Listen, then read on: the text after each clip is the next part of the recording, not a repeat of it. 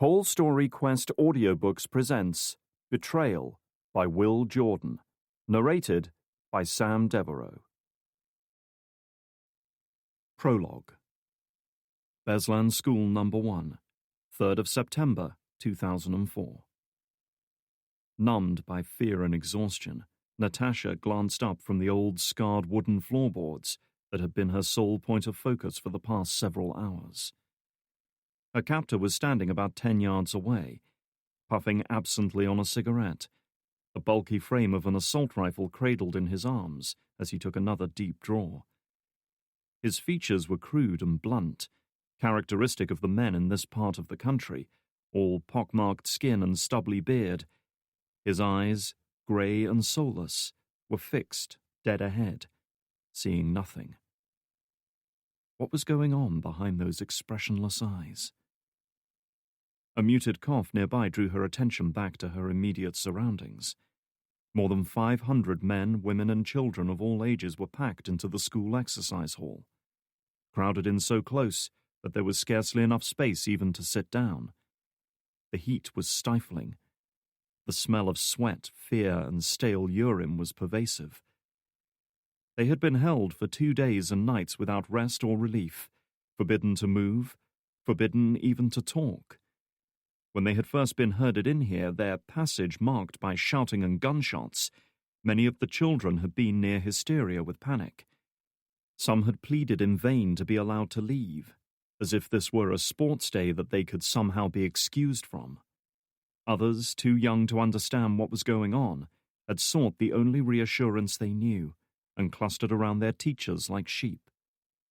But 3 days of constant fear, lack of sleep, and threats of violence had worn the jagged edges of their nerves down, until all Natasha could hear was the occasional cough, groan, and strangled sob. These were a group of people defeated in body and spirit, grimly waiting for what was to come. Most of them had their eyes turned downwards, trying not to be noticed, trying not to do anything that would single them out. They had all learned the value of anonymity. On the first day, their captors had executed one man simply for failing to kneel quickly enough, and another for speaking in the local Ossetian language instead of Russian. On the second day, they had rounded up 20 of the fittest, most capable-looking men and taken them upstairs to the second floor. Moments later, a thundering boom had rolled through the corridors, followed by the chatter of automatic gunfire. None of the men had come back. Natasha's empty stomach growled, the muscles in her abdomen cramping painfully. She hadn't eaten a thing since this had all begun, a fact that her body was reminding her of with increasing urgency. A slender girl of 12 years, she had little enough meat on her bones to begin with, but now she was starting to feel weak and lightheaded as malnutrition took hold. She licked her dry lips, trying to silence thoughts of cool, refreshing water. How many times had she pushed her glass of water aside at the dinner table, pestering her father for fruit juice or a sugary soft drink? She would have killed for that glass now. Her thoughts were interrupted as shouts echoed from the corridor outside the gym hall, making her and the rest of the captives jump in fright. But despite the sudden pounding of her heart, Natasha strained to listen, trying to discern the cause of the commotion. Despite the obvious anger, they didn't seem to be arguing amongst themselves.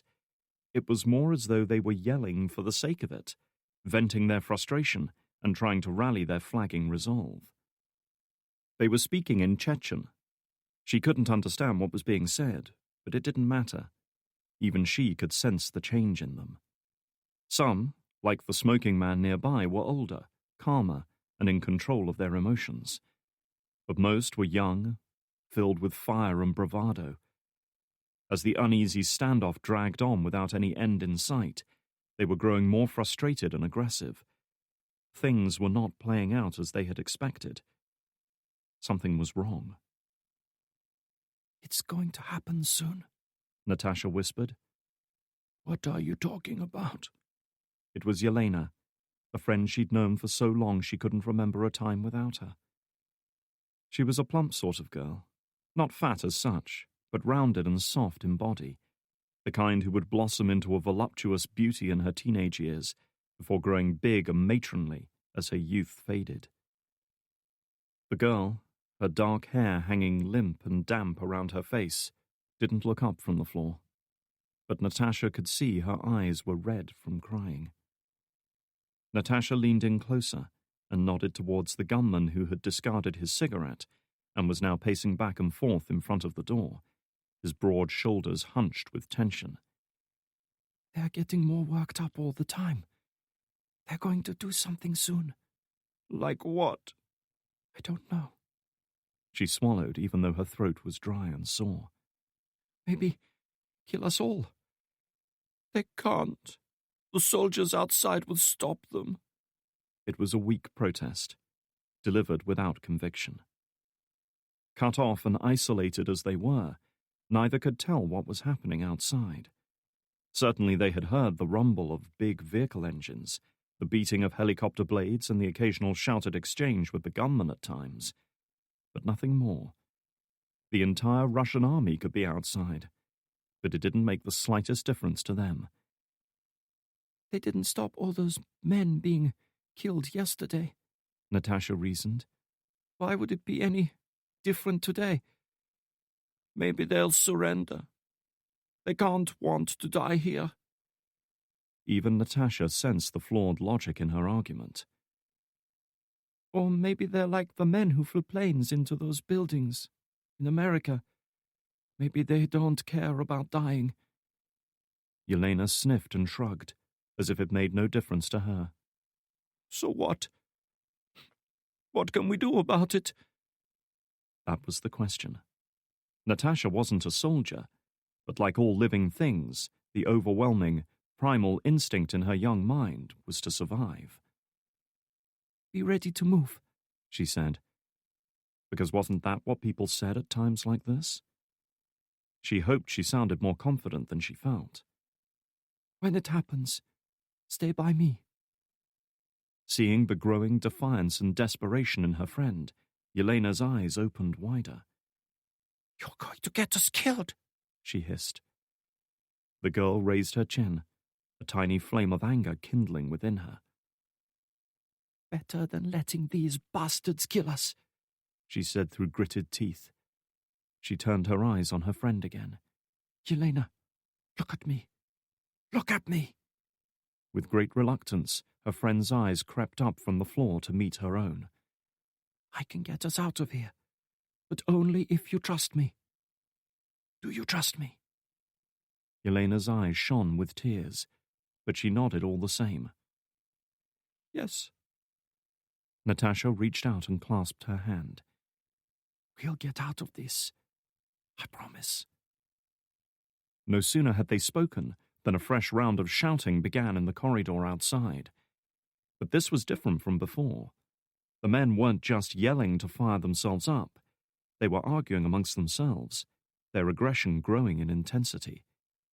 And then, all of a sudden, there were two more gunmen in the gym, both of them young, gaunt, and wild-eyed like horses caught in a stampede. They were brandishing their assault rifles like they intended to use them, and sensing this, the hostages tried in vain to shrink away. It was useless. They were hemmed in by the sheer mass of bodies. The smoking man was weighing into the argument now as well, standing in their path to stop them getting any closer, trying to make them back down. He was a formidable figure, as tall and wide as a doorway to Natasha's young eyes, but his younger comrades were apparently beyond such intimidation now. They had come here to act, and nothing was going to stop them. It happened fast. The older man reached out to grab the nearest one by the arm, but the young man reacted by shoving him away with enough force to put him off balance. Growling with anger, he waded back into the fray, drawing his rifle to swing it like a club. But the second young gunman was ready for him. Raising his assault rifle, he aimed it dead center in the older man's chest, and fired. The resulting cacophony of noise echoed around the gym, like the pealing of thunder, mixing with the frightened screams of the hostages as the weapon discharged. The older man crumpled to the ground like a sack of potatoes, his blood staining the floor. People were scrambling away in terror now as the two gunmen moved further into the room, yelling and screaming as if they had lost whatever self-control they possessed.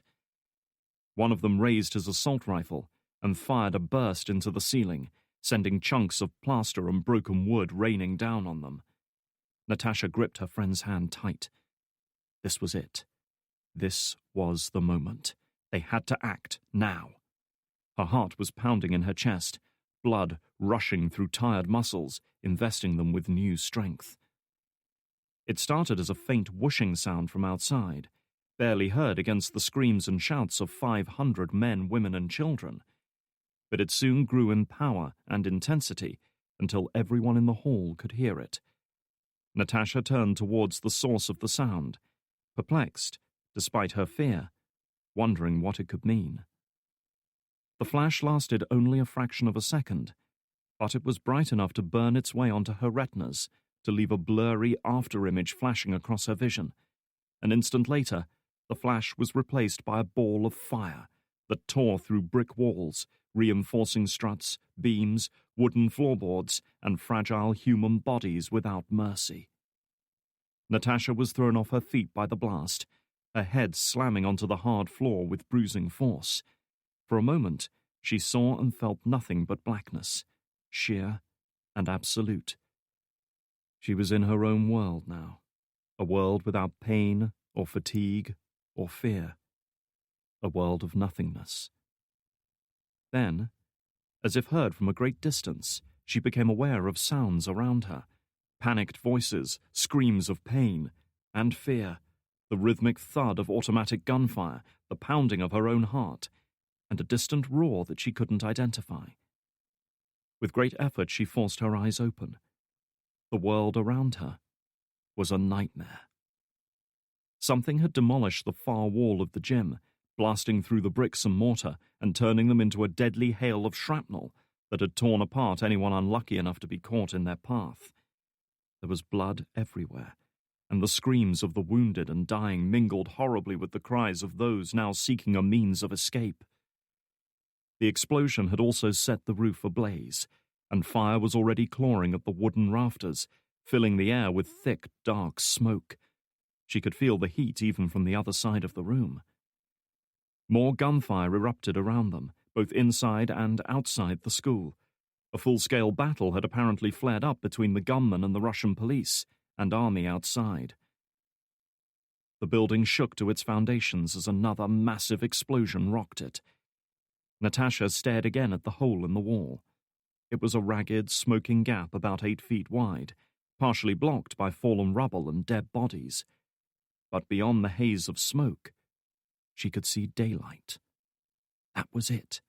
That was their way out. Hope surged through her. This was their chance. Turning away for a moment, she reached down for Yelena, who was lying on the ground beside her. "Yelena, get up!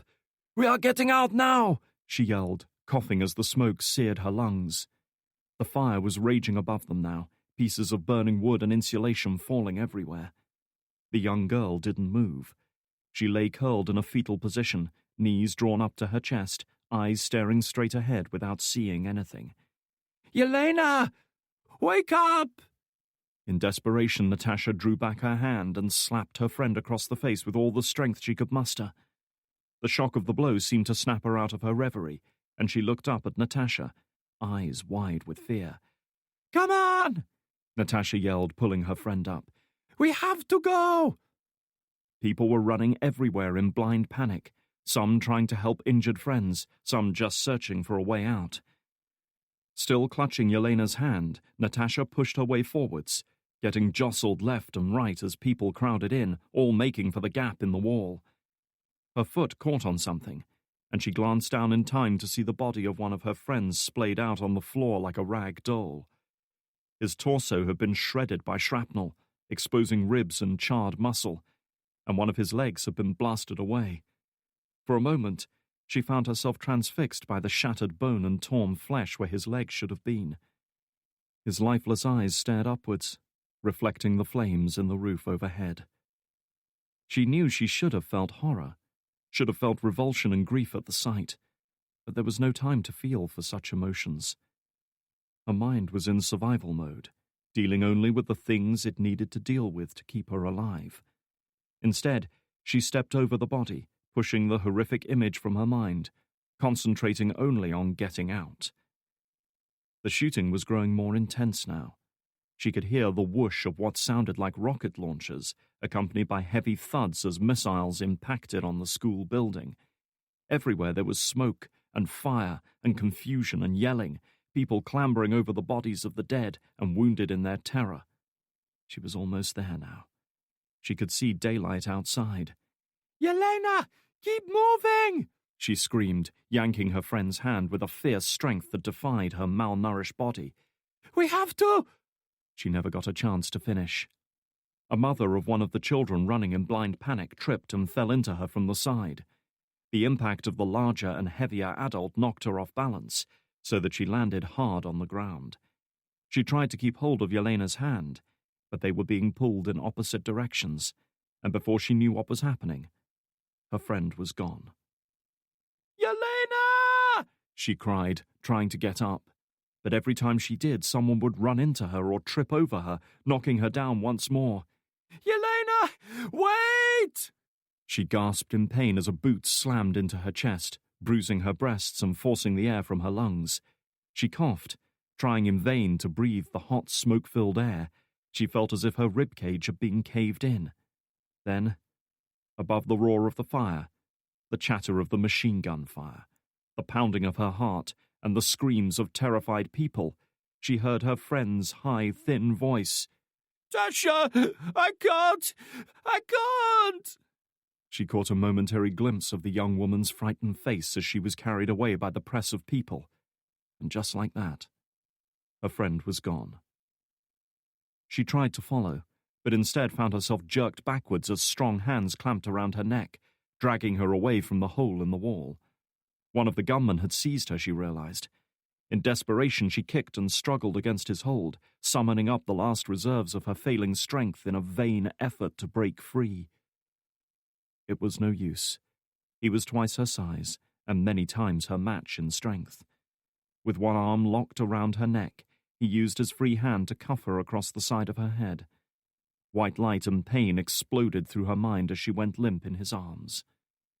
With a hard yank, she was pulled right off her feet and hauled back through the burning gym. Vaguely, through clouded vision, she realized she was now in the corridor running between the gym and the school cafeteria. The corridor was streaked with bloody footprints, and on her left she saw a body lying curled against the wall, clothes and flesh shredded by bullet holes. Rounding a corner, her captor dragged her into the food hall. The place was in chaos. Windows smashed out, chairs scattered everywhere, and tables upended to serve as temporary barricades for the dozen or so gunmen who had decided to make a stand there. "They've betrayed us!" one of them shouted in Russian as he fumbled to insert a magazine into his weapon with trembling hands. "They're going to kill us all!" His companions were firing indiscriminately at the row of apartment buildings beyond the school gates, the roar of their weapons deafening in the confined space. The floor was covered with broken glass, empty bullet casings, discarded magazines, and blood. "Move!" her captor yelled in her ear as he pushed her towards the window. "Move!" She tried to comply, but her legs wouldn't work. She was still groggy from the blow to her head, but a hard kick to her back was enough to move her. She fell forwards, gashing her knees on the broken glass. She barely felt the pain now. Staring out into the open space beyond the windows, she froze in horror at the scene unfolding before her eyes. The schoolyard was littered with the bodies of children, teachers, and parents unlucky enough to have been caught in the crossfire between the two sides. Amongst them, curled into a ball as if to hide, she saw the body of a plump girl with dark hair. Yelena. Whatever grief she should have felt at the sight, there was no time for it to sink in. A deep rumble off to her left caught her attention, and she stared open-mouthed as the massive bulk of a battle tank rumbled through the brick wall that marked the boundary of the schoolyard, crashing through the solid barrier as if it wasn't even there. Its domed turret swung around in a measured, unhurried fashion, the long barrel of its main gun eagerly searching for a target. Then it stopped. A brief moment of inaction passed, and with a roar that shook the very ground, it fired. The shell hit one of the classrooms on the first floor of the main building, sending glass and burning debris raining down on the playground. She was not alone by the windows, she realized now. Several men and women of various ages had been lined up next to her, and all stood unmoving, some crying in fear, others strangely silent, as if resigned to what was happening. Gunmen were crouched behind them, using them as human shields. Before Natasha could recover enough to get up, she was once more grabbed by the arm and forced to her feet. She could feel the bulk of his body armor pressed against her back, and the rough bristle of his beard brushing her cheek. Thunder erupted beside her as he opened fire, spraying bullets into the schoolyard almost without bothering to aim. To her left, one of the hostages cried out in pain and fell to the ground, blood flowing from his chest and legs. He was followed a moment later by the woman beside him, who took a round to the head that shattered her skull like an eggshell. She crumpled, without as much as a sound. With dawning horror, Natasha realized that it wasn't the gunmen who had killed them.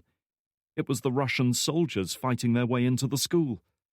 She bucked and lashed out with her feet, screaming, arching her back in a last desperate attempt to get away. This wasn't real, her mind screamed at her. This couldn't be happening. Her life had been one of safety and security, each day like the one before. Things like this couldn't happen to her. This wasn't... All such thoughts were silenced when a 7.62mm projectile penetrated her chest, shattering ribs, tearing through internal organs, and blasting out through her back before doing the same to her captor. Her legs gave way beneath her, and she fell to the floor, eyes staring blankly up at the ceiling as the last few seconds of her short life played out. She felt no pain now. She felt nothing except a vague sense of sadness and regret that she would never see her family again, never hear her mother's laugh, or listen to her father chastise her for not drinking her water at dinner. Her last thought was a simple one. Why us? Then her vision faded, and she saw and thought no more.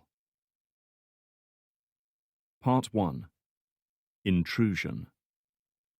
In what became known as the Beslan Massacre, 334 people were killed and 728 injured. The majority of those casualties were women and children.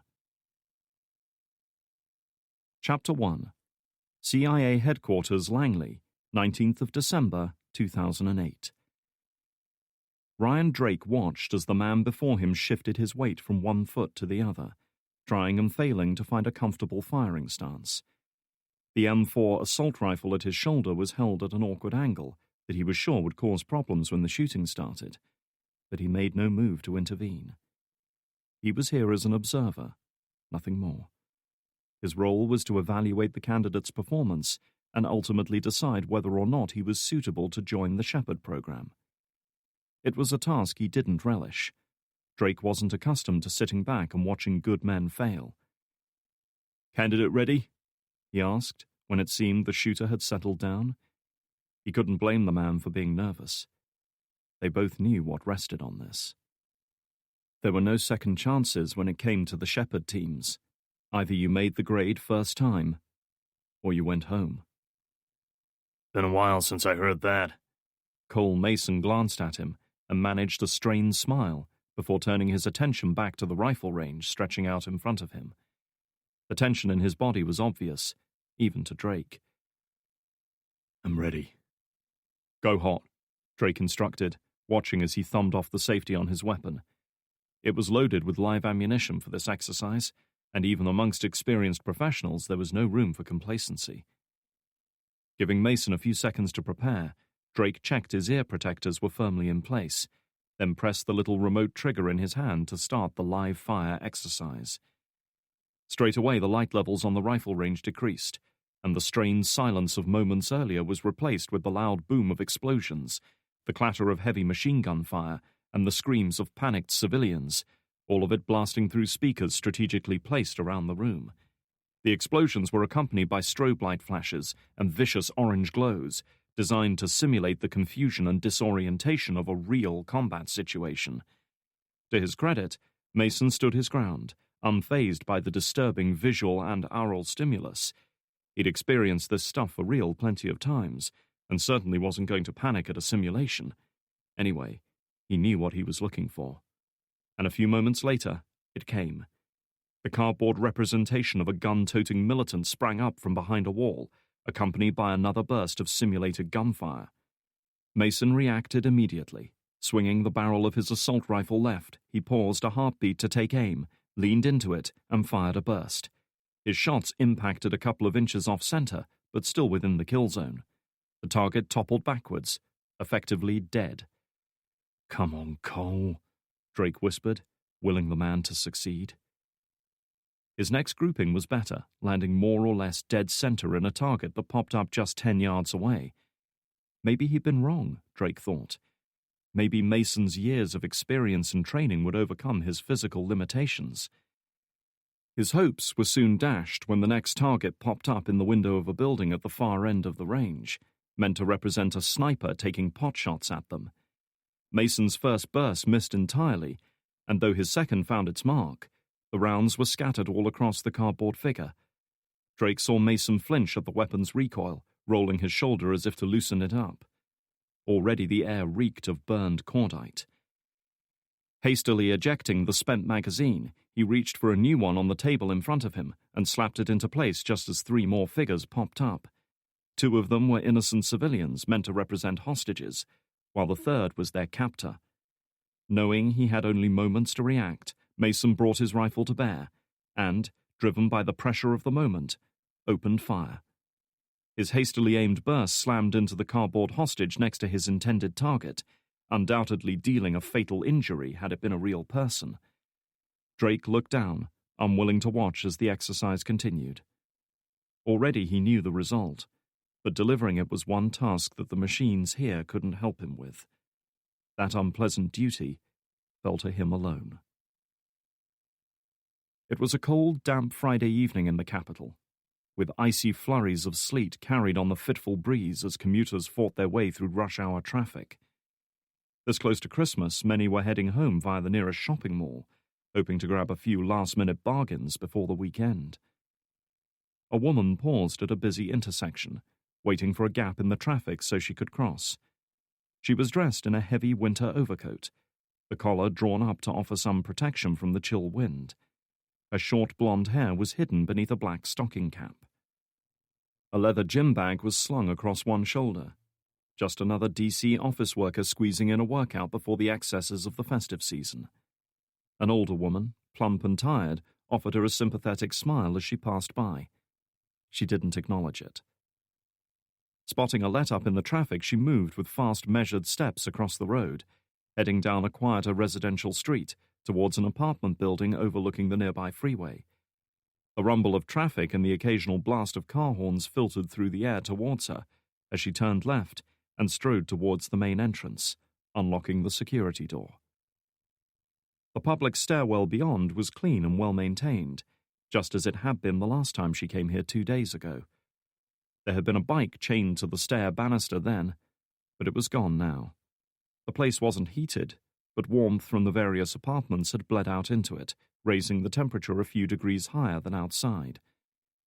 Wasting no time, she made for the stairs and started up them. The contents of the sports bag were both heavy and bulky, and by the time she'd reached the 3rd floor she could feel beads of sweat on her forehead. The stocking cap clung uncomfortably to her head, but she ignored it. "Hey, you okay?"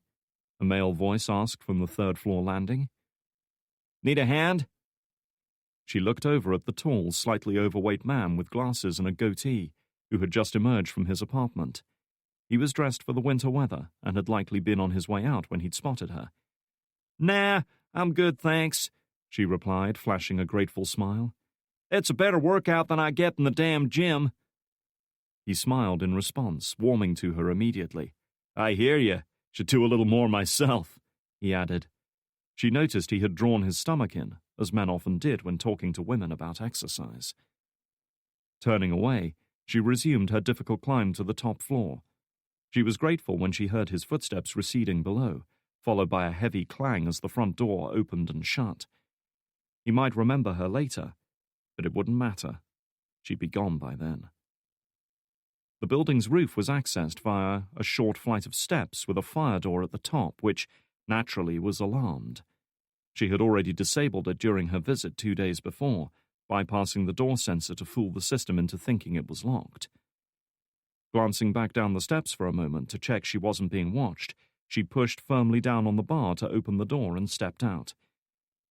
Straight away, she was greeted by a gust of cold wind that tugged at her coat and made her eyes water.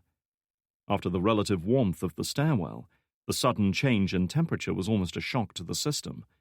Still, it provided a welcome moment of refreshment. Her body was by now well adapted to cold climates, and compared to some of the places she had visited, winter in D.C. was of little concern. Letting out a breath that steamed in the chill air, she surveyed the area that would act as her vantage point. It was perfect for her needs. Like most buildings in America, the roof was crowded with heating vents, satellite dishes, and air conditioning outlets. The general clutter would provide excellent cover as she went about her work. Stretching out before her like a river of concrete was the 395 freeway, clogged with slow-moving evening traffic. That was good. The slower her targets were moving, the easier her job would be. Chapter 2.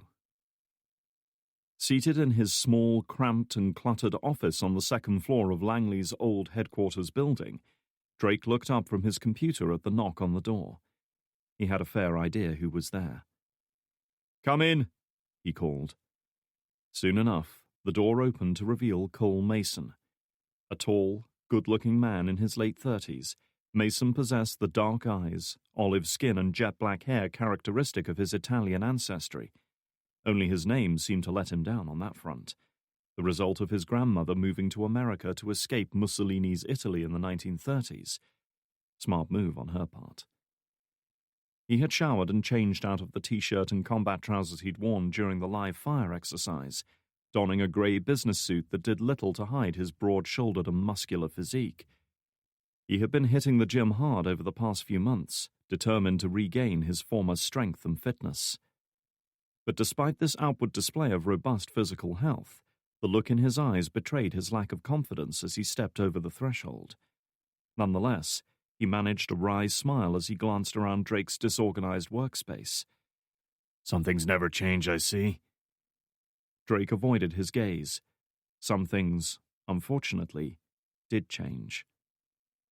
Mason wasn't some young, eager recruit fresh off the agency's basic training program, but a seasoned veteran who had served alongside Drake on a dozen occasions in their small but elite group, known as the Shepherd Teams.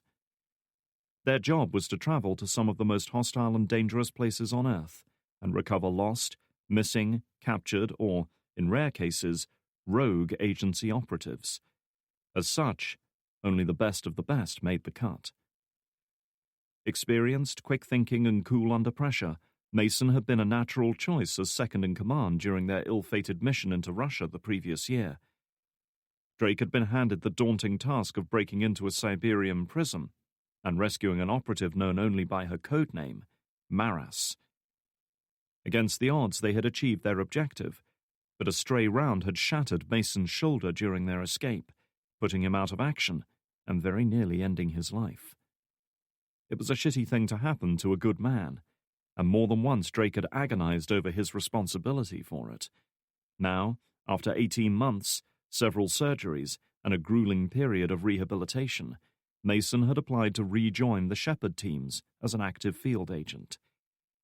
Whether or not he was capable of fulfilling this role had been left to Drake to decide. Talk about a poisoned chalice.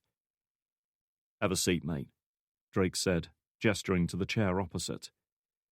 Mason eased himself down and crossed his legs, fidgeting uncomfortably in the awkward silence that followed. Drake hated this shit, hated having to give bad news to good people, hated deciding men's futures from behind a desk. It wasn't him. It wasn't who he was. Still, he was here, and he had a job to do. "First of all, I want you to know that you've done an incredible job to get back here," he began. "The work you've put in over the past year—" "Ryan, we've known each other a long time," Mason interrupted. "You don't need to bullshit me. Let's just get down to it, okay? He was smiling as if this was just good-natured banter between friends, perhaps hoping to ease the tension. But Drake could sense the nervous anticipation beneath that disarming smile. He supposed he would have felt the same way in Mason's shoes. If Mason wanted the truth, Drake would give it to him. All right, here's the deal. He leaned forward, his elbows on the desk as he eyed his friend. There's no easy way of saying this, so I'll just say it. I'm afraid you haven't made the grade. I'm sorry, mate, but I can't certify you fit to return to duty. For a long moment, Mason said nothing. He didn't react at all. He just looked at Drake across the desk, as if waiting for him to say something more, to add in something that would turn it all around. It didn't happen. Drake had nothing to give him. The Shepherd teams had no time for guys who made the cut on their third attempt, when they knew what to expect and how to deal with it. Just as there were no second chances out in the field, so it was with training and selection. They were ruthless, because they had to be. You know the standards they set for Shepherd operatives, Drake went on, more to fill the silence than because he thought his words would offer much comfort. The bar is pretty fucking high, and I can't lower it for anyone, no matter how much I might want to. So that's it, huh? Mason finally said, an undertone of bitterness and simmering frustration creeping into his voice. I'm done. You pack me off and send me home? Of course not. There are other jobs in the agency. Doing what? Flipping burgers in the fucking canteen? Mason snapped, rising to his feet as his temper got the better of him. That what you think I'm fit for now? That's not what I meant, Drake said, knowing he had to handle this delicately. You've got years of experience in the field. You could get into training, mission planning, whatever you wanted. There are plenty of opportunities. No, Ryan, the older man said, shaking his head vehemently. I'm no more cut out for that shit than you are. We're both field ops. Always have been. Always will be. Except one of us doesn't have the tools for the job anymore, Drake couldn't help thinking. It was a harsh thought to entertain about a man he considered a friend, but theirs was a harsh profession that didn't make allowances for weakness or injury. Calming himself a little, Mason continued. Look, we both worked together for years, right? You know me. You know what I can do. So I didn't ace every test they threw at me today. So what? I can still do my job out there, where it matters. He paused a moment, as if sensing the line he was about to cross, then went for it anyway. It wouldn't be hard to change my scores a little. We both know it's been done before, so why not now? You know I'd have your back if the situation was reversed. This was a very different man from the one he parted company with after the prison raid, Drake realized now. The Cole Mason he'd known then would never have contemplated what he'd just suggested. Then again, that had been before the painful surgeries, the punishing months of rehab, the financial trouble that came with existing on half pay while his future hung in the balance. Drake understood why he was doing this, why he felt the need to regain everything he'd lost, to prove to himself that he wasn't a useless cripple who couldn't even fire a gun properly. He might well have felt the same way in that position, but this was one line of thought that needed to be stopped right now. Cole, listen to me now, he said, rising from his chair. I'm going to tell you something you don't want to hear, but for both our sakes you need to hear it. I know you'd never let me down if you could help it. You were one of the best operatives I ever worked with. But the fact is you're a liability now. That's a shitty deal, but it's the truth. If I clear you for field ops, I'll be risking the lives of any team you ever serve with. You saw what happened on the rifle range earlier. That could have been me, or Kira, or some innocent civilian caught in the crossfire. You want to live with that for the rest of your life? He sighed and looked down at his desk for a moment. You said you'd have my back if the situation was reversed. Well, if it was, I'd expect you to give me the same lecture I just gave you. I'd be pissed off with you, and I'd probably resent you for a long time. But eventually I'd realize you were right. I'm asking you to let this one go, mate. Don't make it any worse for yourself. That was enough to blunt the edge of Mason's anger. Drake saw him hesitate, realizing that his shortcomings today weren't just bad luck or pedantic adherence to some arbitrary standards, but a simple and unavoidable fact. Despite all the operations, and the rehab, and the training, he simply wasn't the man he'd once been. I'm sorry, but this was my decision. Must have been a tough call, huh, Ryan? He said bitterly. Drake said nothing. Sensing he would get nothing more from his friend, Mason raised his chin a little in a flash of defiance. Well then, I guess we got nothing more to say, he decided, his tone now cold and businesslike. Thanks for the opportunity. Maybe I'll see you around sometime. He shook hands with Drake, his grip crushingly strong as if to demonstrate the strength he still possessed. Funny old world, huh? He said at length, releasing his hand and leaving the office. Letting out a breath, Drake eased himself back into his chair. He'd just destroyed a man's career from the comfort of an office desk. The computer on which he was writing up his final assessment of Mason's performance was his weapon now, and it was just as cruel as any rifle. This wasn't him. This wasn't who he wanted to be. He rubbed his eyes and pushed himself away from the desk, swinging his chair around to stare through his small office window at the dimly lit world beyond. Past the trees that surrounded CIA headquarters lay the distant lights of D.C., shrouded in somber grey clouds. It was early evening in December, and getting dark fast, with flurries of sleet pattering against the window. Again he replayed the events of that night last year, the dangerous raid on the remote Russian prison, the decisions he'd made, the things he could have done differently. He'd been through it more times than he could count, but Mason's appearance today had triggered the memories once again. In retrospect, nothing good had come out of that mission. The rescue of that enigmatic prisoner had started a chain of events that had very nearly ended Drake's life, not to mention that of his sister and her family back in the UK, ruined his career, and left him trapped in an uneasy standoff with powerful men who wanted him dead. And yet again today, he'd been confronted with another reminder of the consequences of his actions.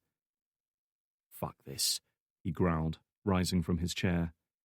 The report could wait until tomorrow. It was nothing more than an autopsy anyway. Whatever he noted in it wouldn't change the fact that the patient was dead. Explaining how and why it had happened was a task he didn't feel up to completing tonight. Grabbing his coat off the back of the door, he jammed his hands in the pockets, feeling for his car keys.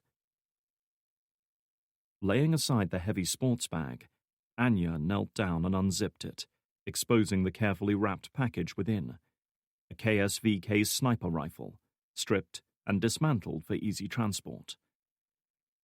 With the efficient, unhurried ease born from long practice, she set to work reassembling the weapon, clipping together the breech mechanism before attaching the enormous meter-long barrel.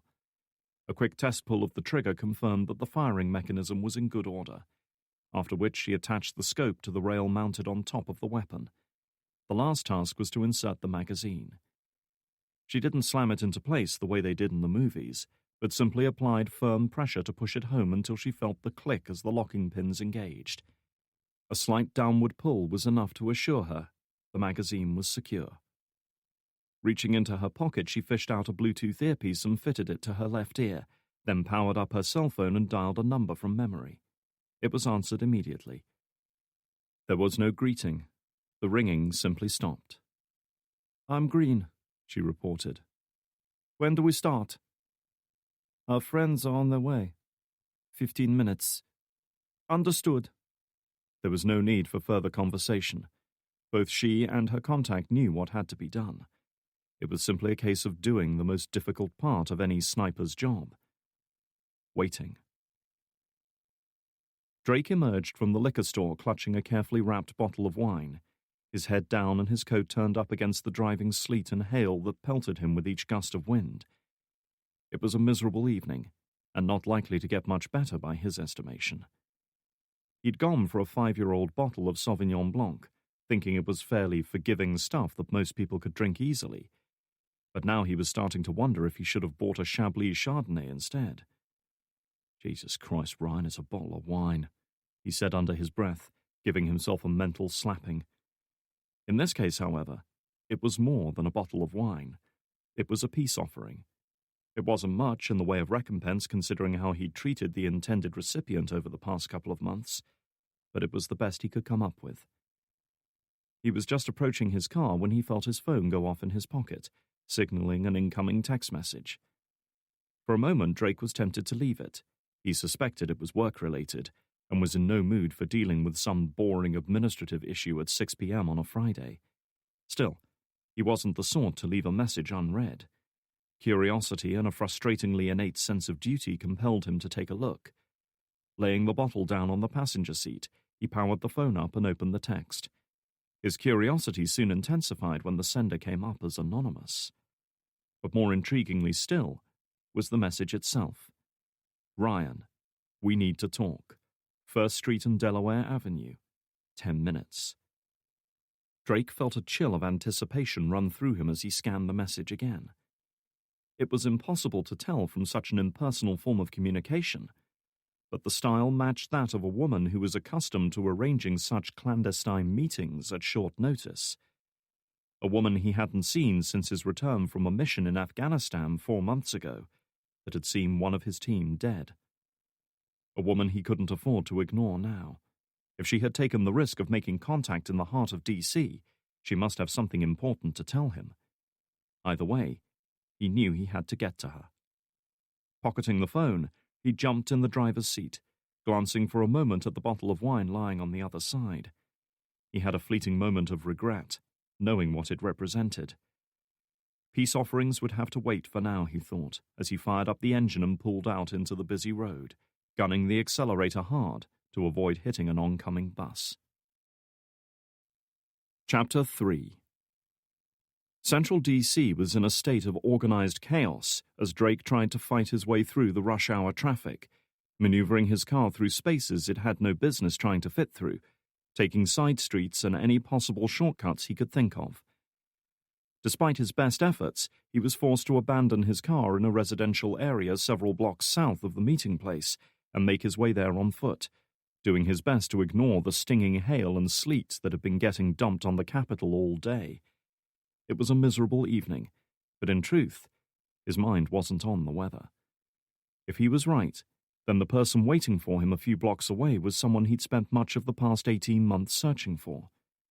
Anya, the woman he'd been charged with liberating from a Russian prison last year.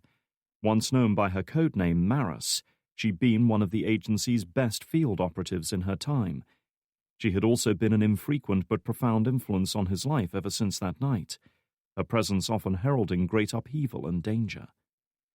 But as much as it galled him to admit it, she was also his lifeline, the one person on this earth who could unravel the web of deceit and betrayal that reached to the top echelons of the agency.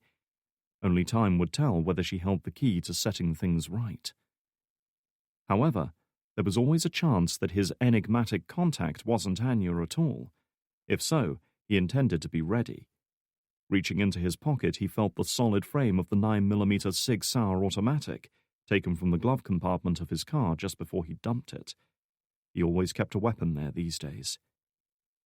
The corner of 1st Street and Delaware was, on the whole, a pretty unremarkable area for such a meeting.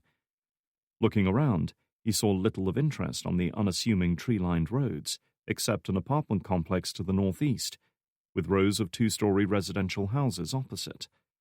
The cars parked beside them confirmed his suspicion that this was a less than affluent neighborhood. A Baptist church stood on the southeast corner. Judging by the sounds drifting out on the cold air, it was the kind of place where they did a lot of gospel singing and tambourine banging. At least someone was having a good evening. Traffic chugged past on both main roads, less congested here than on the big freeway a short distance to the north, but enough to make crossing a dicey affair. There were almost no pedestrians, save for an overweight old man out walking his dog on the grassy area near the low-rise apartments. Drake couldn't hide a flicker of amusement as the man pretended not to notice his charge hunker down and leave a big steaming turd on the grass, walking on as if nothing had happened. He'd used the same tactic himself when forced to take the family dog for morning walks as a kid. The only thing missing in this picture of urban blandness was Anya. That wasn't surprising in itself. She always controlled the time and place of their meetings, and saw to it that he didn't find her until she wanted to be found. But it wasn't in her nature to be tardy. Pulling his jacket collar up, Drake looked down at his watch. It had been well over 10 minutes since her text message. Where was she? The light levels were falling rapidly up on the roof. It was winter, the sun had set about half an hour earlier, and darkness was descending on the capital. For Anya, it was perfect. The brightly lit highway in front of her made picking targets easy, while the gathering dark kept her position safely obscured. Not that she had to worry. There were few buildings in the vicinity that overlooked this rooftop. That was one of the reasons she'd chosen it in the first place. 1 minute. Gritting her teeth, she heaved the bulky weapon up onto the metal air vent cover beside her, allowing it to rest on its integral bipod as she worked the bolt action, drawing the first round into the breech. The KSVK held 5 rounds of 12.7 by 108mm armor-piercing ammunition, powerful enough to punch through the metal skin of the average APC and kill anything on the other side. 2 targets, 5 rounds, no time to change magazines. 30 seconds. Anya reckoned the wind speed at about 6 or 7 knots, blowing more or less straight towards her from the east. It wouldn't divert the rounds off target, but it would contribute to a slight drop in shot as each projectile had more air to travel through. She adjusted the scope's lateral compensation a couple of notches and settled in behind it, finding a comfortable position for the butt against her shoulder. 20 seconds. Closing her eyes, she allowed her breathing to come slower and deeper, her heart rate to calm, her muscles to relax. Sniping was one of the most difficult skills for any operative to master, years of training and preparation all coming down to a single moment of truth. 1 shot, 1 chance, 1 kill. 10 seconds. Opening her eyes once more, she leaned into the scope, surveying the traffic on the freeway until she found what she was looking for. A pair of silver Mercedes-Benz sedans traveling in loose convoy in the center lane. Distance, 700 meters. Speed, approximately 40 miles per hour. 5 seconds. She needed no prompting now. Sighting the second car in the convoy, she focused in on the left side of the windshield. The glass was tinted, as it often was on official vehicles, making it difficult to see the driver. But it didn't matter. She was familiar with the make and model of the car, and knew exactly where he would be seated. Her gloved finger tightened on the trigger. Now. Exhaling slowly, she fired. The recoil of a single 12.mm round slammed the weapon back into her shoulder with bruising force. The blast from the muzzle caused a shock wave to spread across the metal vent cover in front of her, raising tiny showers of water, while the boom of the discharging round left her ears ringing. Half a second later, she watched as the toughened windshield exploded inwards, accompanied by a sudden cloud of red that coated the broken glass. Straight away, her right hand was moving, working the bolt to eject the spent cartridge and draw a fresh one into the breech. There was a loud click as the moving parts worked, followed by a dull ping as the spent casing clattered onto the rooftop, smoking and sizzling where it rested on the damp surface. She was no longer looking at the second car in the convoy. That was done now.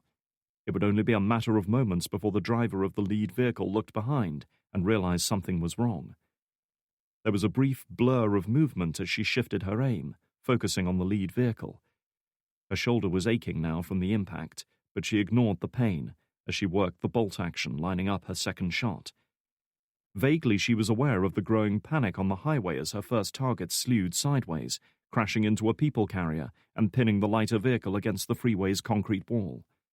Horn blasts and the screech of brakes filled the air as motorists tried to work out what was happening. The driver of the lead Mercedes had picked up on it too, but unlike the bored commuters around him, he knew exactly what to do and jammed his foot down on the accelerator. His training would have kicked in now, telling him to speed up, put in evasive maneuvers, get clear of the kill zone as fast as possible. Anya could tell he was heading for an off-ramp about 100 yards further down the freeway, part of a big interchange between two other main drags.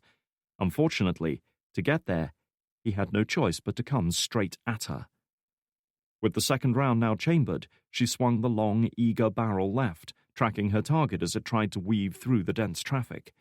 The driver's efforts were in vain, as she sent a round straight for him, punching through the windshield and killing him instantly. Caught in the midst of a sharp left turn, the Mercedes yawed hard and slammed into the central reservation before flipping and rolling over. 2 shots, 2 kills. She had done her part. The rest was out of her hands. Drake started at the muted boom of the first shot, wondering for a moment if he had heard the crack of thunder in the darkened skies overhead. However, the second shot a few seconds later, followed by a crash and the blare of car horns on the nearby freeway, quickly shattered that illusion. Someone was firing on the slow-moving traffic. He knew the sound of a high-powered sniper rifle well enough, and his experiences of urban combat told him it had come from nearby. Straight away his mind switched gears, his training as a field operative taking over without conscious thought, quickly assessing what he knew so far and combining it with experience and intuition to decide on a course of action. It was no coincidence that such an attack should have happened at the same time and location he'd agreed to meet with Anya. For all he knew, the sniper might have been sent specifically to take her out, in which case she could be injured or even dead already. He had no idea how they had learned of the meeting, and now wasn't the time to ponder such questions. What mattered was what he did in the next few seconds. He himself was standing at an open crossroads, totally exposed and easy prey for a skilled sniper. He certainly couldn't stay here, and fleeing would be an exercise in futility. Modern sniper rifles were accurate at up to 1,000 yards or more, and he had no desire to put that to the test. No, his best chance was to get to them and take them out. The only question was where they had located themselves. Urban environments with lots of high walls and sharp angles can do strange things to the acoustics of gunshots, deflecting the sound waves and making it difficult to pinpoint the origin of individual shots. In part, this is why snipers flourish in city fighting.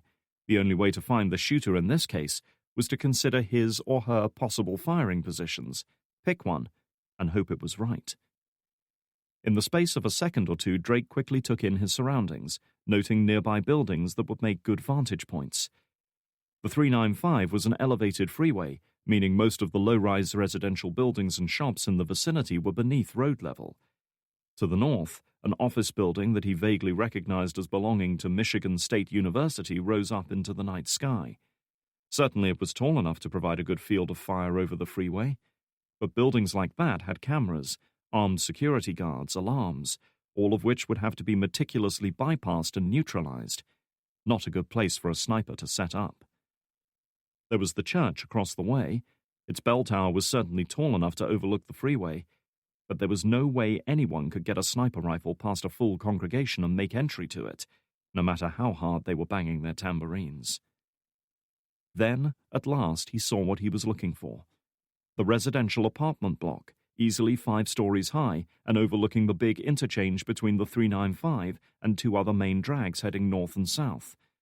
Its flat roof offered a perfect field of fire for a skilled sniper, and security was likely to be light there. He was moving before he even had a chance to finish that thought, reaching for his cell phone and quickly dialing 911 as he sprinted across the road, ignoring the angry horn blasts that followed him. 911 emergency, came the crisp voice of a female operator a few moments later. Shots fired on the corner of First Street and Delaware, the apartment building at the crossroads, Drake said, making a beeline for the nearest door. Sniper, probably targeting the freeway. Send everything you got in the area right now. With that, he closed down the call. He had no time to give a detailed description of what he'd seen and heard. He had more important matters to attend to. Drawing the SIG, he shoved his way through the main doors and into the bland, clinical-looking communal stairwell beyond. To his left stood an elevator with an out-of-order sign affixed to it. Good. One way in, one way out. Gripping the weapon tight, he sprinted up the stairs, taking them 2 at a time as he made for the roof. His breath was soon coming in deep gasps, his heart pounding, but his pace showed no signs of slowing. Adrenaline was doing a good job of maintaining his energy. On the top floor, he spotted a teenage girl in a black hoodie emerging from one of the apartments, earphones on and head down as she flicked through songs on her iPod. Taking one look at Drake and the weapon he was clutching, she let out a startled cry. "Oh, fuck!" With that, she retreated into her home and slammed the door shut. She wasn't what he was looking for. Drake paid her no heed as he focused on the stairway leading to the roof. Glancing at the weapon to check the safety was disengaged, he advanced up the stairs, keeping his eye on the sliver of light around the edge of the door. Halting at the top, he took a deep breath to get his breathing under control. His wait lasted only a second or two. Never delay longer than you have to, he'd been taught long before. The anticipation only works against you. Go now. A single hard kick to the release bar was enough to send the door flying outwards, allowing cold air and hard pellets of frozen rain to rush in. Ignoring it, Drake advanced onto the roof, his eyes on weapons sweeping the area, eager for a target.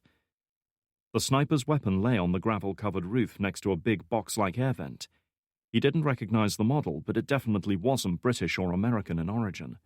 However, it was a beast of a gun, easily 6 feet long and probably weighing at least 25 pounds, the kind of heavy-duty sniper rifle designed to punch through light vehicle armor. The weapon was less of a concern to him at that moment than its owner, who had abandoned the gun and was standing on the low parapet at the edge of the roof, as if he or she intended to jump. The face was hidden, but the general build and height suggested that the sniper was a woman. The moment he emerged onto the roof, she started to turn. He saw a sudden movement, the distinctive action of someone reaching for a concealed weapon, and instinctively brought the SIG to bear. "Freeze!" Drake ordered. At this range, he could hardly miss. Drake watched as the lone figure on the edge of the roof turned to face him, revealing attractive, finely chiseled features, a straight nose, a firm jaw, and strong, intense blue eyes that were locked with his. In an instant, everything around him faded away into darkness. The weapon in his hands seemed to lower of its own volition, as he stared in disbelief at the woman he knew all too well. "Anya?" he gasped, the rush of his pursuit giving way to shocked disbelief. She looked at him for a long moment, saying nothing. As always, it was impossible to know what was going on behind those icy blue eyes of hers. Then, without warning, she took a single step back over the edge of the parapet and disappeared. Drake let out a breath. The image that had appeared before him and then vanished so abruptly felt like a dream. It didn't seem real. Only when he saw the rope affixed to one of the rooftop heating outlets did reality snap back into place. He rushed over to the parapet in time to see the woman disengage herself from the abseiling gear 50 feet below. Casting a brief glance up at him, she turned and sprinted off, vanishing into the shadows beneath some trees on the edge of a park area below. Just as suddenly as she had reappeared in his life, Anya was gone. Chapter 4. For the next few seconds, Drake just stood there, trying to make sense of what he'd seen and heard. As inconceivable as it sounded, it appeared Anya was responsible for a sniper attack on a crowded freeway in central D.C., and judging by the chaos on the multi-lane highway below, she had caused casualties. But who or what had been her target? Peering through the gloom and rain, he did his best to survey the scene. At least 6 or 7 cars, vans, and trucks had been involved in the smash, probably as collateral damage rather than because they were specifically targeted. The 2 vehicles that seemed to have borne the brunt of the attack were a pair of luxury Mercedes-Benz S-Class sedans, both silver-colored, and both likely to have been traveling in convoy. Drake had seen enough foreign diplomats arriving for high-level conferences to recognize the kind of vehicles they liked to cruise around in. Powerful, maneuverable, and sturdy enough to bear the weight of concealed armor plating and toughened glass, these 2 Mercs were prime candidates for such duty. But whatever countermeasures they'd been fitted with, it hadn't been enough to protect them from Anya's attack. One had crashed into the central reservation, rolling several times before coming to a halt as a mangled, deformed mess, while a second had swerved to the right and broadsided a Ford people carrier, forcing it into the opposite wall. Already he could see the distinctive flashing lights of an ambulance approaching the crash site, the backed-up traffic moving aside as best it could to make way for the emergency vehicle. It screeched to a halt beside the second of the two Mercs. The rear door flew open and a pair of paramedics leapt out. The glow of headlights on the freeway made it hard for Drake to discern what was going on, but he frowned in surprise when the doors slammed shut and the ambulance accelerated away after just a few moments, leaving the other crashed vehicles unchecked.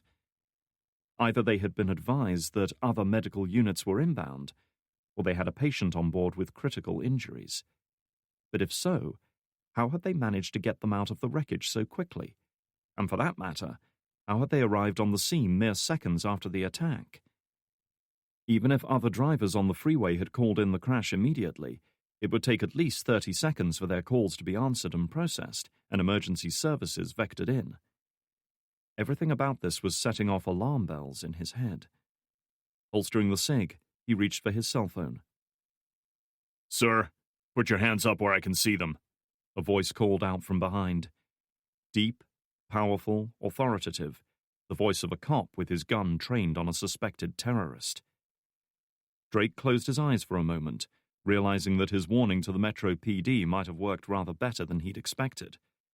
Never had he imagined they would arrive so quickly, and at such an inconvenient moment. Being caught in the sniper's nest with the weapon itself mere yards away was going to take some explaining. "I'm not the man you're looking for," Drake said, raising his hands slowly. Cops only used their weapons as a last resort, but he didn't want to give the man any excuse to open fire. "I called this one in. I'm on your side." "So we'll take your word for that, huh?" A different voice this time. High, young, female. Cops usually traveled in pairs. "We'll get to that later, sir," the first cop decided. "Right now I want you to get down on your knees with your hands behind your head." Shit. Explaining himself from the back of a police cruiser could waste hours. Meanwhile, Anya and the mysterious ambulance on the freeway below were getting further away by the second. Not to mention the inevitable questions that would arise over why he was here in the first place, and the text message on his cell phone. He'd deleted it, of course, but even he knew that a skilled technician could recover it with ease. Drake's heart was beating faster as he considered his options. The sudden arrival of these two cops less than 2 minutes after his 911 call, much like the ambulance on the freeway, bore all the hallmarks of a setup. Had someone called this in before he'd even arrived? If so, who? "Sir, I'm not going to ask you again," the cop went on, sensing his hesitation. "Get down on your knees. Come on, pal. This isn't worth it." Resisting arrest wasn't going to do him any favors. There were two of them and only one of him, and he had his back to them. They had the drop on him. Slowly, he lowered himself to his knees, the rough gravel of the rooftop biting into his skin as he did so, and placed his hands behind his head. He put enough targets in this position to know they were about to handcuff him. He heard the squelch of a radio. "This is Unit 7.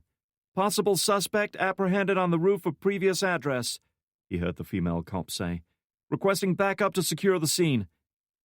The crunch of boots on gravel as the first cop approached. He would have holstered his weapon and reached for the cuffs at his belt while his partner covered him. Securing the suspect was the most dangerous part of any arrest, because you had to come into contact with them in order to snap the cuffs on. In that short time before you had them subdued, you were vulnerable. And just like that, Drake had settled on a course of action. It happened fast. Just as Drake felt a strong grip clamp around his left wrist to snap the cuffs on, he clenched his right hand, twisted around, and drove it into the cop's groin with all the force he could summon. Normally, he would have aimed for the abdomen to knock the wind out of him, but like any street cop, he was almost certain to be wearing a ballistic vest. They were more effective at stopping bullets than fists, but the last thing he needed was to break his hand on an inconveniently placed piece of armor. In any case, his aim was true, and the cop let out a grunt of pain as Drake's fist connected. Before he could double over, Drake had wrenched his other hand free of the man's grip and jumped to his feet, instinctively reaching for the holster at the cop's right hip. Really, he had no idea if the weapon was on the left or the right side, but since most people were right-handed, he was prepared to take a chance. Sure enough, he felt his fingers close around the butt of an automatic. Yanking it free from the holster, he brought it up and jammed it against the cop's neck, forcing the man to turn so that he was positioned between Drake and his partner. The entire action had taken just over 3 seconds. Fortunately for Drake, the man he was now using as a human shield was more than up to the task. Standing a couple of inches above 6 feet, his heavy frame suggested a passion for weightlifting, though poor diet or lack of cardio training had left him bulked up and barrel-chested rather than lean and trim. Still, he was a serious-looking man who could easily overpower Drake in terms of brute strength. Only the gun now pressed against his flesh was keeping him under control. His female comrade had been unable to intervene. She was too far away to get involved physically, while a bit of careful positioning on Drake's part had prevented her getting a clear shot. Now she was trying to decide what to do, whether it was worth the risk of opening fire. Drake surveyed her, quickly sizing her up. She was young, probably mid-20s, with a full figure that was tending towards plump, and short black hair tied back tight. Her dark eyes and olive skin suggested Hispanic origin, and the name Cortez printed on the tag on her jacket confirmed it.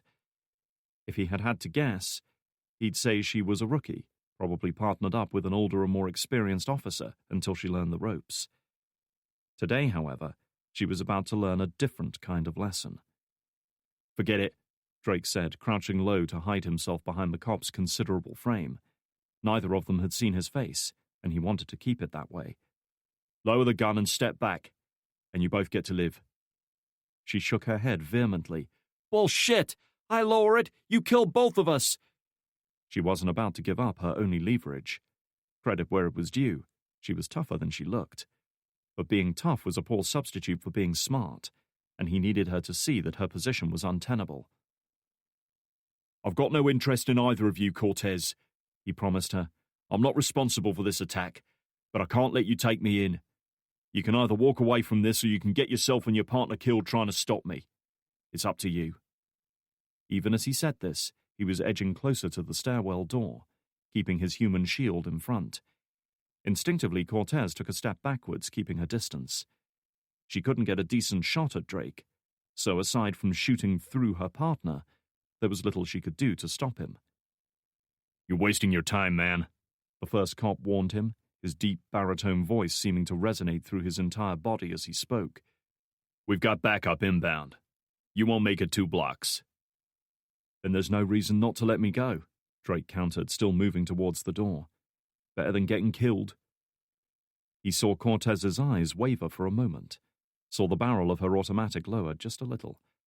She wasn't giving up her weapon, but the meaning was clear all the same. She was letting him go, just as he knew she would. Movies often depict the heroic cop finding an ingenious way out of such situations, whether it be shooting the hostage-taker in the leg to disable him or using some trick to distract him. But the reality was often far more pragmatic. Cortez didn't want to die here, and she didn't want her partner to die either. Neither death was worth the life of some anonymous nutjob, and they all knew it. He was close enough. Releasing his grip on his hostage, Drake planted a firm kick in the small of his back that sent him staggering towards Cortez, blocking her shot for a few precious moments. Without waiting to see the results, he turned and sprinted through the door, slamming it shut behind him. The security bar would only allow it to open from inside, and short of blasting the entire door apart, there was little chance of Cortez and her partner giving chase. Still, Drake wasn't hanging around to find out. Rushing down the stairwell and back outside, he passed the police cruiser parked outside the apartment block and headed west, away from the freeway and the heavy traffic that was already starting to back up around it. Once he was sure he was out of sight of the apartment building, he turned south and picked up the pace. His car was 2 blocks away, and he needed to get to it fast. Keeping his head down, he turned off the main drag and took a footpath running through a grassy area between 2 residential buildings, then fished out his cell phone and hurriedly scrolled through the list of apps until he found one with the innocuous title, Date Calculator.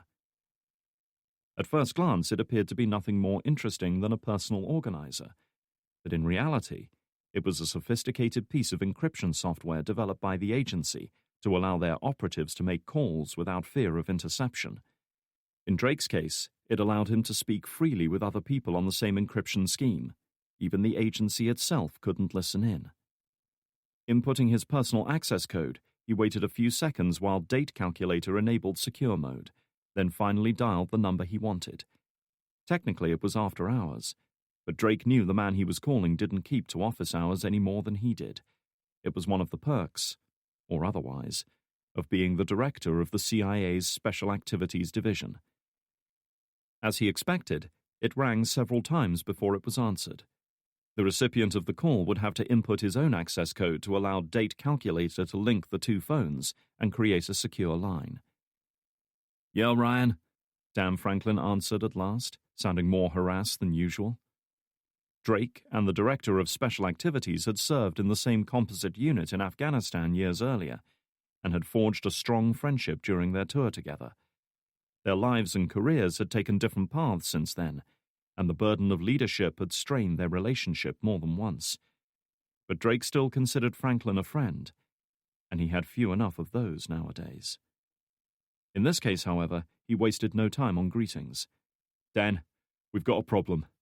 "What kind of problem?" "The kind when someone caps off shots from a high-powered sniper rifle into a busy freeway." That was enough to get his friend's attention. "And you know this how?" "Take a guess." Drake paused a moment, waiting until he'd passed by a runner out for some evening exercise, before carrying on. "I was opposite the building when the shooting started.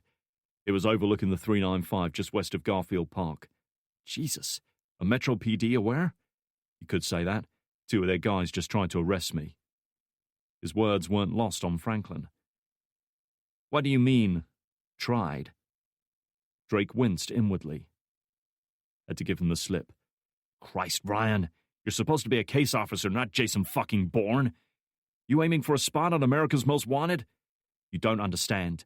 They turned up right after I did," Drake hurriedly explained. "Unless they happened to be passing by when the shooting started, there's no way they could have got there so fast, which means they were tipped off in advance. Someone was trying to set me up, Dan." "Possible? But who?" He paused for a moment, wondering whether he was doing the right thing by dumping this on his friend. But he knew he couldn't sit on it and do nothing. Franklin had to know. Anya. At that moment, any lingering doubts Franklin might have had about the severity of this call vanished. "You're sure?" "Pretty sure," Drake said, recalling that moment up on the roof. "She was standing right in front of me. Looks like she was the shooter." "Any idea what the target was?" "I saw a pair of luxury Mercs on the freeway that looked like they'd been fucked over. Couldn't make out the plates, but I think they were part of a diplomatic convoy. Join the dots and it looks a lot like an assassination." His friend exhaled, digesting everything he'd just heard. Talk about stirring up a hornet's nest. "What the hell is she up to?" "Your guess is as good as mine right now," Drake admitted. "Listen, I need you to do me a favor." "What's that?" "The police weren't the only ones to arrive in a hurry. An ambulance pulled up at the crash site within seconds, then left in a big hurry. I couldn't see what they were up to, but it didn't look right to me. Can you check around the local hospitals and see if they brought in any crash victims? The closest one from here is George Washington University." "I'll see what I can do. What about you?" "I'm getting the fuck out of here," he replied, fully intending to put as much distance between himself and those two cops as possible. "Good. Try to stay out of trouble." "You know me," Drake assured him. "That's what I'm talking about." There wasn't much Drake could add to that. Closing down the call, he pocketed the phone and pressed on, keeping his head down to shield himself both from bad weather and from curious onlookers. His car, a black Audi S5, was still sitting where he'd left it. A quick flash of the key fob disabled the alarm. Drake couldn't get inside fast enough, eager to both escape the biting wind and to get away from the crime scene. Within seconds, he was off and moving, and once again, he fired up his cell phone.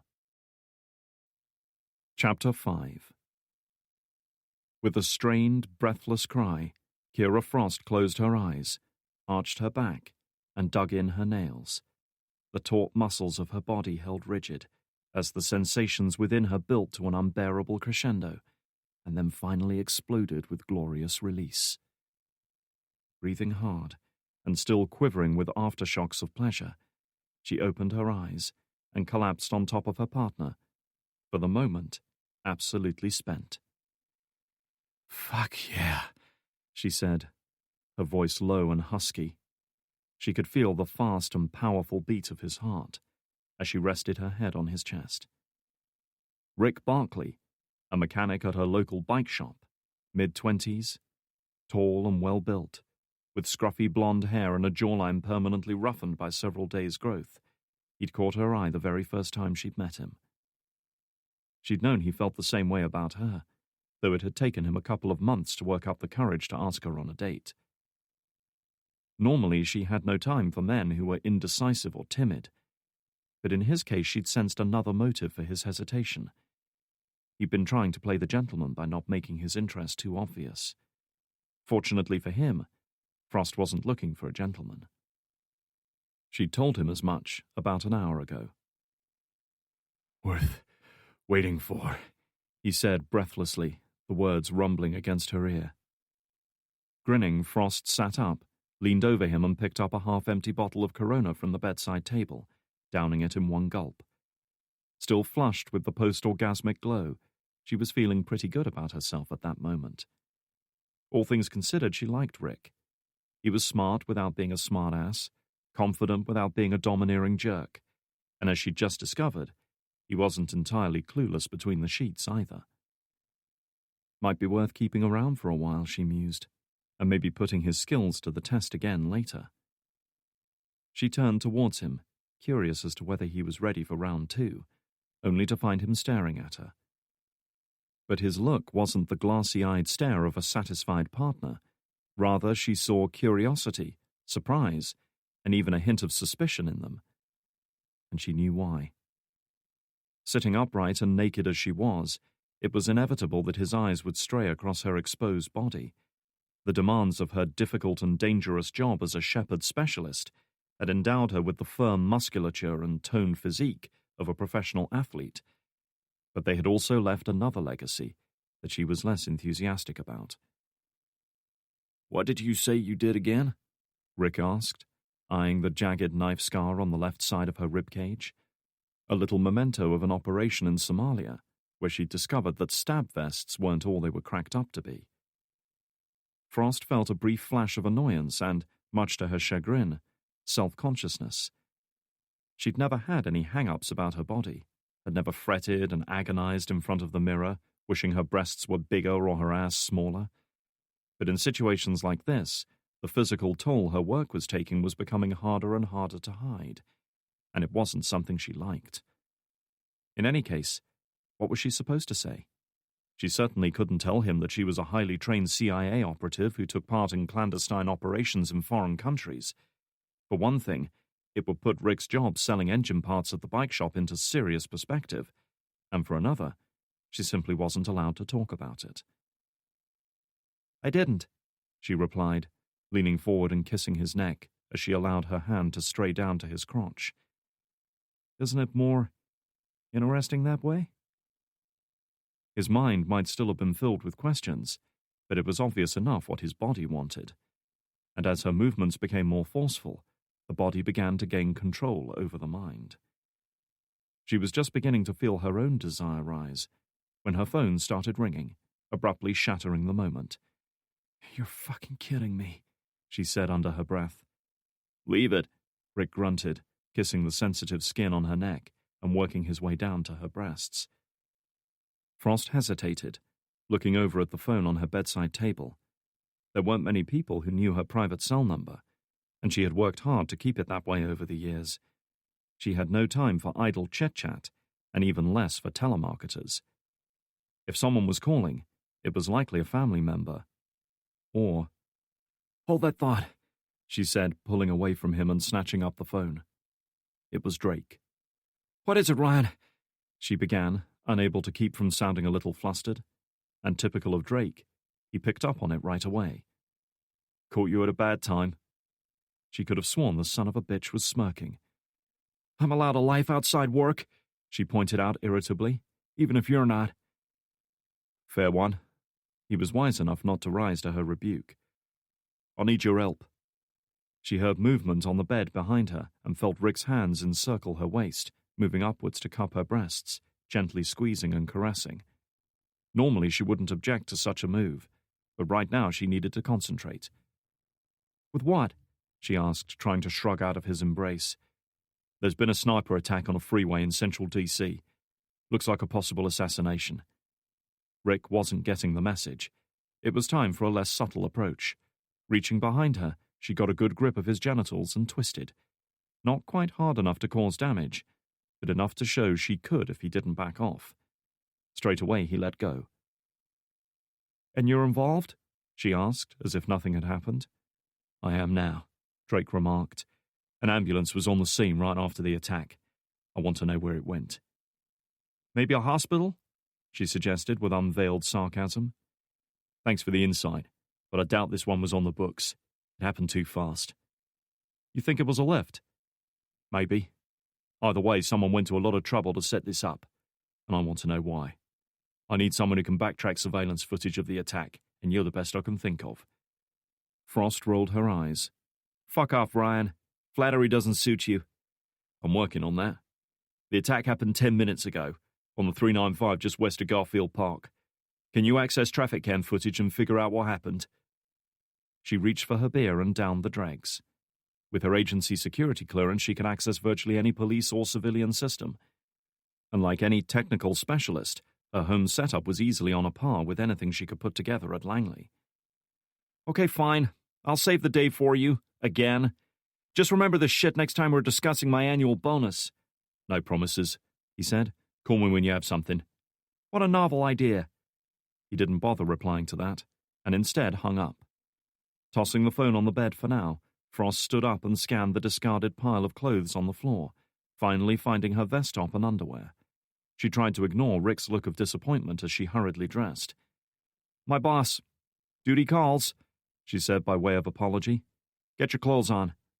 The younger man looked at her in disbelief. "Seriously?" "Yeah, seriously." Reaching down, she grabbed his jeans and tossed them to him. 60 seconds from now, you're leaving with or without your clothes." Rick glared at her in annoyance, but nonetheless started to pull the jeans on. "Your boss is a real asshole. You know that?" Frost flashed a crooked smile. Yeah, he is." Chapter 6. Interstate 95, north of Washington, D.C., 19th of December, 2008. Anya was cruising north on the interstate highway in a rented Chevy Aveo, keeping her speed at a steady 70 miles per hour to avoid police attention. Just as well, really, because she doubted the underpowered saloon was capable of much more. Still, she had made good progress in the past hour. After making her escape from the rooftop, it had been a brisk walk 3 blocks north to her car. She could have run such a distance easily, but running attracted attention. That was one thing she didn't need today. Instead, she chose a steady, ground-covering pace that saw her in her car within 5 minutes. Nobody challenged her. Nobody suspected her. Nobody even paid attention to her, in fact. She was a Caucasian woman, dressed in respectable clothes and displaying completely unthreatening behavior. Why would they? She hadn't even broken stride as a Metro PD cruiser roared past, sirens wailing and blue lights flashing. She had known the cops inside hadn't seen her, just as the people she walked past on the street didn't really see her. Living in a large city like D.C., they were used to not seeing people. Less than 7 minutes after the attack, and with emergency services only just starting to vector police units to the scene, she was in her car and on her way out of D.C. Now, an hour later, she was approaching Wilmington, just one of thousands of other motorists rumbling down the big interstate highway. She exhaled, allowing herself to relax just a little. The first phase of the operation had been a success. She had done her part and escaped more or less without incident, leaving her free to move on to her next objective. But her relief was tempered by unease at the unexpected arrival of Drake in the very midst of the attack. Such interference had brought her to the edge of disaster.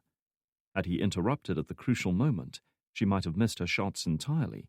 Demachev would still be free, and her plan would have been in tatters. Her grip tightened on the wheel.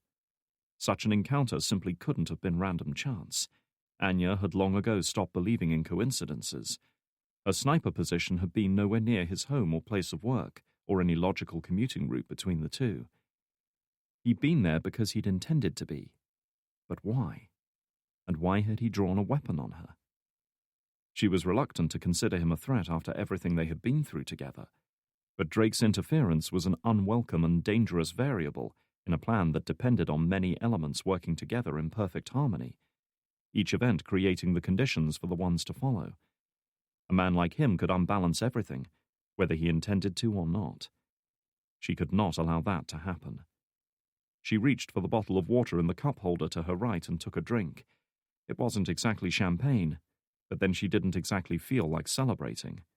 A lot still had to happen for her to reach her goal, and as she had learned already tonight, a lot could still go wrong.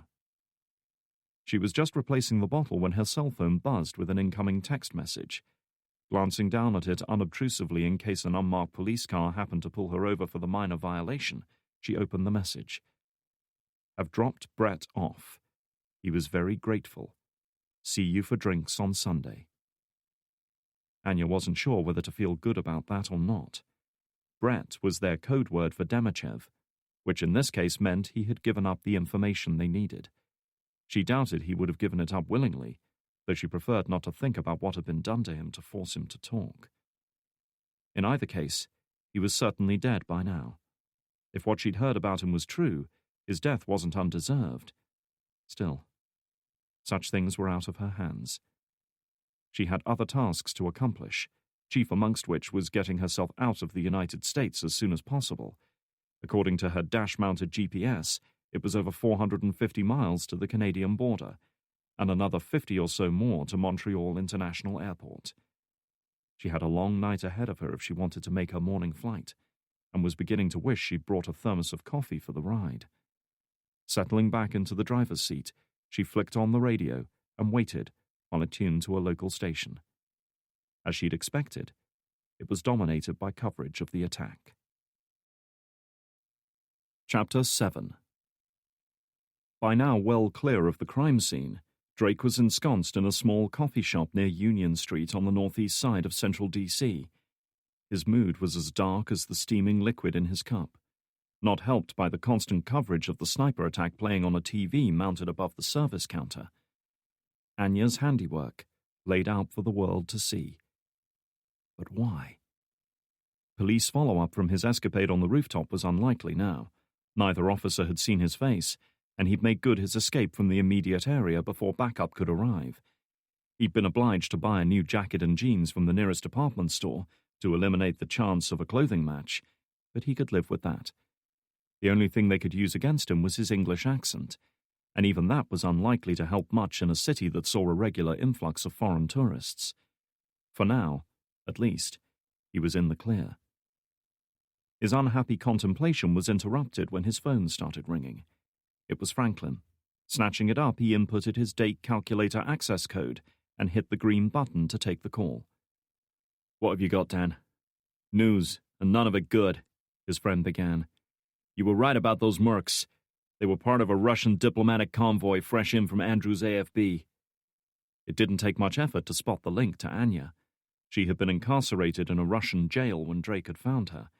The exact reasons for her imprisonment were unknown, but clearly she was important to them, and it seemed she was now returning the favor. "We're still getting police reports, son, but we know both drivers were killed by high-velocity sniper rounds. The damn things punched right through the bulletproof windshields like they weren't even there." "Yeah, I saw the gun," Drake confirmed. "Looked like it could take out a tank." "It gets better. The survivors were executed at close range by small arms fire. Double taps to the head. Real professional." Drake wasn't surprised. He would expect nothing less from any operation that Anya was a part of. "So, the paramedics I saw were there to finish the job." "This wasn't just an assassination," Franklin went on. "According to the convoy manifest, we've got an MIA, Anton Demichev, director of the FSB's counterterrorism branch." Drake felt as though he was immersed in a bad dream, and it was getting worse by the minute. The convoy that had been hit belonged to Russia's Federal Security Bureau, better known as the FSB. When the Soviet Union dissolved in 1991, The old KGB broke up into a number of successor agencies, all vying for power and influence. The FSB had eventually emerged as the dominant entity and was now the main intelligence service of the Russian Federation, responsible for both foreign and domestic security. Essentially, they were the CIA and the FBI rolled into one. As such, their power and resources were considerable, and as many in Russia and elsewhere had learned to their cost, they weren't shy about flexing their political and military muscles. "So this was an abduction," he said, stating the obvious. "Looks that way. The Russians are going apeshit over this. If they hold him to ransom, it will be a PR disaster." Franklin was silent for a moment, and Drake could almost feel his growing anger. "Anya might have caused a goddamn international incident." Drake looked down at his coffee. He could think of nothing to say to that, because his friend might well be right. Her actions this evening had already resulted in several deaths, not to mention incurring the wrath of one of the world's most dangerous intelligence services. "What are we doing about it?" he asked instead. With an incident of this magnitude, an agency response was inevitable. "We're coordinating with FBI and Homeland Security trying to figure out where they took him, but it's slow going." Drake could guess why. Cooperation between America's security services was less than impressive at the best of times, and with a sudden attack like this, just piecing together what had happened could take hours. They were a sledgehammer, when what was needed was a scalpel. Fortunately, Drake had just the instrument in mind. "I have to go, Dan," he said as his phone buzzed to let him know another caller was trying to reach him. "I'll call you back if I have anything new." "Likewise." Ending his call with Franklin, Drake immediately hit the accept button to take one from Frost. He could only hope she had good news. "Yeah, Kira." "I think we've got him," the young woman announced without preamble. "Our friends from the freeway dumped the ambulance at an underground parking lot on the east side of D.C. Then they switched vehicles. They must have handled the transfer in a blind spot because I couldn't see it on any of the security cameras. But 30 seconds later, they left in a blue Chevrolet Express." Drake's heartbeat had stepped up again now. "Did you get a look at the plates?" "No need," she explained. "I tracked them to a self-storage facility in Capitol Heights. I doubt they're there to offload old furniture." Drake was already up and moving, heading for his car that was parked outside. "Good work. Text me the address." Capitol Heights was on the east side of the city, no more than a couple of miles away. Assuming he managed to avoid the worst of the traffic, he could be there in 5 minutes or less. "I hope you're not planning on going in there alone." "You know me," he evaded. He needed to know what the hell Anya was involved in, and one way or another he intended to get some answers. "That's what I'm afraid of, Ryan. If she's there, I go in wearing fashionable Kevlar. And a tank." "Duly noted," he promised, closing the phone down. As he approached his car, Drake instinctively reached into his jacket and felt the reassuring shape of the SIG automatic. He might be going in for Anya, but he was under no illusions about what he might find when he got there. If the welcome was less than friendly, he would do what he had to do to defend himself. Chapter 8. She couldn't move, couldn't see, couldn't breathe. All around her was darkness, cloying and suffocating. The gag in her mouth pressed tight into her flesh, making it difficult to swallow and impossible to cry out. There was no way to summon help, no chance of escape. With her hands and feet bound behind her back and a thick burlap sack drawn over her face, she lay helpless on the hard, cold metal floor of the van. Her body bruised and battered after the crash that had almost killed her, ached with the pain of countless small injuries, while her head throbbed as blood pulsed through it. All she could do was lie there with the coarse material of the hood pressed suffocatingly against her face, listening to the sounds of the brutal torture session going on outside. Even through the thick fabric and the metal walls of the van, she was being held inside. She could hear Demichev's agonized screams as his captors went about their grim work. Anton Demichev, the man whose safety had been entrusted to her, was being tortured to death mere yards away, and she could do nothing to help him. All she could do was lie there, fighting back the growing feeling of nausea as she listened to Demichev's screams echoing around the interior of the van. 10 minutes after leaving the coffee shop, Drake, along with 5 members of an agency tactical team, were crammed into the rear compartment of a Ford Ecoline transit van as it hurtled through the eastern suburbs of D.C. With the agency on alert after the freeway attack, they had several such units on standby throughout the city.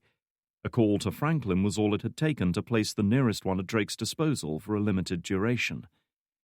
Drake's role as a Shepherd team leader afforded him certain powers that most other government officials could only dream of.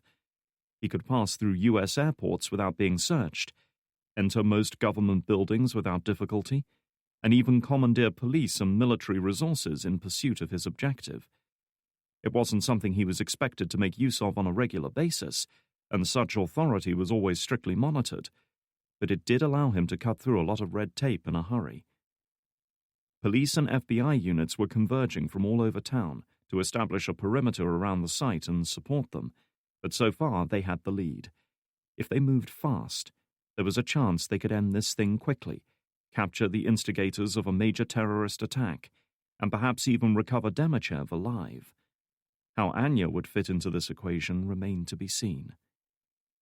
Their target was, according to Frost's online forays, X-Cell's Self-Storage, a commercial storage facility in the Capitol Heights district of the city. Secure and used only by the occasional delivery truck, it was the kind of place where one could hold a man hostage for a long time without fear of discovery. Drake gripped one of the wall-mounted handles as the van rounded a corner at high speed. It was raining hard outside. He could hear the heavy drumming of it on the vehicle's thin metal roof and the rhythmic whine of the wipers up front as they fought to keep the windshield clear. According to the facility manager, the only lockup to have been accessed in the past hour is Unit D7, the lead operative said, studying the blueprints of the facility that had been transmitted to his PDA direct from Langley. The name tag on his body armor read O'Rourke. It's about the size of a double garage, but according to the plans, it's one big open space, so we shouldn't have trouble locating our target. Assuming he's still there, Drake didn't add. Despite their rapid response, there was a chance their opponents had switched vehicles again after reaching the facility. It certainly wasn't the kind of place one would dig in and defend. Still, they wouldn't know for sure until they got there. We've got a friendly in there, so watch your fire, O'Rourke added. But be advised, tangos are armed and should be considered extremely dangerous. Try to take them alive if possible, but don't take any chances, clear? He was met by a chorus of affirmative remarks. Each of the tactical operatives was geared up for the assault, both mentally and physically. Drake had seen that look enough times on soldiers about to go into battle to recognize it. Curious how far they still had to go. He craned his neck to see up front, trying to make out the world beyond the rain-streaked windshield. Capitol Heights was a run-down area, with dirty, litter-strewn streets and dreary low-rise apartment buildings crowded close to the main drag. Many of the streetlights were out, either because they'd been vandalized or because the bulbs had blown and never been replaced. The few shops that he'd seen all had heavy security shutters down, while most apartments had their curtains closed as if the occupants were trying to shut the world out. Drake couldn't blame them.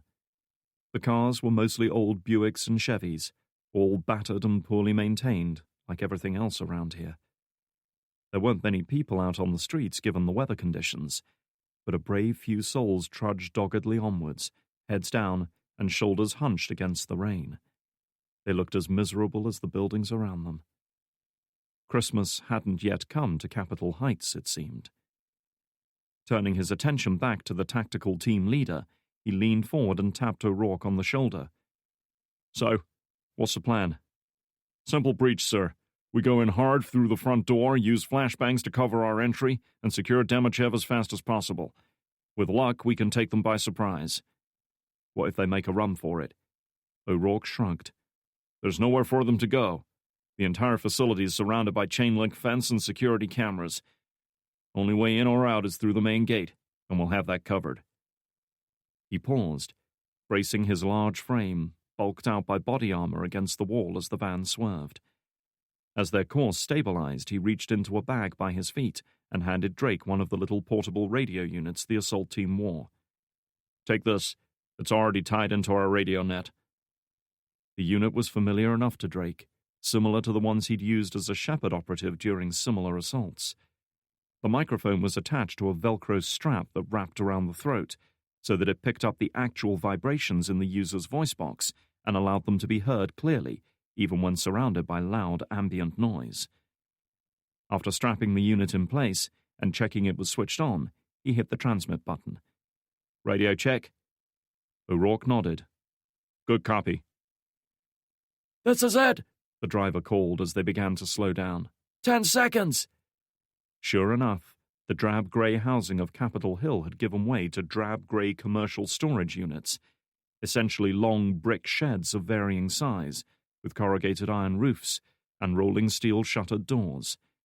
Access to each locker was controlled by a keycard entry system, similar to that used in modern hotels, which cut down the chance of theft and also allowed the storage company to monitor usage, since each card swipe was electronically logged.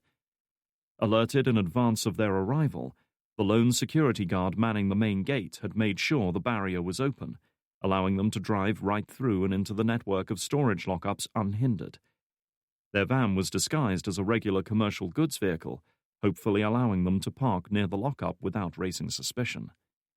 They would find out soon enough, Drake thought, as the van skidded to a halt, the tires slipping on the slick tarmac. O'Rourke turned to the rest of the team. "Ready up!" Most of the team were armed with the venerable Heckler & Koch MP5, a compact and reliable submachine gun that had been in use with SWAT and Special Forces units for more than 40 years. It lacked the punch and range of heavier assault rifles, but it was ideal for use in tight spaces. Drake also spotted a couple of big Mossberg 590 breaching shotguns, designed to blast open locks and reinforce doors. He'd seen them in action himself on a few occasions, and knew the devastating damage they could deal at close range. Taking up position at the rear of the compartment, O'Rourke gave a single nod to show that he was ready, unlatched the cargo door, and shoved it outwards. 2 operatives armed with MP5s went first, taking up position on either side of the van to cover their flanks, while the rest of the team deployed. O'Rourke was next, with Drake right behind him.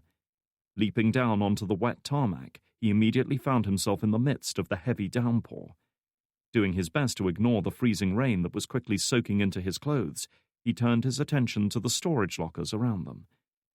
A long row of breeze-block structures stretched out before him, with letters and numbers printed on their doors. As far as he could tell, the storage yard was laid out in a basic grid pattern, with a letter assigned to each section. The number indicated the location within that section. With that in mind, lockup D7 should be just around the corner. Turning to O'Rourke, he nodded off to the right. "Send 2 of your men round the other way. I want to box them in." The operative nodded, understanding. "Telford, Cartwright, circle around this section. Radio when you're in position." "Copy that." As the 2 men hurried off to encircle the lockup, Drake advanced to the next intersection, with the SIG gripped tight in numb fingers. The splash of boots in the puddles behind told him the rest of the team were close by. Backing up against a rough breeze-block wall, he took a breath and waited for a signal from their flanking force. "I see it," a voice reported over the radio a few moments later. "Doors are shut. No vehicles, no sign of activity." "Copy that," Drake replied. "Watch the rooftops. We're moving in now."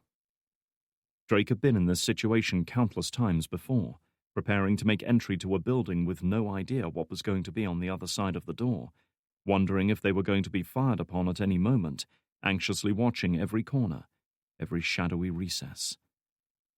Taking another breath and wiping the rainwater out of his eyes, Drake rounded the corner and advanced towards lockup D7. At the same moment, he spotted the 2 operatives moving in from the opposite intersection, weapons up and ready. As they had said, there was no sign of any activity in the lockup. The rolling steel doors were down and locked. Drake couldn't tell if there were any lights on inside. "Telford, get that breaching gun ready," O'Rourke ordered, motioning forward one of the operatives armed with a heavy-gauge shotgun. Flashbangs on standby. Everyone ready? Before anyone could reply, they froze as an engine suddenly rumbled into life inside the lockup. Somebody had just started up a vehicle in there. They're getting ready to move, Drake hissed, realizing the priceless opportunity that now presented itself. In order to leave, they would have to open the lockup doors. Flashbangs on my order. Everyone else get ready to move in, understand? He was met by a round of affirmatives. Backing up beside the lockup, Drake checked his weapon and waited, his heart pounding. Adrenaline was keeping his body temperature up, allowing him to ignore the freezing rain that had by now soaked him to the skin. All his attention was now focused on the steel doors beside him. He heard an electronic buzz from inside, and suddenly the doors began to roll upwards, their metal links folding around the mechanism at the top as the winch inside clanked and groaned under the strain. Harsh light spilled out from the gap now opened. Headlights from the vehicle, or internal lighting, he couldn't tell. Either way, he'd seen enough. "Breach!" he called out. "Flash out!" Stepping out from cover, two of O'Rourke's operatives pulled the pins on their stun grenades and tossed the little metal cylinders in through the gap.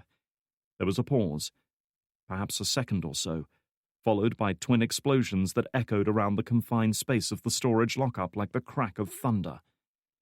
The flashbang grenades, producing a blinding flash of light and a concussive boom designed to temporarily blind and deafen potential enemies, would hopefully buy the assault team a few precious seconds to move in.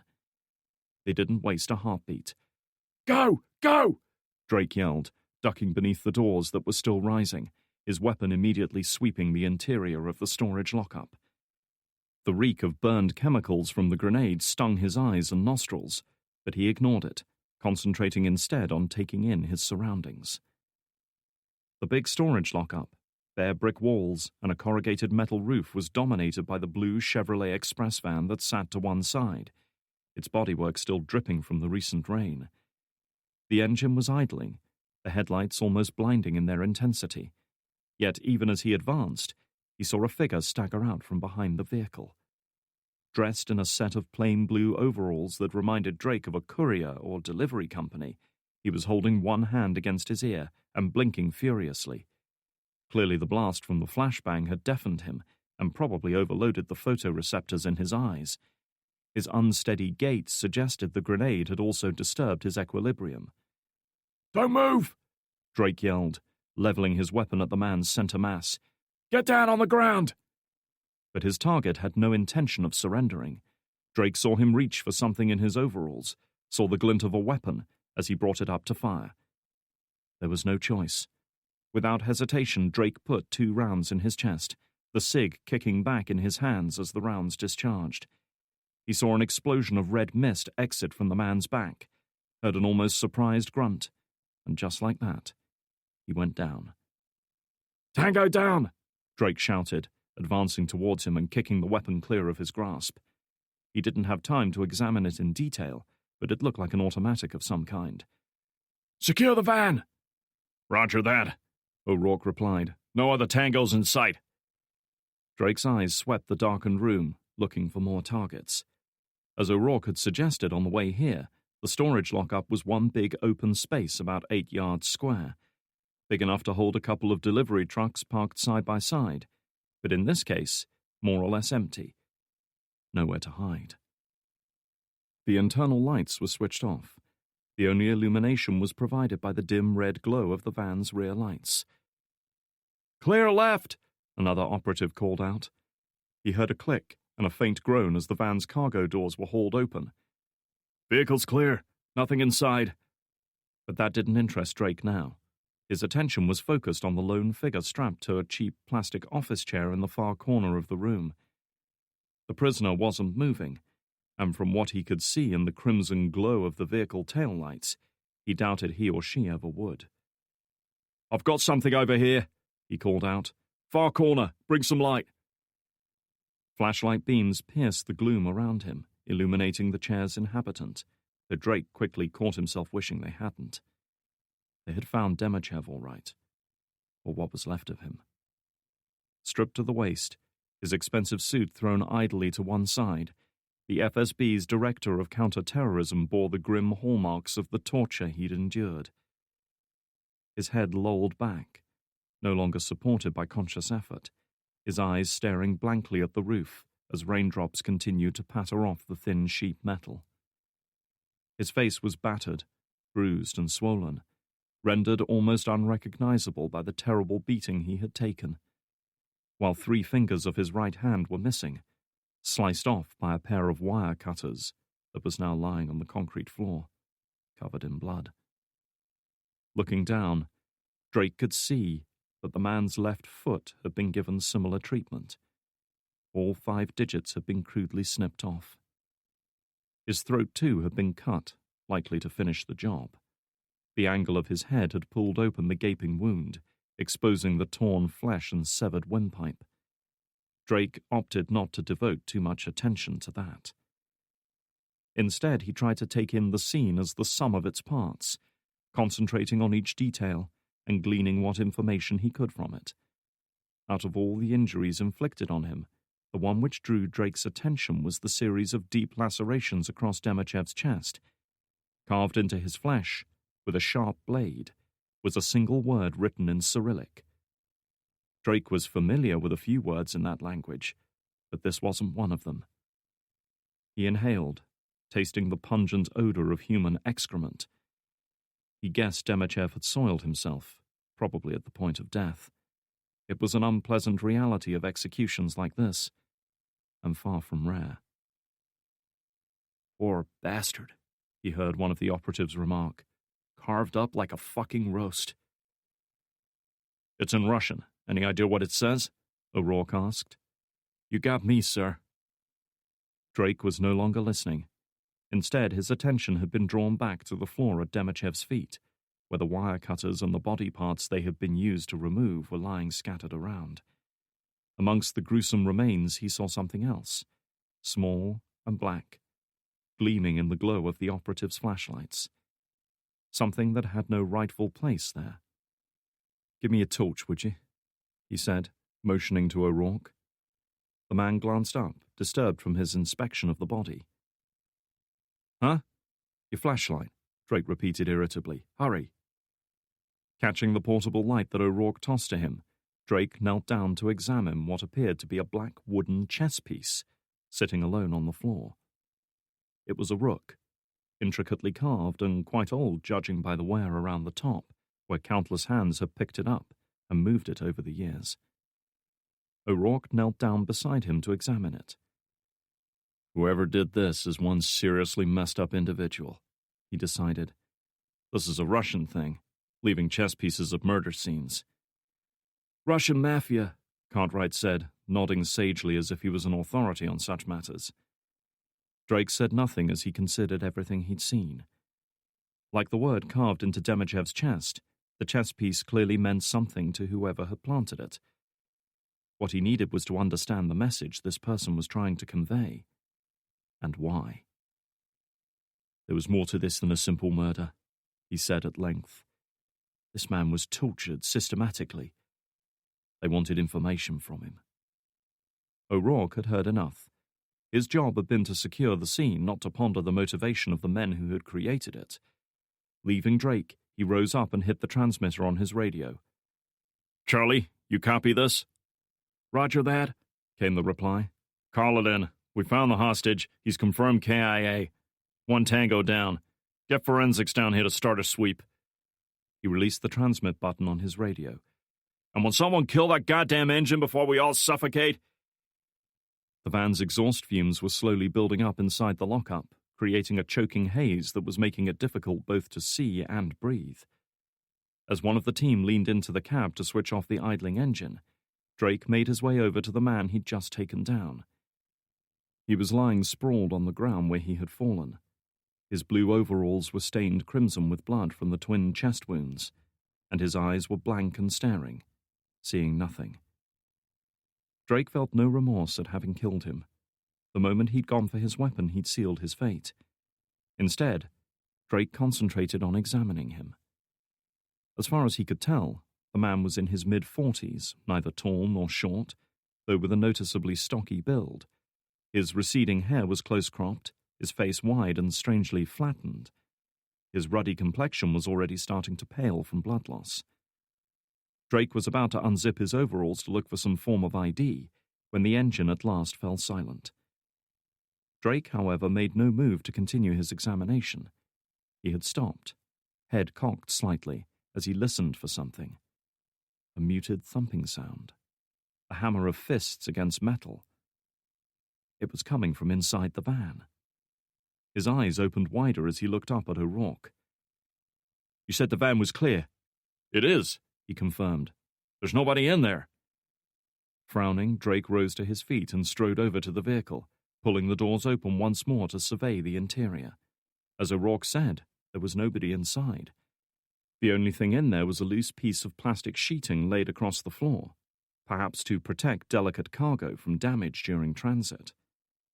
The banging was more noticeable now, accompanied by a muffled groan. A hostage, gagged and bound, desperately trying to be heard.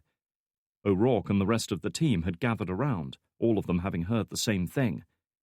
"Shit, we've got a live one," Cartwright said, raising his weapon. Grabbing the edge of the sheeting, Drake pulled it aside, revealing a metal hatch welded into the center of the floor. A simple deadbolt held it shut, though the hatch reverberated from time to time as something struck it from within.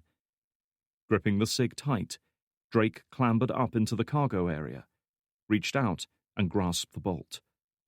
He took a breath, readying himself, then slid the bolt back and hauled the hatch open in one quick movement. Oh, shit. Chapter 9. The compartment hidden beneath the steel floor was dark and cramped, much of its space taken up by a bound figure that was now writhing and kicking against the sides of the claustrophobic prison. He or she was dressed in what had once been a smart business suit, though the fabric was ripped, torn and stained with blood in places. Muffled cries echoed from the burlap sack pulled over the head, but the pitch and timbre of the voice confirmed that it belonged to a woman. "Jesus Christ," O'Rourke gasped. Leaning in, Drake reached down and pulled the bag away, revealing a tangled mass of shoulder-length black hair, matted in places with congealed blood. A pair of dark eyes glared back at him, a mixture of anger, fear, and pain. "It's all right," Drake said, still startled by his discovery. "We're here to help you." Glancing at O'Rourke, he held out a hand. "Give me a knife, mate. Now." He felt the haft of a knife pressed into his hand, and immediately went to work on the bonds securing her wrists and ankles. The blade was as keen as it looked, and a few quick thrusts were all it took to saw through the ropes. The instant her limbs were free, her arms shot out, pushing him back. Her other hand reached up and tore away the gag. "Who are you?" she demanded, blinking in the harsh glare of several flashlights now pointed right at her. "What do you want with me?" She was on the verge of losing it. Drake had no idea what she'd just been through, but having men with guns crowding in close wasn't helping matters. "O'Rourke, back these guys off, okay?" he instructed, waving the team back. "Give us some space." "Who are you?" the woman repeated, teeth bared like an animal. "My name's Ryan Drake. I'm with the CIA. We're here to help you," he explained, holstering his weapon. "Are you hurt?" She frowned, as if failing to understand. "Are you injured?" he repeated. He saw lots of cuts and bruises, but it was hard to tell if there were more serious injuries to contend with. No, she said, shaking her head. "You're FSB, right?" She nodded slowly. "Part of Director Demochev's security detail." Suddenly her eyes lit up as awareness returned. "Anton! Where is Anton?" Drake winced, regretting the news he was about to deliver. "I'm afraid he didn't make it. We got here too late." The woman let out a breath, as if she'd just been punched in the gut, though she seemed to recover her composure quickly. "I want to see him." "Probably better that you don't." Anger flared in her eyes as she began to pull herself out of her makeshift prison. Drake moved forward to assist her, but she angrily shoved him away. "Get off me!" With difficulty, she managed to clamber out and rose unsteadily to her feet. For a moment, she seemed to falter, clutching the side of the van for support, but somehow remained on her feet as she stepped down onto the concrete floor of the lockup. The rest of the tactical team, obeying Drake's instructions, backed up to give her plenty of room. Straight away, her gaze fastened on the body strapped to a chair in the corner of the room. Walking with faltering steps, she approached her former commanding officer and let out a strangled breath that might have been called a sob. "I'm sorry," Drake said quietly, wishing there was more he could offer her. She swallowed hard. Even in the poor light, he noticed how pale she looked. "I heard gunfire," she said, her eyes fixed on the body. "We arrived just as your captor was leaving. We took him out, but I'm afraid we were too late to help Demichev." She said nothing to that. "Do you know what this word means?" O'Rourke asked, pointing to the gory symbols carved into Demichev's chest. "Guilty," she said after a moment. "It says guilty." The tactical team leader frowned. "Guilty of what?" The woman was breathing harder now, her balance growing unsteady. She staggered sideways a step, and Drake quickly moved in to support her. "It's all right," he said, gently but firmly steering her away from the scene of her boss's gruesome death. She didn't need to see this any longer. "I just need some air," she said, backing away and heading towards the doors. It was cold, dark, and wet outside, but anything was better than the stench of blood and shit in that lockup. A short while later, the woman was sitting in the rear of the van that Drake and the tactical team had arrived in. After paying a quick visit to the security hut at the entrance to the storage facility, Drake returned with a steaming styrofoam cup of instant coffee. She was shivering from a combination of cold and thinning adrenaline in her bloodstream. Survival was less of a priority now. Shock was taking hold. "Here," he said, gently handing her the cup. "You look like you could use it." She glanced up at him, her dark eyes reflecting a moment of surprise, but she accepted the drink all the same. "Thank you." "Don't thank me till you've tried it," he warned, then held out his jacket to her. "I'm afraid the CIA haven't got their own clothing line, but this'll keep you warm at least." He saw a glimmer of a smile, but nothing more. He couldn't blame her, given what she'd been through today. "Sorry. Bad humor," he amended. "I appreciate the gesture anyway, Agent Drake." She held up the cheap cup he'd given her. "My first American coffee." "Yeah? How does it taste?" he asked as she took a sip. She paused for a long moment, considering the question. "Like shit." Despite everything, he couldn't help but smile at that. At least her sense of humor was intact. "Do you feel up to answering a few questions?" She took another sip of coffee, grimacing at the taste. "Yes. What's your name?" "Miranova," she answered. "Annika Miranova." "What happened on that freeway, Annika?" Sighing, the woman looked down for a moment, trying to piece together the hazy memories of the crash. "We were hit by sniper fire. Our driver was killed. We crashed. I think I was knocked unconscious for a few moments. When I came round, that was when I saw the ambulance." Drake's brows rose. "What happened then?" "When they pried open the door, and I saw the paramedics' uniforms, I thought we were safe. Then I saw the guns in their hands." He could see the pain and grief in her eyes as she replayed the encounter. "They executed Andrei Loganov, Demichev's aide. One round, right between the eyes. Then they turned the weapon on me." He looked at her, intrigued by how the attack had played out. "But you survived." "I made a grab for the weapon, tried to break his arm.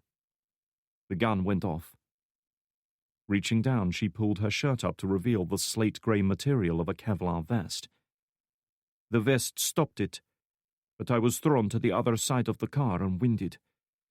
By the time I recovered, they had bound my hands and thrown me into the back of the ambulance along with Demochev.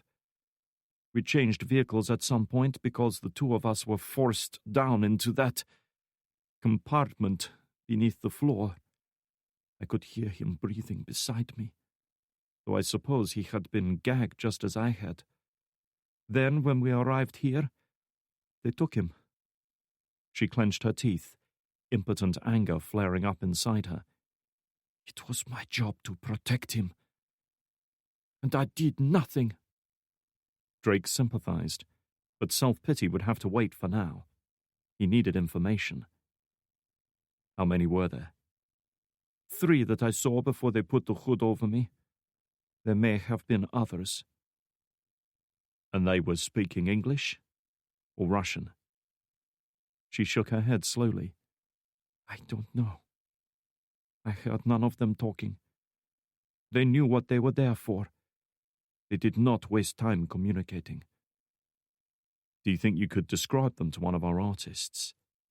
Again, she shook her head. They were wearing surgical masks. I did not see their faces. Drake thought it over for a moment. Clearly this had been a well-planned and well-executed hit. With Anya involved, he would have expected nothing else. Look, I know this doesn't mean much, but I'm sorry about your boss, Drake said. That can't have been an easy thing to see. I have seen worse, she assured him, a flash of defiance showing in her dark eyes. Russian mafia do similar things to informants, though they don't usually stop with fingers. Drake decided not to dwell too much on that one. Can you think of anyone who might have wanted Demochev dead? Drake asked quietly. She shrugged. We have many enemies at home and overseas. Just like the CIA, I imagine, she added. We will find them. The look of absolute cold-blooded hatred in her eyes was enough to give even Drake pause for thought. He didn't doubt for a moment that she meant what she said. And with the resources of the FSB to call upon, she was more than capable of making it happen. Speaking of which, how did you find this place? She went on. We backtracked traffic camera footage of the freeway attack, he said, deciding to leave out the part about his meeting with Anya. Lucky for you, we got some good people working for us. She took another sip of her coffee, surveying him in thoughtful silence for a long moment. And you? Agent Drake? How is it that a British CIA man finds himself rescuing hostages on American soil? Drake sighed. Long story, he said truthfully. The short version is, my job is to find people who go missing. I didn't expect to be doing it on my way home from work tonight. But that's life. His brief explanation seemed to satisfy her, for now at least. There is one more thing, Miranova said, her voice softening a little now. I did not get a chance to say this to you before, but thank you, all of you. If you had not found me... She trailed off, seeing no need to finish that line of thought. Drake wasn't too inclined to ponder it either. Instead, he simply nodded acknowledgement, glad that something good had at least come out of today. Beyond the open van doors, O'Rourke and 2 of his teammates emerged from the lockup, wary of contaminating the crime scene before forensics could analyze it. In reality, they just wanted to get away from the gory spectacle within. O'Rourke reached into his trouser pocket for a pack of cigarettes, likely needing something to take the edge off. Miranova was apparently of like mind, and stared at him until she made eye contact. Can I have one? Without saying a word, he tossed her the pack, then fished a lighter from his pocket. My first cigarette in 8 years, she said, as he lit it for her. She took a long, slow draw and breathed deeply, managing to hold it a few seconds before coughing a little. Drake couldn't blame her. She'd earned it today. Yeah, well, you never really quit, O'Rourke acknowledged as he lit up his own. You just go a while between smokes. Further off, they heard Cartwright call out to one of his comrades. "Hey, Charlie, I can't see shit in here. Switch those overhead lights on, would you?" Drake was just turning back towards Miranova when a blinding flash suddenly illuminated the drab storage yard around them, followed a moment later by a thunderous explosion that knocked them both flat on the rain-slick concrete.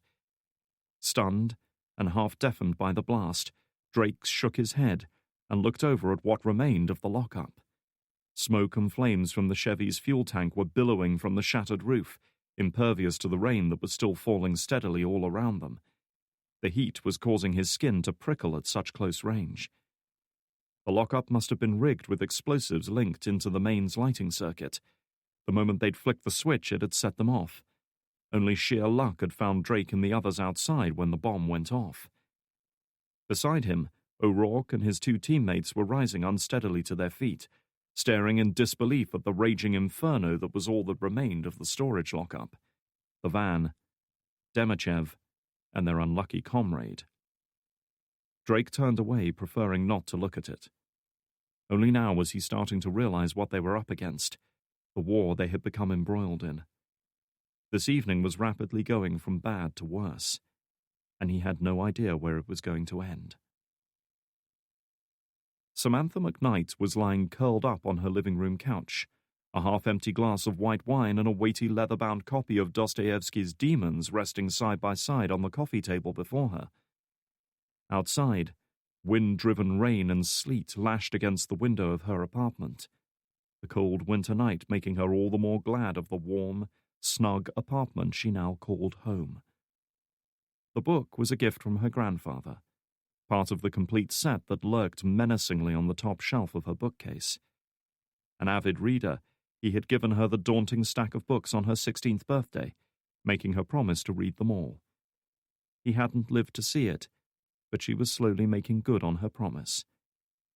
Every holiday season she took another crack at them, slogging through the heavy tomes with the dogged persistence of a marathon runner. It was one of the few times of year when she actually had the time and the motivation for such things. Today, however, neither the wine nor the book held her attention. She was focused instead on the TV on the other side of her living room and the ongoing news coverage of the sniper attack on the DC freeway. Apparently, an explosion had been heard at a storage facility on the east side of the city, believed to be linked to the sniper attack. She was just reaching for her glass when her cell phone started ringing. Abandoning the wine, she raised her head to glance at the caller ID and decide if it was a call worth taking. It was. She stretched out and picked up the phone, hitting the receive call button. "Ryan," she began, "what can I do for you?" Her greeting wasn't entirely effusive, and they both knew why. McKnight had left behind her dangerous but very worthy role defusing unexploded ordnance in Afghanistan to come and work for the Shepherd program. She had relocated to DC, bought an apartment here, moved her entire life halfway around the world, and she had done much of it because of him. And yet she had barely seen him in the 3 months she'd been working here. One or both of them had often been out on active operations, making it difficult to meet up. But she'd sensed there was more to it than that. She felt as if Drake had been actively avoiding her these past few months, always finding an excuse not to see her. Much as she hated to admit it, she was beginning to wonder if she'd made a mistake coming here, and that doubt had soon manifested itself as frustration towards Drake. If he hadn't wanted her here in the first place, why let her go through all the upheaval of switching jobs and moving home? "Sam, I'm sorry to call so late," he began, his voice urgent. "I'll need your help." "Funny how that works, huh?" she said before she could stop herself. Immediately she regretted both the tone and the words. Not that they weren't deserved. Drake hesitated, stung by the recrimination in her voice. Sorry," he said at length, his tone suggesting he was apologizing for more than just the inconvenient hour of his phone call. "But I wouldn't call if it wasn't important." That got her attention. This was no social call. He was very much in work mode. But wherever he was calling from, there was a lot of ambient noise in the background. She frowned. "Why can I hear police sirens?" You been watching the news? Yeah? There you go, he said, seeing little need to elaborate. I'm at a storage facility in Capitol Heights, or what's left of one. She glanced at the TV and the ongoing coverage of the sniper attack and immediately made the connection with the reported explosion on the east side of the city. She felt a knot of apprehension tighten in her stomach. You okay? She asked, regretting her earlier censure even more now. Not a scratch, he assured her, much to her relief. But other people haven't been so lucky. I could use your help down here. It didn't take a genius to see why. Samantha's area of expertise was explosive-based weaponry, everything from field artillery to surface-to-air missiles to improvised bombs. If a device had just detonated down there, it was a safe bet that Drake wanted to know more about it, where it had come from, who might have manufactured it, and where they could be found. I need a full forensic sweep of the scene. Explosive residue, fragments of the detonator, anything that might tell us. You want to carry on telling me my job? She asked impatiently. A moment or two of uncomfortable silence greeted her. She managed to force calm into her voice as she continued. Before we go any further, you mind telling me what the hell you've gotten yourself mixed up in now? Long story. The short version is that I want to know who was behind this attack, and why, and I need those answers discreetly. She frowned. This is off the shelf? Calling her up on a Friday evening to summon her to the scene of an explosion was one thing, but doing it without any kind of sanction from the agency was quite another. For now, he admitted. Look, I'm asking for your help, Sam. I need someone I can trust to work on this, and believe me, that list is pretty short these days. McKnight hesitated. That was enough to cut through any interpersonal issues she might have had. If he was asking for her professional assistance, she wouldn't refuse. Fine, she conceded. What kind of device are we talking about? She was starting to wish she hadn't drunk that glass of wine earlier. It wasn't enough to intoxicate her, but the alcohol had slowed her normally sharp analytical mind at a time when she needed to be on the ball. Your guess is as good as mine right now. All I know is that it went boom, and it was powerful enough to destroy a storage lockup and everything inside. Which told her nothing at all, she thought with the faint exasperation of an expert dealing with a layman. The only way she'd find anything of value was to get down there herself and survey the site. Rising from the couch, she looked out at the rain-lashed window, at the distant lights of central D.C. glimmering in the darkness of the winter night. Okay, give me the address, she said at last. She heard a faint exhalation on the other end. Thanks. I mean that. Don't thank me yet, she advised. I might find nothing at all. Either way, I expect to be told exactly what all this is about before the day's over. You will be, I promise. McKnight glanced down at the heavy leather-bound book on her coffee table. It seemed demons might have to wait until next Christmas. She could live with that. Chapter 10. CIA Headquarters, Langley. Even if Drake hadn't been personally involved in the events in central D.C., a quick stroll down the corridors at Langley would have told him something serious was going down. Analysts hurried back and forth, some clutching sheets of paper hot off the printer, others speaking into their cell phones with hushed, urgent voices. All wore the same look of quiet panic that takes hold as a big organization wakes up to a crisis unfolding around it. Drake now found himself in Franklin's office on the third floor of the new headquarters building, having been summoned there shortly after arriving back at CIA headquarters to give his summary of events in central D.C. He had little in the way of good news for his friend. In short, they knew we'd track him down to that lockup, Drake said, taking a deep pull of his coffee. They left Demichev with that message carved into his chest because they wanted someone to find it. But they also didn't want any useful evidence falling into our hands. And in that respect, they had apparently succeeded. Several pounds of high explosive combined with an almost full tank of fuel had done their work well, incinerating the contents of the storage lockup and any evidence they might have yielded. There was little left for the FBI forensics teams to examine. So it seems, Franklin agreed. Rather than sitting behind the polished mahogany expanse of his desk, He was standing by the window that overlooked the darkened woodland beyond the agency perimeter. Drake knew why. Back injuries sustained in the line of duty years earlier now left him with painful muscle cramps if he stayed seated too long. And now we've got a major international incident to deal with. You can imagine our counterparts in Moscow aren't too pleased with how tonight panned out. Which brought them neatly onto something that had been bothering Drake ever since he'd seen those diplomatic license plates. What was our FSB delegation doing in Washington in the first place? His friend glanced at him over his shoulder. Believe it or not, they were on their way here, to Langley. They were supposed to attend a conference on strengthening cooperation between our two agencies, joining forces in the war on terror, all that good stuff. He snorted with grim amusement. You can imagine how this looks. They spend 5 minutes on American soil and it turns into a bad day in Baghdad. And less than 3 miles from the White House to boot.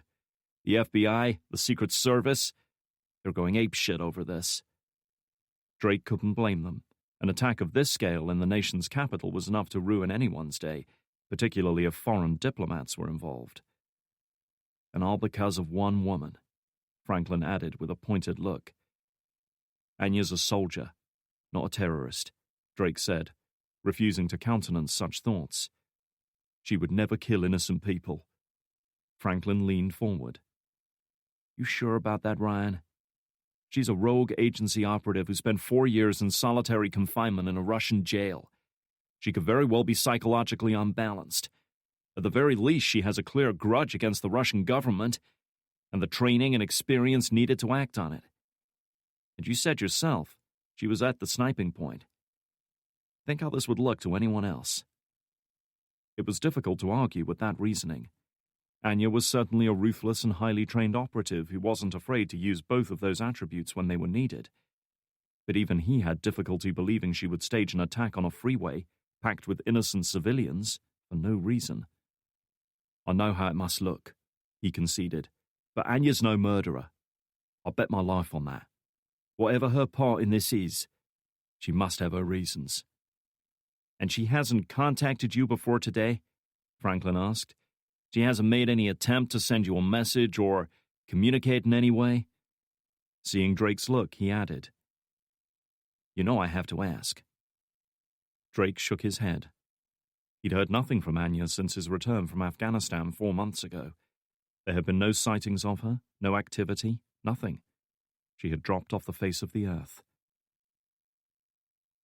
Does anyone else know she was there? He couldn't help asking. Franklin raised an eyebrow. You mean, has Kane found out? Marcus Kane, the newly appointed deputy director, had once been Anya's mentor, her handler, and her sponsor within the agency. But their relationship had long since turned sour, and the two former comrades were now bitter enemies. Kane's restless attention was always on finding the enigmatic woman, and he had formidable resources to call upon. Not yet, Franklin continued. But don't expect it to stay that way for long. Anya crossed a line tonight. The kind of line you don't come back from. She killed innocent people. She took part in the abduction and execution of a major player in the Russian intelligence service, and she damn near caused a major international incident. Whatever she was before today, she's now a liability. To the agency, and to us. So what are you saying? We just hang her out to dry and be done with it? Drake challenged him. Is that what she deserves? What she deserves? Franklin repeated. Ryan, you're lucky to still be breathing after what she's put you through. Never mind walking around as a free man. But sooner or later, your luck's going to run out. What Anya deserves doesn't come into it. When are you going to realize that? Drake hesitated, stung by his friend's cold detachment. Somehow he was reminded of how Mason must have felt standing in Drake's office as his hopes of resuming his career were crushed. We need her. She's the only one who can end this. For the past 18 months, Drake and his companions had lived with a sword hanging above their heads, a sword wielded by none other than Marcus Kane. It was clear the CIA deputy director would like nothing better than to bring it down on Drake's neck, and sooner or later, he'd find a way to do it. Only Anya possessed the knowledge and the resources to stop him. She was the key, the thread by which their fate hung. If they lost her, they lost everything. Franklin shook his head, chuckling with grim amusement. You still don't get it, do you? There'll never be an end to this. Anya's doing exactly what she was trained to do. Build trust and dependency, manipulate her targets, expose their vulnerability, get them to take risks, and sacrifice themselves for her. You go after someone like that and you'll wind up dead or in prison just like she was. That's the only end waiting for you, and I'll be damned if you're taking me down with you. At that moment, Drake knew he'd heard enough. It was as if something had snapped inside him, as if some dam had been breached, and all the pent-up frustration and longing and guilt it had been holding back was unleashed. You wouldn't even have your precious career if it wasn't for her, Dan. Let's not bullshit each other. We both know how you landed this promotion, and it wasn't through hard work and patience. What would happen if Anya exposed Kane for the lying piece of shit he is? Would he drag you down with him? He asked, his eyes narrowing. Don't give me that crap about trying to look out for me. This is about one thing. Saving your own arse. He'd gone too far, and he knew it right away. Slamming his fist down on the desk, Franklin rose up from his chair, ignoring the pain in his back as he glared at Drake. He was visibly struggling to contain his fury, but there was more than just that. There was pain and sadness in his eyes at his friend's accusation. As your boss, I should have you relieved of duty for that, he said at length, his voice now dangerously cold and clinical. As your friend, I should beat the shit out of you. So you tell me now, which one will it be? The undertone of quiet, restrained menace was enough to cut through the fog of Drake's frustration. He exhaled slowly and unclenched his fists, his anger dissipating. He was ashamed of himself for lashing out like that, and equally taken aback by his friend's change in demeanor, no matter how justified it might have been. Normally composed and self-possessed, Franklin had just shown a side of himself that Drake had never seen before. A side that had only started to emerge since he took over as director of the Special Activities Division. Dan, look. I'm sorry for that, he said after a few moments, having calmed himself a little. It was wrong, and I apologize. You're goddamn right it was, Franklin hit back, though his tone had lost some of its vehemence. If you were any other agent, any other, I'd have you fired right now. I mean that. He sighed wearily, his anger apparently expended. Leaving the window, he lowered himself into his expensive leather chair, the strain of his job seeming to weigh more heavily on him at that moment. He looked tired and worn, though he was barely into his 40s. He leaned forward, staring intently at Drake, as if trying to reach out to him. As your friend, I'm asking you to give this up before you cross the same line as Anya. You're so caught up in following her, little by little you're becoming her. Let this one go, Ryan. Please. Let it go. Drake was silent for a moment, surprised by the conviction, the raw emotion in his friend's voice. In his own way, Franklin was trying to help him, trying to guide him, trying to save him from himself. And in part of Drake's mind, he knew the man was right. Few people could have listened to his words and not be moved by them. But he also knew what his answer would be, just as Franklin did. Anya had saved him, in more ways than one. The bond between them was stronger than either was prepared to admit, but both acknowledged it all the same. He couldn't give up on her. He wouldn't give up on her. You know I can't do that. The director of Special Activities slumped back in his chair, defeated. Then whatever you're going to do, you'll have to do it without me, he said. I can't support you on this. I'm sorry. And that was it, Drake realized. Franklin had just pulled the plug on him. Drake was on his own now, with no resources to call upon, no backup, nothing. Yeah, Drake said, rising from his chair. So am I. Chapter 11. Dorval International Airport, Montreal, Canada, 20th of December, 2008.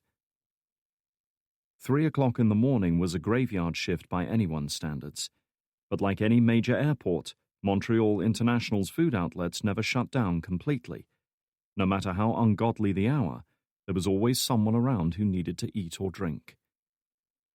1 black coffee, no sugar, the barkeeper said, laying down the steaming brew on the wood veneer counter in front of Anya. A gangly young man barely out of his teens. His jet-black hair was worn long and brushed forwards so that it almost obscured one eye, in what she assumed was the fashion these days. "Can I get you anything else?" he asked, in a tone that suggested he really hoped the answer was no. "Just the coffee, thanks." Anya flashed a weary smile as she handed over a $10 bill, playing the part of the strung-out traveler. And in this case, it wasn't entirely fictitious. After an uneventful and thoroughly boring 8-hour drive from Washington, D.C., she had crossed the loosely policed Canadian border without incident, a fake ID barely checked by the officers on duty. From there it had been a short hop to Montreal Airport, where she had returned her rental car and made for the check-in desk. Security had been a mere formality, consisting of a glance at her passport and a quick swipe through the biometric reader. Unlike America, Canada was still somewhat relaxed about international travelers, hence the reason she'd chosen to escape via Montreal instead of Dulles or Newark. Ahead of her lay another 9 hours of transatlantic inactivity, a prospect she greeted with a mixture of relief and trepidation.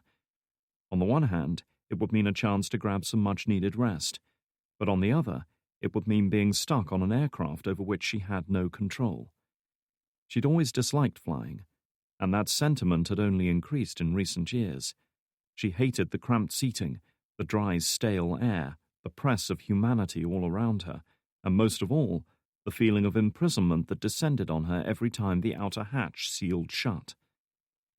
Anya had spent a good part of her life incarcerated in one form or another.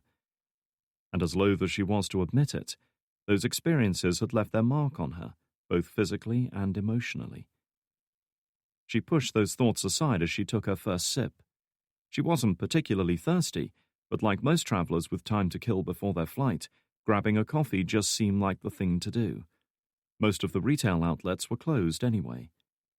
A TV was mounted overhead, tuned to a news channel that was replaying coverage of the sniper attack in Washington.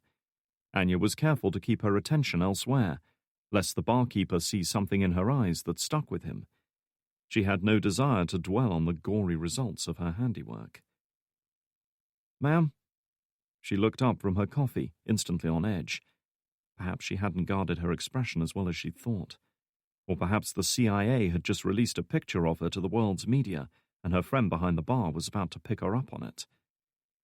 She turned her eyes on the young barkeeper, her mind already switching gears into survival mode. If it came to it, she knew she could take down a man like him with ease, but getting out of the airport would be another matter entirely. He nodded towards the TV overhead, looking nervous. "I couldn't help noticing you weren't watching the news." Anya tensed, readying herself to act. "You mind if I turn the volume down?" he asked sheepishly, and then held up a couple of dog-eared textbooks he'd been keeping beneath the bar. "I was kind of hoping to do some revision, and the noise breaks my concentration." Anya might have laughed had she been less on edge. She understood now why he'd been so unenthusiastic at her arrival. He was a college student, probably working the graveyard shift for some easy money while he was studying. "Of course," she said, hoping her relief wasn't too obvious. "Feel free." At this, his previously somber face broke into a smile. "You're a lifesaver," he said, using a remote to mute the TV. Within moments he had the books open and spread out on the bar. "What are you studying?" Anya asked out of idle curiosity as she took another sip. "History," he replied without looking up. "Cold War history. I've got to write a paper on the Soviet defeat in Afghanistan bringing about the collapse of the USSR, and it has to be handed in by Monday or I'm history." Anya couldn't hide a faint smile of amusement. He could scarcely have found a better person to interview than the woman sitting right in front of him, and he'd never know it. She was also struck by the realization that he probably hadn't even been born when she was fighting for survival out there. She felt her cell phone buzzing in her pocket. Excusing herself from the bar, she retreated a short distance to take the call, adopting a conversational tone when she spoke. "Good to hear from you again." "I assume there were no problems?" Her contact felt little need to reciprocate the upbeat tone, speaking instead in the clipped, efficient, almost mechanical voice she'd come to recognize as emblematic of his personality. "Nothing I couldn't handle," she assured him, unwilling to talk about Drake. Aside from startling her and prompting a hasty withdrawal from the rooftop, he had caused no real damage. Yet. With luck, he'd have enough sense to stay out of something that was none of his concern. If not, she'd have no option but to deal with him. She hoped for his sake that it didn't come to that. "Good. Our party has drawn a lot of attention. We are popular these days, it seems." She knew that both the CIA and the FSB would now be working furiously to track them down after the attack in D.C., and that they would leave no stone unturned in their pursuit. But then that was exactly what their plan called for. The only question was one of timing. Timing was everything. "So you're free to meet on Sunday?" "Just as we planned," he confirmed. "I'm looking forward to seeing you again." "And you," she replied, closing the phone down. Returning to the bar, she downed the remainder of her coffee and set the cup down. The young man didn't even glance up from his books. "Good luck with your paper," she said, content to leave him to it. Chapter 12. Washington, D.C. Drake was in a foul mood as he threw open the front door to the disorganized, neglected space that he called home, with Franklin's earlier words of admonishment still ringing in his ears. A chill early morning wind followed him in as he slammed the door shut. For a few seconds he just stood there, soaking up the quiet darkness around him and allowing his restless mind to relax a little. After a long day and night of ringing phones, whirring computers, and tense meetings, the silent and empty house was a welcome relief to his senses. His house in Bethesda, on the northwest side of D.C., was much like his office, cluttered and untidy, with coffee cups, magazines, books, dirty plates, and various other bits and pieces scattered about. The curtains were drawn, blotting out the murky grey morning that was slowly taking shape outside. Discarding his coat, he turned his attention to the sideboard, seeking the bottle of Talisker whiskey that resided there. Drake couldn't stomach the American brands. His drink of choice was a good old Scottish single malt, preferably from the Western Isles for the smoky taste they imparted. Pouring himself a generous measure, he eased himself down on the couch with a sigh and took a pull on the scotch. The drink was warm, rich, and powerful, lighting a fire inside him. He wasn't prone to drinking to excess these days, but right now he needed something to take the edge off. Things weren't looking good, and there was no sense in ducking that fact. Franklin had effectively withdrawn his support, leaving Drake few resources with which to pursue a woman who had eluded the world's premier intelligence agency for the past 18 months. But more than that, Drake felt the loss of support even more on a personal level. Dan Franklin, his friend, and one of his few remaining allies within the agency, had effectively cut him loose. "Fuck," he said at length as he took another drink, feeling that one word rather aptly summed up his situation. With nothing more to be done at Langley for the time being, he had returned home to consider his next move, and to brood on everything that had happened. Maybe Franklin had been right, he reflected in a moment of brutal honesty. Anya had neither the need nor apparently the desire for his help. Maybe it would be best for everyone if he stood down from this one. He closed his eyes, and for a moment found himself back in that small border village in Saudi Arabia where he'd spent his last night with Anya. He was talking with an old man, grey-haired and overweight, one of the few people on this earth who could rightly call Anya a friend. "She will not listen to reason. Will not back down. I see her standing alone, surrounded by enemies. And when that happens, she will fall. I think there will come a time when you have to choose, either to stand with her or against her. Drake sighed and took another drink. The events of those tumultuous few days, and the heartache and danger that had come with them, felt like a lifetime ago now. So much had happened since then. It was almost possible to forget it had ever been. It was almost possible to forget the feeling she had stirred up in him, the brief moment of peace, of belonging, of connection he'd felt with her. Almost, but not quite. He was reaching for his cell phone almost before he knew it, quickly dialing McKnight's number from memory. It rang half a dozen times before a weary voice answered. "Ryan." Drake felt a stab of guilt at calling her so early. She pulled an all-nighter just as he had. But she had no personal stake in this. She was doing it because he'd asked her to, even though he had no right. "Sam, where are you?" "In the forensics lab at Langley, running that analysis we talked about. Why? Where are you?" "At home. There's been some changes, but I'd rather talk face to face. You think you and Kira could meet me here?" She paused for a moment, considering his request. "I don't know about Kira, but I'll be finished here in about half an hour. With luck, I should have some results for you." "Bring everything you got. I'll have some coffee waiting for you." "Thought you Brits drank tea?" she asked, a faint trace of her old humor returning. "Only on TV," he assured her. "See you soon." As it turned out, it was just over an hour before Drake heard a loud knock at the door.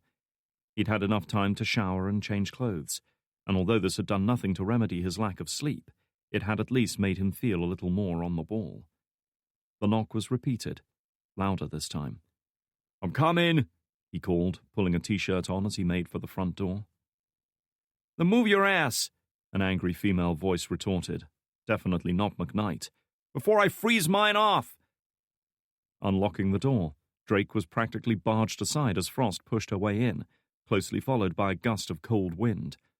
Her bike leathers were glistening with rainwater that was already dripping on the carpet, her dark hair a disheveled mess. A laptop carry case was slung over one shoulder. She spared him little more than a passing glance as she made straight for the living room. "Good to see you too, Kira," he remarked. "She hasn't had breakfast yet," McKnight warned as she stepped in out of the early morning drizzle.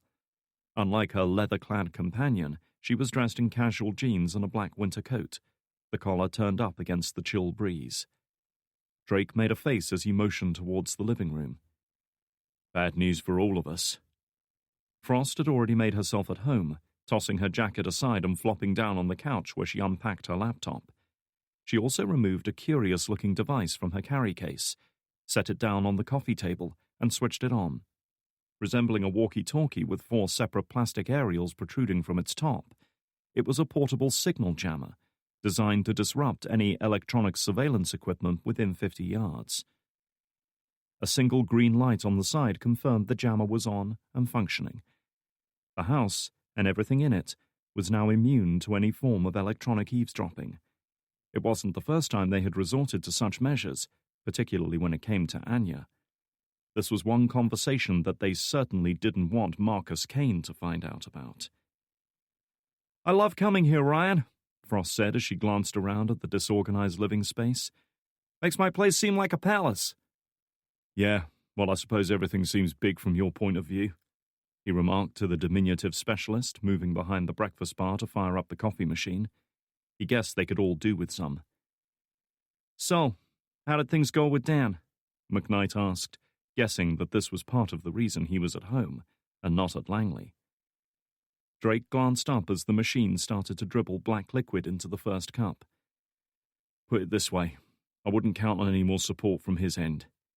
He doesn't think it's worth the risk trying to find Anya." "Can you blame him?" Frost asked. "She's connected to a major terrorist attack. She's about as burned as they come." "She's not a terrorist," he said firmly.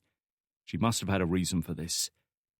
"Okay, so maybe she's trying to spread love and peace through the medium of bullets. Either way, we know she was the sniper." "Let me worry about the motive," he said, handing her a steaming cup. He knew she'd have kicked off if he didn't offer her a coffee. All I need from you is the method. Did you get anything from the cameras at the lockup? She shook her head. The lockup itself wasn't covered by any cameras, so I missed the vehicle changeover. But the main gate logs all vehicles coming in. I managed to catch our friends as they arrived with Demichev. Turning her attention to her laptop, she called up an image file and maximized it so that it filled the screen. Sure enough, the Chevy cargo van was plainly visible as it pulled up to the main gate, the driver leaning out to swipe his access card through the reader. Can you zoom in? Drake asked. Manipulating the black and white image, Frost focused in on the driver. He was wearing a baseball cap and was careful to keep his head tilted away from the camera, denying them a good look at him. The only thing Drake could tell for sure was that he was of lean build and apparently fond of tattoos, judging by the symbols and images etched into his exposed forearm.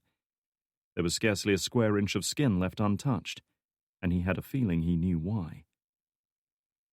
The local tattoo parlor did well out of that guy, McKnight remarked.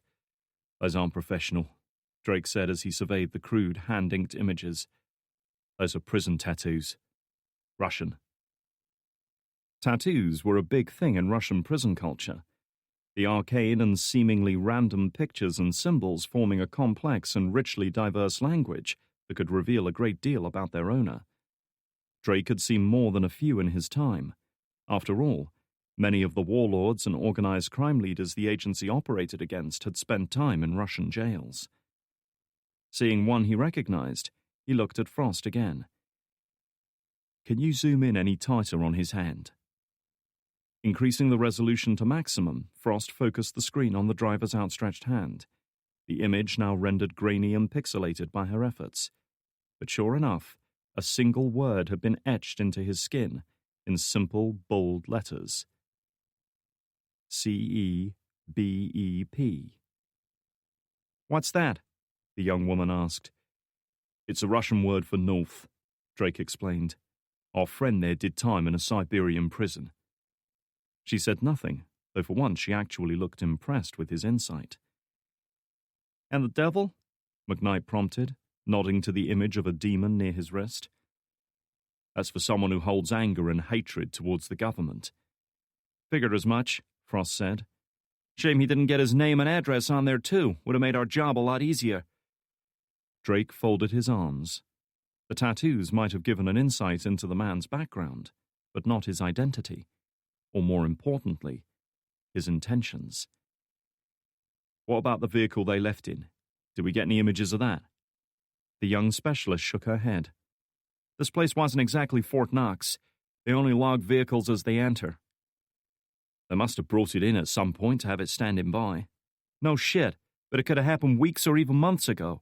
You want to cross-reference every vehicle that's passed through these gates in the past 6 months? Be my guest. He didn't. So who was the lockup registered with? Some outfit called Marcel Removals. They took out a short-term lease about a month ago. She shook her head. It's a bullshit company. There's nothing on them. He wasn't surprised. What about Anya? Frost made a face, suggesting the news wasn't good.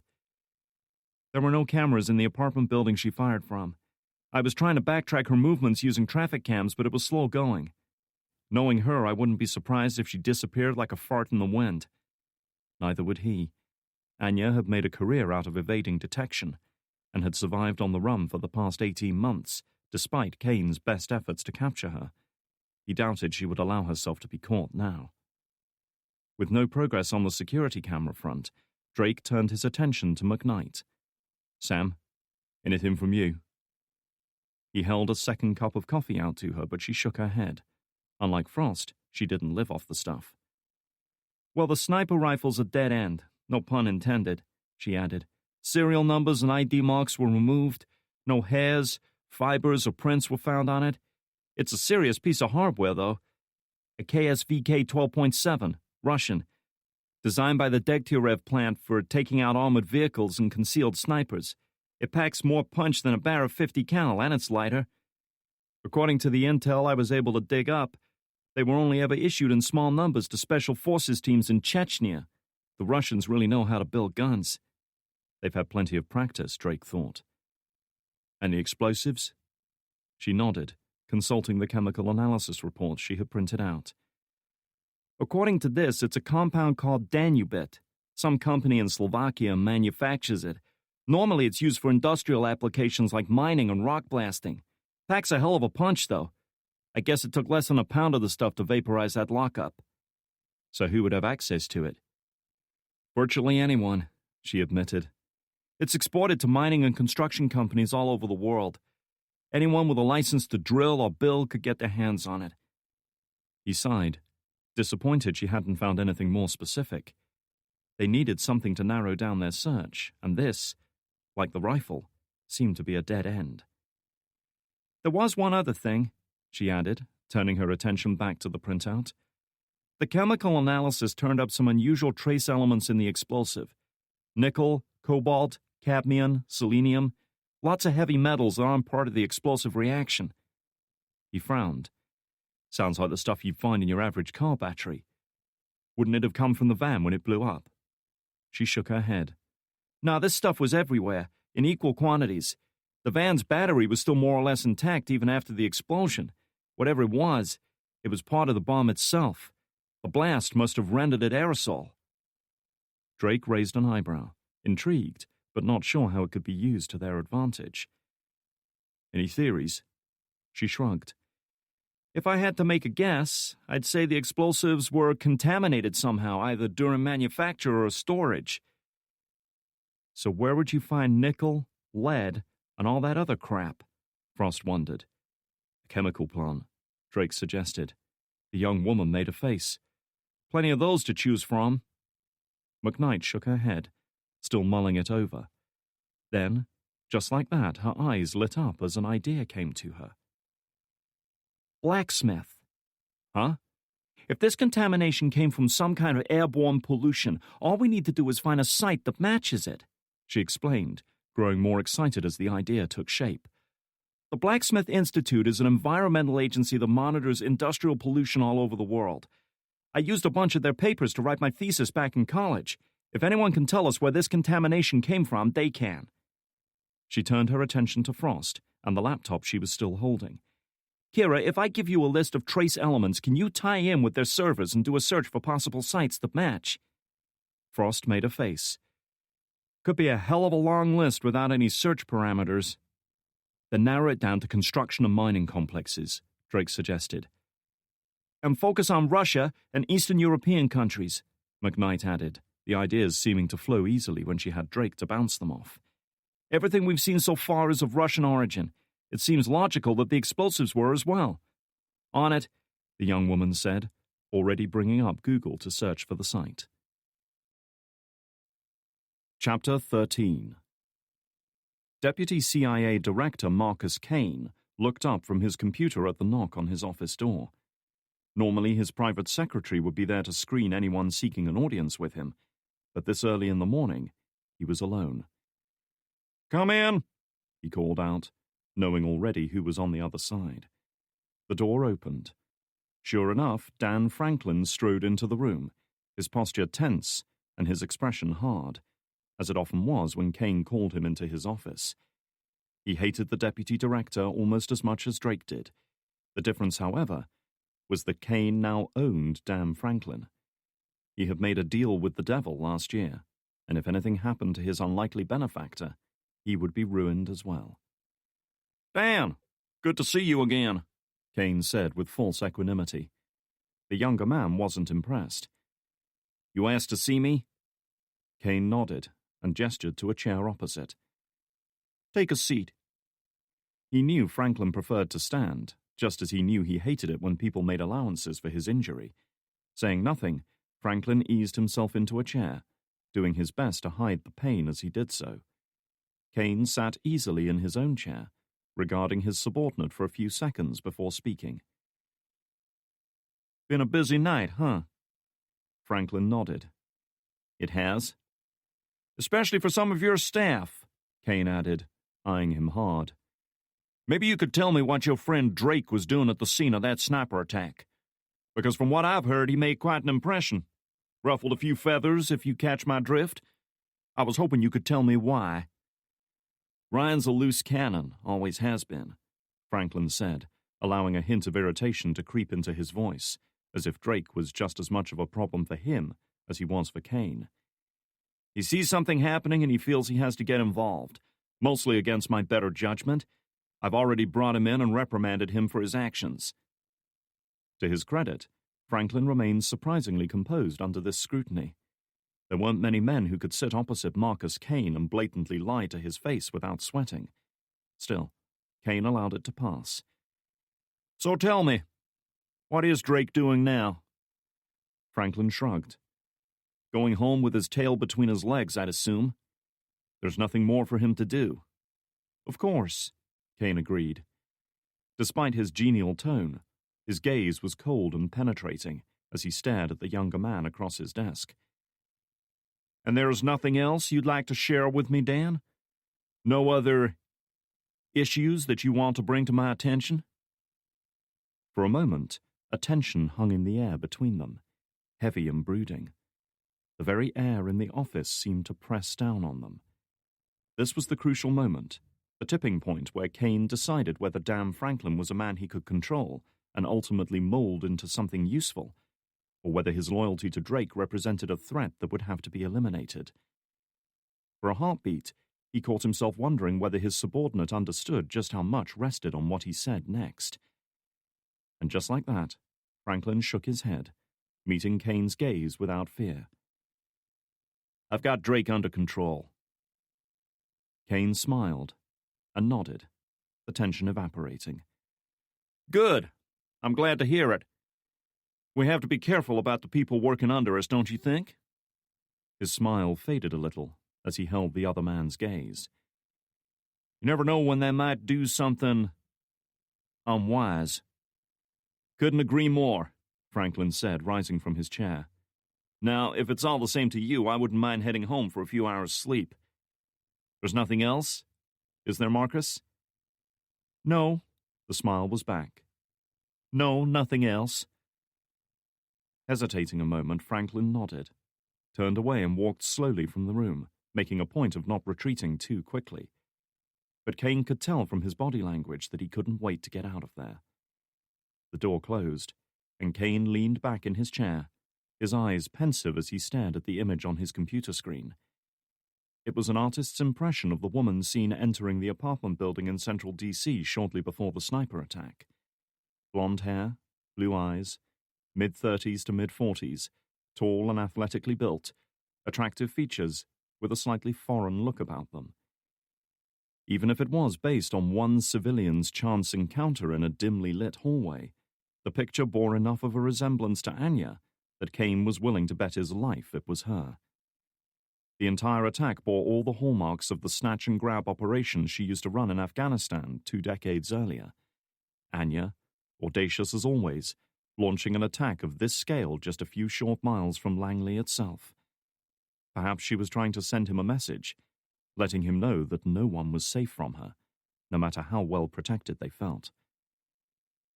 He didn't fully understand the depth of her participation yet, but he had a suspicion he knew what, or rather who, her ultimate goal was. What he did know for certain was that Drake, predictable as always, was already working to track her down. For now, at least, Kane was content to let Drake do his work for him. Keeping the man alive just might prove to be the best decision he'd ever made. Kane was adept at manipulating people into doing what he wanted. But as he had learned from long experience, the best spies were the ones who didn't even realize they were working for you. I think I've got something, Frost said, now hunched over her computer, her eyes glued to the screen. I've accessed the Blacksmith Institute's soil and air sample database. It's one of the most boring things I've ever looked at, but if the comparison tool finds something, it should return a result within minutes. Drake could do nothing but wait as Frost went about her task, her eyes flicking constantly back and forth across the screen, while her fingers danced over the keyboard, inputting information, navigating from page to page, scrolling through lists of results. The only time she interrupted her work was to reach for her coffee cup and take a gulp. Got it, she announced at last, leaning back on the couch with a triumphant smile. It's a perfect match for soil samples taken around the nickel smelting plant at Norilsk in Siberia. They even have their own mining operation right next door. $20 says that's where your explosives came from. Can you access the local police department? Bring up a list of recently reported crimes in Norilsk? McKnight asked. The technician frowned. I think so. Why? What are you looking for? She raised an eyebrow. Thefts. Frost got the idea. Accessing the Norilsk Central Police database and running its contents through an online translator program, she began to scan the list of recently reported crimes. Such occurrences were often kept available online in case some helpful citizen happened to browse through and spot something that jogged their memory. Epic win for us, she announced. Norilsk Nickel reported a theft of explosives from one of their warehouses about 2 weeks ago. McKnight leaned in closer, her expression serious. How much? She scanned the badly translated report. About £300. The older woman took a step back. Jesus, she said quietly. That's enough to level a building. For Drake, the revelation presented an altogether more sinister conclusion. There were going to be more attacks. Still, they had a lead. A tenuous lead, perhaps, but a lead all the same. The next course of action was obvious. If the trail leads to Norilsk, that's where I'm going. Why the group responsible for this would have traveled all the way to Siberia for explosives, he had no idea. But like the chess piece and the cryptic message on Demichev, it was somehow part of a larger plan. It's not going to be easy, Frost warned, having called up detailed information on the city. Norilsk is a closed city, kind of a hangover from the Cold War. I guess the mining operation is considered highly sensitive. Even people who live there need a special permit to enter or leave. It could take months to get one, which puts you shit out of luck, Ryan. Drake let out a breath, for the time being daunted by her revelation. Franklin wouldn't support any kind of covert insertion, and there was no way for him to make his way there legitimately. Without the resources and backing of the agency, he was little better than a tourist. There has to be a way in, he persisted, unwilling to concede defeat. Frost spread her hands. Unless you're real cozy with someone in the Russian government, I don't see how. That notion stirred an idea in him. It was a risky and decidedly unwise idea, but if it paid off, then it might just give them what they needed. He knew of someone in the Russian government well placed to get him access to restricted areas, someone with a vested interest in catching the people responsible for the attack, someone with whom he had already established a tentative element of trust. There's one person we could try. It didn't take McKnight long to see where he was going. Ryan, tell me you're not suggesting Moranova. Fine, I won't tell you. She's FSB, for Christ's sake, she reminded him. In case you hadn't noticed, we're hardly top of their friends list right now. Not to mention the fact that you're talking about launching an unauthorized operation into a foreign country and cozying up to one of our biggest rivals at the same time. How do you think this would look if it got out? I don't care how it looks, he bit back. I care about answers. McKnight folded her arms. Then here's an answer for you. If you do this, forget about your career. You're putting your life on the line. These people don't play games, even if you do. Drake remained for a moment in brooding silence. To go any further, to go against Franklin's wishes and join forces with the FSB, might mean opening a permanent rift between them. It might mean the end of his career entirely. Yet doing nothing could mean sitting back and watching Anya destroy herself in a war she could never hope to win. She was, without doubt, one of the most capable and resourceful people he'd ever met, but she was still only one woman, and she couldn't take on the whole of the FSB by herself. And if he lost Anya, he lost his only chance of taking down Marcus Kane and getting his life back. The man might have been held in check by Franklin's threats of exposing some of his past misdeeds, but that would only serve to delay the inevitable. Drake, and those around him, was a thorn in his side that Kane would find a way to remove sooner or later. Drake's only chance was to get there first, and the only person who could make that happen was Anya. She alone possessed the knowledge to bring down one of the most powerful and dangerous men in the agency. I can't afford to lose her, Sam, he said at last. I have to find her. And that was it. Just like that, the decision was made. The line was crossed. Whether he would come back from it was another matter. Then I'm coming with you, McKnight decided. Drake shook his head. No, you're not. He was prepared to stick his neck out on this one, but he wasn't prepared to put the rest of his team at risk. Not over something like this. He'd done that too many times already. For a moment, anger flared in her eyes. I'm an explosives expert, and you're hunting for missing explosives. You need me. I don't need you dead. He'd known she would insist on going, and he'd known she would offer a perfectly logical argument to back it up. But that still didn't mean he wanted Samantha there. He especially didn't want her there if his connection to Anya was discovered, and the FSB decided to throw him in the same hellhole prison he'd once rescued her from. Well, that's handy, because I've got no intention of dying. Neither did Keegan, Drake remarked, sadly thinking of the teammate they'd lost during their mission in Afghanistan several months earlier. His death had left a raw wound on the team, particularly on Drake and Frost. That's low, Ryan. Bringing him up like that. McKnight folded her arms and stared at him, her eyes filled with simmering anger. Anyway, you sure there's not another reason? What's that supposed to mean? You want me to draw you a diagram? She said accusingly. It means you've been ducking me ever since I got to D.C. If you've got a problem, I want to know about it now. Drake looked up at her then. My problem is I made it personal in Afghanistan and I got a good man killed. He shook his head, willing those memories to subside. Never again. This is my risk to take, not yours. McKnight stood her ground, undaunted by his refusal.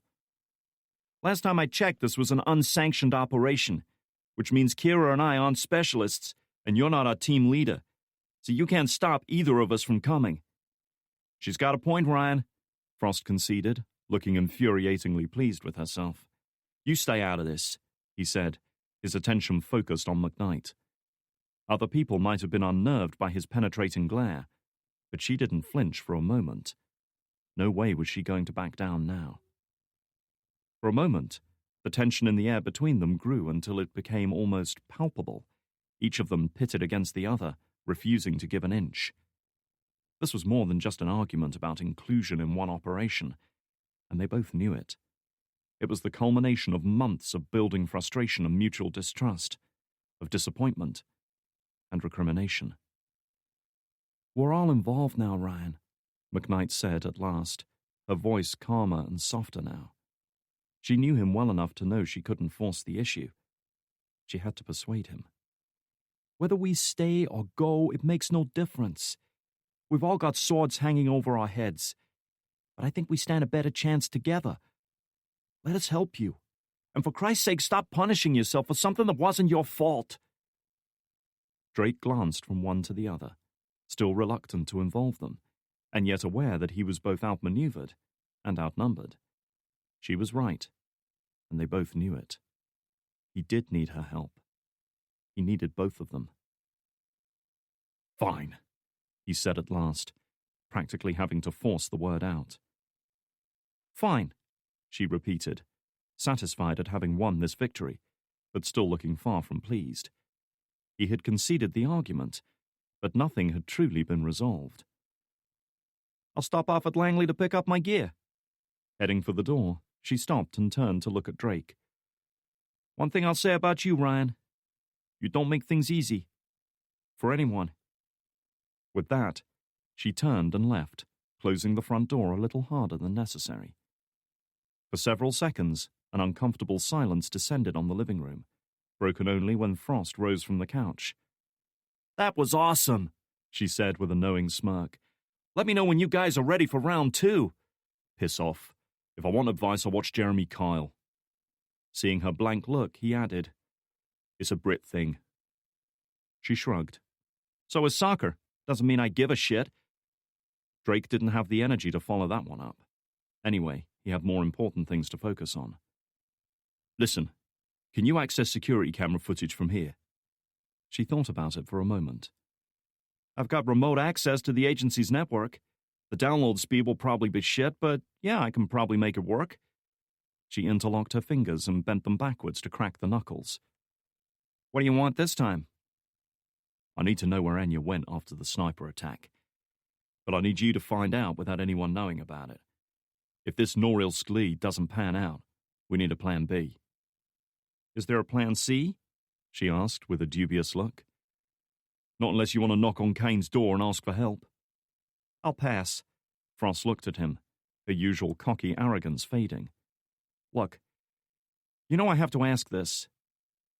Are you sure this is what you want, Ryan? Even if you find Anya, you really think you can stop her? Nobody can stop her, Drake admitted. But she trusts me, and she might listen to me. Maybe that'll be enough. Yeah, good luck with that. She sighed and ran a hand through her short black hair, leaving thick strands of it sticking up. Okay, fine. I'll see what I can dig up. Thanks. Rising from the chair, he grabbed his coat that was still draped over the edge of the couch. Help yourself to whatever's in the fridge. You know I will. What are you going to do while I'm working my ass off? Drake needed people he could rely on, and enough of them to make a viable investigative team. But he knew he couldn't approach any of the other Shepherd specialists through the regular channels. Franklin would shut him down before he'd even made his first phone call. We need more manpower, he decided. I'm going recruiting. Anyone I know? Frost asked. Yeah. Agent Off. First name Fuck by any chance? Got it. By the way, sorry for interrupting you earlier, he added. For a moment or two, she actually had the good grace to look embarrassed. He didn't think it was impossible to embarrass Kira Frost. It's cool, she said, quickly recovering. Anyway, he's still chained to the bed. I didn't hear that, he called over his shoulder as he made for the door. Chapter 14. Cole Mason grunted, startled out of sleep by the harsh buzz of his cell phone. He blinked a few times, his eyes slowly adjusting to the darkness around him as his mind snapped awake. In his profession, one learned to sleep light and wake quickly. The phone carried on ringing and vibrating, moving an inch or so across the hard table surface with each surge. With his head starting to pound as a hangover kicked in, he reached over and snatched it up. Yeah, he mumbled, rubbing the sleep out of his eyes. His throat was dry as sandpaper, and it was reflected in his voice. Cole, it's Ryan. If the fact that Drake had called at such an early hour wasn't enough to rouse him, the urgency in his friend's voice was more than enough to convince him something was up. Mason frowned, torn between curiosity and lingering resentment towards the man who had only yesterday killed any hopes he had of resuming his career. So, what's on your mind? How's the shoulder? It works, Mason replied, managing to keep from groaning in pain as he sat up and pain blazed outwards from the old injury. Why? He reached for the plastic bottle of painkillers on his bedside table and emptied a couple into his hand. These weren't the kind you could buy over the counter at the local supermarket, but they did the trick. For a long moment he stared at them in the half-light filtering in through the window blinds. Then, with a resigned sigh, he popped them into his mouth and swallowed. I might have work for you, if you're up for it. What do you mean, work? You refuse to reinstate me, or have you forgotten? Because I remember it pretty clearly, Ryan. Even after half a bottle of scotch. He could almost hear Drake wincing at his stinging rebuke.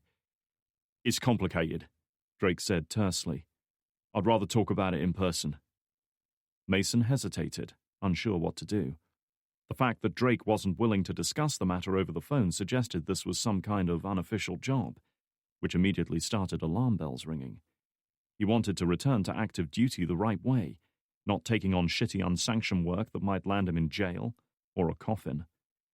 And yet, surveying the cheap, cramped, low-rent apartment that was all he could afford on the half-pay he'd been forced to subsist on since his injury, he knew one thing for sure. He couldn't carry on living like this. Okay, let's talk, he allowed at last. Where are you? His response came a moment later with a knock at the front door. You've got to be shitting me, Mason said, killing the phone and swinging his legs over the edge of the bed. He quickly pulled on a pair of jeans and a t-shirt before heading out to greet the unexpected visitor.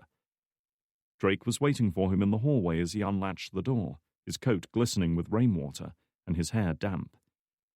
A little presumptuous, don't you think? Mason asked, irked by his arrival. Drake shrugged. What I have to say isn't a conversation for an open line. Anyway, I assumed you'd at least hear me out. You're not that much of an arsehole. You'd be surprised, Mason remarked, though reluctantly he moved aside to let Drake pass. Lucky for you, I'm in a forgiving mood. He'd showered and shaved since the last time they'd met, but there was a drawn and haggard look about Drake that spoke of a long and sleepless night. It gave Mason a faint sense of satisfaction to know that all was not well in the other man's life either. Drake surveyed the dingy apartment, his expression making it obvious how little he thought of it, and for a moment his eyes rested on the bottle of scotch on the cheap coffee table in the center of the room.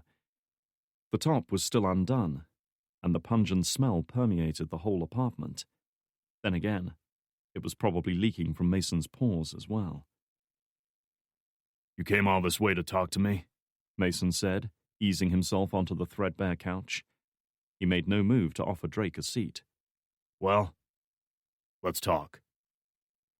Drake exhaled slowly, marshalling his thoughts for what was clearly going to be a long and difficult explanation. It's about Anya, he began at last. For the next 10 minutes, Mason listened in silence as Drake did his best to outline everything that had happened since they'd parted company yesterday. The anonymous text message requesting to meet, the shots fired from the apartment block, the encounter with Anya and the desperate race to recover Demichev before finding him brutally tortured, and finally the trail that seemed to be leading them deep into Russia. That's what we've got so far, Drake concluded. The next step is to approach Miranova and see if she'll cooperate. Mason was stunned by everything he'd heard. Never had he imagined the depth of the conflict Drake had become caught up in, or the lengths to which he was willing to go for the woman who had started it. So let me see if I've got this straight, he said, rising from the couch. Your plan is to rock up at the front door of the Russian embassy, ring the bell, and say, "Hey, remember me?" Then, assuming they even let you speak to this Miranova, and assuming she's dumb enough to agree to help you, you're going to hightail it to some shitty town in the middle of Siberia on the remote chance that you can find the guys who supplied the explosives to blow up that storage locker? Then, assuming you find them, and assuming they know anything that's worth a damn, you're going to use them to track down Anya, make contact with her, and get her to stop what she's doing? All under the very noses of the FSB? Drake shrugged. Like I said, I don't expect it to be easy. It's a clusterfuck just waiting to happen, Mason cut in. If the FSB find out you knew who was behind the sniper attack the whole time, they will kill you, Ryan. There won't be any trial or prison sentence for you. You'll disappear for good. That's assuming Anya doesn't kill you first, of course. She won't, Drake said with a confidence that seemed entirely unwarranted. I'm about the closest thing she has left to a friend. That's beautiful, Ryan, Mason said with unveiled sarcasm. You're going to die for your friend? Drake looked at him, his eyes hardened with resolve. I've made it this far without getting killed. I've got no intention of starting now. And as for the rest, finding people is what I do. I know I can get her. Mason folded his arms, leaning back in his seat as he eyed Drake critically. And say you do somehow manage to track her down. What then? What's your end game? I get her to stop what she's doing before she makes things even worse. At the very least, I can find out why she's doing this. Mason wasn't convinced. And it never crossed your mind that she doesn't need or want your help. At this, he saw the stern resolve waver just a little, saw the long-buried pain that his words had drawn to the surface. Anya's a fighter, he said at last. She's been betrayed all her life, broken down, forced into a corner, and she'll fight back any way she can. It's all she knows. It's the only thing that's kept her alive all this time. But now, it's the thing that's going to get her killed. I can't explain it, but I know it. I have to find her, Cole. And I'm asking for your help. I can't make you do it, but I came here because you're one of the few people I still trust. Mason sighed, torn between admiration and pity. If Drake was hoping to appeal to his sense of duty and loyalty, it was misplaced. I agree to this, and Christ knows there are plenty of reasons why I shouldn't. What exactly do I get out of it? I can offer you the daily rate for a specialist, Drake said, clearly unhappy at the tone of Mason's demand. Best I can do, I'm afraid. Since this operation was off the books, any payments and expenses would have to come out of Drake's own pocket. He was hardly rolling in money, but he had savings that he could, if necessary, use to finance Mason's services. Mason smiled, though it was a cynical, ironic smile. You're asking me to break the law, disobey orders, take part in an unsanctioned operation, and risk my life to help a woman who destroyed my career. If you want all that, you'll have to do better than standard pay, buddy. I don't want your money. I want my life back. How exactly? Drake asked, though he had a feeling he knew what was coming. Rising from the couch, Mason took a step towards Drake. Even injured and diminished as he was, he remained a large and formidable figure. When this is over, you're going to bring me in for retesting. You'll make sure I pass the exam and recommend that I be reinstated to full active status. Drake felt his heart sink. He suspected Mason wouldn't let this go, but to hear it laid out in such stark, calculating terms was nonetheless far from easy to stomach. What his friend was asking of him was the very thing he'd refused to do yesterday, for very good reasons. Consider this job a field trial, Mason went on, sensing his doubts. I screw up, we call it a day. But if I do right by you, in the field, where it matters, then I want a second chance. I deserve a second chance. If you screw up, there won't be any second chances. For either of us, Drake said. Mason eyed him hard. Those are my terms. You either accept them, or we have nothing more to say to each other. Your call, Ryan.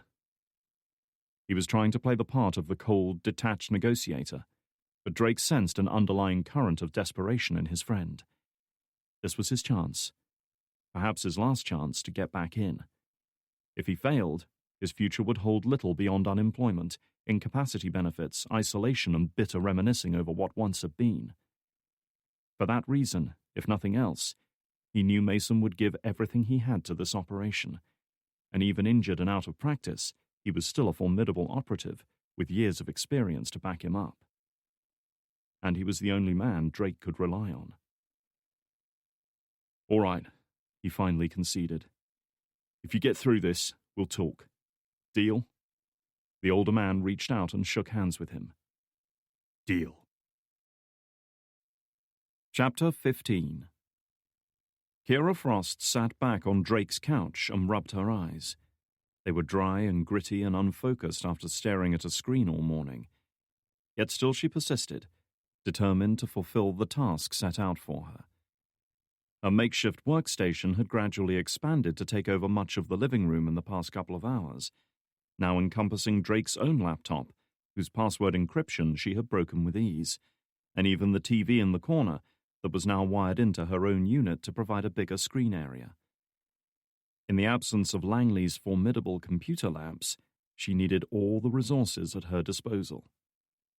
It wasn't a desire to impress Drake with her technical prowess that drove her on, but rather a stubborn refusal to admit defeat, particularly to someone like Anya. In a way, she almost felt relief at the knowledge that she'd been right about Anya since the beginning. From the first time they'd met, Frost's instincts had told her the woman was bad news, a suspicion apparently confirmed when Anya attacked her and tried to take her hostage mere minutes after her escape from the Russian jail. Only prompt intervention on Drake's part had persuaded her to back down. True to her word, Frost had resumed her painstaking trawl through CCTV camera footage in the area of the sniper attack, trying to discern where Anya had gone after firing those 2 fatal shots. Such a task was daunting at the best of times. There were no viable cameras within 2 blocks of the apartment building. She knew because she'd wasted an hour trying to find one, and nobody knew which direction Anya had gone after the attack. Thus, she'd been forced to randomly search through traffic and security footage in the general vicinity, hoping to get lucky. Truly it was like looking for a needle in a haystack, only there were thousands of other needles mixed in with it, and the limited technology at her disposal only allowed her to view one at a time. "I know you're out there, somewhere," she said, reaching for the takeaway pizza box next to her workstation. 2 empty cans of Red Bull sat crumpled next to it, pilfered from Drake's fridge. "There's no fucking way you're getting the better of me." She was about to crack open her third, when at last she spotted something. A figure in a dark overcoat striding down a busy street north of the freeway, head down and partially covered by a black hat. A woman, tall, athletically built. A woman who walked with the confident ground-covering stride of a soldier, who didn't even look up as a police car sped past on the main road, with its lights flashing and sirens wailing.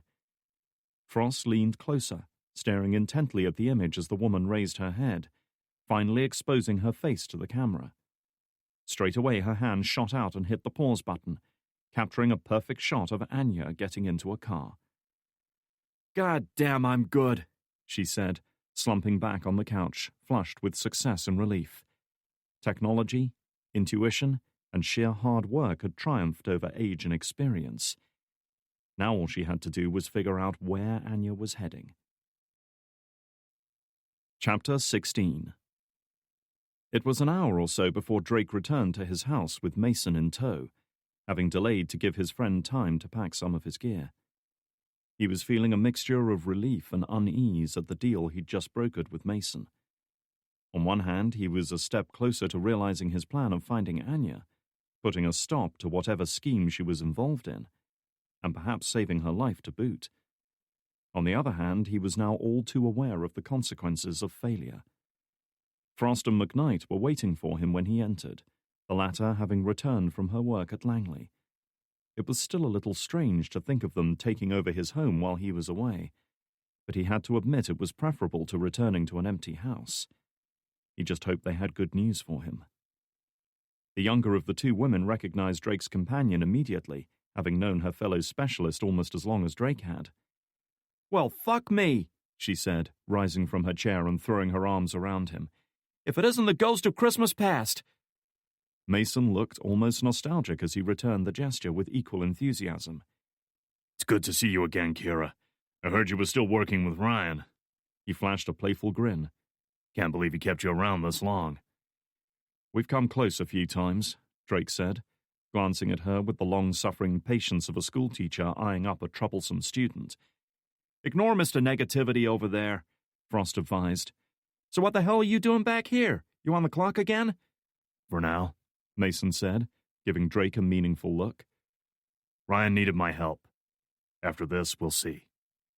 "How's your shoulder these days?" Mason's relaxed confidence faltered for a moment, though he quickly recovered. "A few months of rehab was all I needed. Never felt better in my life."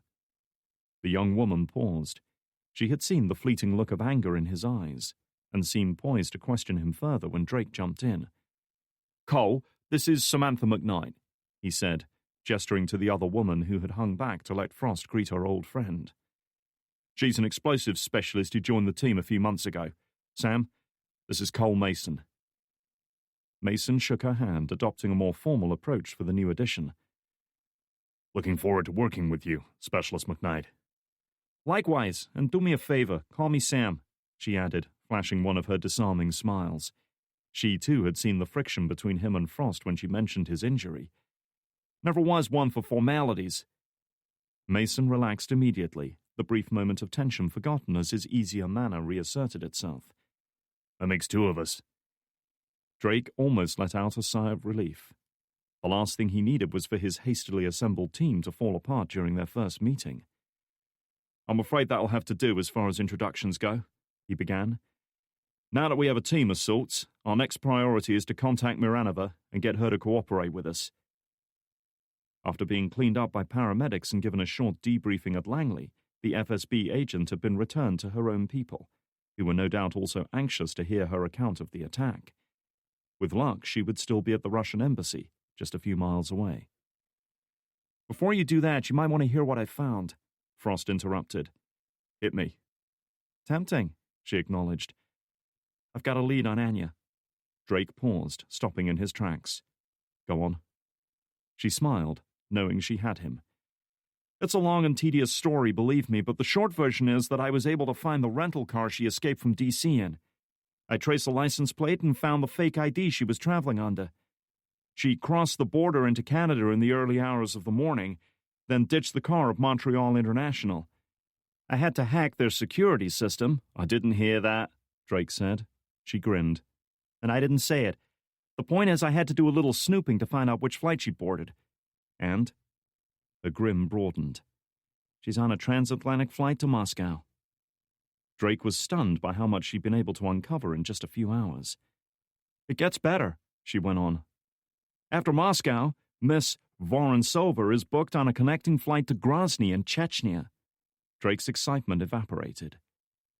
Chechnya was a country well known to the agency, a Russian republic that had tried to break away after the dissolution of the Soviet Union. It had twice fought wars of independence against its far larger parent nation, achieving little except widespread destruction and suffering. These days it was a hotbed of racial tension, ethnic nationalism, sporadic fighting, and terrorism. There were an awful lot of Chechens who harbored deep hatred towards the Russian government, many of whom were capable of planning an attack like the one mounted last night. Ryan, do you understand what I've just told you? Frost said. I've got reliable intel that Anya is heading for Chechnya, and I'm pretty sure she's not there for a fucking vacation. This could be the build-up to another attack. I hear you, Drake confirmed, his mind racing. Does anyone else know about this yet? Nobody yet. I was careful to cover my tracks. McKnight was quick enough to see the implications. Ryan, we know which flight Anya's on. We know what she looks like and what ID she's traveling under. We could have a team standing by in Georgia to intercept her. We could end this thing today. And get Anya killed in the process, he thought. He was quite certain she wouldn't surrender willingly, and an armed confrontation in a busy airport wouldn't end well for anyone. And even if they did somehow manage to take her in alive, it would be impossible to do so without Kane finding out. There it was, right in front of him. A simple choice. Give up Anya, and perhaps prevent another attack like the one in D.C., or do nothing. Protect her anonymity, and watch as more people died. Drake could feel his heart beating faster as various possibilities whirled through his mind, none of them good. He knew the right thing. The logical thing to do was to confess what they'd uncovered and give the FSB everything they had on Anya. Such a course of action might well save innocent lives. He knew this was what he was supposed to do. Any case officer worth his salt would have considered Anya compromised by now, and would have burned her long before. Ryan, I know this is a shitty position to put you in, but it's your call, Frost said quietly, sensing his difficulty. I'll go with you either way, but if it comes out that we had intel that could have prevented a major terrorist attack, you don't need me to tell you that we're all fucked. Kira, He closed his eyes, trying to master the conflicting emotions now vying for dominance within him. One word from him could put an end to this. Just one word. It happened almost before he was aware of it. No, he said, shaking his head as if to reaffirm the decision. No, I won't do it. Ryan, are you sure this is what you want? McKnight pressed. You make this choice. There's no coming back from it. For any of us. Drake swallowed and raised his chin, facing up to the truth of what he was doing. I understand. Kira, erase everything you've uncovered so far. No matter what happens, this doesn't come back to you. Fuck off, she said, making a dismissive gesture. If Sam's going all the way with you, you really think I'm going to walk away now? Drake sighed, partly through vexation and partly through relief. He knew she wouldn't bend on this one. Trying to change Kira Frost's mind once it was made up was an exercise in futility, and if he was honest, part of him was glad to have her with him. Thanks, Kira, for all of this, he said quietly. We wouldn't have even made it this far without you. Stop it, you're embarrassing me, she said sarcastically, flashing a crooked smile. However, it soon faded as she returned to the more serious matter at hand. So what are we going to do now? That was a good question. It seemed to him they now had two avenues of investigation, the explosives in Norilsk and Anya's as yet unexplained journey towards Chechnya. The explosives might well yield clues to the group behind this and prevent further attacks, while the Chechen connection would offer a chance of intercepting Anya before she got herself into even more trouble. Given the scale of the attack, it was clear to him now that Anya was merely one piece of a larger puzzle, and taking her down alone was unlikely to derail whatever plan she was a part of. Even he wasn't prepared to sit back and watch innocent people get killed. Likewise, putting all their resources into finding the man who had supplied explosives to the group might ultimately help them track down those responsible for the attack, but would fail to achieve their main goal of finding Anya before things got even worse. Two trails, neither of which they could afford to neglect, but which they didn't have the resources to pursue equally. "I'll follow up Norilsk lead," McKnight said, sensing his dilemma. "I know what I'm looking for, and I think I know how to find it." Drake nodded. By her own admission, McKnight was the logical choice to investigate the contaminated explosives, but he was relieved that she'd made the decision of her own free will. Norilsk was unlikely to be a picnic for her, but it was infinitely safer than the war-torn country he was planning to venture into, and the woman he was planning to take on. "Better pack your thermals," Frost cautioned her. "I checked the weather report for Norilsk earlier. Right now it's a balmy 20 below zero." "Then you better do the same," Drake added. "You're going too." The young woman rounded on him. "Wait a second, I didn't agree to that shit." "We work as a team, remember?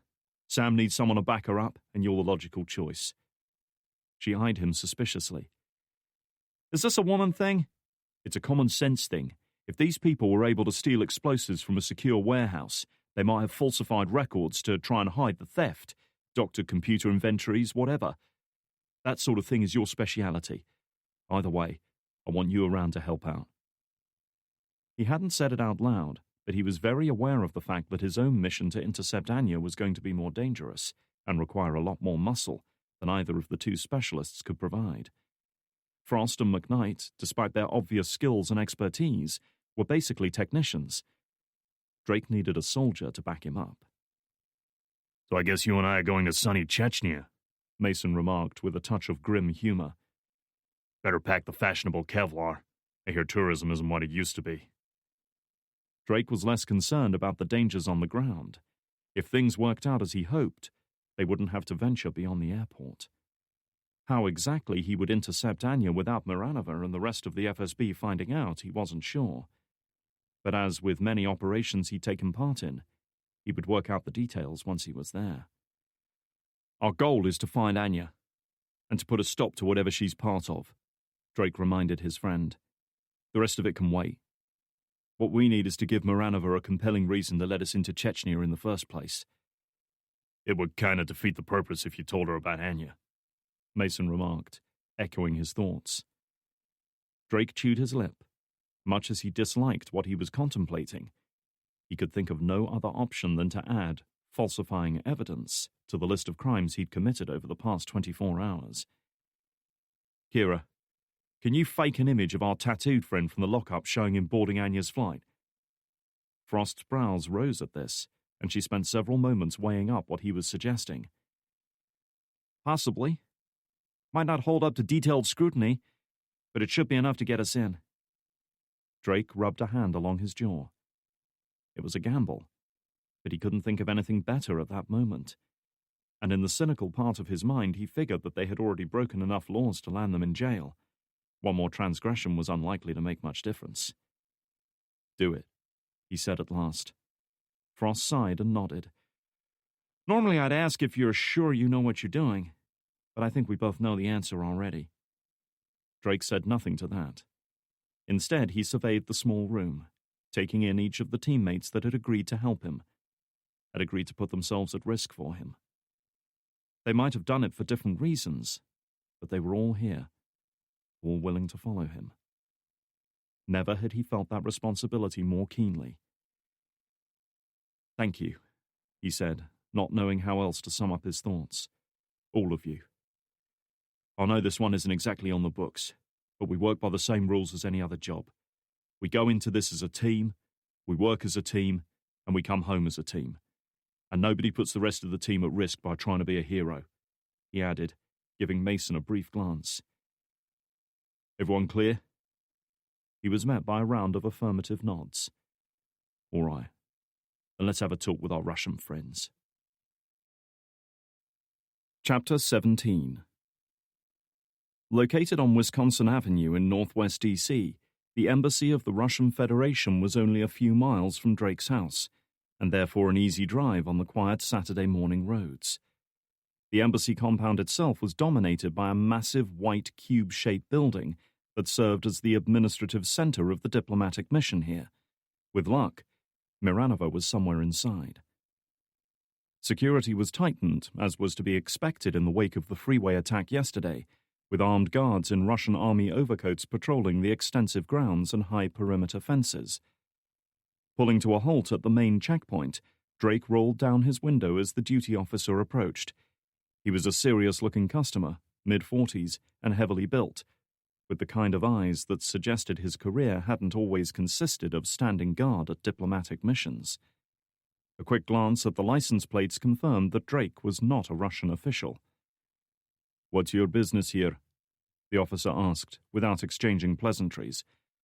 "I'm here to see Annika Miranova. She's an FSB agent involved in the attack yesterday," Drake explained. "My name is Ryan Drake. I work for the CIA." This prompted a frown. "You have identification?" "Of course." Drake handed over his card and waited while the officer retreated to the armored booth that controlled the security gates. He watched as the man radioed the situation in and requested instructions, his facial expression giving nothing away.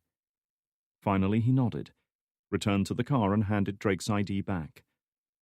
"Bring your car inside and park by the main building," he instructed. "An officer will search you and escort you inside." "Thank you." Following the instructions, Drake found himself in a world of immaculate green lawns, carefully maintained trees and shrubs, and even an elaborate fountain in the courtyard in front of the embassy building. The place was very much emblematic of the new Russia, modern, efficient, and above all, conspicuously friendly to Western eyes. Parking, he killed the engine and stepped out. He barely closed his door before he was approached by a younger man in a dark suit. From his crew-cut hair and thick, muscular neck, it was clear he was some kind of security officer. "Please hold your arms outstretched," he said, speaking perfect English, though his tone made it clear this wasn't a request. Drake did as commanded, seeing no need to provoke him. A quick and efficient search was soon conducted, during which his wallet, cell phone, and car keys were removed, with the promise that they would be returned to him when he left the embassy grounds. He wasn't pleased by this, and was glad he'd brought only a prepaid phone with no sensitive information on it, but nonetheless, he complied. Satisfied at last that Drake posed no obvious threat, the agent handed him a blue security badge to pin to his jacket. It was written in both Cyrillic and English. "Visitor, escorted at all times." "Do not lose this," he instructed Drake, then gestured towards the main building. "Follow me, please. I will take you upstairs." Drake did as he asked, eager to find both Miranova and to escape the miserable winter weather. She was waiting for him in one of the embassy's conference rooms on the upper floor, his escort explained as he was conducted through the main lobby and up several flights of stairs, the younger man taking the steps with the ease born from strenuous daily exercise. Even Drake was a little out of breath by the time they halted outside a room on the top floor. The security agent glanced at him, a flicker of amusement in his eyes as he swiped his card through the electronic reader. The doors clicked once as the locks disengaged, and swung inwards to reveal an expansive conference suite. With thick carpeted floors, a polished wooden conference table surrounded by expensive leather chairs, and floor-to-ceiling windows offering a fine view of the city, it was clearly the kind of room reserved for high-level briefings and important visitors. Drake should have felt honored, but his mind was on other matters at that moment. The room's only occupant was standing by the reinforced windows, staring pensively out at the buildings of central D.C. beyond. Hearing the buzz of the door's electronic locks disengaging, she turned to face him. For the first time since he'd met her, Drake took a moment to really look at Miranova.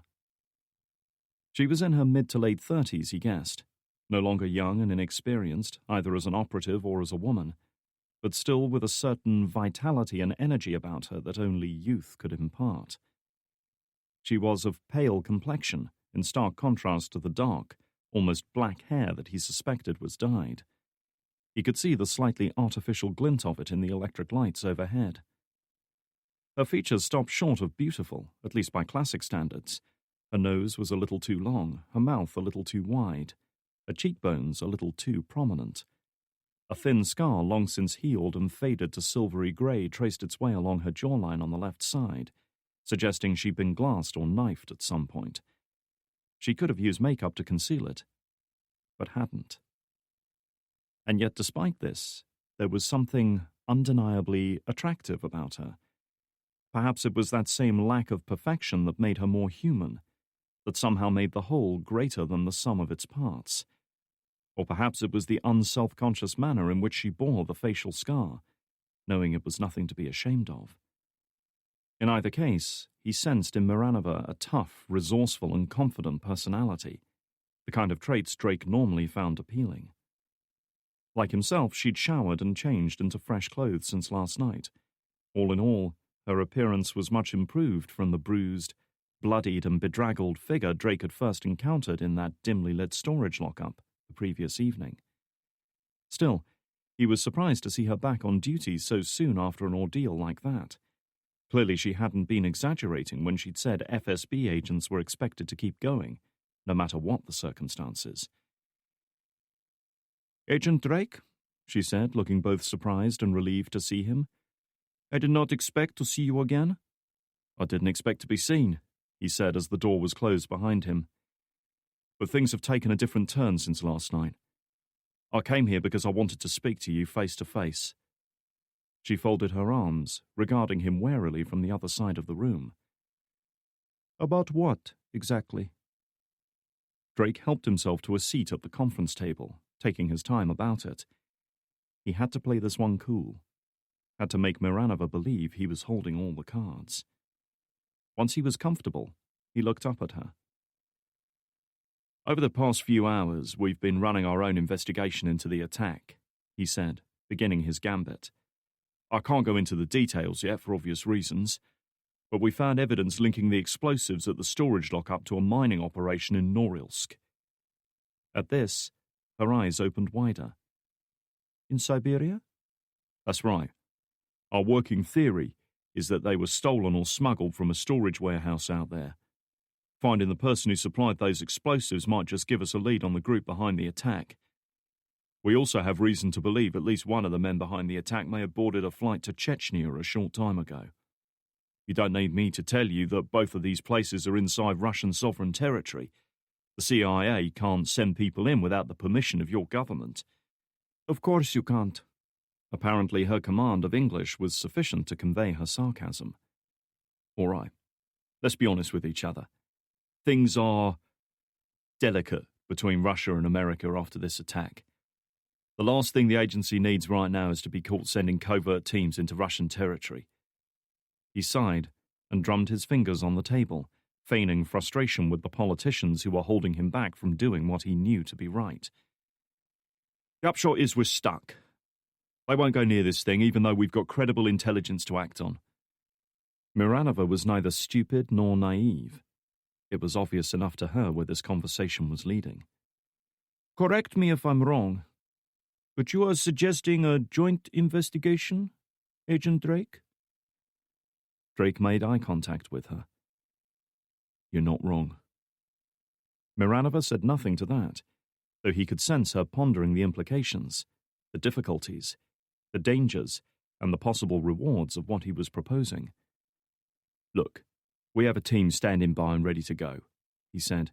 "They're good people, and I've worked with all of them before. If there's anything at all to be found, they'll find it. All we need is your cooperation. Get us permission to enter Russia, let us do what we do best, and we'll find these men for you." "And what would you do with them, if you found them?" He shrugged. "Our goal is to see them punished, Who does the punishing doesn't make much difference to us. Watching him for a long moment in silence, Miranova walked away from the window, took a chair and sat down opposite him. Tell me, Agent Drake, do you speak for the whole of the CIA on this? She was testing him, trying to make him sweat. This was where he had to concede something, had to make her think she'd rumbled him. If he tried to present her with a deal that sounded too good to be true, she'd never buy it. Like I said, the agency's not prepared to make a move on this. Not officially, at least. The truth is they prefer to distance themselves entirely from this whole mess. She cocked an eyebrow. And you? It seems to me that stepping back isn't helping anyone. I prefer to act, and I told my bosses as much. They'll support me in the sense that they won't actively stop me, but they also won't officially acknowledge what I'm doing. Unless you succeed. He smiled a little. Exactly. Then they'll take the credit, so it's a win-win for them. He leaned back in his chair. That's the deal I'm offering. Let me and my team in. We'll share our intelligence with you, work to follow up leads, and if we happen to take these men down at the end of it, they're all yours. It seemed like a good deal on the surface, but clearly Miranova was no stranger to such games. And what do you get out of this, Agent Drake? She asked. It seems you are offering us much and asking nothing in return. He smiled, playing the part of the ruthlessly ambitious opportunist. The agency might take credit on the surface, but behind closed doors, it'll be a different story, especially if you make sure they understand how invaluable my help was. He saw a knowing look in her eye. Taking risks to advance one's career was apparently not a concept unique to the CIA. Now they were talking the same language. I'm offering you my help, Agent Miranova. If I fail, you lose nothing. If I succeed, it will cost you nothing. You're not likely to get a better deal, but it's your choice. For the next few seconds she was silent, her natural caution and pragmatism vying with her desire for vengeance. Then gradually he saw her expression change as one emotion began to gain control. He saw her jaw tighten, saw her chin raised a little, and in that moment, he knew that he had her. I will make some calls, she finally said. Chapter 18. Like all of the secure conference rooms at the Russian embassy, the one now occupied by Drake and Miranova featured a sophisticated communications suite, allowing them to create high-speed encrypted data links to any computer or satellite comms array that was willing to receive them. In this case, that meant setting up a teleconference with the FSB's central office in Moscow. Miranova's job was to convince them that Drake's offer was legitimate and had a reasonable chance of success. Drake was no expert on the Russian language, but it was obvious from the tone of her voice and the expression on her face that she was dealing with a situation of both gravity and sensitivity. Still, after several minutes, she finally relaxed a little. Cupping a hand over her cell phone, she turned to Drake. We are being transferred to the office of Viktor Shurovsky, the FSB's director. He wants to speak with us personally, she explained, seemingly in some doubt as to whether or not that was a good thing. They are setting up the satellite link now. Sure enough, the big flat-screen television mounted on the wall at the far end of the room flickered into life, displaying a test screen for several seconds while a secure link was established. And then, just like that, Drake found himself staring at the grim, unsmiling face of the FSB's Director of Operations. Drake knew little of Viktor Surovsky's history beyond the fact that he'd served in the KGB during the Cold War, but he'd seen file photographs of the man, and had even watched a couple of videos of him at public events. However, the reality confronting him on the TV screen was quite different from the carefully managed public image. The first thing that stood out was his age. He couldn't tell if Surovsky's public appearances had been recorded under more forgiving lighting conditions, or if he'd been wearing stage makeup, but the face on the video link clearly belonged to a man whose life had been neither short nor easy. His skin was lined and weathered, pockmarked and sagging visibly under his jaw. His cheeks and eyes were hollow, as if he'd lost a lot of weight in a short time. His hair grey and thinning. His lips were compressed into a thin line as he stared back at them, his dark eyes surveying the almost empty conference room. "Director Surovsky," Drake began, feeling as though he had to say something to break the uneasy silence. "It's an honor to speak with you, sir. I'd like to say how sorry I am for the loss." "Spare me your apologies," Surovsky replied impatiently. "Apologies will not bring dead men back to life." Not one for small talk, then, Drake concluded, though he couldn't exactly blame him for being abrupt. With the death of several agents and one of his senior executive officers, Viktor Surovsky's day had hardly got off to a good start. The old man's piercing gaze switched to Miranova. At least, Drake assumed he was looking at Miranova on his own video feed. The different positions of camera and screen meant that he was staring at a point somewhere over her left shoulder. What followed was a minute or two of dialogue in Russian, with Surovsky doing most of the talking, and Miranova somehow managing to squeeze in the odd sentence here and there. He couldn't be sure, but Drake got the impression she was slowly starting to win the director round to whatever she was proposing. Her face remained a mask of stoic self-control throughout the discussion. Somehow Drake doubted that emotional outpourings would cut much ice with a man like Surovsky. Still, with some agreement apparently reached, the old man turned his attention back to Drake, as if he were a tiresome task that had been put off as long as possible. "Who are you?" "My name's Ryan Drake, sir. I'm a search and rescue specialist with the CIA." He certainly wasn't going to go into details about the highly classified Shepherd program with this man. The term search and rescue seemed a lot less threatening. "Agent Miranova tells me you were useful in tracking down Deputy Director Demochev," he said with the faintest nod of acknowledgement. "You have my thanks for this." If expression and body language were anything to go by, that was a complete lie. Surovsky's words had no more meaning than if he'd been reading from a teleprompter.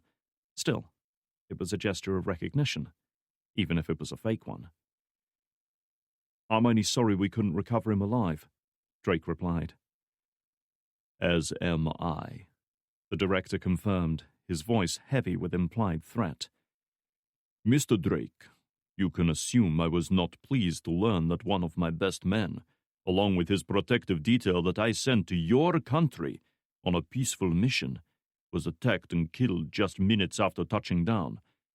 You can also assume that I want the cowards responsible for this to answer for what they did." If Drake had been wearing a tie at that moment, he'd have been sorely tempted to reach up and loosen it. "We're already pursuing a number of leads, sir." "Of course you are." His contempt was thinly veiled at best. "But you will pardon me if I don't entrust the entire investigation to the CIA. I have already dispatched an investigative team of my own. Once they land at Andrews Air Force Base, I will expect you to turn over to them all information relating to this attack." Drake knew right away that such a proposal wasn't going to wash. The idea of allowing a Russian intelligence group free rein to operate in central D.C. was absurd. The idea of turning the entire investigation over to them was even worse. Surovsky was pushing, seeing how far he would go before he drew the line. He had to bring this man around to his way of thinking, and he had to do it fast. "You've spoken very candidly, sir, so I'll do the same," he said, going on the assumption that Surovsky wasn't one for diplomatic bullshit. "It's no coincidence that this attack was launched on American soil while your people were on their way to broker a deal between our two agencies. It seems logical to assume at least part of the goal was to split us apart and to make us waste time throwing blame around. If we start fighting over who has jurisdiction here, we're giving them exactly what they want." "I assume you have an alternative?" the FSB director prompted. "We've both lost people. We both know the CIA has to conduct its own investigation, regardless of what the FSB does. The question you have to ask yourself is what you want to do now. You want to sit on your hands for the next 10 hours while your own team flies here? Fine. You want our two agencies to be working against each other and duplicating each other's efforts? I can't stop you. but it seems to me it would make a lot more sense for us to work together. Surovsky said nothing. He just sat there waiting for Drake to go on. At least he hadn't shouted him down, or even worse, killed the video link right away. The older man's lack of objection encouraged him to go on. Our evidence trail seems to be leading us back to Russia, and if we follow it quickly, then we might have a chance of stopping the group behind this. But we can't do it without you. My proposal is a joint operation, using my investigative team and overseen by Agent Miranova. You'll be kept in the loop on everything we're doing, and you'll have equal access to any intel we recover. He kept his eyes locked with Surovsky's, trying not to let his nerves show. We both want to find the men who did this, so let's go after them together. Surovsky leaned back in his chair, surveying Drake for a long moment in thoughtful silence. Drake said nothing further. He'd made his case as best he could. Now it was up to the FSB director to decide whether he was prepared to buy what Drake was selling. Assuming I agreed to this, I would want your guarantee that if we catch these criminals, they will be remanded to FSB custody, he said, after a long moment. As far as Drake was concerned, Surovsky could do whatever the hell he wanted with Damachev's killers. He had no sympathy for them. Anya, however, was another matter. No way was he letting this man get his hands on her.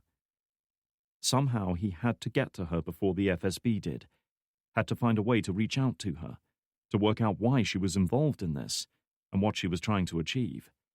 And more important than that, he had to stop her before she made the situation even worse. He had no idea how he was going to accomplish any of those things at that moment, but he would cross those bridges when he came to them. Right now, the priority was getting the FSB on his side and convincing them he was on theirs. "You have it," he said without hesitation. The FSB director nodded slowly, his expression one of grudging agreement. "Then I accept your proposal. For now." Whatever rush of relief Drake felt was soon dispelled as the FSB director's expression darkened, and he leaned forward, staring right into the camera. "But consider yourself warned. If you withhold information from us, if you try to manipulate this arrangement for your own benefit, or if I or Agent Miranova suspect you are serving another agenda, there will be serious repercussions between our two countries. And for you, Mr. Drake. Do I make myself clear?" It didn't take a genius to see what he was hinting at. If Drake tried to play games with them, they had a game of their own. How many years must you spend in a gulag before you learn not to play games? "You do," Drake assured him. Surovsky nodded. "Agent Miranova, I will expect daily reports from you on this investigation. I also expect to see some tangible progress within 48 hours. Good luck." Reaching out, he pressed a button to kill the link. The screen went blank, and, for several seconds, the conference room was silent. It felt like the aftermath of a hurricane, stunned survivors crawling out of their basements to survey the damage. "Must be a great guy to work for," Drake remarked. Miranova gave him a disapproving look. "Director Surovsky has had much to deal with since yesterday. You should be grateful he even agreed to speak with you." Drake didn't feel particularly grateful at that moment. An awful lot of things had to go right for him to achieve the result he desired. And all it took to ruin everything was for a single thing to go wrong. Still, they were on their way. They had taken the first step. The next step would lead them to Russia, to Damachev's killers, and hopefully to Anya. "I'll be grateful when this is over," he said, meaning every word. "Now, if you'll excuse me, I'll need to make a few phone calls myself." Drake waited until he was outside in the embassy courtyard before firing up his cell phone. It had been returned to him along with his other possessions by the security staff at the gate. He wouldn't put it past the FSB to fit a listening device within the phone's casing, though in this case, he'd left a tell, a tiny piece of red plastic inside that would fall out the moment anyone opened it. Satisfied that all was well, he dialed Frost's number. Miranova might have shown a little faith in him, but he doubted the same could be said of her FSB masters. As he'd expected, Frost picked up right away. How's it going? We're in business, he replied simply. Great. Not sure if I should be celebrating or shitting bricks. A little of both, I suspect, Drake advised. Listen, I need something else from you. I need you to do some digging on two people, Viktor Surovsky and Annika Miranova. Ryan, I'm shocked. You telling me you don't trust our Russian comrades? Drake glanced over his shoulder. The security agent who had escorted him into the building was watching him through the plate glass windows of the reception area, his face impassive. I don't trust anyone, least of all the FSB. But if someone's got you by the balls, you want to know if they're going to squeeze. What a lovely image. Okay, I'll see what I can dig up on them. Thanks. Tell the others to meet me at the Russian embassy when you're done. We've got a flight to catch. Can't wait, she said, her sarcasm obvious. Part 2. Incursion. Of the 32 hostage-takers at Beslan, the majority had been remanded to FSB custody for suspected terrorist activity in the months leading up to the massacre. All was subsequently released, without explanation. Chapter 19. Russian Airspace, 8 hours later. One thing Drake had to commend the FSB on, when it came to getting from place to place, they did it in style. No expense had been spared in the Ilyushin IL-96M executive airliner that had ferried Demichev and his team to D.C. only the previous day. From the luxury leather seating, to the cutting-edge workstations, to the fully equipped communications center just aft of the cockpit. There was even a small drinks bar at the rear of the plane, though Drake had opted to steer clear of it so far. He had enough problems without adding alcohol to the mix. So far, at least, things seemed to be going to plan. Frost had duly produced her doctored image of the tattooed man, choosing one of the passengers on Anya's flight to become their fake suspect.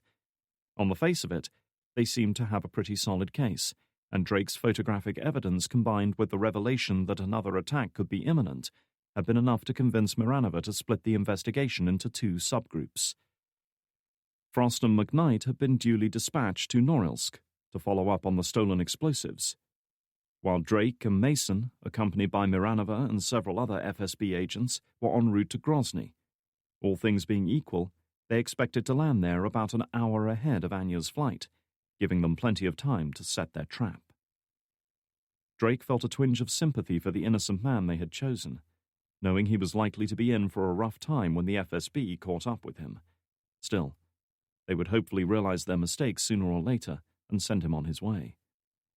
Drake himself would be left with some serious explaining to do. He only hoped he'd accomplished his real mission by the time that happened. He was disturbed from this dark contemplation when Miranova, seated at a small workstation near the front of the aircraft, beckoned him over. Gripping the headrests to steady himself as they hit some light turbulence, he made his way forwards and sat down opposite her, easing himself into one of the padded leather chairs. Mason joined them a moment or two later. I have been going over the deployment plan at Grozny Airport. You should familiarize yourselves with it, she began. In addition to myself and the operatives on this flight, we have 6 agents from our regional bureau, situated at various points throughout the arrivals area, ready to move in on my signal. Our best chance to find our target will be in the disembarkation area, where the terminal creates a natural choke point. Once we have a confirmed sighting, we will move in, surround the target, and subdue him. And where are we supposed to be in all this? Drake couldn't help asking. The two of you will keep your distance, she said. I do not want either of you directly involved in the takedown. This is to be an FSB-only operation. Mason frowned. You realize you might learn more by tailing this guy instead of arresting him. My superiors feel it is too dangerous. If we try to follow him, then we risk being compromised, she explained. This way, we guarantee a prisoner that we can question. Believe me, we will find out everything he knows. And if he doesn't feel like talking? Mason asked. Her dark eyes held a dangerous glint. We can be very persuasive. Drake didn't doubt it. The FSB didn't exactly have a good track record when it came to human rights abuses. Then again, neither did the CIA. Both sides tacitly recognized that coercive interrogation, better known as torture, was a vital weapon in the arsenal. They just preferred not to talk about it. I bet you can, Mason added in a faintly derogatory tone. Miranova was quick to pick up on it, and cocked her head. Do you have a problem with this, Agent Mason? Let's just call it what it is. We're talking about torture here, based on circumstantial evidence at best. Mason folded his arms and met Miranova's gaze without flinching. You know this guy might actually be innocent. 5 of my fellow agents are dead, plus a senior director of the FSB. Men with families, children, people who will never see them again. The group responsible didn't have any reservations about what they did, and our evidence suggests they are planning another attack. If one man has to suffer some discomfort to put a stop to this, I can live with that. Is that the official FSB line? Miranova snorted with amusement. If you are here to lecture me about the evils of our repressive country, maybe you should look to yourself first, she suggested. What exactly do you think happens at Guantanamo Bay, or Abu Ghraib prison, or Parwan in Afghanistan? The CIA's hands are just as bloody as ours, Agent Mason. They are simply better at washing it off.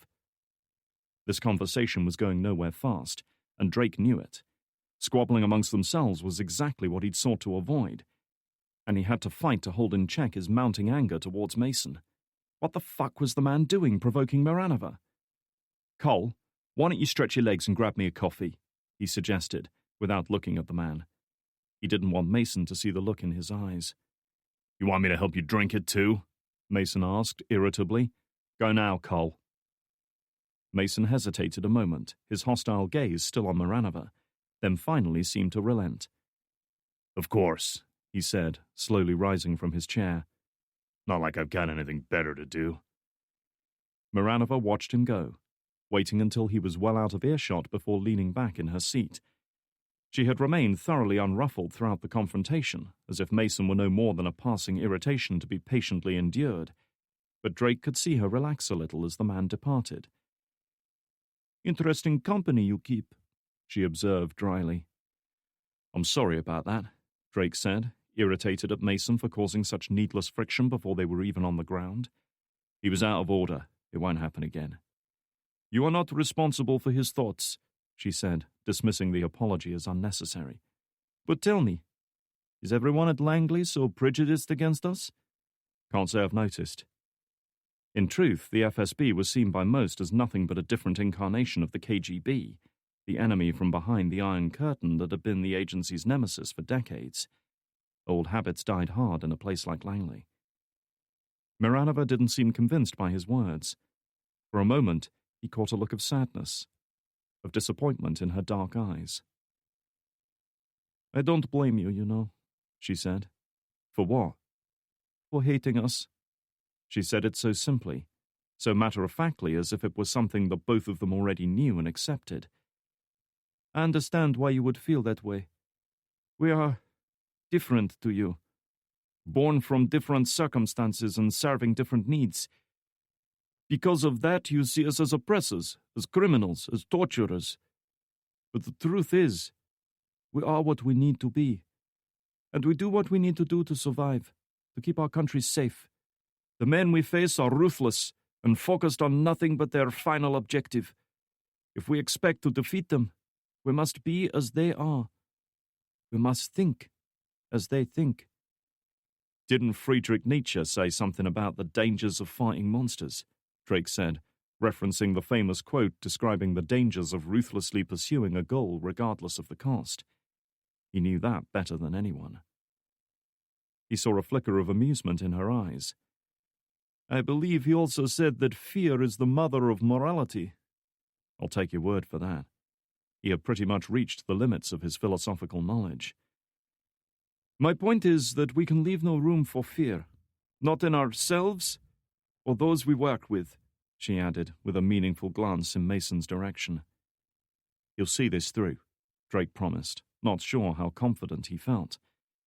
Mason certainly wasn't afraid to face danger, but his behavior so far had been inconsistent at best and downright insubordinate at worst. 18 months of inactivity hadn't just eroded his skills as an operative, but apparently changed his outlook on dealing with others. As you say, Miranova conceded, though she didn't look convinced. And you? Do you have the stomach for this, Agent Drake? If she had met him 5 or 6 years ago, she wouldn't have asked that question. He had been a very different man back then, fighting a very different kind of war. He wasn't proud of some of the things he'd done as a black operative, but he knew one thing for certain. They had left their mark on him forever. The lessons he'd learned back then would never leave him. He noticed a faint smile on Miranova's face as her eyes met his. I think I know the answer already, she said, suddenly intrigued by the man sitting before her. Tell me, what is it you said you did for the CIA? Drake could feel himself tensing up.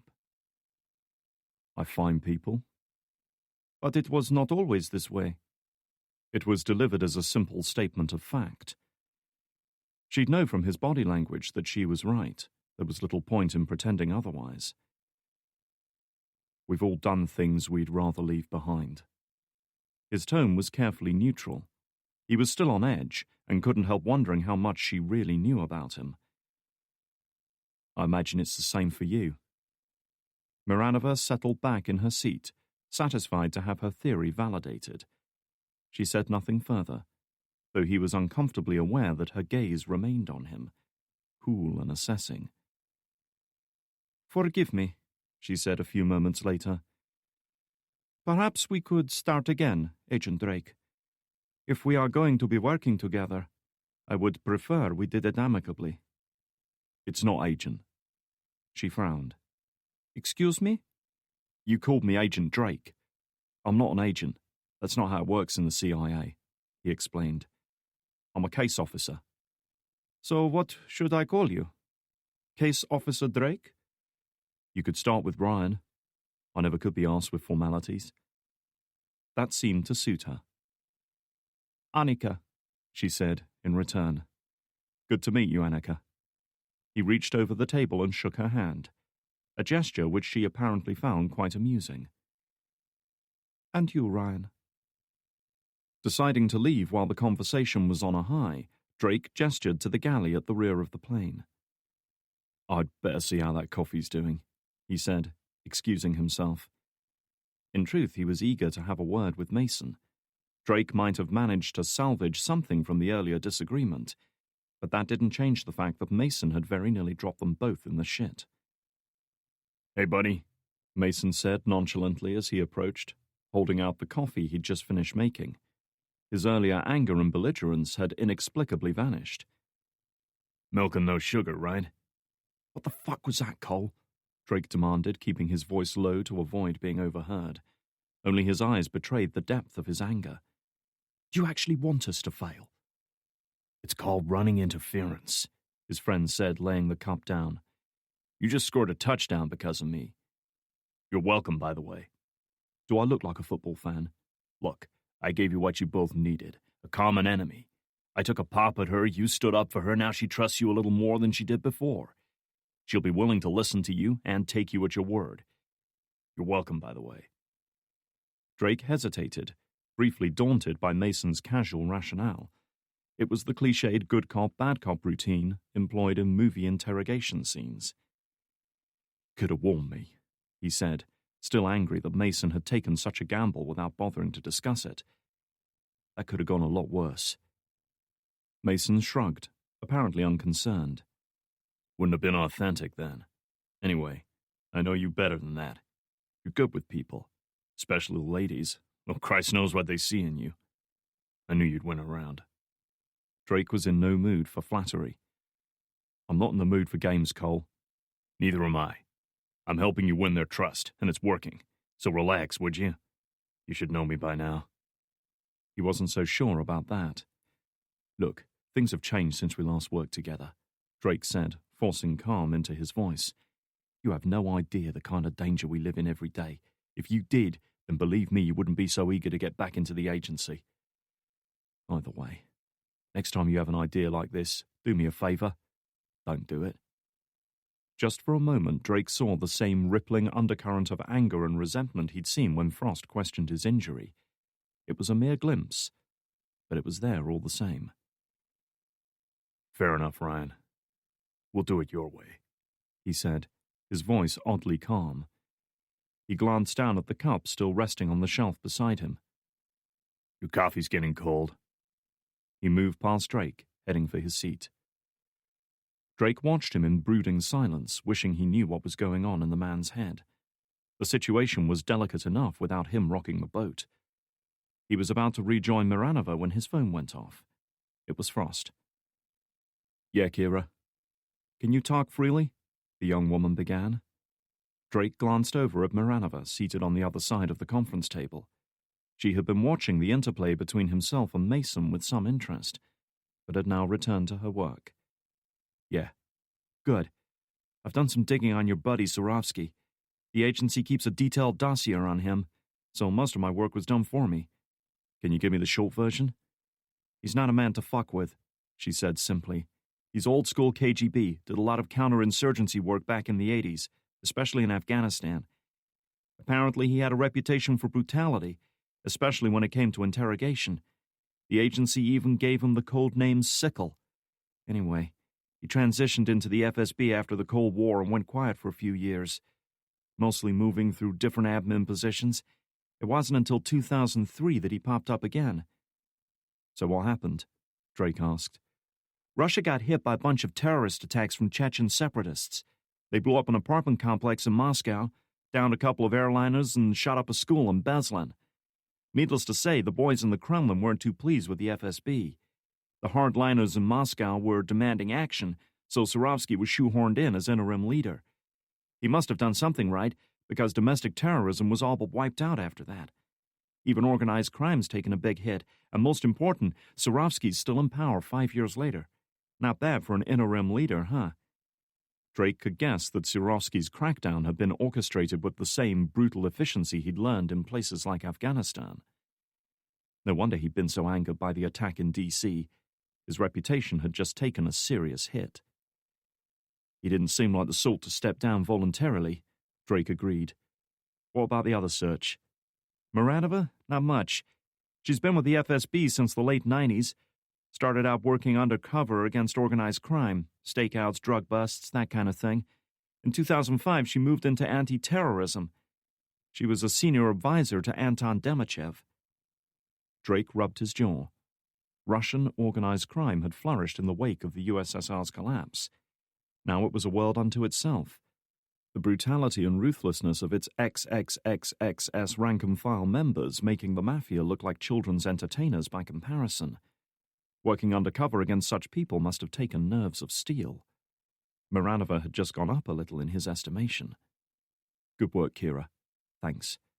No problem. I've got nothing else to do on this flight, she admitted. Just answer me one thing, Ryan.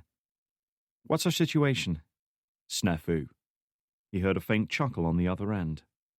Snafu. Situation normal. All fucked up. Figured as much. Chapter 20. Norilsk, Siberia. Making her way up the shaky and drafty jet bridge towards the main terminal, Samantha McKnight was thoroughly glad to be on solid ground again after the hair-raising descent into Alakel Airport.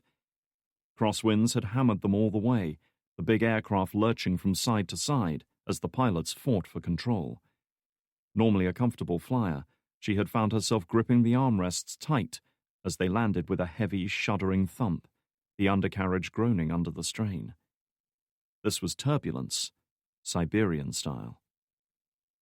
They had left Andrews Air Force Base a good hour after Drake and the others had departed for Chechnya, and though Norilsk was much further east, their journey was actually rendered considerably shorter by flying north of the Arctic Circle. Thus, they had a head start on the other group, and she intended to use it. Christ, I hate flying, Frost mumbled beside her. McKnight glanced at her traveling companion. Frost's diminutive frame was bulked out by a thick padded jacket, over which she had slung her laptop bag and electronics kit, while her feet were encased in heavy boots that would have made professional mountain climbers jealous. She had woken up only 10 minutes earlier, with her eyes still bleary from sleep and her dark hair sticking up at all angles. She looked thoroughly unimpressed with their new surroundings. I thought nothing fazed you, Kira. Frost gave her a sour look. There are only 3 things in life that I hate: warm beer, cold weather, and bad flying. So far, we're 2-0. McKnight was spared further grumbling when their FSB minder strode back down the jet bridge to join them, having gone on ahead to clear the way for their arrival. A powerfully built man with a shaved head and a black goatee beard, Stanislav, or Stav, as he referred to himself, was there to serve as their official liaison, translator, and guide. In reality, his job was to keep an eye on both CIA operatives and ensure they didn't do anything they weren't supposed to. He spoke passable English, and, contrary to their expectations of stoic, brooding silence, he'd been happy to use his language skills incessantly on the flight out here. In the past 8 hours, McKnight had heard his views on everything, from the war in Afghanistan to the relative merits of McDonald's versus Burger King. He and Frost had even got into a heated debate on which was the best gun to use in modern warfare. "We go this way, my friends," he said, jerking a thick finger up the jet ramp. "Stav has taken care of things. No passports, no problems." Another thing McKnight had learned about him over the past 8 hours: he liked to refer to himself in the third person. Still, in his case, he was telling the truth about there being no problems. His status as an FSB agent allowed the entire group to breeze straight past whatever security checks were in place here and into the public terminal beyond.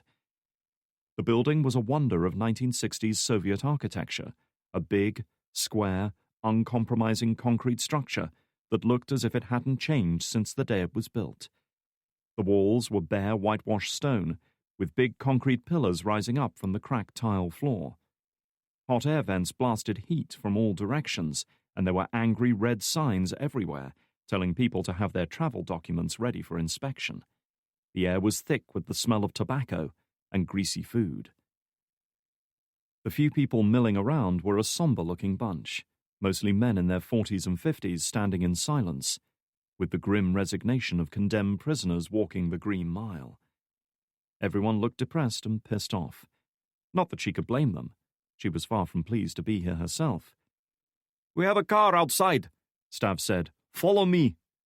Without waiting for a reply, he turned on his heel and strode towards the main door on the other side of the concourse, moving with the confidence of a man used to owning any situation he's in. The cold air struck McKnight's exposed face as soon as the automatic doors shuddered open. A frigid wind was blowing in from the north, picking up scraps of old newspaper, empty crisp packets, and other small bits of trash scattered around, and carrying with it occasional wisps of dry, frozen snow. The sky overhead was completely black, the few working streetlights rendering the muddy, oil-stained car park even more grim and depressing. "Jesus, what a shithole," Frost whispered, echoing her thoughts. As if to emphasize her point, another frozen blast of air whipped against them, seeming to penetrate right through the heavy layers they both wore. Suddenly, the blustery wind and sleet in D.C. didn't seem nearly so bad. She glanced at their chaperone. "What time is it, Stav?" He glanced at his watch and did some quick calculations in his head, no doubt trying to account for the time zones they'd crossed. 3:20 in morning." "What time's sunrise?" Frost asked. He grinned at her. "February."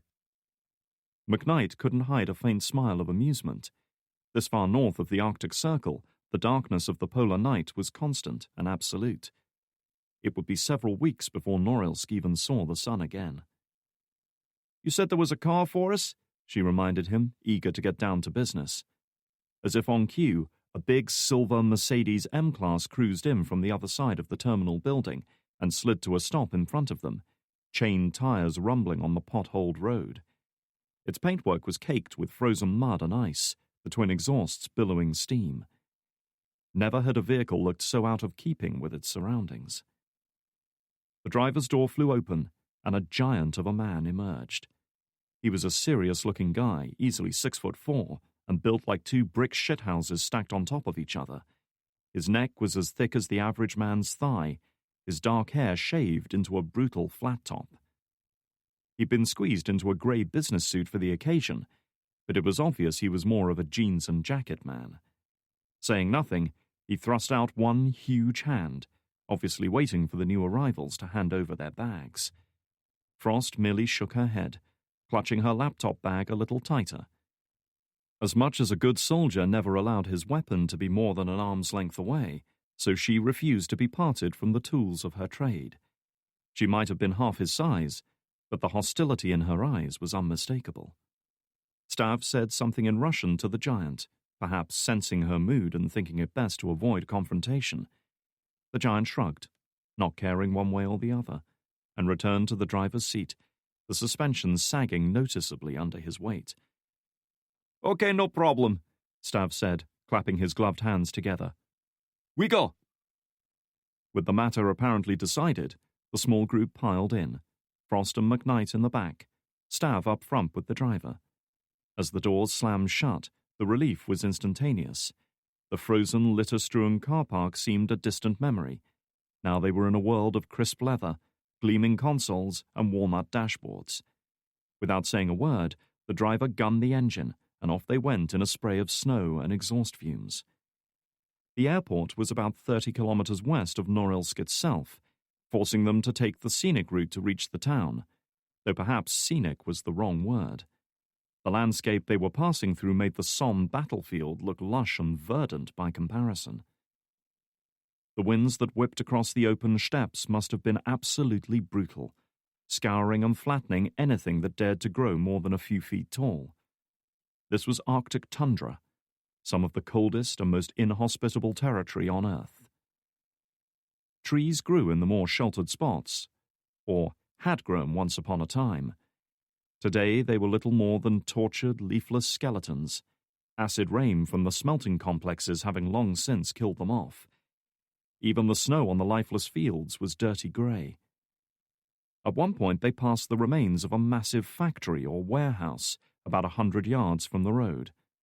McKnight had no idea as to its original purpose, but all that remained now was the metal framework, standing like the mighty skeleton of some long-extinct animal. Everything here looked faded, grey, and decayed. Despite the warmth and comfort of the vehicle they were travelling in, she couldn't quite suppress a shiver as another blast of icy, filthy rain slammed into the windscreen. "Mind if I ask you something?" Frost said, stirring her out of her thoughts.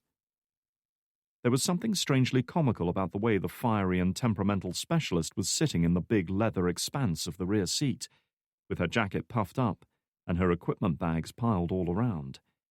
She looked like a reluctant child on a boring family day out. Without waiting for a response, she immediately launched into her question. "What was all that shit between you and Ryan earlier?" McKnight felt herself tense up. She shrugged, trying to appear nonchalant. "I had a few things I've wanted to say to him for a while now. I guess that seemed like the right time."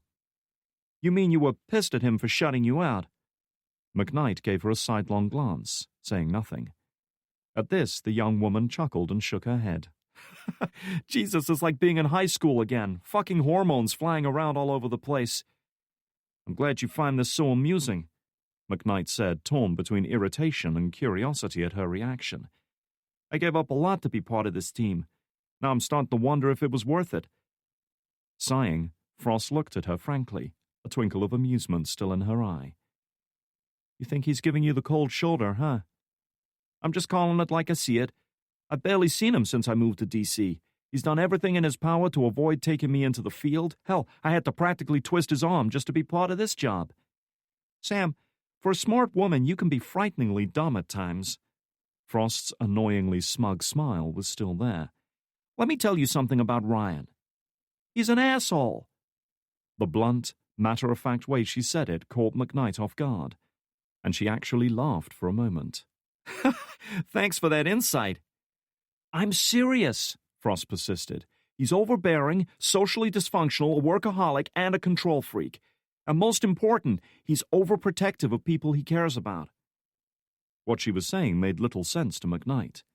"So, he pushes me away, shuts me out, and generally treats me like a piece of shit, all because he cares about me?" The younger woman shrugged. "I said he was dysfunctional, didn't I? And he's a guy, which means he can't deal with all that emotional attachment shit. Instead, he just runs away from it, which in this case means running away from you." McKnight hesitated. On the face of it, Frost's assessment seemed ridiculous, and yet even she had to admit it did fit with Drake's behavior, however bizarre it seemed. But he cares about you too, she protested, and he never hesitates to take you into the field. What's the difference? Again she saw that crooked grin. Because he knows I'd break his arms if he tried that ship with me. Maybe you should do the same thing. McKnight made a face. Not that I haven't been tempted.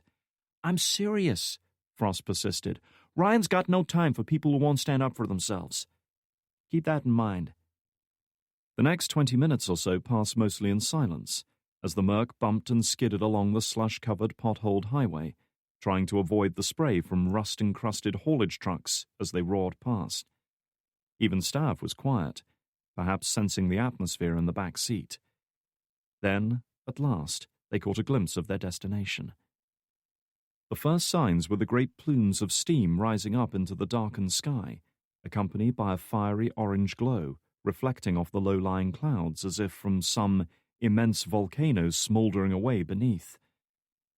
McKnight was finally confronted with the full might of the Russian industrial center cresting a low hill, almost a city in itself. The glow of furnaces was visible within the monstrous square buildings, conveyor belts and machinery running without pause, chimneys belching smoke and steam.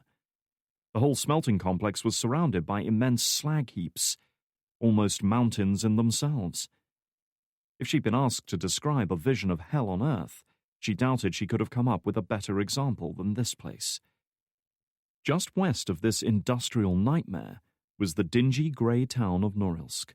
Even from this distance she could see the towering apartment blocks glowing like beacons in the gloom, though the light appeared hazy and indistinct. Smog from the factories and smelting works, still running at full capacity despite the early hour, lingered over the city like a blanket. Wow, Frost breathed, awed by the sight. I've seen pictures of Norilsk online, McKnight said as she watched the vast pillars of glowing smoke. Don't do the place justice. Up front, Stav twisted around in his seat. He'd seen the same things they had seen, but through different eyes. It is cool, yes? The factories provide many jobs here. People come to work for a while, then move on. She got the picture. Norilsk's population was one of transient workers. They would stay for a few years, enduring the appalling conditions, while slowly amassing a small fortune in the refineries, then leave for more pleasant climes, which was just about anywhere. How far to the smelting works? She asked. Stav exchanged a few words with the driver. 5, 10 minutes. But we have office at Norilsk police station. We set up there first, yes? She shook her head. Setting up a base of operations could wait. Getting answers was her goal right now. Just get us to that refinery.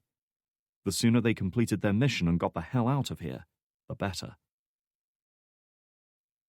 Chapter 21. Grozny, Chechnya.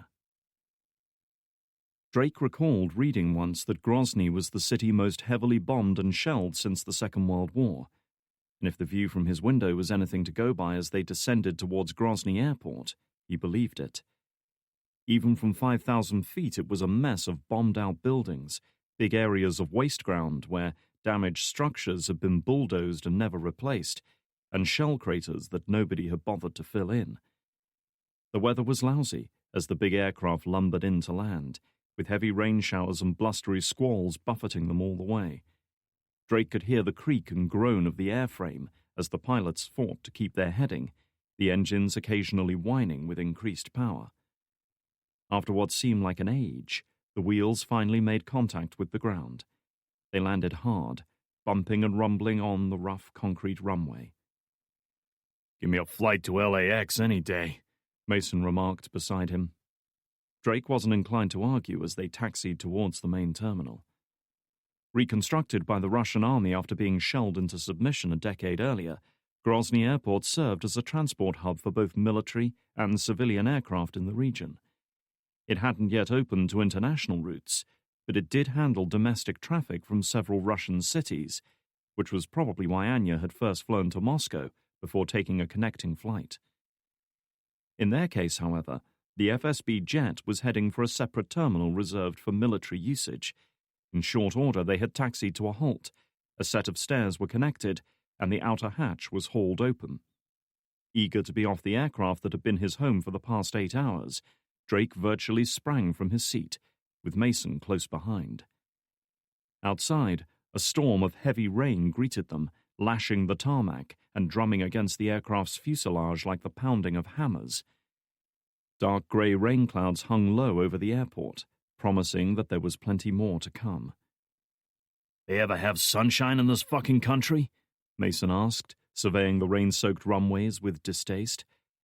The last time the two of them had ventured into Russia together, they had had to contend with sub-zero temperatures and snowstorms. "Let's go," Miranova said, leading the team down the stairs. The tarmac beneath their feet was rough and uneven, and patched with newer material in places. Judging by the pattern of repair work, Drake was willing to bet a cluster bomb had been dropped in this area during the Chechen War. It reminded him of the buildings in Berlin, old shell and bullet holes covered over with cement, the battle damage repaired, but never quite erased. Miranova led them straight towards the terminal building, which was a new 3-story structure with concrete blast barriers and armored glass everywhere. A group of big satellite uplink dishes on the roof loomed over them. Clearly this was more than just an airport terminal, Drake realized as he approached. He suspected it was some kind of regional headquarters building, either for military intelligence or for the FSB themselves. Having their headquarters as an airport made sense if they wanted to quickly and unobtrusively move personnel or other assets into the country. The appearance of a smartly dressed man flanked by a pair of armed agents behind a set of glass doors up ahead only furthered his theory, and Drake kept his eyes on the man as they approached. He was of average height, neither tall nor short, and just starting to develop middle-age spread judging by the tighter buttoning around his waist. Drake guessed him to be in his 50s, his features rugged and characteristically Slavic, wide and rounded face, high cheekbones, and a long, downturned nose that seemed to push his lips into a disapproving pout. One of the agents beside him held the door open for Miranova and the others as they hurried inside, all eager to escape the wind and driving rain. The reception area beyond was very much representative of the building's exterior, very modern, refined and expensive. The floor was polished marble, mirror-smooth and clean, making Drake feel oddly uncomfortable as he clicked and squeaked his way across the open space, leaving muddy footprints in his wake. Drake's mind wasn't on the decor at that moment, however. His attention was focused on the sharp-suited man as he strode forwards and perfunctorily shook hands with Miranova. There were no cordial smiles from this guy. He was all business. A few words were exchanged in Russian, with Miranova doing most of the talking. Judging by her deferential body language, she was very much subordinate to this man. Having apparently been briefed to his satisfaction, his attention turned to Drake, his pale grey eyes shrewd and assessing as he surveyed the younger man. Miranova handled the introductions. "Ryan, this is Ivan Mazalsky, Regional Director of FSB Activities in Chechnya." His suspicions had been proven right. Mazalsky was the FSB's top man in Chechnya, responsible for keeping a lid on the simmering melting pot of racial tension, infighting and attempted terrorism that much of the country had become.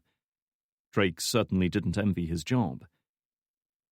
"Director Mazalsky, this is—" "You are the CIA agent leading the investigation into Anton Demichev's murder," Mazalsky interrupted, foregoing any actual greeting. His English was about on par with Miranova's, which was to say it was excellent.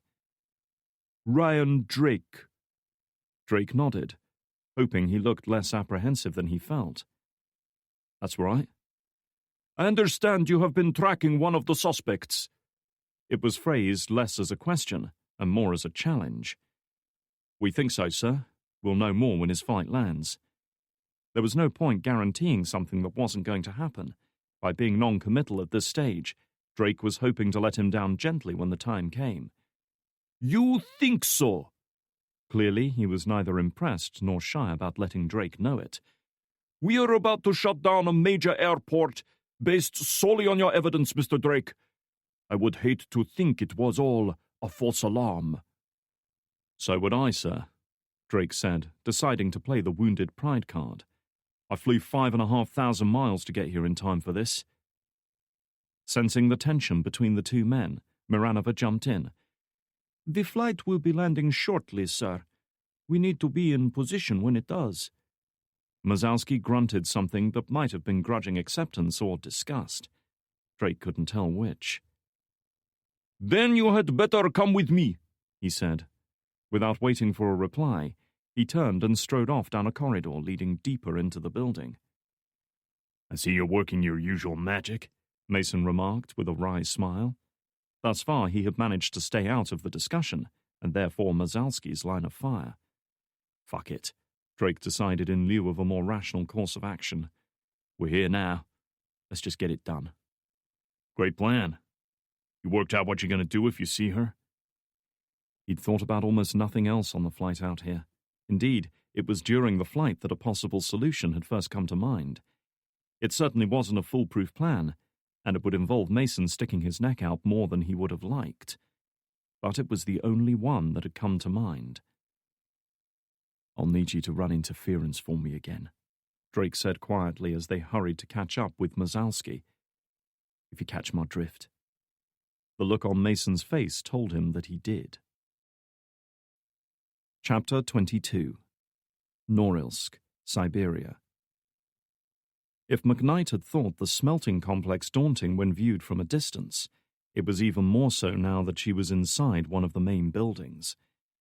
The place was truly immense, reminding her of old WW2 pictures of town-sized Soviet factories churning out munitions day and night.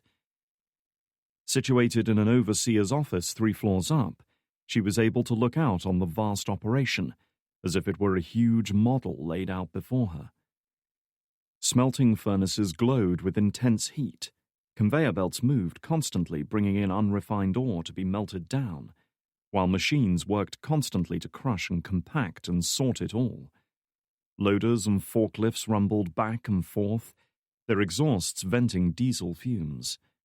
Steam and smoke shrouded the entire area, rising to the vaulted ceiling high overhead to form ominously glowing clouds. The men whose job it was to keep the vast operation running seemed tiny by comparison. Small, dirty, forlorn figures moved amongst the endlessly toiling machines, virtually hidden by the smoke and exhaust gases. Dragging her eyes away from the industrial nightmare beyond the windows of the small office, she turned her attention back to the man sitting opposite. An overseer of the mining and smelting operation, he was one of the more senior managers on hand when she had arrived with her FSB escort. He was also the one who had filed the police report on the missing explosives, which made him an ideal point of contact. He was a small, thin man with greasy dark hair and a thick moustache that made him look a lot older than he was. His face was lean and angular, his complexion darkened as if the airborne dirt had somehow become part of him. Most workers spent 3 or 4 years here before moving on, but this man must have been around a lot longer to have risen to his current position. You said the explosives went missing from your storage warehouse here, she began, going over his official statement. I assume there's no other way they could have stolen it? We always have some in the mine itself for blasting, but most of it is kept under lock and key, Stav said, acting as interpreter for both parties. He might have been jovial and garrulous on the flight out here, but it was a different story now they were on site. Stav had his game face on as he stood blocking the door to the small office, dark eyes watching the shift manager like a hawk, his broad, rugged face immobile as if carved from granite. He'd explained to her in advance that he'd act only as an interpreter, saying nothing in between for maximum intimidation. Judging by the way the manager's eyes kept flicking towards him, it was working. And the warehouse has security guards, she continued. He nodded, throwing an anxious glance at Stav. Of course. We questioned all of them, and so did the police. None of them saw or heard anything suspicious.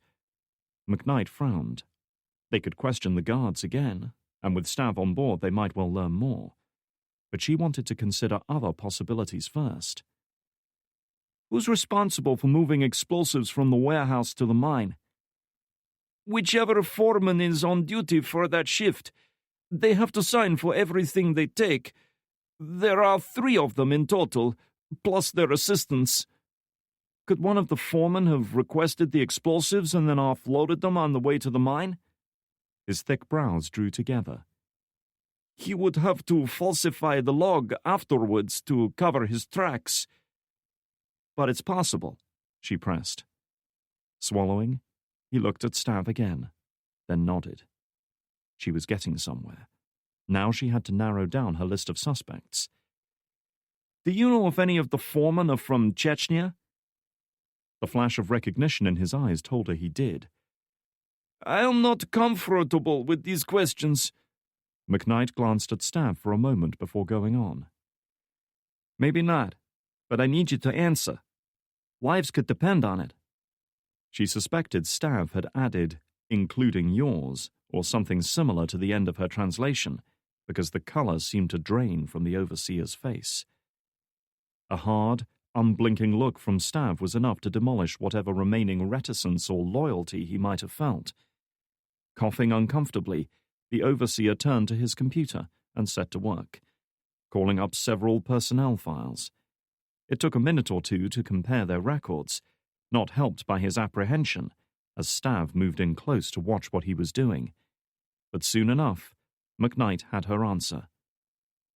I am not responsible for hiring the foreman, he hastened to remind them, but one of them has family in Chechnya. His name is Boris Umarov. McKnight folded her arms, giving Stav a look of gratitude before resuming her interrogation. We need to speak to him. He is on shift today, the manager said. I can summon him here. No need, McKnight cut in. We'll go to him. Chapter 23. Grozny, Chechnya.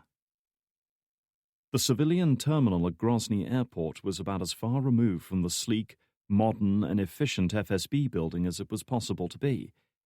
With walls stripped down to the bare concrete beneath, cracked tiled floors, and cheap lighting overhead, it reminded Drake more of an underground car park than an airport. Still, it was obviously a work in progress. Scaffolding had been erected here and there, on which electricians and carpenters clambered like very slow worker ants. Some had removed whole sections of the false ceiling to fit new cabling and heating ducts, while others were repainting walls and patching over damaged sections of concrete. For what felt like the 100th time, Drake glanced up at the arrivals board overhead to confirm the ETA of Anya's flight from Moscow. 10 minutes out. Right now it would be on final approach. Would you stop looking up at that thing? Mason said, taking a sip of his beer. Drake looked over at his companion. Normally, drinking on the job was a big no-no in their line of work, but considering what Drake might need him to do in the next few minutes, he supposed a little Dutch courage wasn't unwarranted. It's an airport, Drake replied quietly, not wishing to draw too much attention to the fact that he was speaking English. There weren't many non-Russians in this neck of the woods. People look at arrivals boards. The two of them were seated at the edge of the arrivals area in a small bar, cafe, and restaurant all rolled into one. It was a lively place that sold everything from shashlik kebabs to cheeseburgers, with some kind of bizarre Russian folk pop combination blaring from speakers overhead. I know. It's just irritating, that's all, Mason explained, taking another drink. Oh, and for the record, I think your plan sucks. Drake couldn't blame him. All eyes were on them at that moment, Mazalski having seen to it that every surveillance camera in the airport was now under FSB control. Nearly a dozen agents were spread out across the arrivals lounge, all waiting for the same thing as Drake and Mason. Well, almost the same thing. The difference was that the target they had been given didn't exist. On the other hand, the woman Drake had come all this way to find was very real. The difficult part was going to be getting to her without every man and his dog realizing what he was up to. If he spotted Anya amongst the disembarking passengers, he was going to need Mason to draw attention away from him while he made contact, and the only way to do that was to fake a sighting of their target. It certainly wasn't going to win them any friends amongst the FSB, but with luck it would buy Drake enough time to get close to Anya. He'd pretend to bump into her as he pushed his way towards the ruckus created by Mason, and with luck, he'd be able to slip her a little piece of paper advising her in no uncertain terms to call his cell phone if she wanted to be alive tomorrow. She would be unarmed in the airport, and perhaps more inclined to listen to him if she thought he might call in the big guns of the FSB. As for what he would say to her when the call came, he didn't know. "Answer me one thing, Ryan," Mason went on. "You ever ask yourself if this is all worth it? If she'd do the same thing for you?" "She's already risked her life for me more than once," Drake said, keeping his eyes on the board. In Afghanistan just a few months earlier, at great risk to herself, she had infiltrated a heavily guarded compound to stop the man intent on killing Drake and his team. "Very noble. But somehow I can't imagine her taking a bullet for me." A pause. Probing. Demanding. "What do you think about that, Ryan?" Drake could feel the tension growing within him, just as he felt Mason's eyes boring into the side of his head. Mason's injury had happened during the mission to rescue Anya from a Russian jail, so it was perhaps inevitable that some of his resentment and bitterness was directed towards her. "I think you need to get your game face on, mate," he replied tersely. "Remember why we're here." "I know why I'm here, Ryan." Mercifully, Drake was spared further barbed remarks when his concealed radio earpiece crackled with an incoming transmission. "Ryan, it is Annika." Miranova's voice sounded tinny and hollow through the little speaker. "Acknowledge." She was posted in the building's security center alongside Mazalski and several other FSB staff, their eyes no doubt glued to the feeds from countless security cameras located throughout the airport, all searching for anything out of the ordinary. The transmit button was hidden inside the cuff of his jacket. Reaching over, Drake gently pressed it. "Go." "We just had confirmation from air traffic control. The plane is on approach now. 5 minutes." He felt his heart start to beat faster, though he managed to keep his voice calm as he spoke his reply. "Copy that." 5 minutes. In 5 minutes he would risk his career, his freedom, even his life, for a woman who might or might not be willing to listen to him, who might or might not try to kill him if he got in her way. Mason had asked him if it was all worth it. Soon enough he would know. Anya was uncharacteristically tense and agitated as the aircraft plowed through low-altitude turbulence, grey clouds whipping by the window at hundreds of miles an hour, just inches from her face. The pilots had given them the weather forecast as they started their descent. Low cloud, rain, and gusty wind.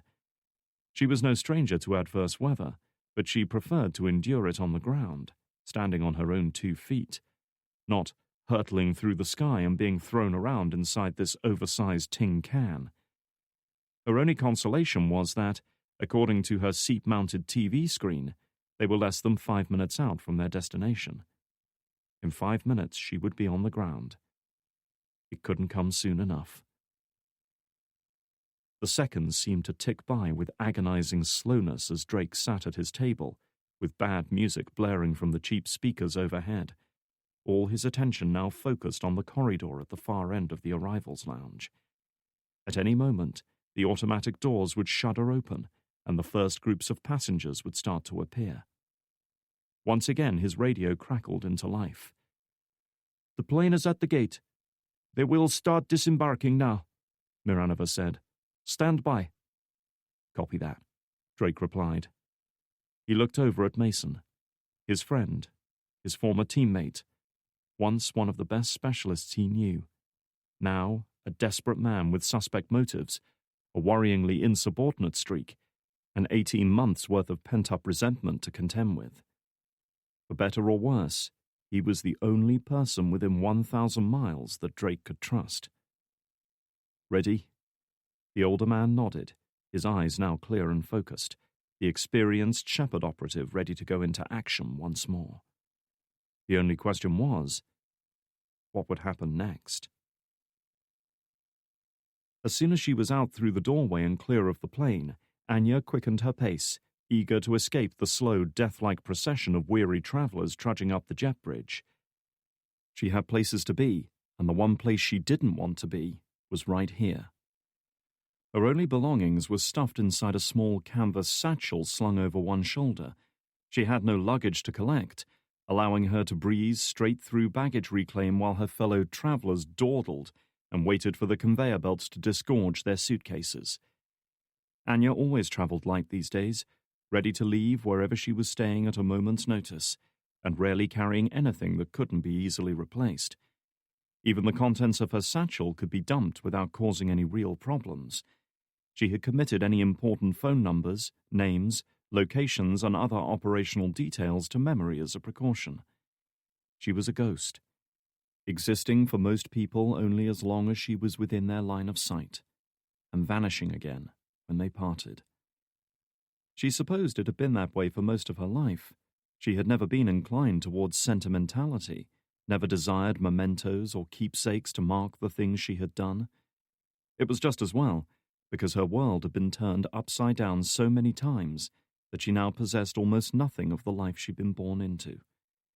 No evidence of the person she'd once been, and could have become. Passport control was another hurdle easily overcome, the bored-looking customs officer giving her only a cursory glance before swiping her fake passport through the electronic reader. Passports were becoming more sophisticated these days, and therefore harder to forge, but there were still a few people with the skill and the resources to produce reliable forgeries, and Anya knew most of them. With her documents returned, Anya adjusted the satchel on her shoulder, tucked her passport into the front pocket of her jeans, where no one could get to it without her knowing, and strode eagerly towards the arrivals lounge. "This is it," Drake hissed as the automatic doors shuddered open and the first crowd of passengers emerged into the arrivals lounge. Few were moving with any great speed or urgency, not that he could blame them. If he called Chechnya home, he wouldn't exactly be excited to be back. Nonetheless, he was thankful for the relatively slow pace as his eyes darted from face to face, desperately seeking the one he needed. Anya was no stranger to disguises, and he expected her to have altered her appearance, but he was sure he would recognize her. There were some things that went far deeper than superficial looks. "You see her?" Mason whispered, scanning the new arrivals. He too had encountered Anya during her rescue the previous year, though it had been brief to say the least. Drake had little faith in his ability to spot her, disguised or not. In any case, he wasn't going to waste time talking now. All his attention was focused on the passengers making their way out through the automatic doors, some in groups, others as couples, and some traveling alone. Each one was rapidly analyzed, compared with the memory of the woman he knew, and discarded. On some level, he was aware that his intense stare would catch the attention of anyone looking his way, but he couldn't help himself. This might be his one chance to find Anya, and before things escalated out of control, it had to work. His radio crackled. "We see nothing yet," Miranova reported, her voice showing the strain for the first time. "Anything at your end, Ryan?" Keeping his eyes glued to the crowds, Drake reached down, felt around, and pressed his transmit button. "Nothing yet. Stand by." "Copy that." He could hear his heart hammering in his chest. His mouth was dry, his palms coated with a faint sheen of sweat. The thump of the bad music in the overhead speakers was matched by the pounding of his pulse as his silent, strained vigil continued. An old man and woman holding hands, neither of them the right height or age for Anya. No good. Behind them, a middle-aged woman with long graying hair, overweight and matronly. Move on. Then he spotted her. Partially hidden behind a group of men in expensive but unfashionably cut suits was a tall, slender woman with blonde hair, dressed in a dark coat and jeans, the same sort of coat he'd seen Anya wearing in D.C. She walked with the long, purposeful strides of one used to exercise and exertion, and who was in a hurry to get somewhere. "Look sharp, mate," he whispered, tensing up, preparing to move. "Behind the three businessmen. Dark overcoat." "I see her," Mason confirmed. "You got positive ID?" Drake peered closer, trying to get a proper look. One of the businessmen, taller than his two companions, was partly blocking Drake's view. Her head was turned down, either because she was absorbed in something or because she was trying to avoid being spotted on security cameras. Either way, strands of blonde hair had fallen in front of her face. "Almost," he hissed, eyes locked on her as she strode towards them, sidestepping the slower businessman. "Stand by." Slowly he eased his chair back from the table. He didn't want anything getting in his way when he went for her. It had to be perfect. In his mind, he imagined Mason barking into his radio that he'd spotted the target, jumping up from his seat and rushing towards some unsuspecting traveler, while the rest of the undercover FSB agents scrambled to get there first. At the same moment, and with everyone's attention focused on the spectacle of armed officials tackling a man to the ground, Drake imagined himself moving in on Anya. She wouldn't be panicking at that moment. He couldn't imagine her ever panicking. But she would have gone into survival mode, her keen mind quickly assessing the situation and the threats facing her before deciding on a course of action. Whether that course of action involved trying to slip unobtrusively away or killing anyone in her path, only time would tell. But she would see him long before he reached her, of that much he was certain. She was always aware of her surroundings, and she knew him well enough to recognize him in a crowd. A great deal would depend on what happened in the second or two after she spotted him, whether she turned and ran, or trusted him enough to let him approach. He could only hope she knew he wouldn't betray her to anyone.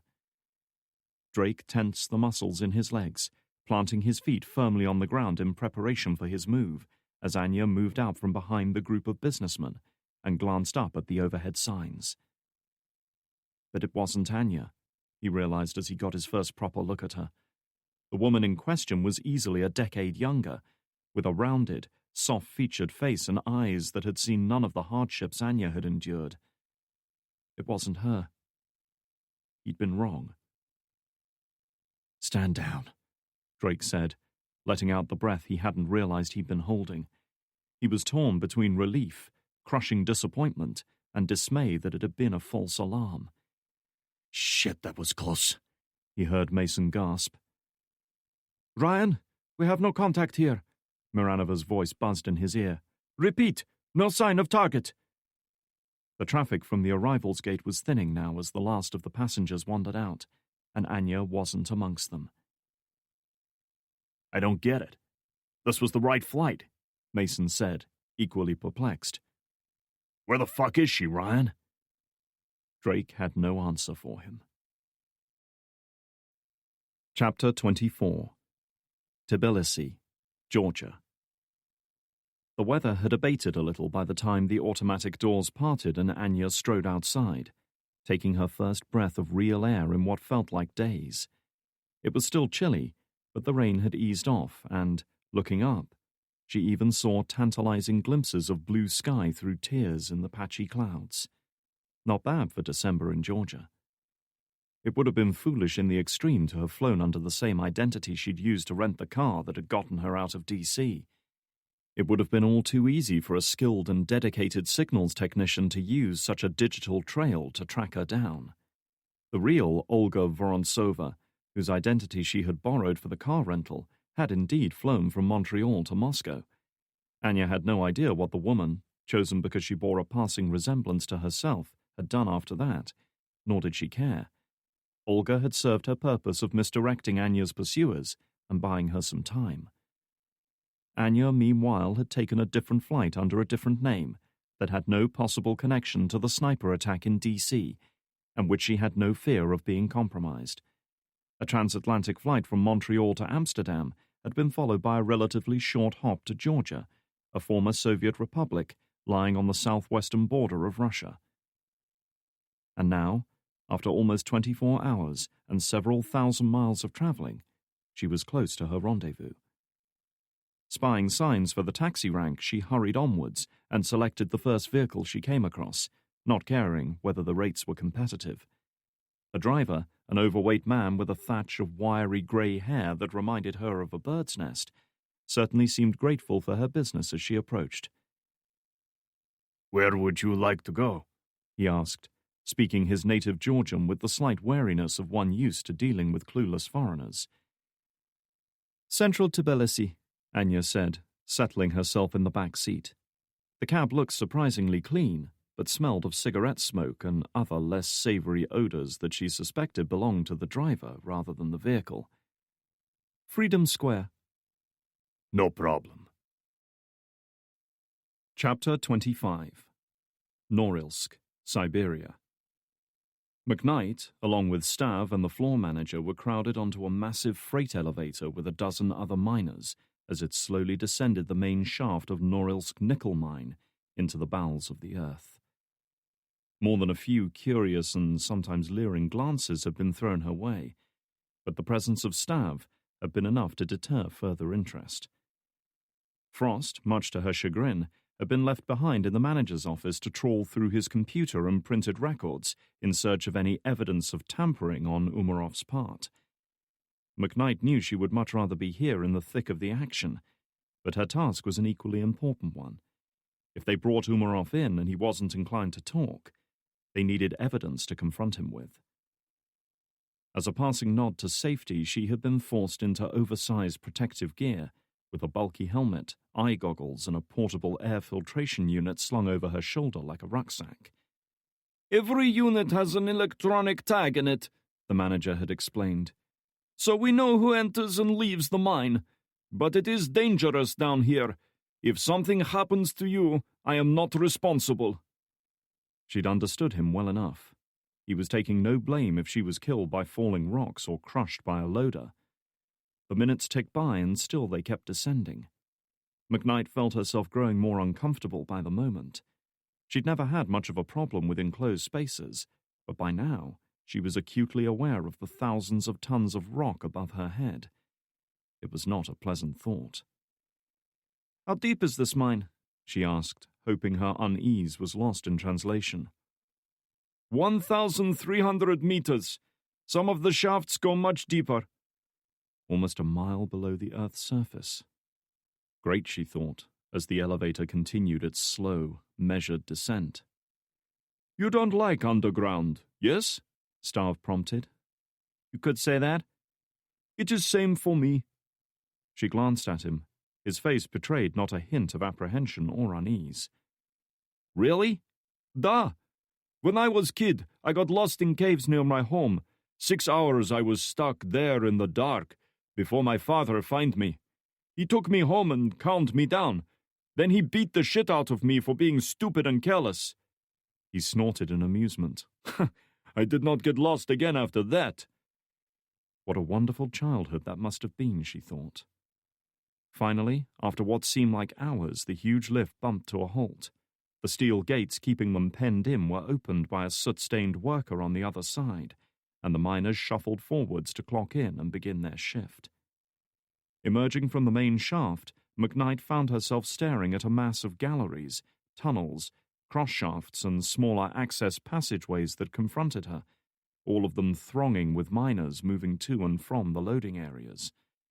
In stark contrast to the frigid Arctic environment above ground, down here the air was warm and stifling.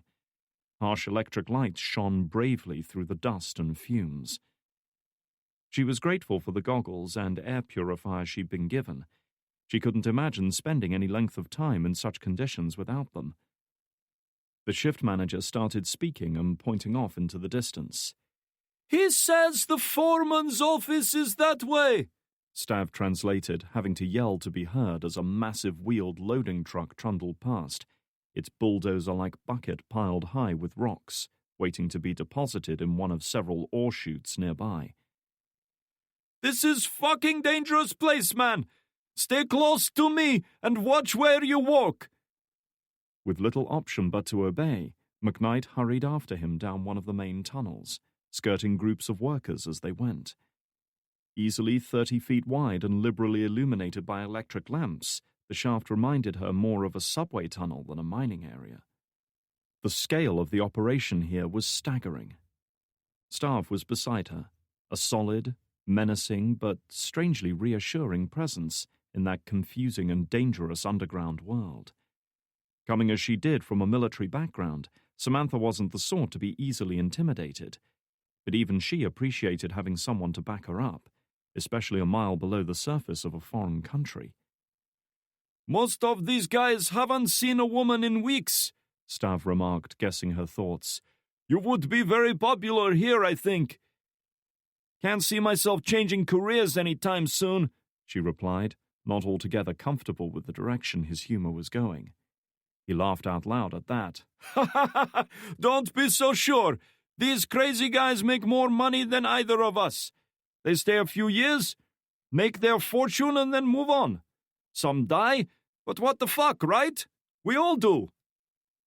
She didn't quite share his fatalistic appraisal of the situation. Still, she wasn't inclined to pursue the matter, especially when the shift manager pointed further down the tunnel and started talking. "Foreman's office is up ahead," Stav announced. Squinting through the dusty air, Samantha could make out the square shape of a portakabin-like structure about 30 yards away.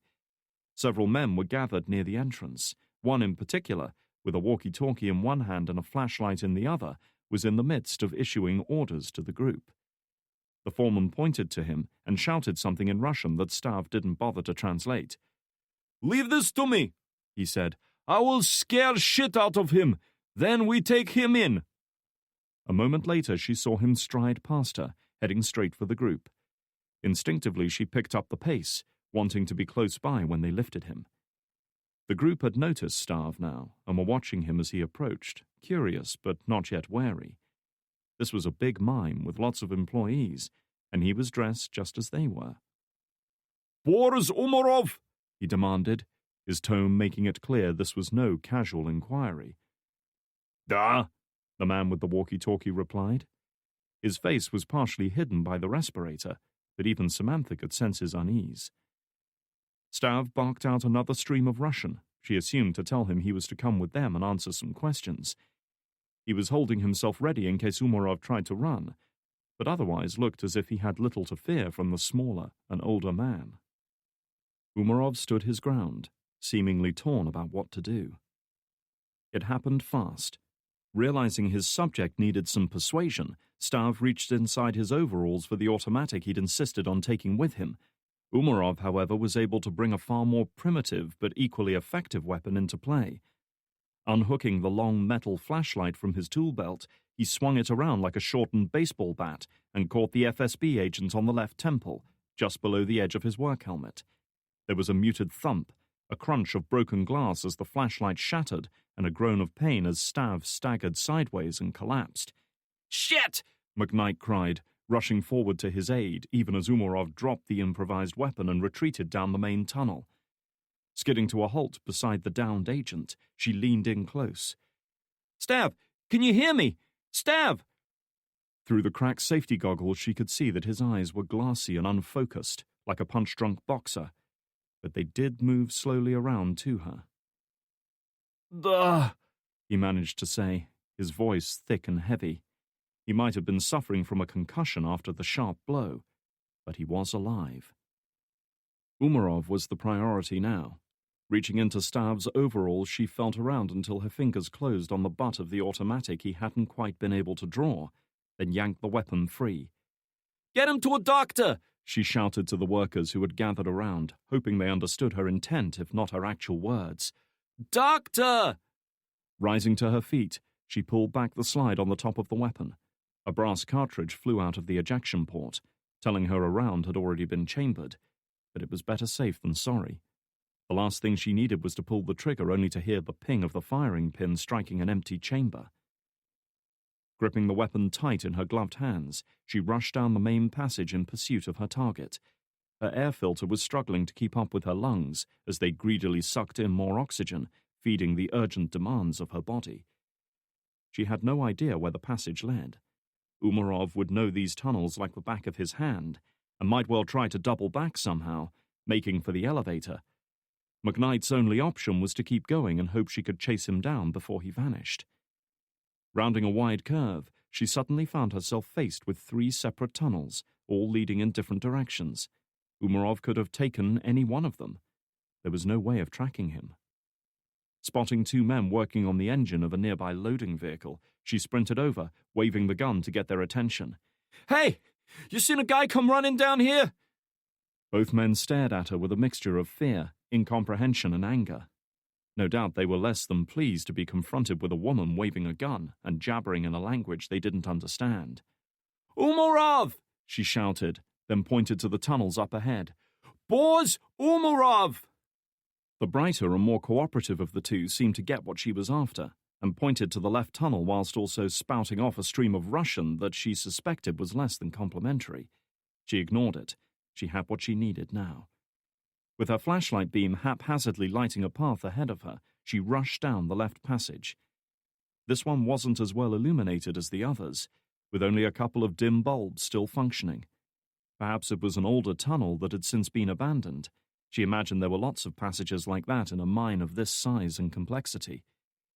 She hadn't gone far before the noise of the mining operation had faded into a dull echo, and the ambient light diminished to the point where she was forced to rely on her own flashlight to see. The ground beneath her feet was rough and uneven, and covered with loose rocks that had fallen from the roof over the years. "There's nowhere to go, boys!" she called out, having no idea whether it was true or not. There could be a dozen elevator shafts leading back to the surface for all she knew. "We've sealed the mine off! You might as well give yourself up!" Even if he spoke English, she doubted he'd be inclined to believe her, but she had to give him the chance to surrender. In any case, there was no response to her offer.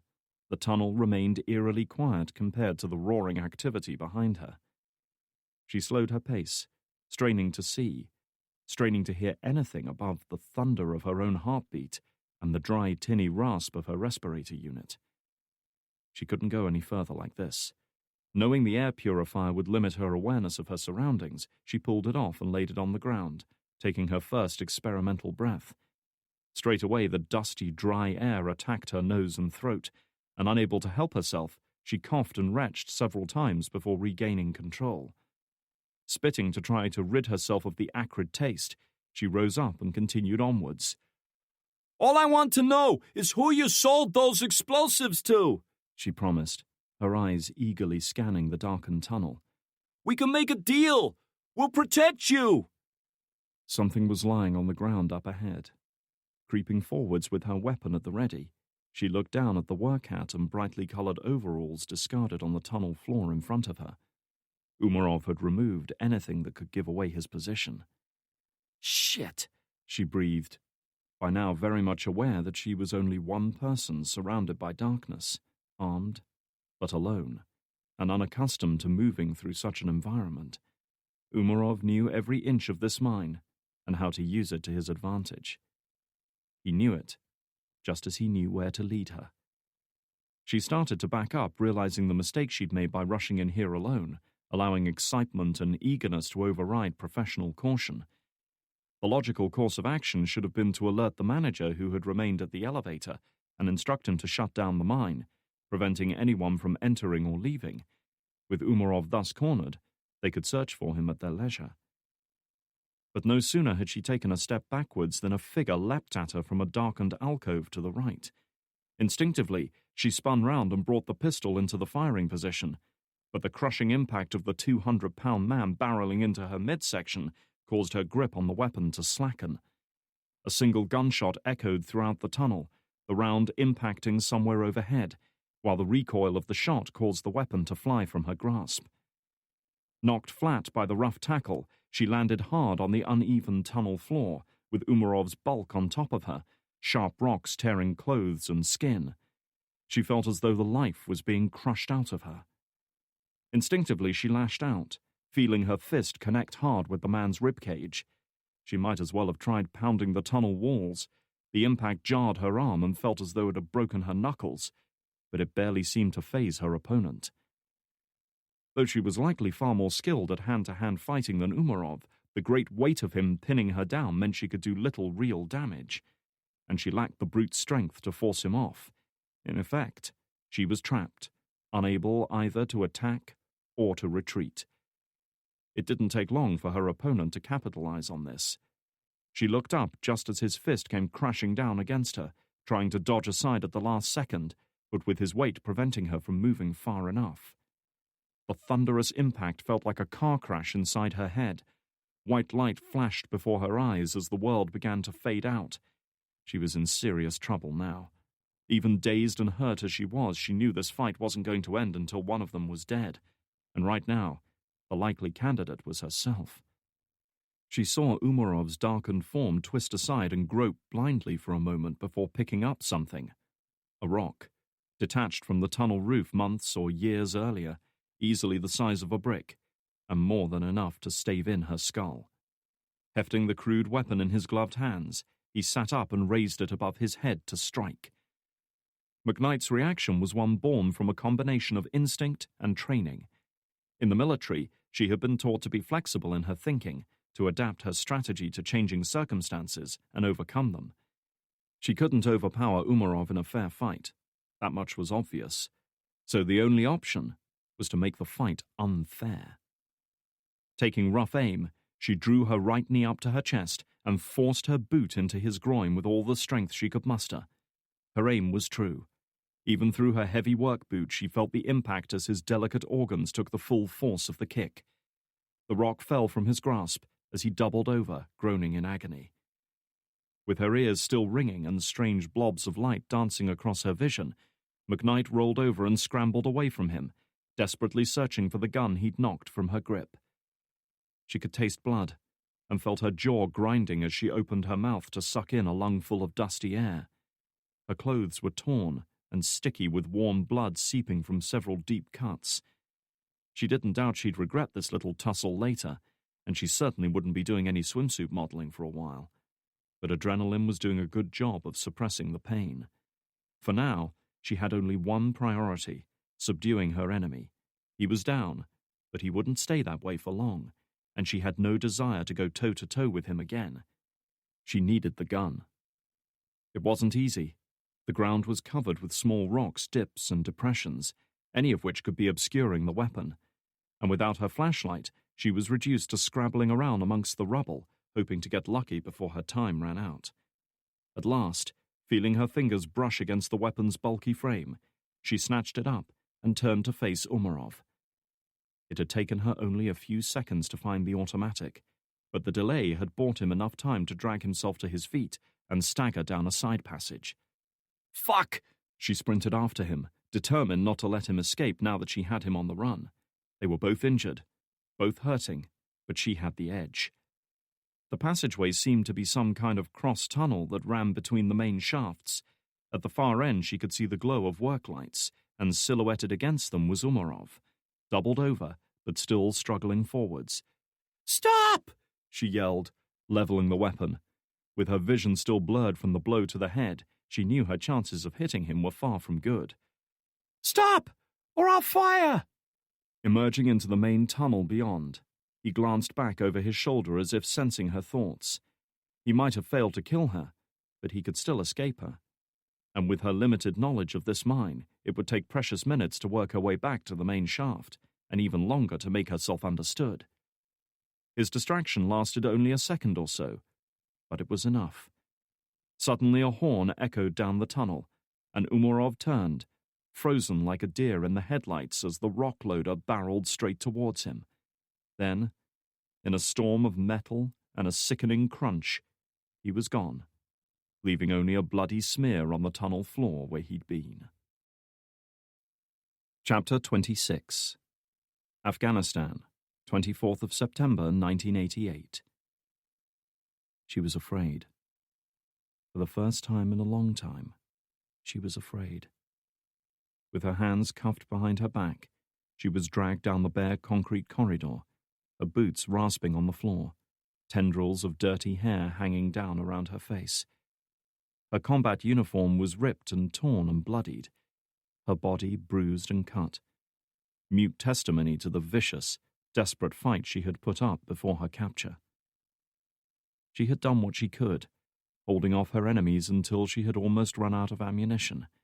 and buying vital time for her team to escape. She could count 3 kills at least. 3 more added to the tally of death against her name. She had long since lost track of how many men she killed. The 2 soldiers dragging her were dressed in camouflage fatigues, stained with dust and smelling of sweat and burned cordite. They were Spetsnaz, Soviet Special Forces, part of the unit that had ambushed her team. The loss of their comrades would be at the forefront of their minds. Vaguely, she remembered kicks and punches raining in on her earlier, delivered with vicious hatred that knew no bounds of gender. She could feel the deep ache of heavy bruising all over her body.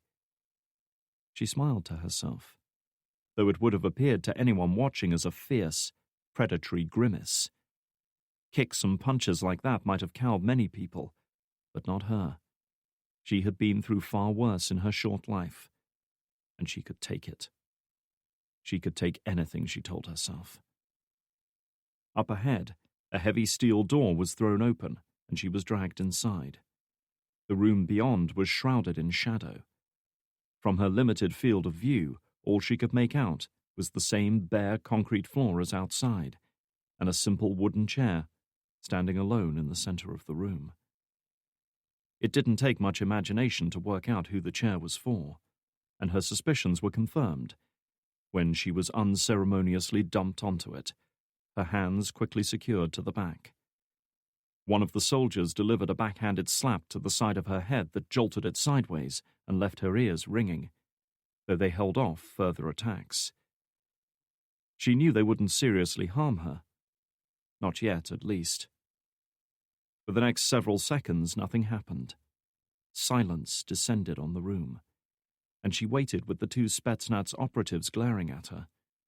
She felt her heartbeat quicken despite her efforts to still it, and a growing urge to swallow made her acutely aware of the apprehension creeping up from the pit of her stomach. She had faced combat many times without fear, knowing she was at least in a situation she could control. She could anticipate and react to threats, make decisions, protect herself. Here, that control was gone. She was helpless, and as much as she tried to ignore it, she was afraid. She heard a dull metallic rasp from behind, followed by the faint crackle of burning paper as a cigarette was lit. Then, a few moments later, an exhalation of breath, long and slow and controlled. She smelled tobacco smoke. I said once that you were capable of remarkable things, Anya, a voice remarked. Low, smooth and rich, and under normal circumstances pleasant to listen to. But not today. It seems I was right. Those words sent a shiver of fear down to her very core, because she knew who that voice belonged to, and she knew what it meant for her. He had found her. Somehow he had tracked her down to this remote corner of the world, expending every resource at his disposal. And now he had her. You didn't really think you could play this little game and get away with it, did you? He asked, his tone one of sympathy mixed with simmering anger. Believe me, I played it long before you, and I'll be playing it long after you're gone. Still, she said nothing in response. She kept staring straight ahead, resisted the urge to swallow. I want you to do something for me, Anya. I want you to forget the world as you knew it, because you're no longer part of it. East and West, America and Russia, it's all gone. Here, all of that is irrelevant. Here, there is only you and me, and we have all the time in the world together.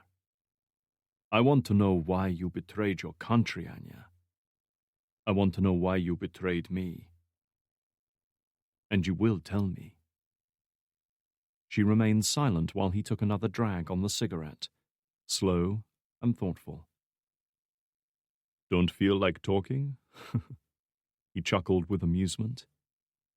You will. Believe me, you will. Tbilisi, Georgia, 22nd of December, 2008. Anya had never been one for visiting churches. She was all too aware of the things she had done in her life, and was under no illusions about where she sat on the great spectrum of morality. She neither needed nor desired the comfort and forgiveness that churches purported to give the faithful. Indeed, she had never really known religious faith. She had grown up in the Soviet Union, where organized religion was all but outlawed, and the state had become the highest power known to the masses. Churches, and those who practiced in them, were seen as anachronisms, strange and primitive relics from a vanished world. And later, in other places, she had seen for herself the shocking excesses and barbarity that people committed in the names of their beliefs. There was little to be found in any religion that appealed to her. However, she certainly did appreciate peace and quiet, and those were two things that the ancient building in which she now sat provided in abundance. Its thick walls protected them from the din of the busy city outside, leaving the interior bathed in cool, quiet darkness. The only other inhabitants were a couple of old women sitting near the altar, their bent backs and deeply lined faces making them appear almost as ancient as the church around them. So near the ends of their lives, she supposed they had nothing better to do than linger in such places. The Anshiskati Basilica was the oldest church in Tbilisi, dating all the way back to the 6th century. Various invaders from the Turks to the Persians had tried to destroy it over the years, but still the ancient building stood, a quiet, dignified monument to the power of endurance. That was another quality which Anya appreciated. Sitting in a simple wooden pew near the ancient brickwork of the outer wall, she was oddly conscious of the sense of age and remembrance that hung over this place. How many other people had sat in this exact spot, seeking forgiveness, inspiration, guidance, or just a hint that they weren't alone in the world? She closed her eyes and bowed her head, not in prayer, but in a simple moment of reflection.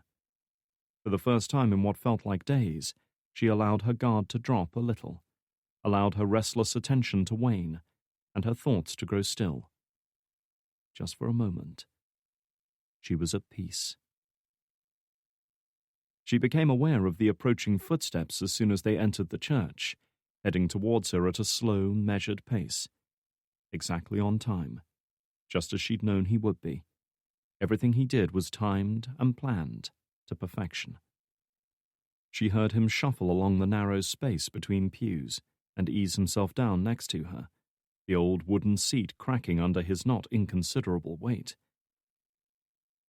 "Many come here in search of absolution," he whispered.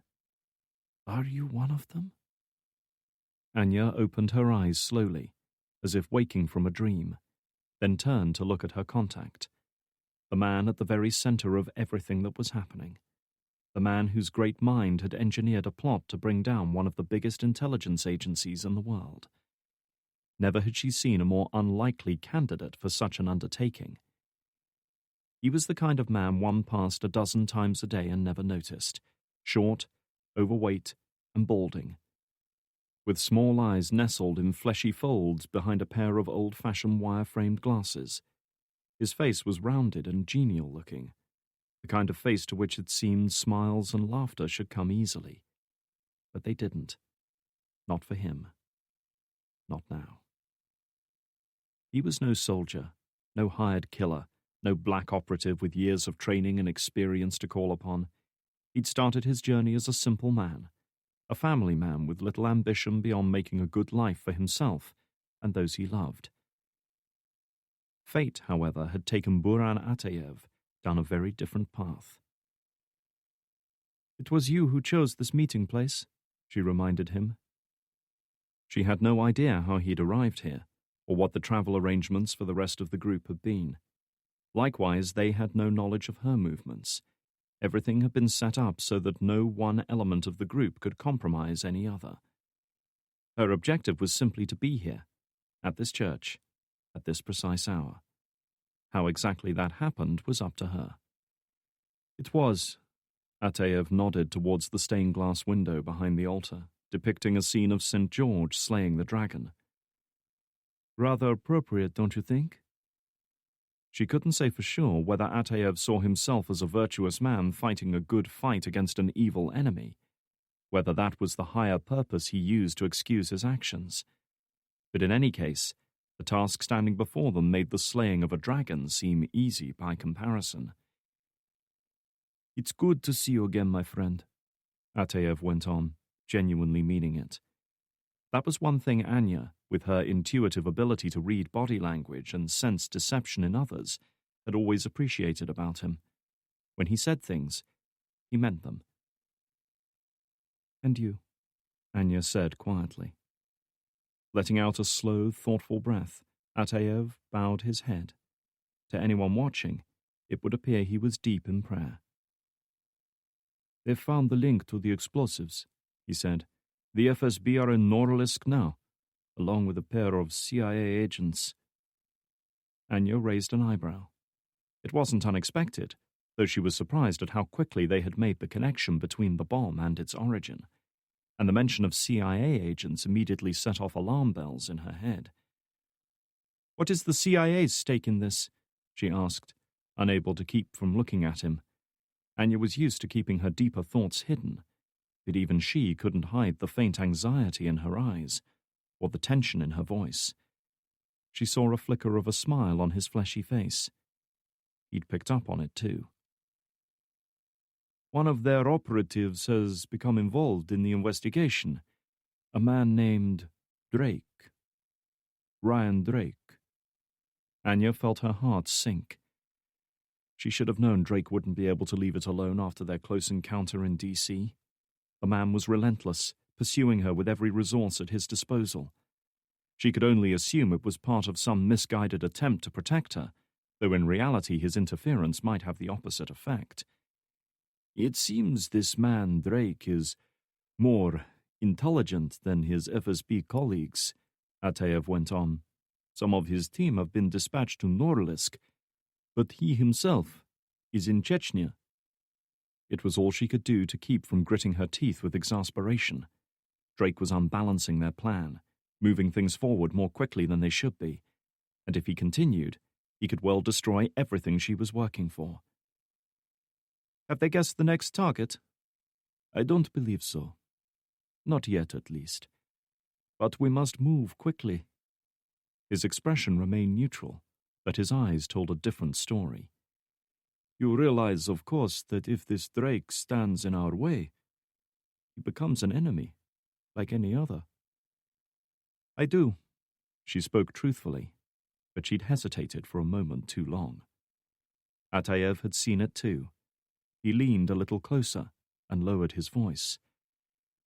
I've never had a reason to doubt you, Anya. I know you're an honest person, and I must ask you to be honest with me now. Too much is at stake for me to take a chance on someone who could fail me at a crucial moment. What do you know of Ryan Drake? Anya met his searching gaze, knowing she had little choice but to give him the honesty he desired. We've encountered each other before, she admitted, unwilling to go into further detail. The man's eyes betrayed no hint of the shock and surprise she might have expected at such a revelation.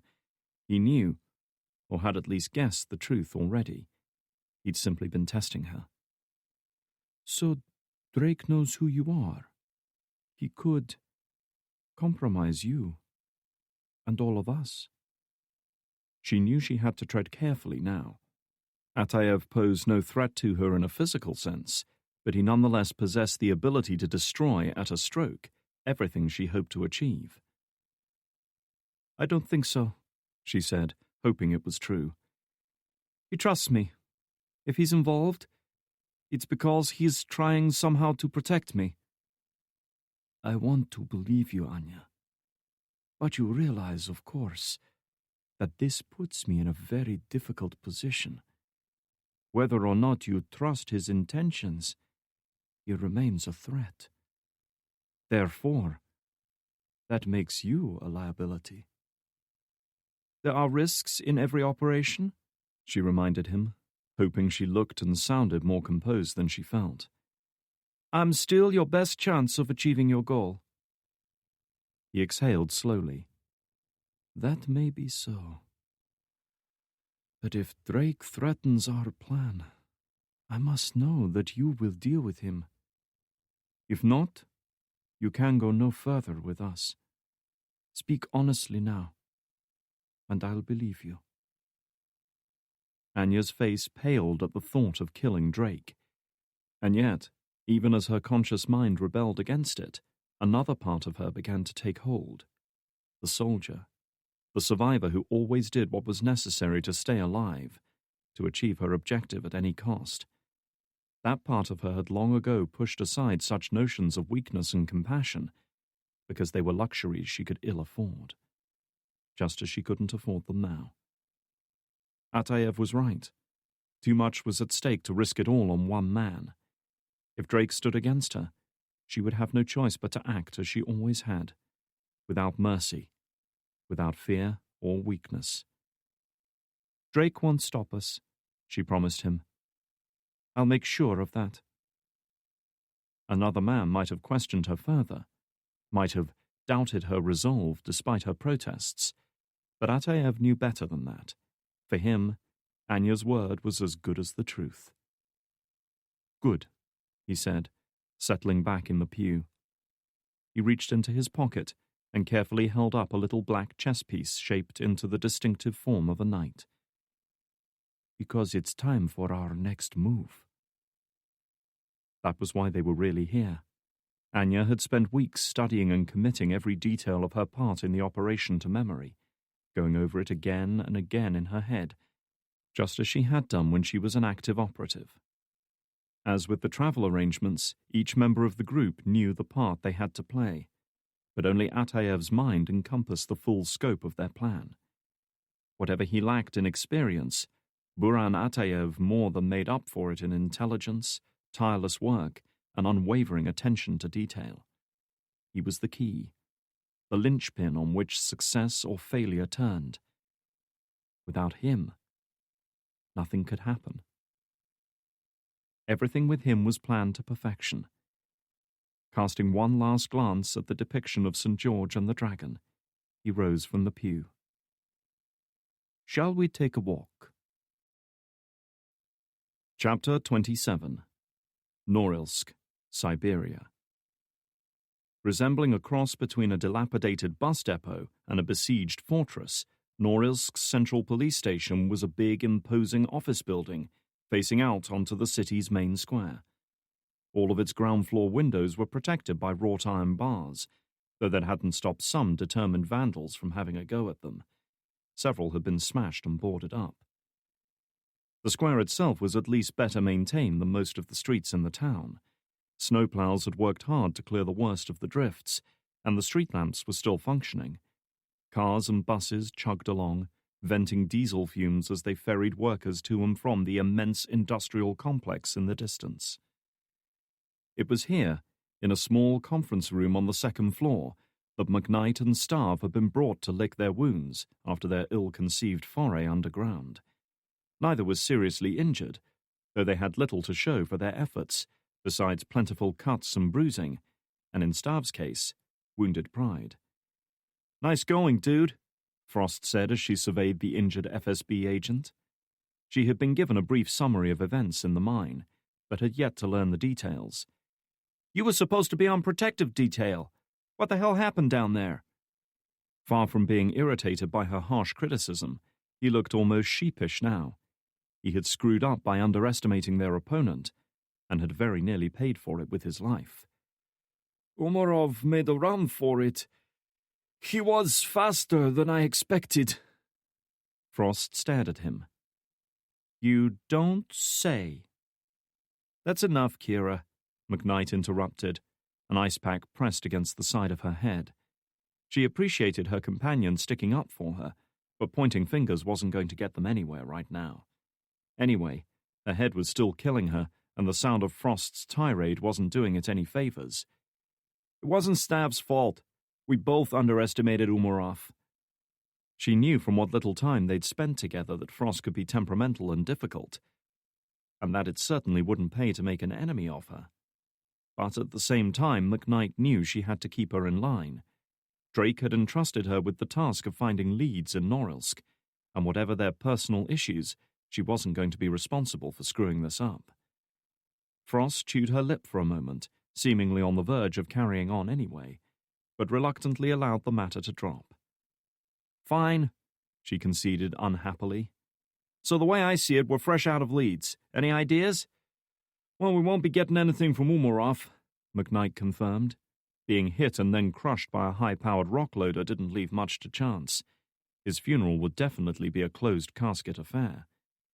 "Did you find anything in the warehouse records?" She shook her head. "Everything's handwritten. It's the worst goddamned inventory system I've ever seen. Anyone could have falsified the log." "Shit."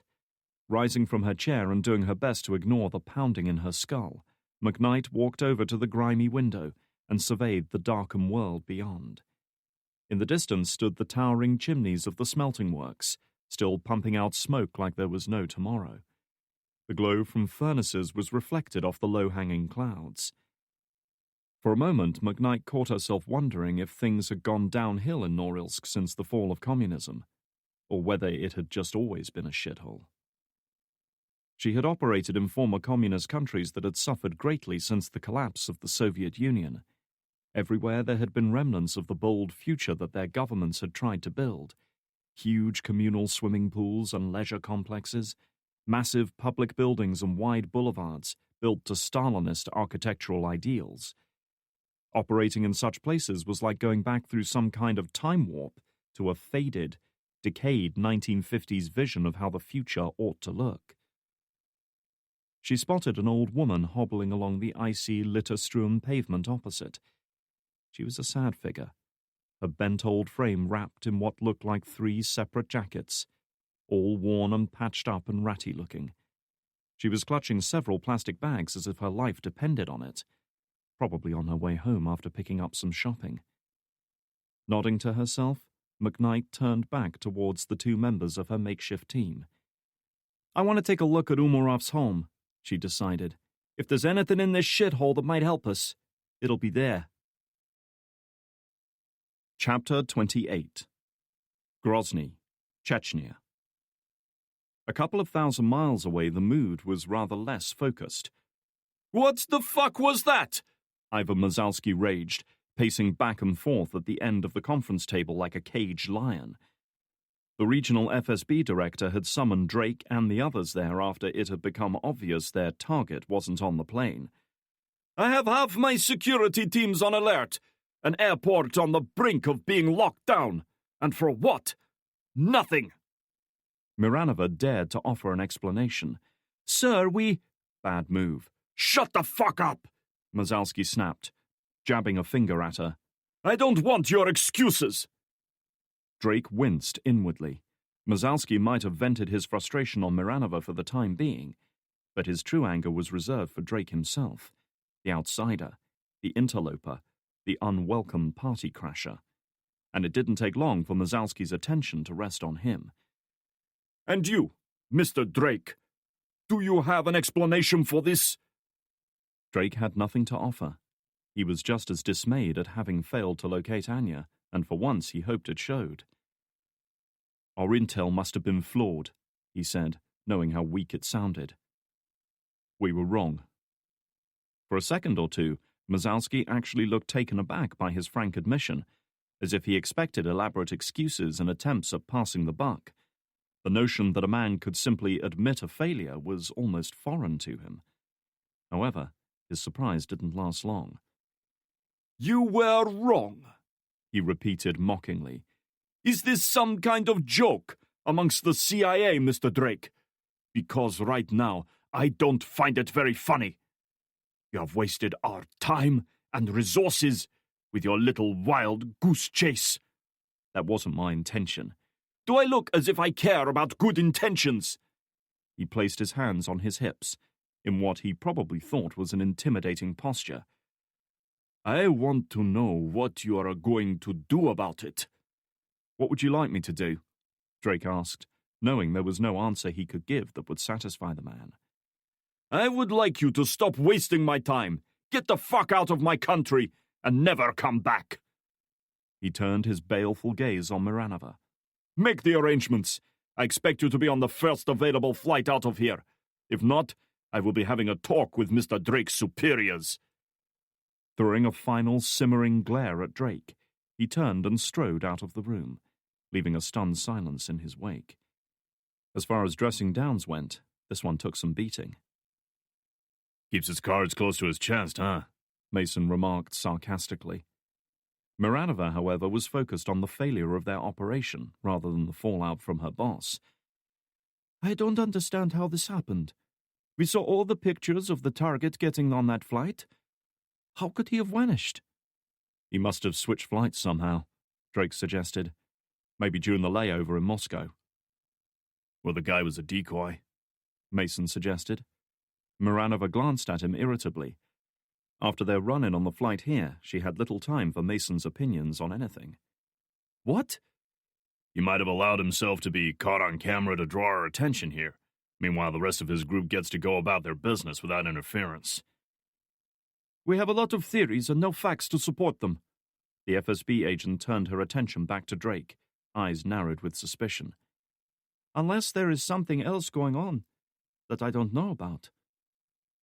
The pointed way in which she said it suggested she wasn't referring to the elusive group behind the attack in D.C. Drake, however, said nothing, hoping she would be discouraged enough to let the matter drop. No such luck. Is there something you want to tell me, Ryan? What exactly are you getting at? He challenged her. This whole operation was based on mutual trust, she reminded him. I would hate to think that trust was misplaced. If there is something you are keeping from me, you should tell me now before we go any further. It would be a shame for both of us if I was to find out by myself later, if you know what I mean. Indeed he did. Her instincts were telling her that something wasn't right. He'd expected it sooner or later.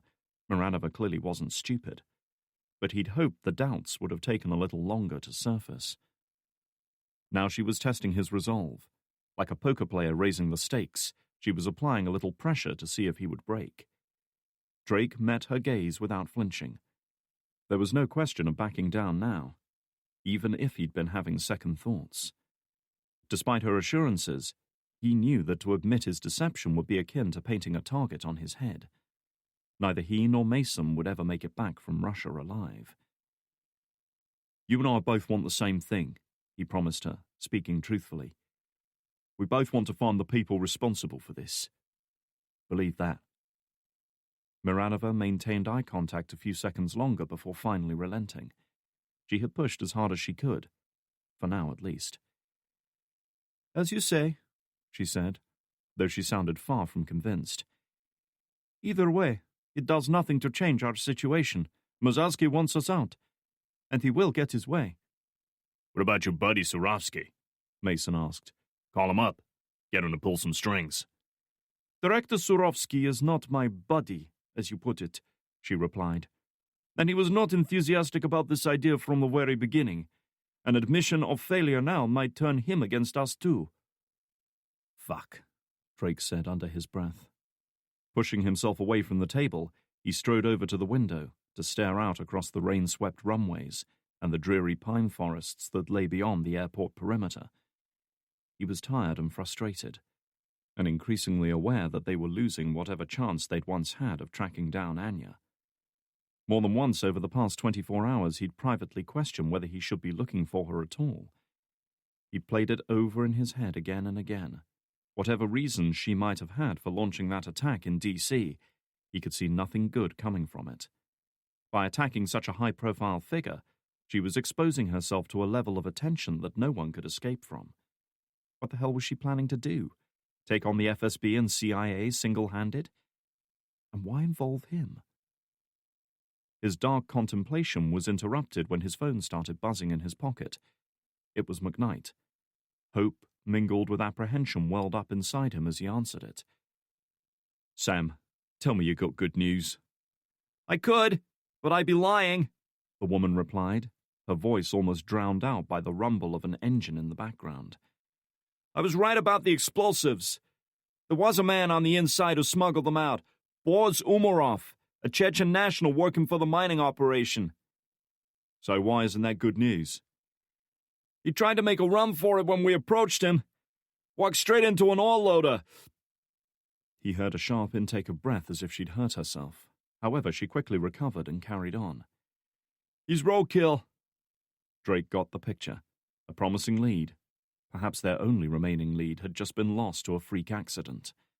He also hadn't missed her brief pause, and felt a momentary flash of concern that overrode his own problems.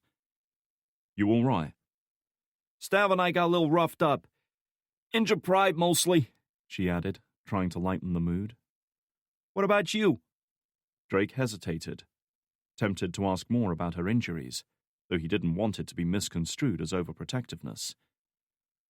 Our target wasn't on the plane, he said, deliberately omitting Anya's name. We've got nothing to go on right now, and the FSB aren't happy. Then maybe we can help, she said. We're en route to Umarov's apartment now. If he was responsible for supplying the explosives, he must have had contact with the buyer prior to that. We'll turn his place over, see what Kira can dig up.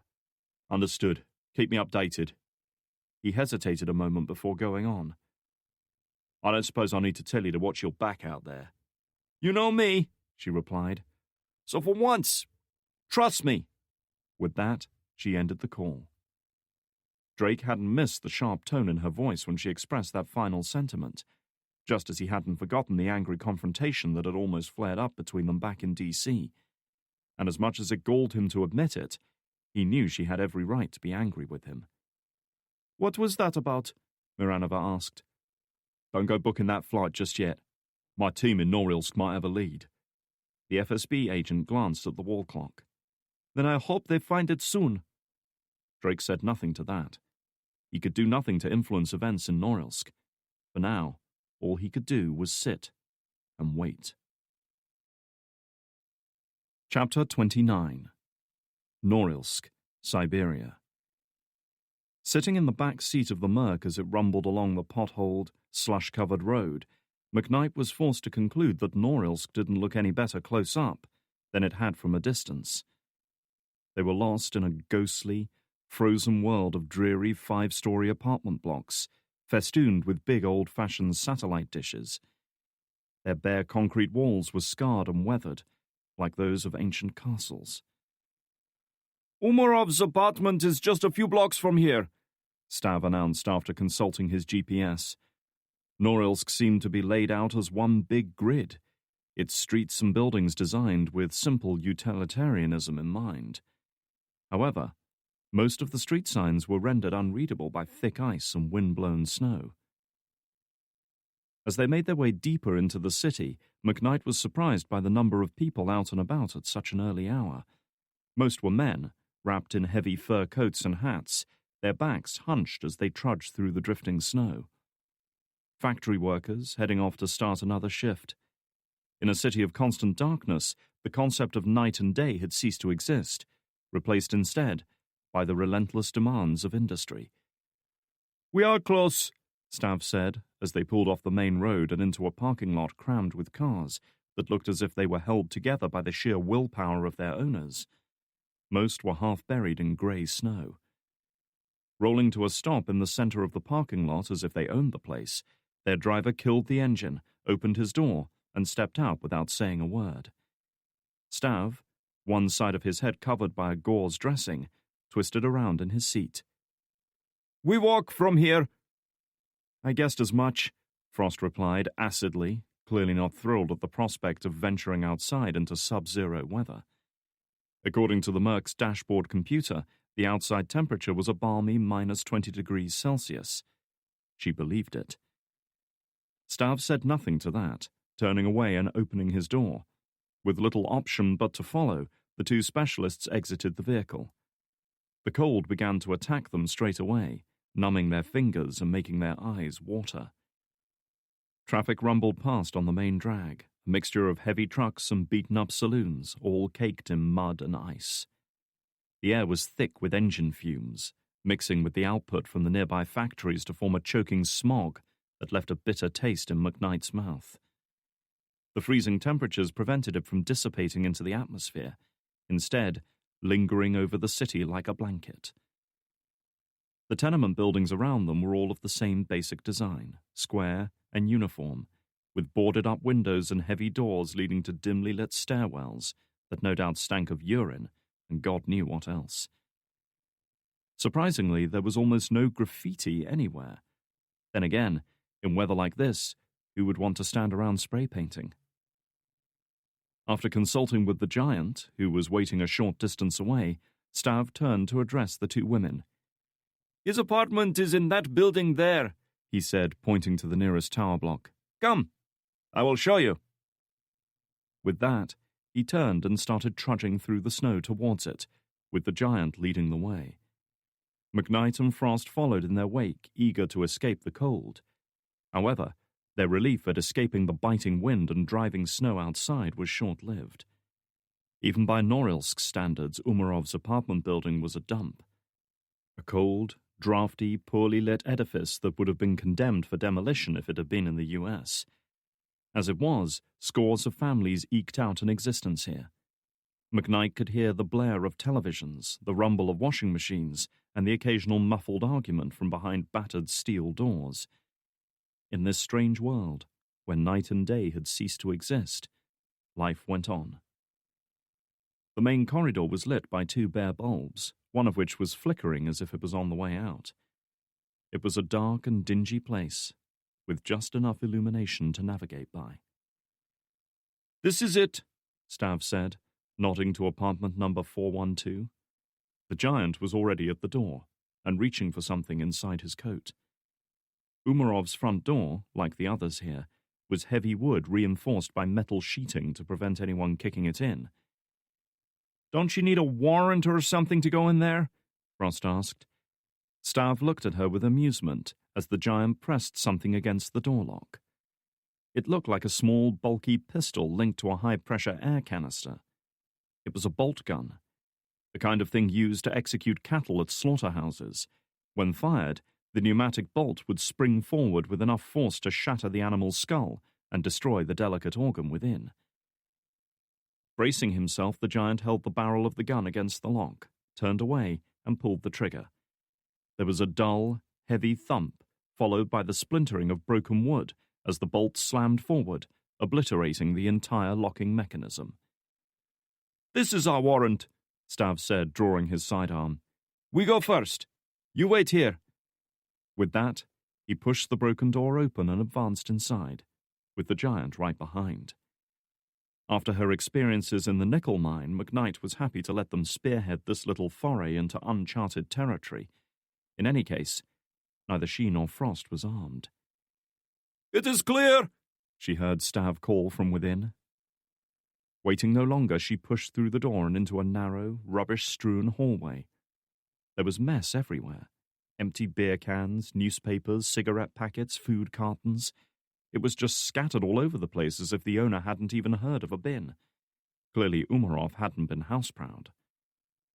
The air was hot and clammy, and smelled of damp cigarette smoke and other less savory odors. The heating must have been running 24/7. Then again, with minus 20-degree temperatures to contend with outside, that was understandable. To her left was the kitchen, in a similar state to the hallway.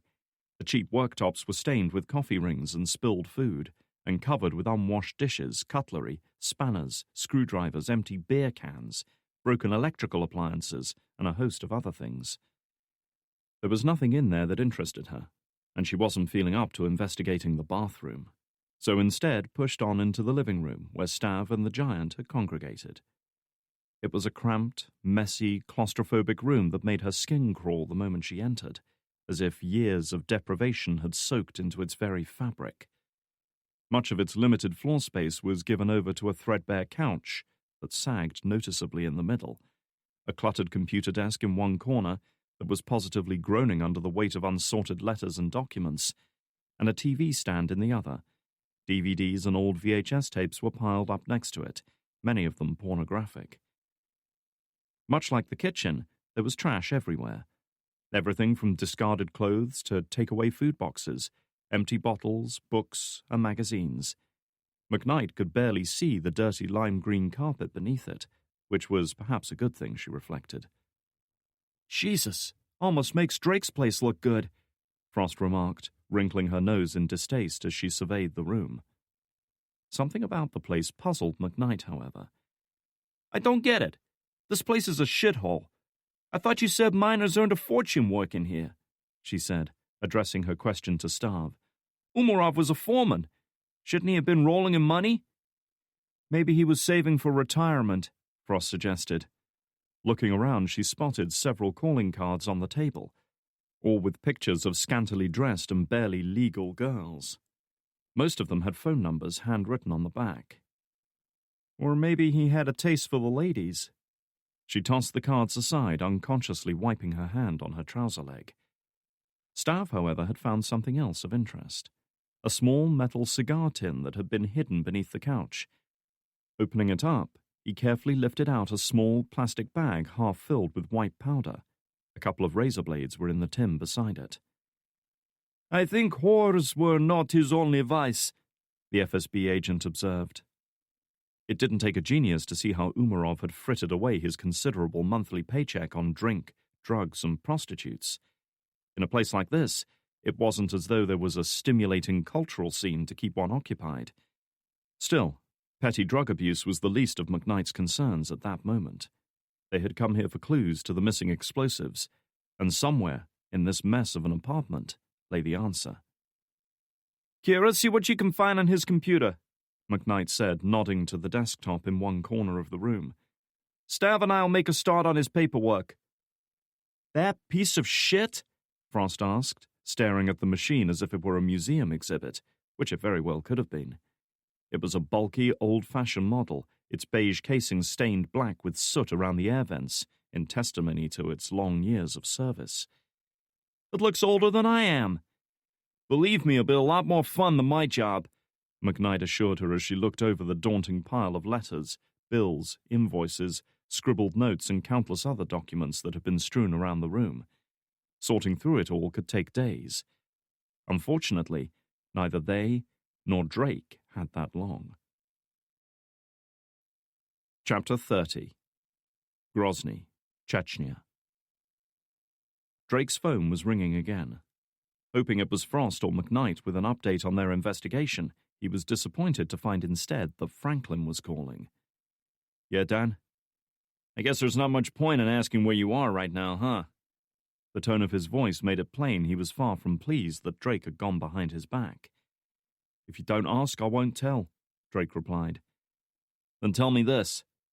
Have you found what you were looking for? Drake glanced over his shoulder at Miranova. She was busy working on her laptop, perhaps compiling a report for her superiors in Moscow, and paid him no heed. We're working on it.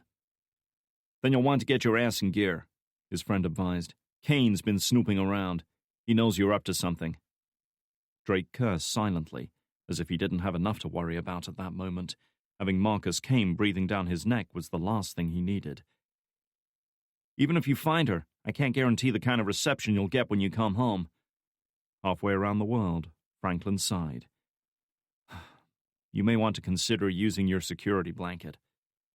Drake had guessed as much. A security blanket was a contingency fund set up by deniable operatives like himself, for situations in which they were burned by their handlers and needed to disappear. For obvious reasons, nobody admitted to having one, but everyone with a grain of common sense had hidden away the money and resources to start a new life. Drake was no different. In essence, Franklin was advising him to cut all ties with the agency and go dark for good. There would be no coming back from this one. He'd be a hunted man for the rest of his days. I'll keep it in mind, he said, unwilling to go any further. Deep down, he'd always known there would come a time when he'd have to part company with the agency, but he wasn't ready to jump ship yet. To do so would vindicate Kane and give the man the perfect excuse to hunt him down. It's your call. I've done what I can, Ryan. The rest is up to you. I know. And, Dan? Yeah? Thanks. I mean that. There wasn't much he could say beyond that. Whatever their differences, Franklin had risked a lot to protect him. Silence greeted him for the next few seconds. Then, "Just get this done." the line went dead. "Has something happened?" Miranova asked as he closed down the call. Apparently she hadn't been quite as absorbed in her work as he'd hoped. "My boss is giving me a hard time," Drake said, pocketing the phone. "It'll be the death of me one day." She flashed a pained smile and gestured to the computer. "Then it seems we have something in common." "Surovsky?" She nodded. "Yeah, I got the impression he's not exactly a people person." "He is not," she admitted. "But then I think his job demands a certain detachment. Much like our own, yes?" He used to feel the same way. His job as a Shepherd team leader had once been an easy one, at least from an emotional standpoint. He'd always maintained a professional distance between himself and the targets, thinking of them simply as an objective to be captured or safeguarded. That way it was easier to accept when they came home in a coffin. That had all changed with Anya. The wall, the barrier that had allowed him to do what he did with a clear conscience, had vanished. Everything had changed with Anya. "We're not machines," he replied at length, not altogether pleased that she was pressing him on this issue again.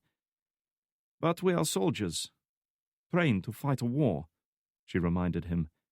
"Perhaps a different kind of war, but a war all the same. Given your background, you should understand this more than most." Drake eyed her darkly. Her purposeful tone wasn't lost on him. "What exactly do you know about me?" "The FSB keeps files on most people of interest. Needless to say, you became interesting to us a couple of days ago." "You didn't answer my question." She leaned back from her computer, exhaling slowly as if weighing up what to say. "You were born in England in 1972. You earned high academic marks at school and won a scholarship at Cambridge, where you studied structural engineering. You joined the British Army afterwards, then transferred to the Special Air Service a few years later.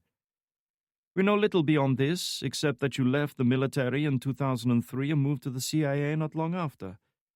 There was no official reason on your service record." Drake wasn't surprised by the first part of her brief summary of his life. His education and early military service were, after all, a matter of public record and accessible by anyone with a computer. The rest of it, however, had stirred up memories of a time he'd much rather forget. He couldn't help wondering if she knew more about his departure from the military than she was letting on. "You are an interesting man, Ryan Drake. You seem to have done a lot of things in your life, but not for long." She leaned a little closer, noticing his change in body language when she'd mentioned his change of careers. "This makes you uncomfortable?" "You have me at a disadvantage," he said, trying to change the subject. "You seem to know a lot about me. I don't know anything about you." "One of the benefits of having the backing of my agency," she reminded him with a sardonic smile. "Anyway, I think there is another reason. If I had to guess, I would say you didn't leave the military of your own free will." "I'm sure that's none of your business," Drake replied tersely. "It is if it has a bearing on our investigation." "It doesn't," he cut in, his sharp look warning her not to pursue this further. "And I didn't come here to play This Is Your Life." He was finished talking with her, especially about this. He needed time to cool down, to regain his composure. He glanced towards the door, which he knew to be guarded on the other side by a pair of armed FSB agents in case he decided to go sightseeing. "I'm going to the bathroom." The woman nodded, her expression making it obvious she'd scored a point. She had exposed a point of weakness that could be exploited later, if she chose. "One of our agents will escort you." "Is he going to hold my dick for me as well?" Miranova remained annoyingly unperturbed. "Only if you can't find it by yourself." In the restroom nearby, Mason popped the lid on his bottle of painkillers and tipped a couple into his hand, eyeing the innocuous little pills with a mixture of distaste and resentment. He shouldn't need these. he kept thinking to himself. A few years ago, he'd been in the prime of his life, strong and physically fit, and possessing a robust vitality that kept him in excellent health. He could scarcely even remember the last time he'd had to visit a doctor. Now he had to take these fucking pills just to get through the day. His shoulder was aching, and no amount of concentration could hide the slight tremor in his hand as the previous dose of painkillers wore off, leaving behind their inevitable legacy. It started with trembling hands, but it didn't stop there. Headaches, sickness, fatigue, disorientation. He'd experienced it all the last time he'd tried to stop using them. That had been 6 months ago, after the final corrective operation on his shoulder. He hated it, but right now he knew he needed them. He couldn't afford to let Drake or himself down on this job. He had to get through it.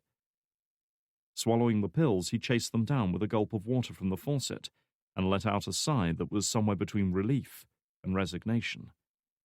The pills packed quite a punch, and it didn't take long for them to kick in. He was just straightening up when the door opened behind him. Startled, he spun around to find himself face to face with Drake. Ryan! He tried for a relieved grin while at the same time moving a little to the left, putting himself between Drake and the bottle of pills that was still resting on the edge of the sink. Jesus! You scared the shit out of me. But Drake wasn't smiling. Caught you at a bad time, Cole. A man's allowed to take a shit break, isn't he? Turning away, he bent over the sink and turned on the tap again. At the same time, he reached for the bottle, closing his hand around it before Drake could get a look. Any news from McKnight? Nothing yet. Mason splashed some water on his face, trying to ignore Drake's dubious glance in the mirror. They'll find something. McKnight seems pretty squared away. And Kira? Well, she's Kira, right? He looked up and managed to summon a playful grin. She doesn't quit until the job's done. Drake folded his arms. You're right about that. I always could rely on Kira, he said, putting a certain emphasis on that last word. The meaning wasn't lost on Mason. He felt himself growing more on edge as the seconds crawled by, expecting his friend to challenge him at any moment. Had he seen the pills? Did he understand what they were? Wiping his face and slipping the bottle unobtrusively into his coat sleeve, he straightened up and turned to face Drake again. Give him a chance, Ryan. They might just surprise you. He hoped his meaning wasn't lost on Drake either. Leaving his friend to think on that, he brushed past him and headed for the door. He was just reaching for the handle when Drake called out to him. Oh, and Cole? Turning, Mason was just in time to see Drake toss something towards him. Instinctively, he raised his left hand, his good hand, to catch it. Then, remembering the bottle of pills he'd hidden up his sleeve, he turned slightly and snatched at it with his right. It was a clumsy catch, but he held on all the same. He managed to hide the flash of pain from his shoulder at the sudden movement and glanced down at the folded hand towel Drake had thrown his way. He knew right away why the younger man had done it. The son of a bitch was testing him. Remember to wash your hands, Drake advised. Chapter 31. Norilsk, Siberia. Yes! Frost cried, punching the air. Gotcha, you son of a bitch! McKnight looked up from the stack of documents she'd been sorting through with Stav, turning her attention to the technical specialist. Frost had plugged her own laptop into a USB port on Umarov's computer, using its sophisticated hacking and decryption software to break through whatever security protocols he'd had in place, so she could trawl his hard drive for useful data. Like a cyber hunter stalking her digital prey, she had slashed through its defenses to get at its vulnerable underbelly. Now it seemed she was poised to make the kill. What have you found? Our roadkill friend has been busy lately, mostly deleting stuff, Frost explained. Unfortunately for him, deleting something doesn't get rid of it. All it does is flag that disk partition is available to overwrite, and even then a trace of the original data can stay for... Just give me the short version, McKnight interrupted. As fascinating as the technical aspects of her profession were, she was more concerned with the information Frost had uncovered than how she'd found it. Geez, what a way to kill my buzz, Frost griped. Anyway, I managed to reconstitute several emails between Umarov and a guy called Anatoly Glasnov.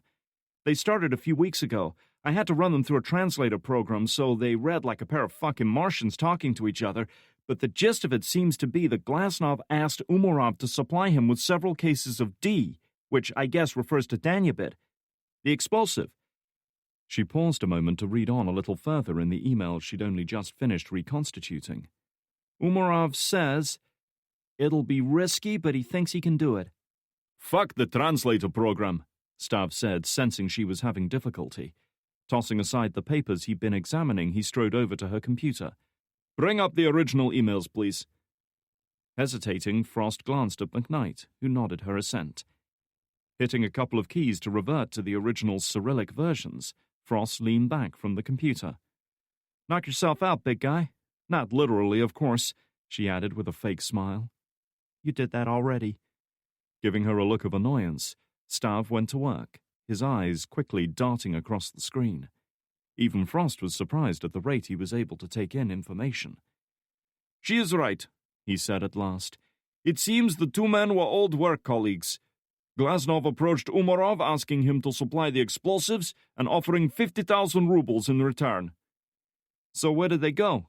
McKnight asked.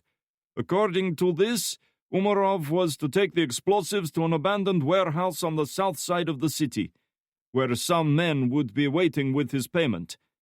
There is nothing more beyond that." McKnight nodded. It wasn't perfect, but it was a whole lot more than they'd had a few minutes earlier. "Then we need to find out who Anatoly Glasnov is and where he lives," she decided. "If the two of them were old work colleagues, he should be on the mining company's personnel database." "That is not problem," Stav said, reaching for his phone. "FSB will find what we need." It took less than a minute for Stav to be connected to the right department within the FSB's immense organization, and even less time for him to put forth his request for information. With the inquiry submitted, he hung up and folded his arms, whistling under his breath. Sensing their eyes on him, he smiled. "Chill and be patient, my friends. We wait." "I'm chilled enough," Frost assured him. 30 seconds later, his phone pinged with an incoming message. Manipulating the comically small touchscreen phone with his massive hands, he called up the message and scrolled down to read. "Well?" McKnight prompted, eager to know more. Stav let out a snort of amusement as a grin slowly split his face. "You will love this." Chapter 32. Grozny, Chechnya. "We have him," Miranova announced, reading off the information forwarded by FSB headquarters in Moscow. McKnight had called them with the news of their breakthrough only moments earlier, quickly explaining the email chain they had found between Umarov and Glasnov, and that all available information on Glasnov would be sent on to them. Miranova turned her laptop around, allowing Drake and Mason to see what she was looking at. Staring back at them was a passport photo of a ruggedly handsome, practical-looking man of middle age, the sort who seemed as though he belonged in a sawmill or a factory. The date stamp announced that the photo had been taken 7 years previously. "Anatoly Glasnov, born here in Chechnya in 1948. He served in the Red Army Engineer Corps for nearly a decade," she explained, rapidly summarizing the information in his dossier.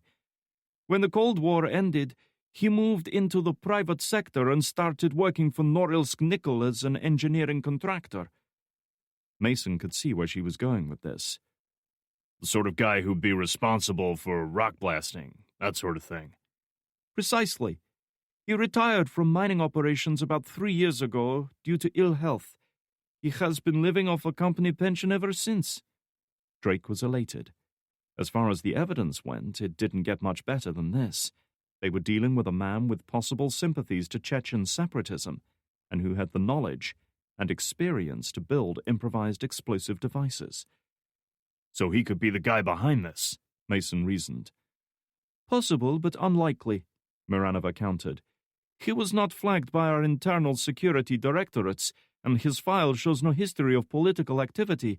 Even his military record mentions no anti-government sentiment. He does not fit the profile of a terrorist leader." "But he is hard up for a few quid," Drake chipped in. The FSB agent frowned at the unfamiliar expression. "Excuse me?" "He's a Brit. Mason apologized on Drake's behalf. Drake gave him a disapproving look before continuing. He wouldn't be living here if he had the money to get out. A guy like that might be willing to build bombs for the right price, especially for a fellow Chechen. That is my theory also.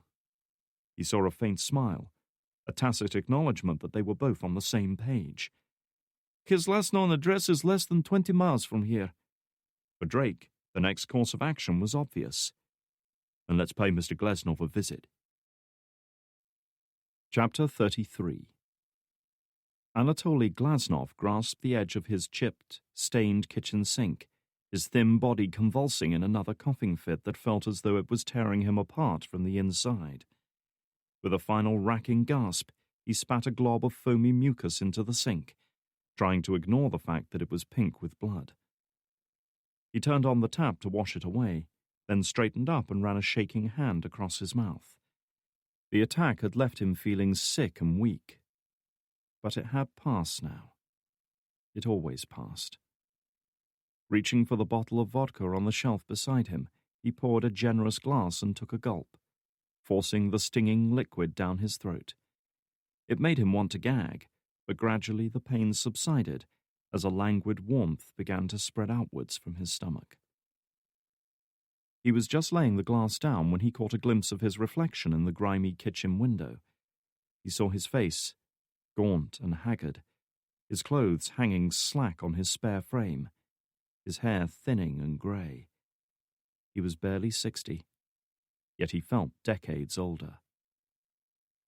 20 years ago, he'd been a strong, vibrant man in the prime of life, a little thick around the midsection perhaps, and an inch or two shorter than he might have liked, but still ruggedly handsome and with a successful army career under his belt. Now it was all gone. Chechnya had eaten away his life, just as Norilsk had eaten away his health. Still, none of that mattered now. Now he had the means to escape this war-torn hellhole. 250,000 rubles had just been deposited in his bank account. Generous payment for a few days of easy work. The buyer, whose name he'd never learned, had promised him justice and retribution for the Chechen people, claiming his work would change the course of history and other such bullshit. In truth, Gleznov had no interest in it. He had never considered himself terribly nationalistic and was too old to start now. He had agreed to the man's offer for the money, and in that regard he was very passionate. 250,000 rubles was enough to get him booked on a flight out of Chechnya, enough to get him the medical treatment he could never afford before. Enough, perhaps, to give a man a second chance at life. He was just pondering the future that lay ahead when the phone in his living room started ringing. Turning his eyes away from the unpleasant reflection, he shuffled through the untidy hallway and into the cramped, cold room that smelled of damp and mold and decay. The room that served as both his main living space and, in light of his declining health, his prison. He scooped up his phone, irritated at the distraction. Yes? You're in danger. The voice that spoke to him was deep, pleasant-sounding, clearly belonging to an educated man. Gleznov knew exactly who it was. It was the man who had just given him a second chance at life. Only now, he seemed poised to take it away again. What did you say? You're in danger, the man repeated. The FSB are on to you. They found Umarov, and unless he was very careful, they're likely to make the connection to you. Glaznov's breath caught in his throat. Umarov, his old friend from the days when the two of them had worked for Norilsk Nickel together, had smuggled out the explosives he'd needed to build the bombs. He assured Gleznov that he would take care of any red tape, and that the matter was unlikely to receive any police follow-up. But how? Gleznov asked. It should have been an angry demand, but instead it came out as a pathetic whimper. Perhaps I should ask you the same question. You assured me the bomb wouldn't compromise us. And I meant it, Gleznov stammered, feeling utterly helpless. He was afraid, and there was no hiding it. His hands were starting to tremble, and he was beginning to wish he hadn't left his glass of vodka in the kitchen. I don't understand how this happened. But it wasn't me. I didn't let you down. You have to believe that. But you are a liability. If the FSB capture you, they could make you talk. Glasnov was practically shaking with fear. He knew well enough the ruthless measures the FSB took with suspected terrorists. Man or woman, old or young, sick or healthy, it made no difference to them. He wasn't cut out for this sort of thing. Even during his army days, he'd been an engineer, not a soldier. He'd never killed a man in his life, and had certainly never been hunted and shot at. What do I do? He asked, pleading for help, for understanding. How could he make this man understand that he wasn't the enemy, that he hadn't betrayed him? Tell me, what can I do? Agonizing silence greeted him for the next few seconds. He was a condemned man, waiting for the judge to pass sentence. I can get you out, but we must move quickly, his employer decided. Pack some warm clothes and be ready to leave. I'm sending someone to pick you up. They'll identify themselves with the password Alexander. Do you understand? Glasnov swallowed, trying to force down the bile that seemed to be rising in his throat. You promise you'll help me? You're a man with skills, Anatoly, the voice admitted. Skills that could be valuable to us in future. If you agree to work for us, we can protect you. Now get moving. Good luck. With that, the line went dead. Laying down the phone, Glasnov turned and slowly surveyed the room. The threadbare furniture, the old-fashioned TV, and the peeling wallpaper. His home. His life. His prison. It took all of 3 seconds for him to make his decision. Fuck this, he said, hurrying into his bedroom. If he had to throw in his hand with a bunch of nationalistic zealots, so be it. At least he'd be alive. The rest he would figure out later. Chapter 34. Drake braced himself as the 4x4 ploughed through another deep hole in what was laughably called a road, the impact practically jolting him out of his seat.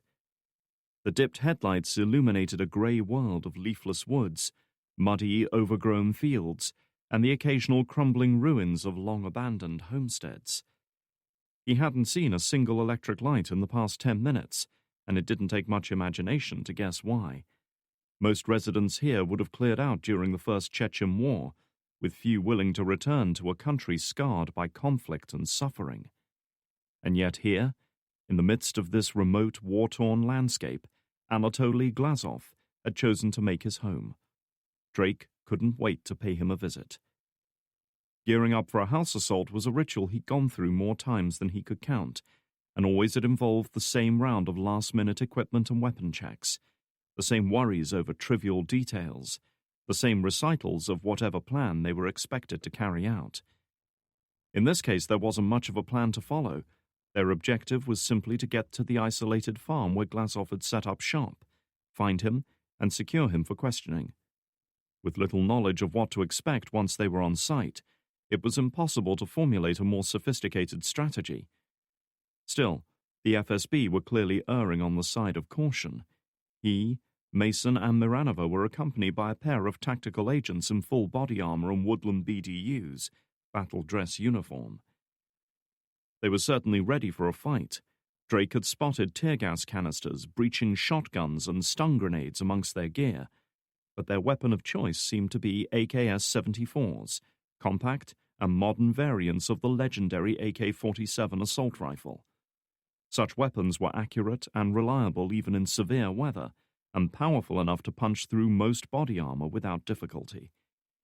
It rather smacked of overkill to apprehend one frightened old man, but as the saying went, it was better to have a weapon and not need it than the other way around. Drake glanced down to inspect the weapon he'd been issued with, an MP-443 Grach. A big, chunky automatic pistol, the Grach was a relatively new weapon that had only been adopted by the Russians a few years back. It felt solid and durable, but Drake had a feeling the balance was wrong for him and would hurt his accuracy. This one had been fitted with an integrated flashlight and laser sight for night operations, which further added to the weight. Still, He was confident he could hit most man-sized targets at up to 30 yards. Holstering the weapon, he glanced at Mason, who was busy lacing up his boots. He seemed to be making a real meal of it, as if his fingers weren't listening to the commands from his brain.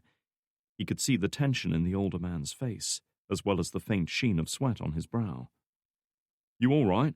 Drake asked, perplexed by his behavior. Even if he'd been out of the game for a while, he was an experienced operative who had done this sort of thing dozens of times. Why was he acting like a rookie on his first mission? "I'm hot as hell in this thing," Mason replied, shifting uncomfortably inside his winter BDUs. The layered, thermally insulated uniform had bulked out his already large frame. Drake frowned, sensing there was more to it than mere discomfort. "Need a hand with that?" he asked, gesturing to his bootlaces. Mason flashed him an angry look. "The day I can't lace up my own fucking boots is the day they put me out to pasture." With a final hard yank, he finished tying the lace, then reached up and wiped the sweat from his brow. He looked as though he'd just finished a strenuous workout. Before Drake could question his friend further, Miranova twisted around in her seat. "We are less than 5 minutes out," she reported, having consulted the GPS unit mounted on the dash. Using a printed map to navigate in these parts would have been an exercise in futility. He doubted if most of the roads here had even been surveyed. "When we get there, Agents Pushkin and Vasilev will handle the breach. We will go in once the building is secure. Understand?" Drake nodded. Being the most heavily armed and armored, it made sense for the two tactical agents to spearhead the assault. There weren't many problems that their combined firepower couldn't overcome. "As long as we find Glasov, I don't care how it's done." This wasn't why he had come to Chechnya. He was here for Anya, not to get involved in the FSB's war. But there was still a chance that this Glasov, whoever he was, might lead Drake to her. He could only hope the man had something worthwhile to share with them. He flexed his gloved hands, eager to get moving. The action itself he could handle. It was the waiting that did his head in. So much of his military career had been spent waiting to attack, waiting for support, waiting for an ambush, waiting for a release from the endless tension and paranoia of being in a hostile country. But beneath it all, he sensed another reason for his unease. He had no cause to suspect the assault wouldn't go exactly to plan, yet something in the back of his mind wouldn't let it go. Their adversaries had been one step ahead of them the whole time. Had they really managed to gain the upper hand now? Chapter 35. Glasov was gasping in shallow, ragged breaths as he shuffled down the corridor clutching a single suitcase that represented everything of value to him in this world. He had to pause every so often as another coughing fit overtook him, but somehow he found the strength to pick it up and keep moving. Strangely, he felt little remorse at the things he was leaving behind. There was nothing here that meant much to him. He'd moved back here to his family home years ago for no other reason than because he couldn't afford to buy a place of his own. He'd even tried to sell the farm and its surrounding land to anyone who would buy it, but such a desperate scheme had been doomed to failure from the start. All of the adjoining farms had long since been abandoned, and no property developer worth his salt would buy land here. No, he wouldn't miss this place one bit. He paused for a moment at the entrance to his old workshop, still strewn with the tools he'd used to construct the bombs. Such a task had been easy for a man of his experience. He'd dealt with explosives throughout most of his life, both in the army and as a civilian engineer, and knew how best to employ their effects. He hadn't asked too many questions about their intended targets, partly to guarantee the security of the buyers, but mainly because he just didn't want to know. It was easier to justify if he knew nothing. In fact, it had almost been possible to forget he'd done it. Almost. Pushing those thoughts away, he hurried past, heading for the living room. He was just laying down the suitcase when the front door resounded with a hard, almost violent blow. His already laboring heart went into overtime at the realization that someone was right outside. Was it the FSB come to arrest him, or his buyer come to rescue him? Either way, he was taking no chances. Reaching into his coat, he pulled out a Makarov pistol, a relic from his days in the Red Army. He hadn't maintained it very well over the years, but the weapon was so simple that there were few things to go wrong with it. He was confident it would still fire if he pulled the trigger, though he prayed it wouldn't come to that. With the pistol gripped tight in sweating hands, he advanced slowly towards the front door. It was heavy and solid, built in the days when strength was the best deterrent against theft, and secured with a deadbolt on his side. Nothing short of a battering ram would break it down. The door rattled in its frame as it took another hard blow. Whoever was out there clearly wasn't one for waiting around. "Who's there?" he called out, trying to sound braver and more dominant than he felt. The Makarov in his hand offered less reassurance than he'd hoped. There could be a dozen armed men out there for all he knew, and one rusted pistol certainly wouldn't stop them. Then, to his surprise, a woman's voice called out in answer. "Alexander!" Relief surged through him. He hadn't expected his savior to come in the form of a woman, but he certainly wasn't about to question it at that moment. If anything, her prompt arrival here was a telling indication of how powerful and organized his new benefactor was. Shoving the Makarov in his pocket, he hurried forwards, unbarred the door and swung it open. The woman who stood before him was tall and strikingly attractive, her short blonde hair damp from the rain, her icy blue eyes locked with his. She was dressed in woodland camouflage gear, and judging by the mud splattered on her boots and trousers, she had already hiked some distance to get here. Without saying a word, she stepped in over the threshold, and instinctively Glasnov backed off a pace or two. There was something about her, some hidden aura of menace that made him shiver from more than just the cold. Who are you?" he stammered, wishing he'd kept the Makarov in his hand. For a moment he caught a glimmer of something in her eyes, something that put him in mind of a field mouse about to be pounced on by a hawk. She hadn't come all this way to help him, he realized at last. Why would they go to all that trouble for a sick, crippled old man? She had come to silence him before the FSB got here. In a moment of blind panic, his hand went for the gun in his pocket. He was far too late. He saw her draw a weapon from a holster behind her back, saw the long, tapering barrel of a silencer as she swung it up towards his head in a single fluid motion. His last sight was of her cold, remorseless blue eyes staring into his as she squeezed the trigger. There was a flash, a moment of sickening blackness, and then he saw no more. Lowering the silenced M1911 automatic, Anya looked down at Glasov. He was lying in a heap in the hallway, his blood slowly soaking into the floorboards beneath. His face still bore an expression of blank, uncomprehending shock, his eyes wide and glassy. A single .45 caliber round to the forehead had ended his life before he'd even hit the ground. She didn't allow herself to feel bad for him. He might have been a sick man of advancing years just trying to make some money, but to do it, he'd knowingly constructed bombs designed to kill innocent people. Men like him deserved no pity. Her thoughts were interrupted by the faint rumble of a car engine in the distance. Returning to the door, she peered out into the darkened woods that surrounded the isolated farm. Sure enough, she could just make out the twin points of light bouncing and jolting between the tree trunks. A single vehicle, trying to negotiate the muddy, neglected road that wound its way up here. It could only be the FSB, coming here to arrest Glasov. Little did they know that they were already too late. At a guess, she would put them half a mile away, with a top speed of no more than 20 miles per hour over such rough terrain. She had a minute, perhaps two at most, before they got here. She would have to move fast. Emerging from the forest road that had snaked its way uphill, the 4x4 found its path barred by a 3 15-foot-high chain-link fence that apparently marked the boundary of Glasov's farm. A pair of big double gates straddled the road, on which a couple of signs had been crudely drawn in Cyrillic. Drake guessed they conveyed the Russian equivalent of trespassers can fuck offski. Normally such a barrier would have presented a serious obstacle, but fortunately their driver had the right idea. Dropping down a gear, he jammed his foot on the gas and held on tight as the big vehicle catapulted forward, blasting straight through the chain-link gates as if they weren't even there. No doubt the paintwork would suffer for this, but it wasn't as if he was paying the bill.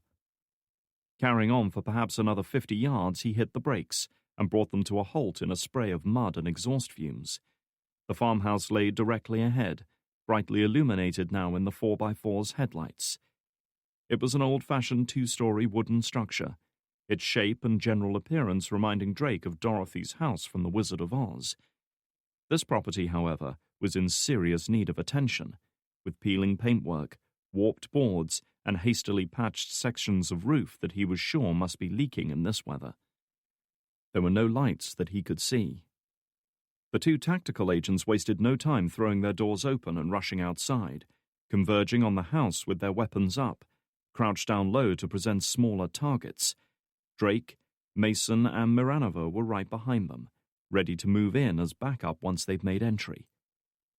Drake saw Pushkin reach for the breaching shotgun slung over his shoulder, saw him work the pump action to draw the first shell into the breech, before leveling the weapon at the door. 2 seconds later, the sharp crack of the breaching gun split the air, followed by the crunch of shattered wood as the door gave way. The solid slug had done its work well, blasting a 6-inch hole in the door and destroying whatever bolt had held it closed. Pushkin raised his foot and kicked it open, while the next agent moved forward, assault rifle up to his shoulder. For a moment, the beam from the underbarrel flashlight pierced the smoky darkness beyond. Then suddenly the entire scene vanished in a blinding flash that seared itself on the backs of Drake's eyes, and instinctively he threw up his arm and turned away.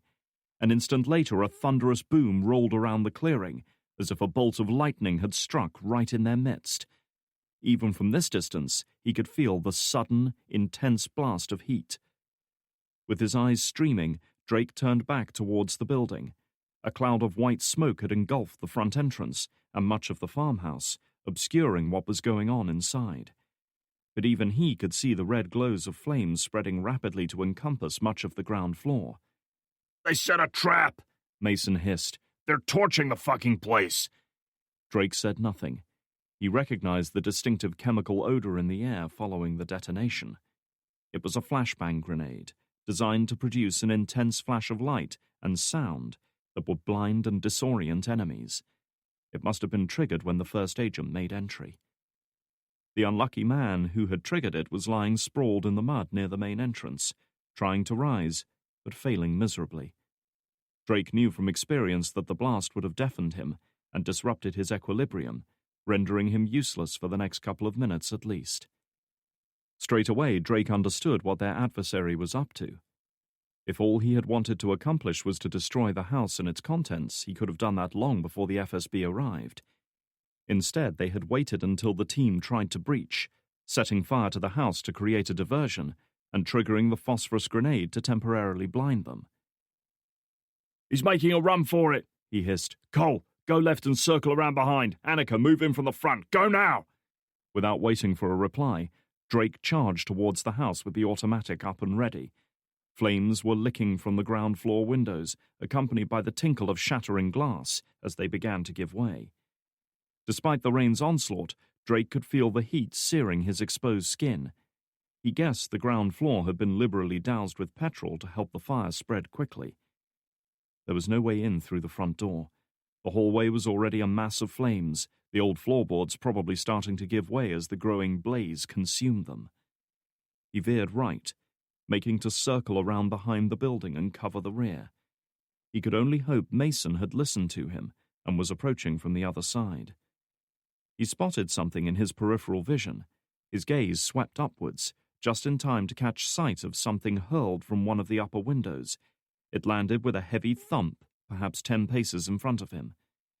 He knew what it was right away and instinctively threw himself on the ground just as the grenade detonated, engulfing the area in white light. His quick thinking saved his vision, though the delay bought his adversary a few precious seconds in which to act. With his ears ringing from the blast and splashes of light blurring his eyes, Drake picked himself up and peered through the haze of phosphorus smoke. He was just able to make out a figure in camouflage fatigues leap down from the upper floor, land and roll in the mud to absorb the impact, then leap upright again and sprint off through the darkened woods beyond. Clearly, whoever they were dealing with tonight, it wasn't Glasov. This was not the work of a frightened, frail man, but of a capable and resourceful operative. But whoever this person was, there was enough chaos left behind for him or her to be a mile or more from here by the time Miranova and the others figured out what had happened. Scrambling to his feet, Drake keyed his radio. "Target exiting, rear building, heading for the woods. I'm in pursuit." "Ryan, stop!" he heard Miranova protest. "Hold your position and wait for support!" Drake ignored her. To delay now would give their target time to open the distance and slip away. Their only chance to prevent this was to strike now. "Cole, where the hell are you?" he demanded.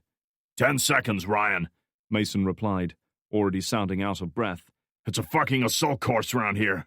There's shit piled up all around the house." That was 10 seconds he didn't have. With his heart pounding and rain sluicing down around him, Drake charged through the muddy clearing, leapt over a bank of tangled undergrowth, and pounded into the woods beyond. His target was fast despite the darkness, and the mud and the clawing brambles and bushes underfoot, darting with nimble grace through the difficult terrain, and somehow managing to avoid any serious obstacles.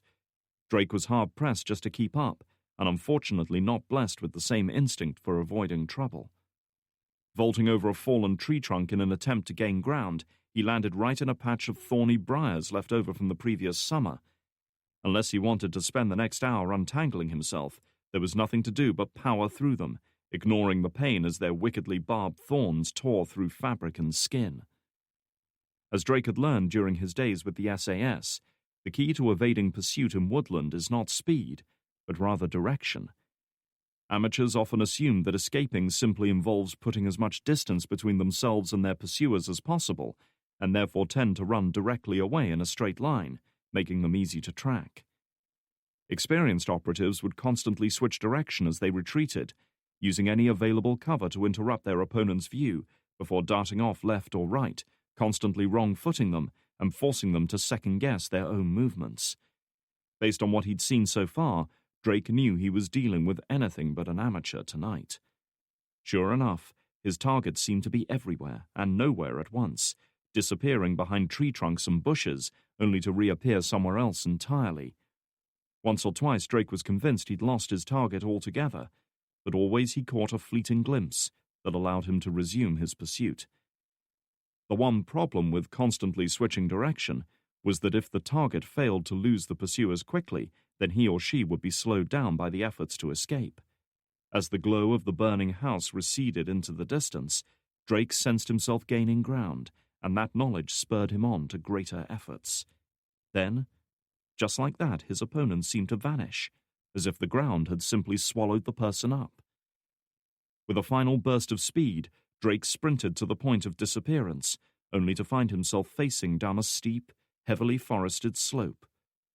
Above the roar of the burning farm and the pounding of his own heartbeat, he could hear the distant rumble of a river, and through the trees he could just make out the muddy track of a road that paralleled it. His target was already halfway down the slope, zigzagging down to the road where a car was likely waiting. To slip and fall now would risk a disabling injury and certain capture. Instead, whoever he was pursuing was playing it safe. The only way to catch this person was to do the opposite. Drake didn't stop to think it through. If he did, he'd undoubtedly realize what a bad idea this was and abandon the plan. Sometimes, the only option was to act. Holstering his automatic and checking that it was securely fastened in place, Drake backed up a pace, took a deep breath to psych himself up and get more oxygen into his bloodstream, and threw himself over the edge. He'd made it about 5 yards down the slope before his boots lost purchase on the muddy ground, and he began to slide, his pace rapidly increasing as his own momentum carried him onwards. Unable to control his descent, he could do little except brace himself and hope for the best. The contours of the slope were carrying him towards a gnarled spruce tree that clung precariously to a steep section of ground. A collision at this speed would undoubtedly break bones and damage internal organs. Throwing his weight to one side, he narrowly avoided slamming into the trunk, but the movement overbalanced him and, unable to prevent it, he began to roll. There was no thought of exerting any conscious control now. All he could do was tuck his limbs in and endure the fall, as his body tumbled down the slope like a rag doll, branches and sharp briars tearing at his flesh, jutting rocks slamming against him with bruising force. And all the while, the world spun and lurched around him, all concept of direction now lost. Only when he turned slightly and stabilized for a few seconds did he regain his orientation, catching a glimpse of the road directly below, along with his target leaping over a large boulder in the haste to escape. For a few seconds at least, Drake held the advantage. Allowing himself to slide the last few yards, he pitched over a stony outcrop and landed hard on the muddy, winding track that represented a road. He rolled once as he'd been trained to do in his SAS days, allowing the momentum of his fall to bleed away. Breathing hard and trying to ignore the pain of the countless cuts and bruises he'd endured on the way down, he drew out his automatic, just as his target leapt down onto the road about 10 yards away. A short distance beyond them stood a battered-looking 4x4. "Freeze!" he yelled, leveling the weapon at the person's center mass. His order was obeyed immediately. Not many people will try to flee across open ground when they have a gun trained on their back. "Hands where I can see them! Fucking get them up now!" A pair of gloved hands was raised, neither of which held a weapon. There was no urgency in the movement, no hint of fear or tension in the set of shoulders or the body posture. Instead, it seemed as if having a gun pointed at his or her back was a mere inconvenience, to be dealt with before moving on. He didn't care how confident this person felt. He had the advantage. "Turn around," Drake ordered. And then, just like that, it all changed. "Are you going to shoot me, Ryan?" The voice that spoke was a woman's voice, low-pitched and faintly accented, a voice he knew all too well. As the figure turned slowly to face him, and the dim moonlight cast the facial features in sharp relief, Drake's heart began to pound even harder in his chest. It was Anya. Chapter 36. For the next few seconds, the two of them remained frozen in position, each taking the measure of the other, neither moving a muscle as the rain continued to pour down around them. Despite himself, despite everything he'd seen and endured over the past couple of days, Drake found himself taking in every detail of the woman standing before him, the woman he'd risked everything to protect. Like him, she was soaked to the skin by the downpour, her blonde hair hanging limp and wet around her face. Her camouflage fatigues were splattered with mud and torn in places, evidence that even she hadn't been able to entirely avoid the sharp thorns that had shredded his uniform. She was breathing hard after the strenuous run from the farmhouse, her warm breath misting in the air around her. But her eyes, or rather what lurked behind them, remained just as he remembered. Fierce, cold, predatory, constantly assessing every move he made, looking for weaknesses to exploit. By pointing a gun at her, he'd become a threat, and that was not a good position to be in. "You don't give up, do you, Ryan?" she remarked with a grim smile, nodding to the slope he'd just hurled himself down. "Even when you should." He rose up from his knees, lowering the weapon at the same time. "Can't imagine where I get it from." Anya allowed her arms to fall by her sides. "Why are you here?" "Why'd you think? I'm trying to stop you getting yourself killed," he hit back, shaking with barely suppressed anger now he was at last face to face with her. "Enough people have died already because of you. What the hell are you involved in, Anya?" "This has nothing to do with you." "Like hell it doesn't. You made this my business when you contacted me in Washington. Either you wanted me to find you, or you were trying to frame me for that sniper attack. For your sake, I hope it was the first option." At this, he caught a fleeting look of surprise and confusion in her eyes, the same look he'd noticed during their momentary encounter on that rooftop in D.C. before she had vanished. But Anya, always the master of her own emotions, quickly pushed it away. She shook her head, a loose tendril of damp hair falling across her eyes. "Listen to me, Ryan. Listen well. I don't need your help or your protection. If you were any other man, I would have killed you already for the problems you have caused me. But if you interfere with my work again, I won't be so lenient. That's all I have to say." Her brief but chilling message delivered, she turned and began to walk away, heading for the 4x4. "Stop!" She halted, keeping her back to him. She didn't have to turn around to know she now had an automatic pointed at her back. "I can't let you leave," Drake said. "Not without answers." "You're making a mistake," she warned, her voice low and deceptively calm. "Walk away before you make another." Drake stood his ground. He wasn't going anywhere. "Not this time." There was a moment of inaction, of silence broken only by the relentless hammering of the rain around them. Then he heard a faint sigh, as if she were disappointed with how things had turned out. It happened fast. Reaching into the combat smock she was wearing, she turned and hurled something straight at him, a green metal cylinder no larger than a can of soda, with a simple time delay fuse fixed to one end. Drake's instincts kicked in immediately. He started to turn aside, throwing up his arm in a vain attempt to shield himself from the imminent phosphorus detonation. Then, just like that, he stopped. Even Anya would never be so reckless as to use a grenade like that at close quarters. The blast would just as likely injure or blind her, not to mention attract any FSB agents within 5 miles. It was a bluff, a decoy designed to buy her time. Time to close the distance. Recognizing his mistake, he turned towards the woman who was now charging straight at him and brought the weapon to bear on her. His realization came a moment too late. Reaching out, Anya clamped her hand around the barrel of the gun and twisted it upwards before he could get her in his sights. Her other hand shot out like a piston and delivered a hard strike just below his eyes, stunning him. His grip on the weapon slackened, stars and flashes of light now blurring his vision.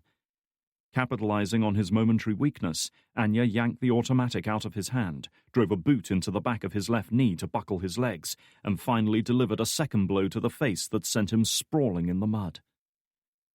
Blinking and trying to refocus, Drake looked up at his opponent. Anya stood a few yards away, pacing around him in a slow circle, arms by her sides, as if they were conducting a casual conversation instead of fighting. She had a knife sheathed in a harness at her left shoulder, though she had made no move to draw it, as if Drake wasn't worthy of such attention. She glanced down at the weapon she had taken from him with such ease.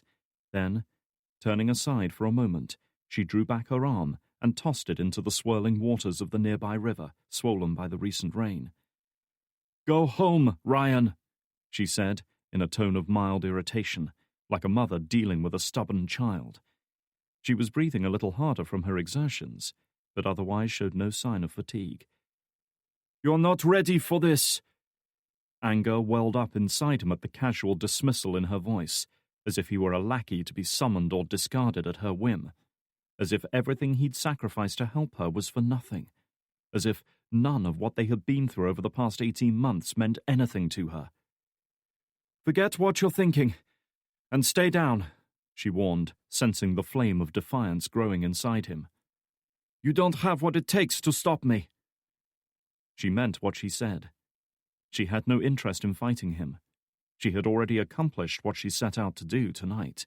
If he stayed down, she would likely leave without further trouble. All he had to do was stay down. He couldn't say for sure what it was that prompted him to get up.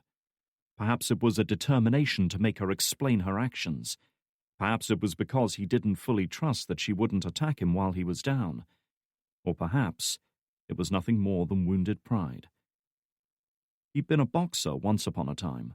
He'd fought dozens of opponents in his short career, taken plenty of hits along the way, and even been knocked to the canvas a few times, but never had he failed to get up. He certainly didn't intend to start today. Whatever the motivation, the result was the same. Rolling over and placing his hands beneath him, he forced himself up from the muddy ground, placing himself between Anya and the 4x4 further down the road. His fists were clenched, arms up, ready to defend himself. Saying nothing, he spat bloody phlegm on the ground at her feet. Anya shook her head. "Suit yourself." Drake's mind was racing, trying to predict her next move. Anya's instincts would be telling her to finish this quickly, before the fight degenerated into a slugging match in which Drake's superior size and strength would inevitably take their toll, and before the FSB agents back at the farm found their way here. She was going to attack. She came at him again, moving fast to get in close before he could strike her. He had the longer reach, and she wanted to cancel out that advantage as quickly as possible. Drawing on the skills he'd earned through hard experience in the ring years earlier, Drake saw her next punch coming and twisted aside to avoid it. Realizing he'd caught her off balance and that he had mere moments to take advantage of it, he reached up, grabbed the knife still sheathed to her webbing, and yanked it free of the scabbard. Drake had less than a second to act before she realized the danger and retaliated. He had to make her back off, had to make her understand that he wasn't going to let her simply slip away. He had to give her a sting. Slashing downwards with the knife, he aimed for her flank.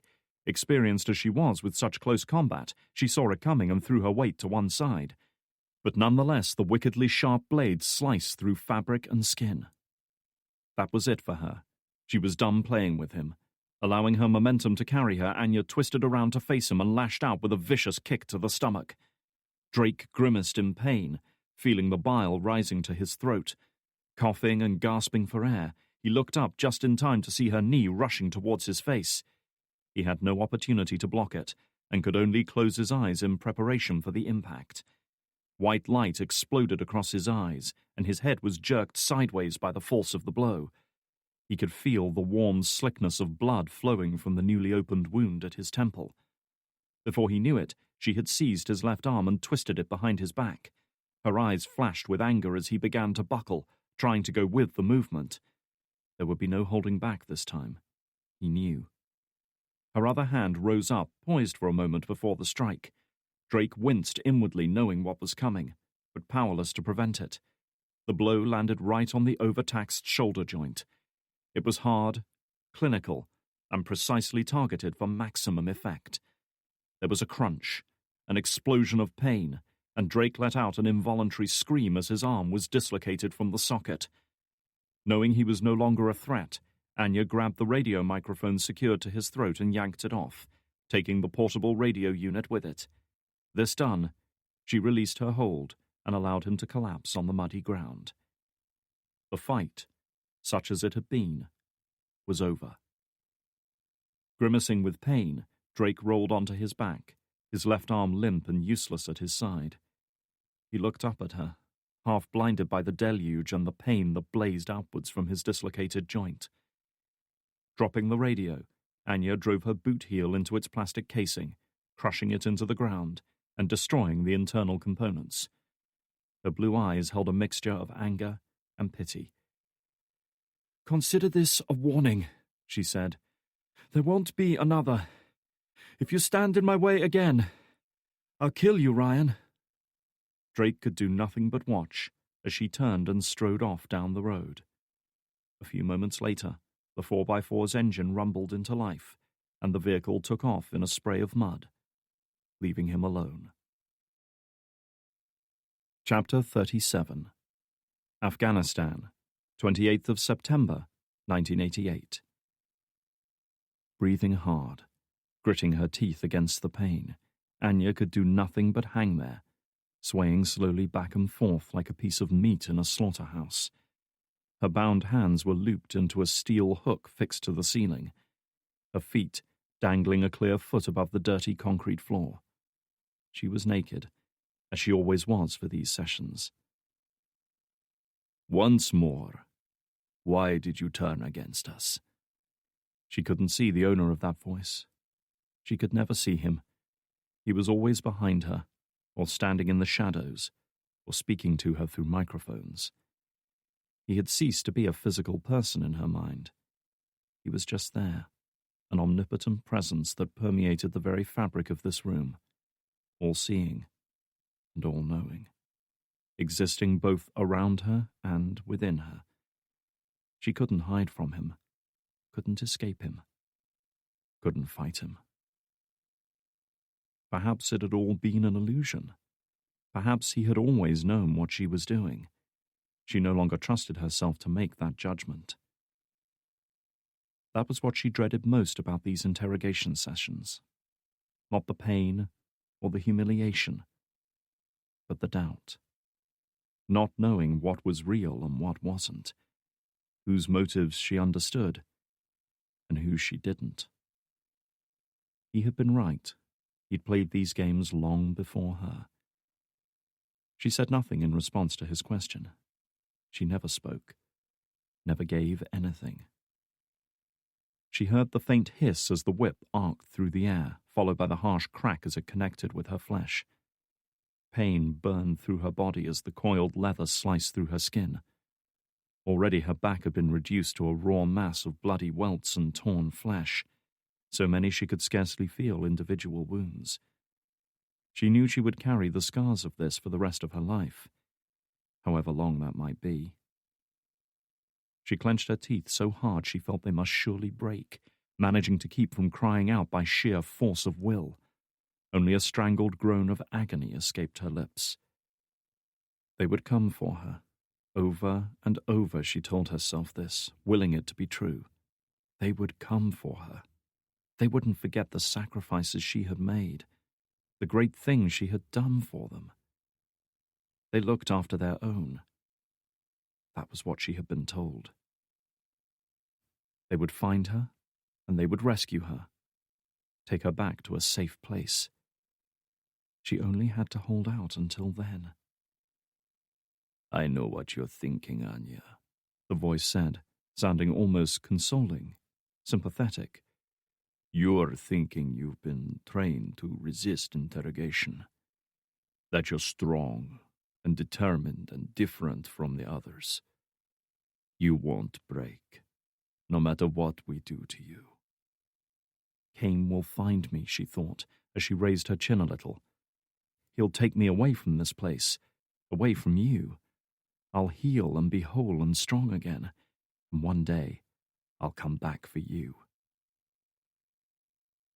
Everyone who has ever been brought into this room has thought the same thing, and each of them eventually came to understand the truth. He went on. The truth is, everyone breaks, sooner or later. Everyone.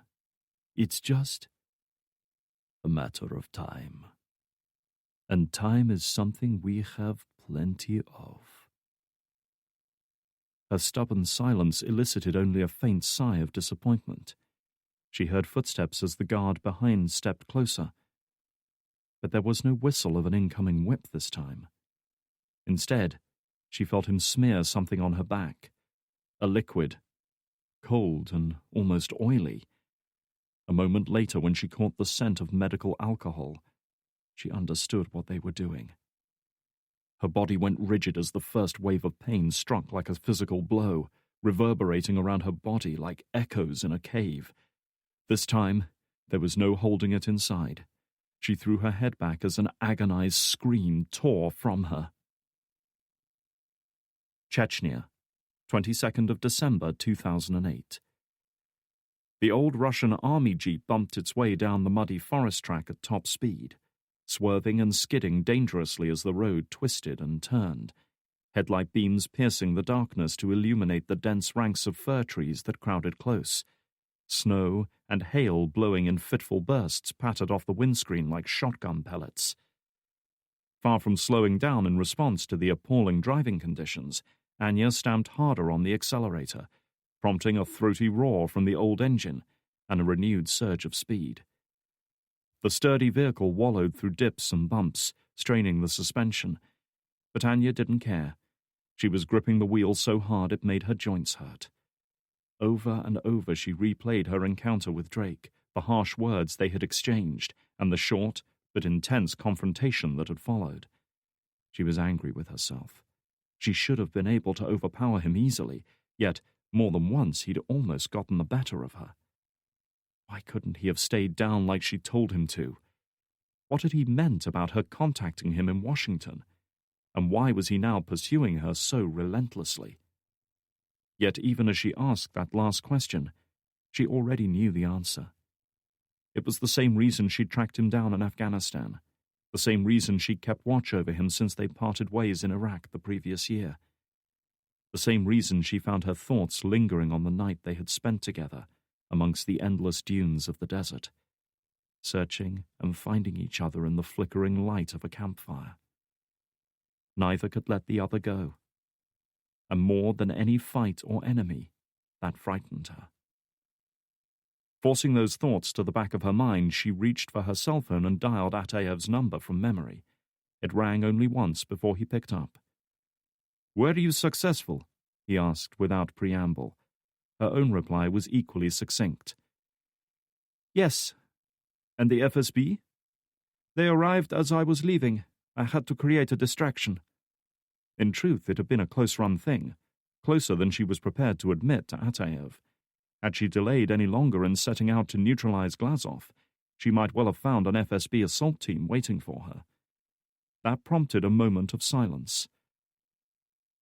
"But you got clear?" "I did." As she'd hoped, she had managed to escape the area before the FSB could coordinate an effective search. "And what about Drake?" he asked. If possible, Anya gripped the wheel even harder. "Injured, but alive."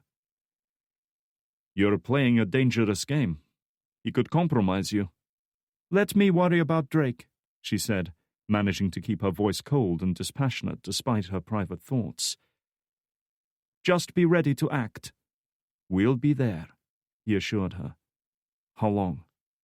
Anya glanced at her watch. 10 minutes. I'll signal once I'm in position." "Understood. Good luck." With that, the phone line went dead. Tossing the phone onto the passenger seat, Anya swung the 4x4 around a wide bend and stamped on the gas once more. Chapter 38. Breathing hard, Drake backed up against the stout trunk of a towering pine tree, sliding down the rough bark until he was on his knees, shivering as the adrenaline rush of his pursuit faded. He was relieved to be out of the rain, but the deep, penetrating cold was slowly working its way into his limbs. His left arm hung slack by his side, lightning bursts of pain flashing outwards from the dislocated shoulder joint with every movement. Ahead of him stretched the steep rock and tree-covered slope, leading back up to the farm, a formidable enough obstacle even for an able-bodied climber, never mind an injured and half-frozen man with a dislocated arm. Even now, he could scarcely comprehend the depth of Anya's betrayal. He had risked everything to find her, to warn her, to protect her, yet she had breezed through him as if he were nothing. What had happened to her? What madness was driving her onwards? And what was she going to do next? He gritted his teeth, slamming his good right hand into the unyielding tree trunk as anger welled up inside him. This wasn't over yet. But first, he needed to sort himself out. The cuts, grazes, and bruises from his fall down the slope weren't a problem, but he had to do something about the dislocated shoulder before he went on. Reaching up, he felt around the injured joint, manipulating the slack humerus to work out how best to fit it back in. There was no great secret to fixing dislocations. All you had to do was get the bone at roughly the correct angle, then apply sufficient force to pop it back into the socket. Of course, it was usually a two-man job with plenty of painkillers thrown in to sweeten the deal. This one was going to be a different affair altogether. Dragging himself to his feet once more, he used his good arm to brace his left elbow against the tree trunk, holding it at right angles from his body, and doing his best to line up the head of the bone with the joint. He took a deep breath and closed his eyes, trying to summon up the will to do what he had to. For a moment, he saw Anya standing over him as he lay injured on the ground, drenched by the rain but undaunted by his efforts to subdue her. He saw the pity and contempt in her eyes, felt her disappointment at the pathetic fight he put up, and instantly a flame of defiance leapt up inside him.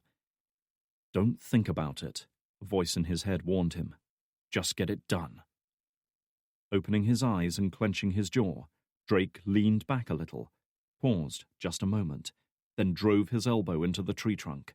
In a sickening moment of force, the impact travelled like a shockwave up his arm, displacing the bone back towards his body. There was a moment of straining, tightening resistance as the head of his humerus struggled to find its way back into the glenohumeral joint, the bone seeming to flex under the pressure. Then, with a grinding pop and an explosion of pain, it finally slipped back in.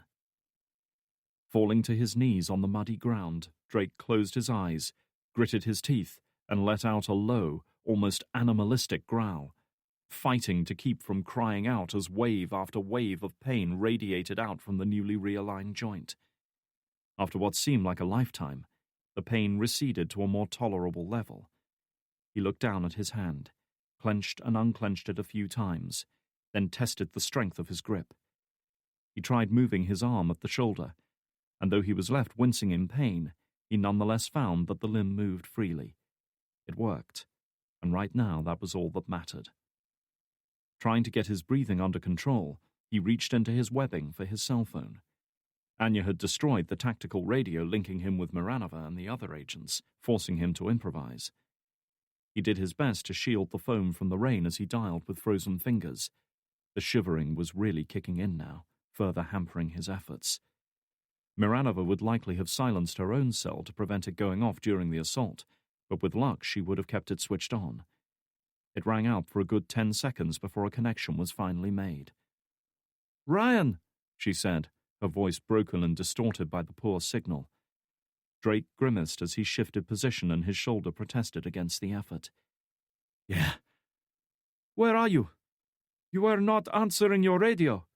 The anger and concern in her voice were obvious. "I lost my radio. I'm at the base of the slope near the river," he managed to say through chattering teeth. "Are you all right?" That was a matter of perspective. "Yeah."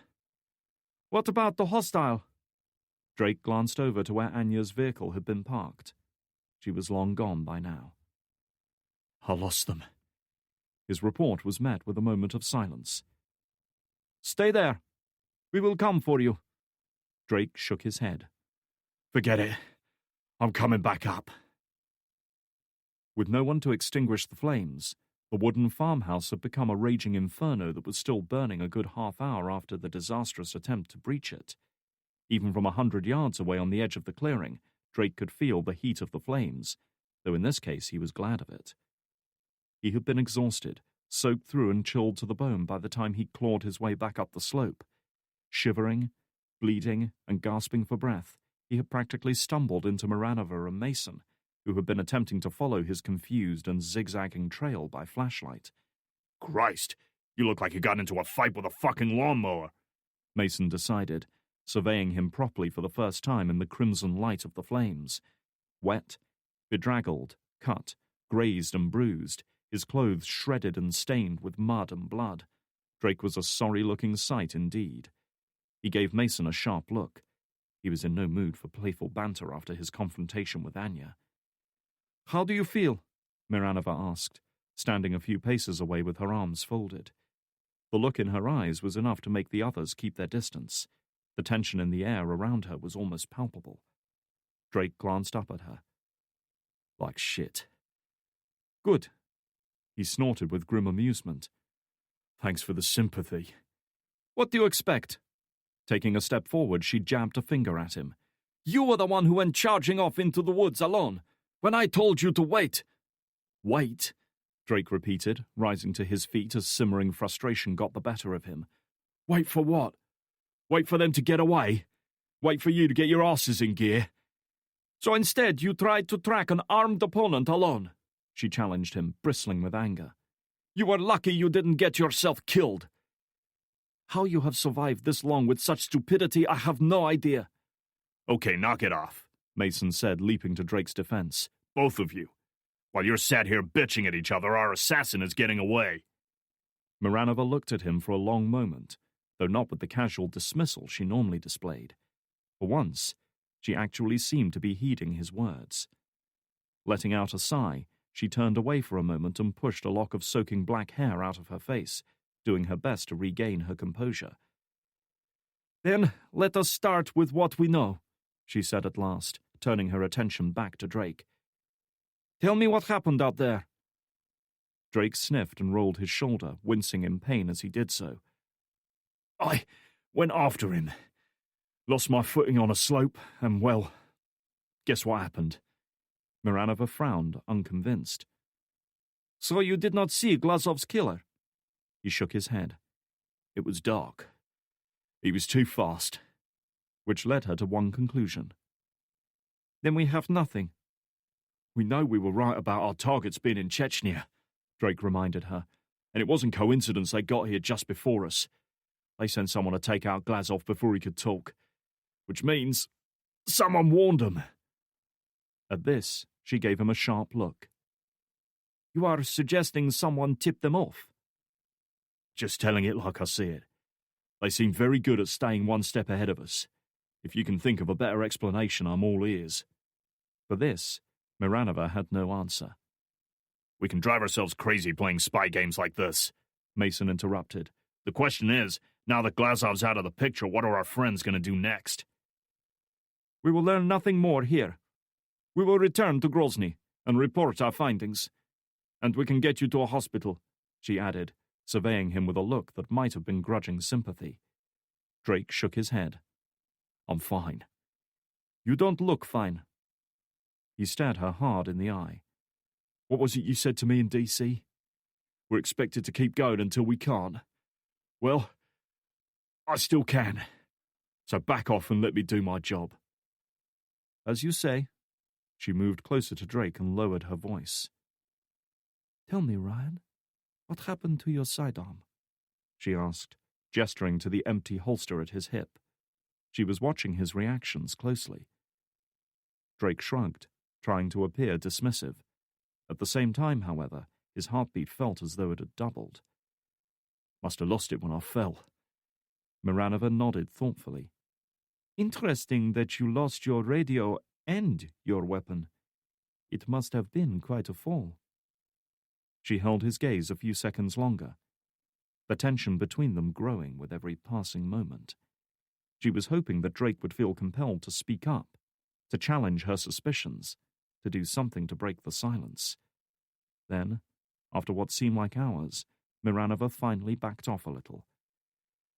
But then, I suppose these things can happen to the best of us, she remarked, laying a hand on his shoulder. It was meant to be a conciliatory gesture, but Drake knew why she'd done it. He managed to keep his face impassive as she squeezed a little. I hope this will not slow you down, Ryan, she added, letting go. Drake watched as she walked away to rejoin the others, though it was some time before his heart rate returned to normal. Chapter 39. Grozny, Chechnya. Corporal Vadim Yerzov rolled his shoulders, trying to relieve the dull ache as the straps of his combat webbing bit into his flesh. Standing guard duty was an unpleasant job at the best of times, and it wasn't helped by the chill wind that gusted across the open space in front of the checkpoint, each blast carrying with it 1,000 tiny pellets of dry snow that stung his exposed flesh. The temperature had fallen with the onset of night, and the driving rain of the day had given way to icy snow flurries. The tearing roar of jet engines in the airfield behind prompted him to turn his eyes skywards, and he watched enviously as a commercial airliner ascended into the darkened sky, soon swallowed up by the low clouds, so that only the flash of its recognition lights was visible. "Lucky bastards," he mumbled, thinking about the passengers sitting in their comfortable seats, heating vents blasting hot air all around them as they watched Grozny recede into the distance. He could only try to imagine how it must feel. His tour of duty in Chechnya would be over in another month or so, and then, at last, he would be out of this shithole for some well-deserved leave. Couldn't come soon enough. He was sick of this bleak, war-torn place, sick of the cold, sick of the weather, sick of the people and the ruined buildings and the squalor and the misery. "Wonder where they're going," Private Georgy Banin remarked from the other side of the main gate, watching the same aircraft like a starving child surveying a banquet. "Who the fuck cares?" Yerzov replied. "Anywhere's better than here." "I hear you." Banin shivered as another icy blast buffeted them. "Maybe those FSB pricks should spend some time out here, freezing their asses off." Not likely, Yerzov thought. The FSB personnel in the secure compound behind them were more than content to remain in their comfortable offices. allowing the Russian army to guard them day and night, taking all the risks for none of the rewards. Unsurprisingly, the men burdened with such a thankless task had started thinking up all kinds of colourful acronyms for their charges. Fucking safe bastards was this month's most popular. Yurtsov looked up as a vehicle, painted in standard olive-drab military colours, turned off the main drag and headed down the muddy, potholed road towards them. It was a UAZ 469, one of the old-fashioned but very sturdy little 4x4s that had been in use by the Russian military since the 1970s. Their reliability was legendary, as was their willingness to cross virtually any terrain, two factors that made them ideal for a country like Chechnya. Trucks like this came and went all the time around these parts, so neither man was particularly concerned as it approached. Nonetheless, Yurtsov gripped his AK-47 a little tighter as the mud-splattered vehicle slowed to a halt beside him.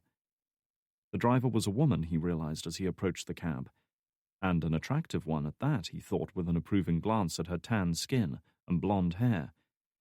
Clearly she hadn't been in Chechnya for long, or she would have been just as pale and pasty as Yurtsov and his comrades. She was dressed in olive-drab military fatigues like himself, though he saw no rank, name or unit insignia anywhere on her uniform, a sure sign that she was FSB. But judging by the mud splattered across it and the various rips and tears in the camouflage pattern, she'd had a far more eventful day than him. Apparently, she wasn't one of the pen pushers he was assigned to guard. She was a field agent. "Identification," he said, a little more wary now. Being around FSB agents always put him on edge, as though he was being assessed or tested in some way. "Of course," she replied, handing over her ID documents. His suspicions were confirmed immediately. Anya Shakova, an operative with the FSB's Counter-Terrorism Bureau. Retreating to the gatehouse for a few moments, he swiped her card through the magnetic reader, which promptly verified she was who she claimed to be. He hadn't seen her before, but that was more the rule than the exception in a major intelligence hub like this. New personnel came and went so often that it sometimes felt like standing guard on the gates of the Kremlin. Returning outside, he surveyed the jeep that now sat idling, exhausts venting steam that was quickly carried away by the chill wind. "Just you in this vehicle?" She nodded. "And your business here?" She looked him in the eye then. Her gaze was enough to send a shiver through him that had nothing to do with the cold weather. "My business is none of yours." "As you say," he conceded, not wishing to press the point. "If you'd please shut down the engine, we'll search your vehicle and process you through." The woman glanced away for a moment as if struggling to hold in check her rising temper. He heard a slow exhalation of breath as she calmed herself. "Corporal, I've been traveling for the best part of 2 days without sleep to get here. I didn't do it so I could have a pair of grunts rifling through my underwear.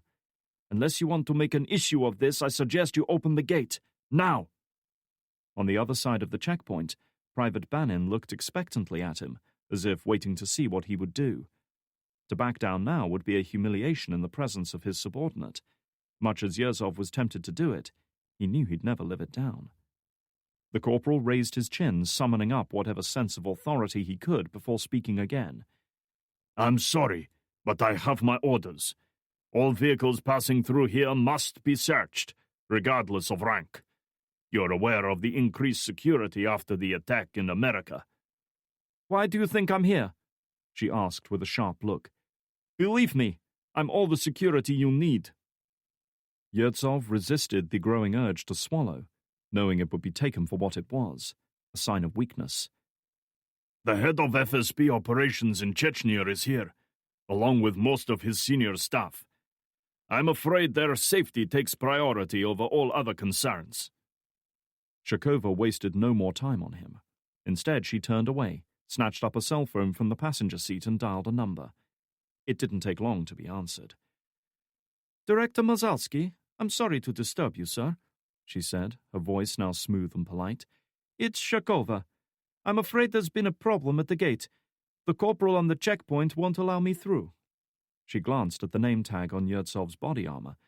"Corporal Yurtsov. Yes, sir, I explained why I'm here. Perhaps he might listen to you." She turned her attention back to Yerzov and held the phone out to him. "The director would like to speak with you, Corporal. Now." Yerzov's eyes opened wide in fear. She was on the phone to Director Mazalsky himself, the very man whose life he was here to safeguard. Yerzov could almost imagine the FSB regional director glaring down at the checkpoint from his office on the second floor, making a mental note of the dumb prick who was holding up one of his trusted employees. That was more than enough to destroy the last of his wavering resolve. This was the kind of confrontation that could end careers, and he really didn't need the hassle. Not with only a month left on his tour. "There's no need for that," he said, handing back her ID documents. "Everything seems to be in order here." The woman smiled. "Everything's fine, Director. Sorry to have troubled you," she said, shutting down the call. She gave Yerzov a faint nod as the barrier was lifted, then gunned the engine and drove off into the compound beyond. "Real ball breaker, eh?" Private Bannon remarked, giving Yerzov a sidelong glance as they watched the truck turn left and vanish behind a building. Yerzov could feel a blush rising to his cheeks despite the cold. "Fuck off!" With a canvas bag slung over one shoulder, Anya made her way down the corridor at a steady, unhurried pace, barely pausing to acknowledge the FSB agents she passed along the way. She was a travel-weary operative fresh in from the field, in search of nothing but a hot shower and a cup of coffee. Most of them knew better than to mess with someone like that. The key to situations like this, as she had learned long ago, was confidence. If you looked and acted as though you belonged somewhere, then few people would have the nerve to challenge you. She had known covert operations to bluff their way through military checkpoints without even showing identification. It just took a touch of panache, and no small measure of courage. The accommodation block in which she now found herself stood adjacent to the FSB's main office complex, the two buildings linked by a covered walkway to protect against inclement weather. The office complex was the nerve center of their operation in Chechnya, home to planning and intelligence-gathering teams, conference rooms, secure communications suites, and, of course, the senior executive officers. The sensitive nature of its contents meant that access was restricted to those with high-level security clearance. It certainly wasn't the kind of place where frontline grunts found themselves, meaning she was going to have to alter her appearance if she expected to get inside. Up ahead, she spotted a sign for the women's restroom and made straight for it. As she'd hoped, it wasn't in use. Fishing in her bag, she attached a closed for maintenance sign to the door, then retreated inside and used a piece of wood to wedge it shut. Alone, and with space to work, Anya dumped her equipment bag on the tiled floor and knelt down to unzip it. The first item out was a neatly pressed grey suit, blouse and shoes, all sealed within a watertight plastic bag. Hurriedly stripping off her wet and mud-stained BDUs, Anya glanced at herself in the mirror, frowning at the gash that had been torn along her right hip during her encounter with Drake. It had happened as he'd slashed at her with her own knife, the blade cleaving through the fabric and the skin beneath. She had avoided the worst of it, but the mere fact that he'd been able to hurt her had stung her pride. Perhaps that was why she had retaliated with such ferocity. She barely noticed the injury at the time, having long ago learned to push past such minor discomforts. But the blood was going to be a problem now, if she expected to get inside without arousing suspicion. Fortunately, she had a solution. Using a couple of paper towels to clean off the worst of the blood, she reached into her bag and retrieved a roll of duct tape, tore off a length, and pressed it against the cut. Removing it wasn't going to be fun, but that was something she could deal with later. Right now, it was enough to stop the bleeding. She donned the smart office clothes as quickly as she could manage, tucking in the blouse and pulling the jacket over her shoulders. The shoes went on next, their impractical design uncomfortable and almost unfamiliar to her after years of wearing military boots. Next, she ran a comb through her hair. It was still damp and disheveled after her flight through the woods, but a wall-mounted hand dryer was enough to take care of that. A touch of hairspray was enough to hold it in the kind of neat, efficient style that she had seen other female FSB agents in this building wearing. She was grateful that she was still wearing her hair short. The last thing she needed was for it to come loose and get in her eyes at a crucial moment. She'd made that mistake once before, and it had almost cost her her life. The last task was the least pleasant of all. Leaning over the sink, she surveyed her reflection as she hastily applied foundation makeup and a neutral, understated lipstick. She'd always hated makeup, the pointless frivolity of its application and laborious removal. But at times like this, there was no option if she wanted to blend in. On second thoughts, she undid another button on her blouse and tightened the straps of her bra to push her breasts a little higher, revealing enough cleavage to elicit a favorable reaction from any male agents she passed. It went against her instincts to use sexuality to her advantage, but there was no denying its effectiveness in a largely male-dominated profession. Anyway, she had paid a high enough price over the years for the simple fact of being born a woman. She saw no harm in reaping some rewards now. Last out of the bag was something she was infinitely more comfortable with, a silenced Colt M1911 automatic. She had been using that reliable old sidearm since the very start of her career as a paramilitary operative, and in her opinion, it was still one of the best handguns ever produced. It had never let her down. She raised the automatic, checking that the magazine was firmly locked in place and the safety catch engaged.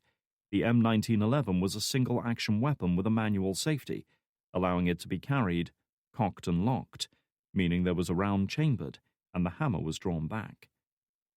Satisfied that all was well, she holstered the Colt inside her jacket, adjusting her posture a little to compensate for the extra weight of the weapon, plus the bulky silencer. She stretched, arching her back and raising her arms above her head. The joints popped as her muscles strained against them, but she felt better for doing it. Aches and pains that she hadn't noticed before were beginning to nag her, and she could guess why. Her body had taken a lot of punishment over the course of her long career, and at last, the years were starting to catch up with her.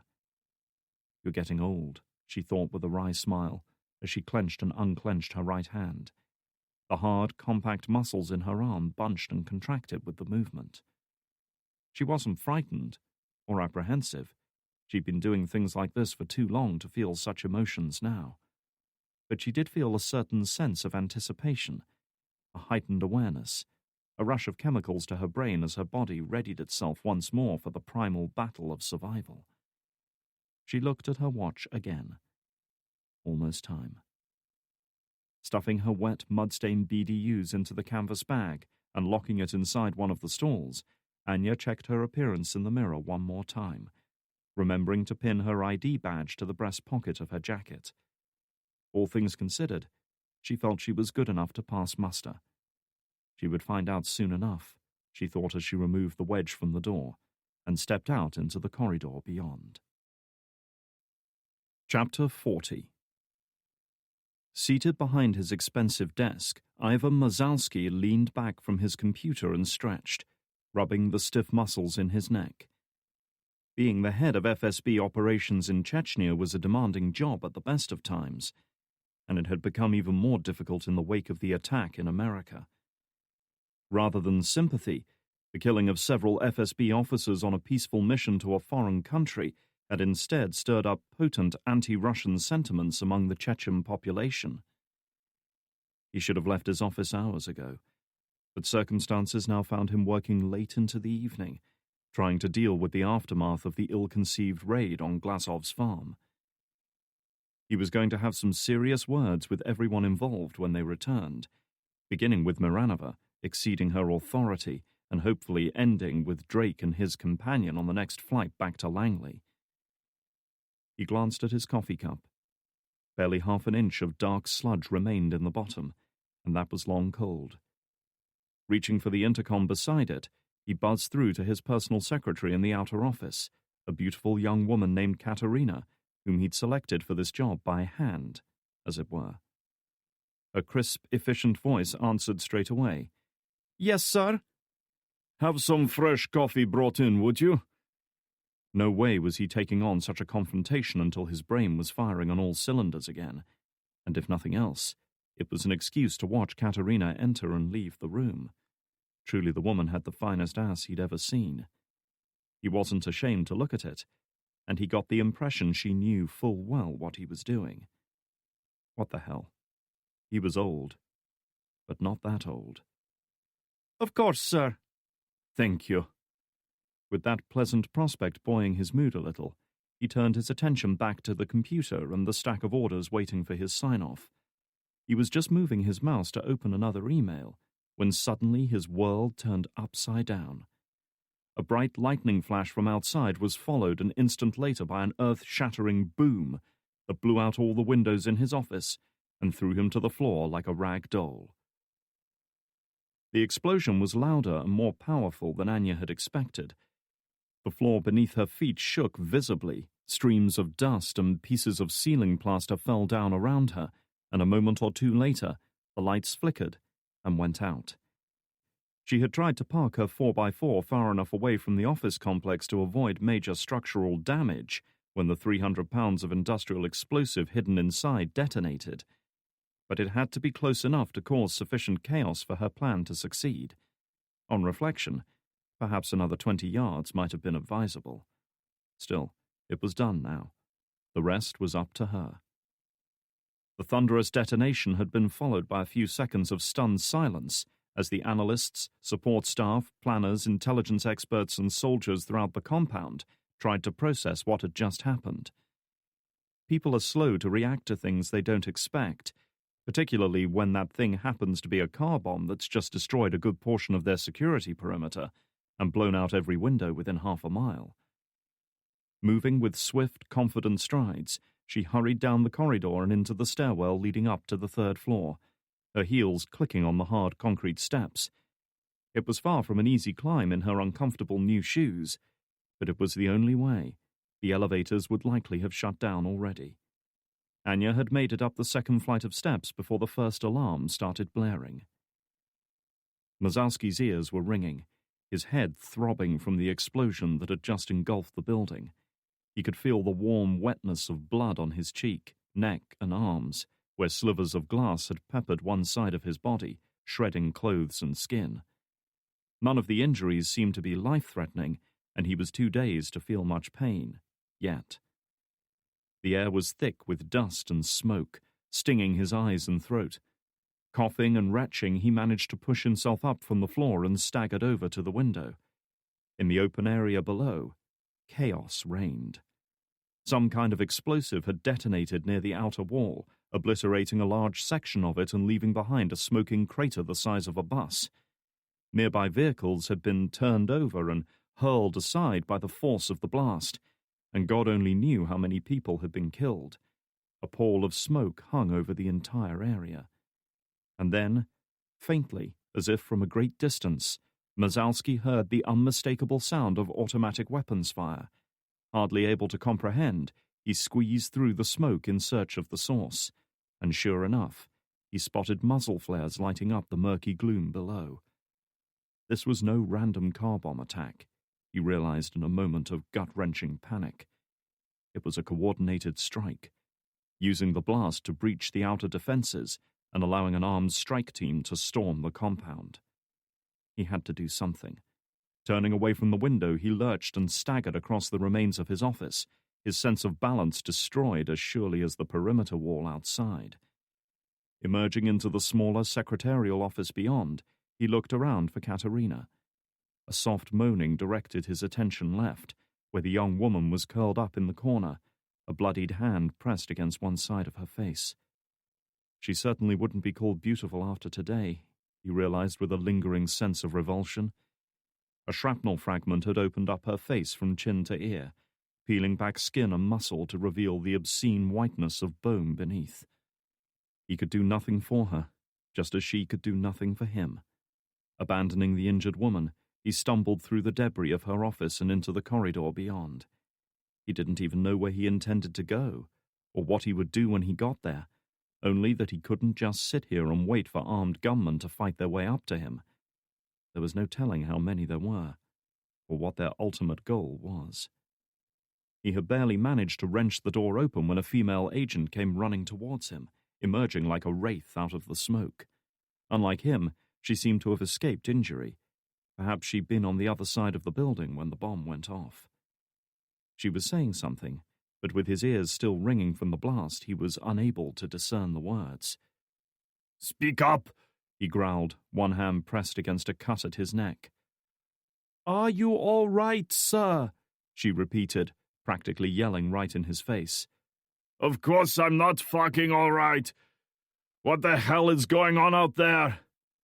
Your guess is as good as mine, sir, she admitted. The radio net's down, but we have to get you to the shelter.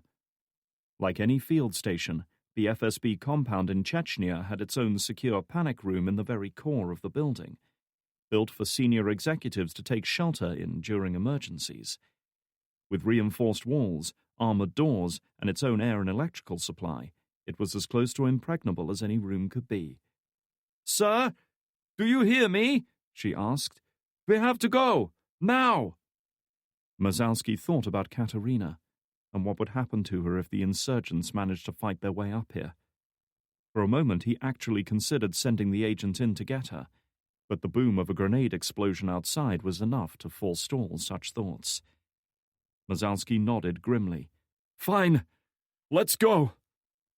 With the female agent leading the way, they hurried down the corridor, their eyes watering as smoke from various small fires began to fill the air. Halting beside the elevator, Mazalsky hit the call button.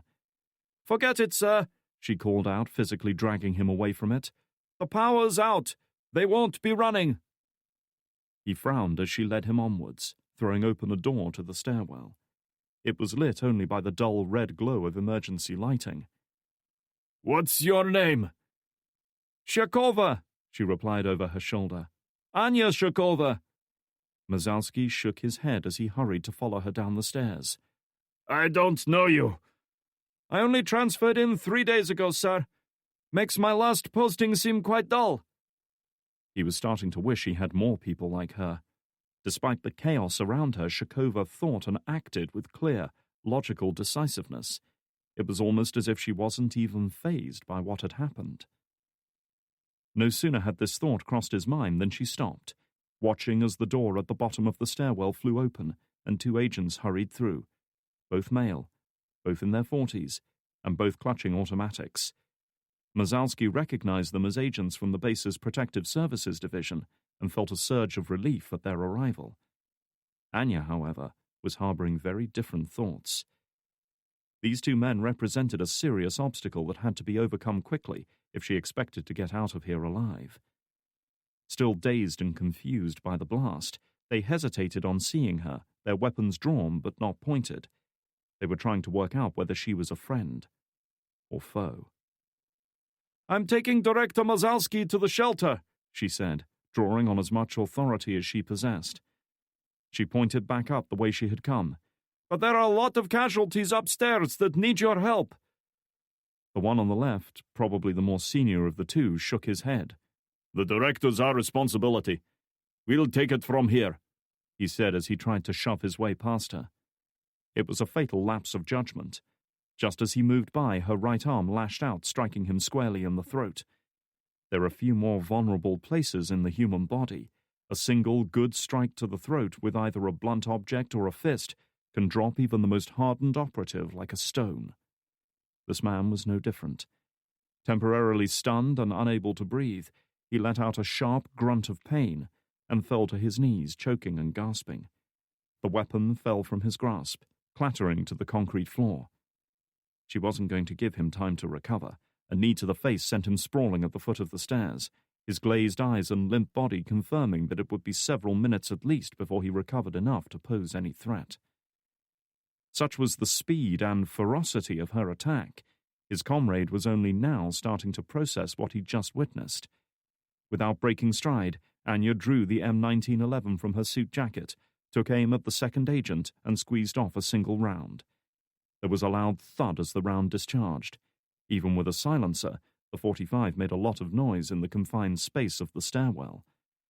The thud was followed, a heartbeat later, by a soft, wet crunch, as the round obliterated his skull, along with the fragile organ it was supposed to protect. He went down, leaving a splatter of blood on the concrete wall behind. She allowed herself but a fleeting moment of regret for what she'd just done. He had died out of necessity, not desire. But it couldn't be helped, just as she couldn't allow emotions like that to intrude on her thoughts. If they did, she was as good as dead. Mazalski stared at the scene before him in blank shock, as if failing to understand what had just happened. Then, a moment later, survival took over. In panic, he turned and tried to flee back up the stairs, thinking to take refuge in one of the offices up there. It was a vain hope, and quickly dashed. He hadn't managed to stumble more than a few feet before he felt something sharp fired into his back. There was a click, and suddenly white-hot pain filled every part of his body. His legs gave way beneath him, and he collapsed to the floor, convulsing as thousands of volts surged through his nervous system. When it stopped at last, he was barely conscious, unable to move. He looked up through bleary eyes and saw Anya throw aside the taser she had used to incapacitate him. Then his vision swam, and he blacked out. Anya holstered her pistol and knelt down beside the unconscious man. With Mazalski down and the two FSB agents neutralized, now came the hard part, getting him out of the compound without being killed in the process. If everything had been prepared as expected, there would be a vehicle waiting for her downstairs. All she had to do was get Mazalski down there and into it, which was easier said than done. Carrying an unconscious man weighing upwards of 170 pounds was a daunting task even for her. She kicked off her shoes, knowing they would do her no favors now, and took a few deep breaths to prepare herself. Doing her best to distribute his weight across her shoulders, she heaved him onto her back, took a deep breath, and forced herself up from the floor. Her muscles burned with the effort, but somehow she managed to pick her way between the two fallen agents and through the stairwell access. She emerged into the ground floor corridor in time to see an overweight man stagger past, clutching a bloody wound on the side of his head. He didn't even glance at her as he passed, intent only on helping himself. That suited her just fine. Anya knew there was a fire escape about halfway along the corridor that opened out into a small parking lot, sandwiched between two wings of the office complex. Breathing hard, and with a sheen of sweat coating her brow, she forced herself onwards, with the heavy bulk of Mazalski pressing down on her with each step. The door was already standing ajar when she reached it, apparently having been used already. With her strength waning, she staggered through into the cold, smoke-filled world beyond. As she'd hoped, this side of the building was largely untouched by the blast, as were the half-dozen cars in the small parking lot. Her eyes flicked from car to car until she found the one she wanted. It was a Gaz 2330 Tiger, the Russians' military standard multi-purpose all-terrain vehicle, and one which also saw heavy use by the FSB. Ignoring the scattered groups of injured and shell-shocked office workers who were milling around trying to decide what to do next, Anya staggered over to the Tiger and felt beneath the driver's side wheel arch. Sure enough, a key had been secured there. In short order, she had unlocked the rear door and heaved Mazalski inside. Unconcerned about how rough she was being with him, he'd live. For now, at least.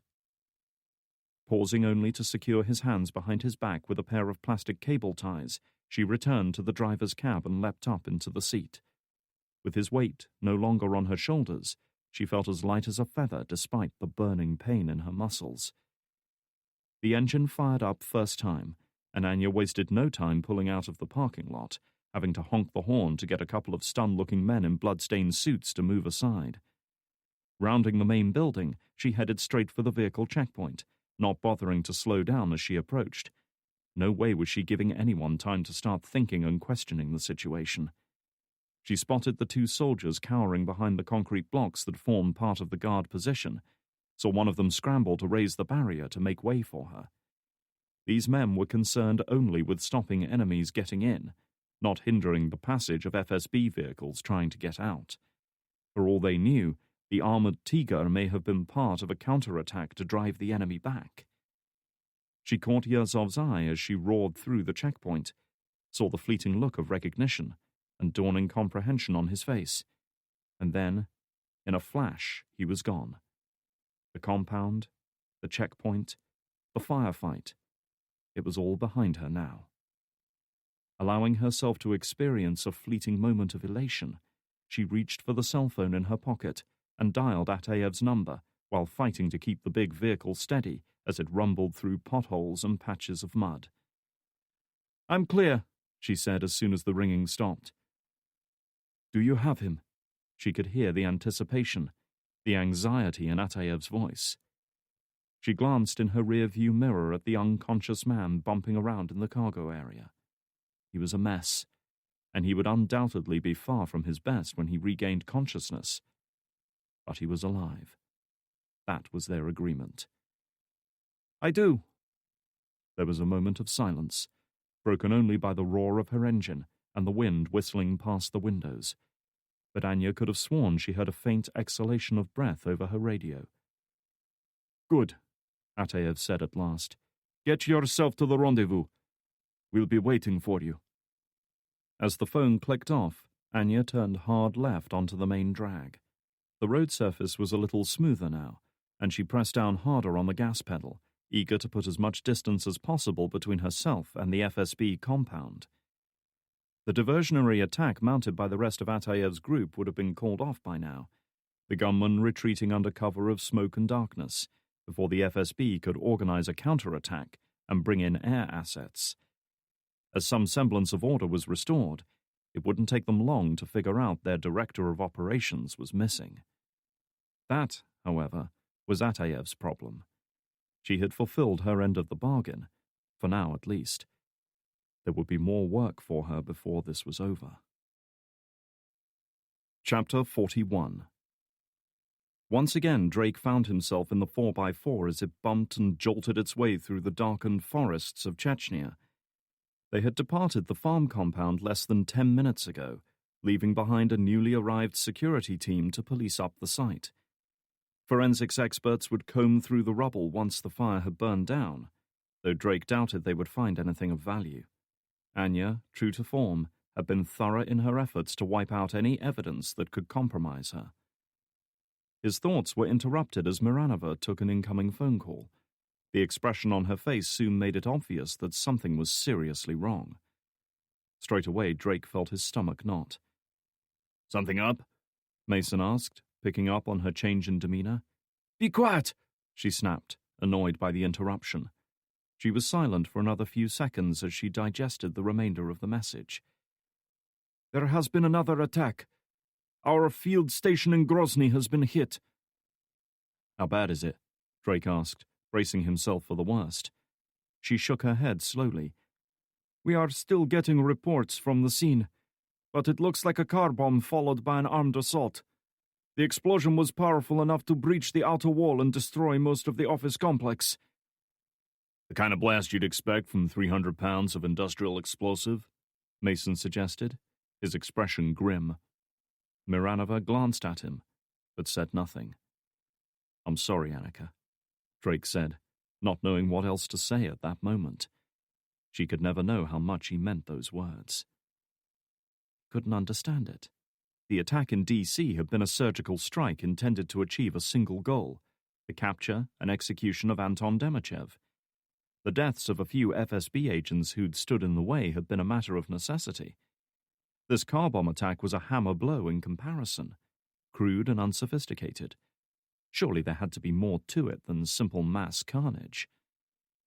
Drake was about to speak up when suddenly Miranova's radio headset crackled into life again.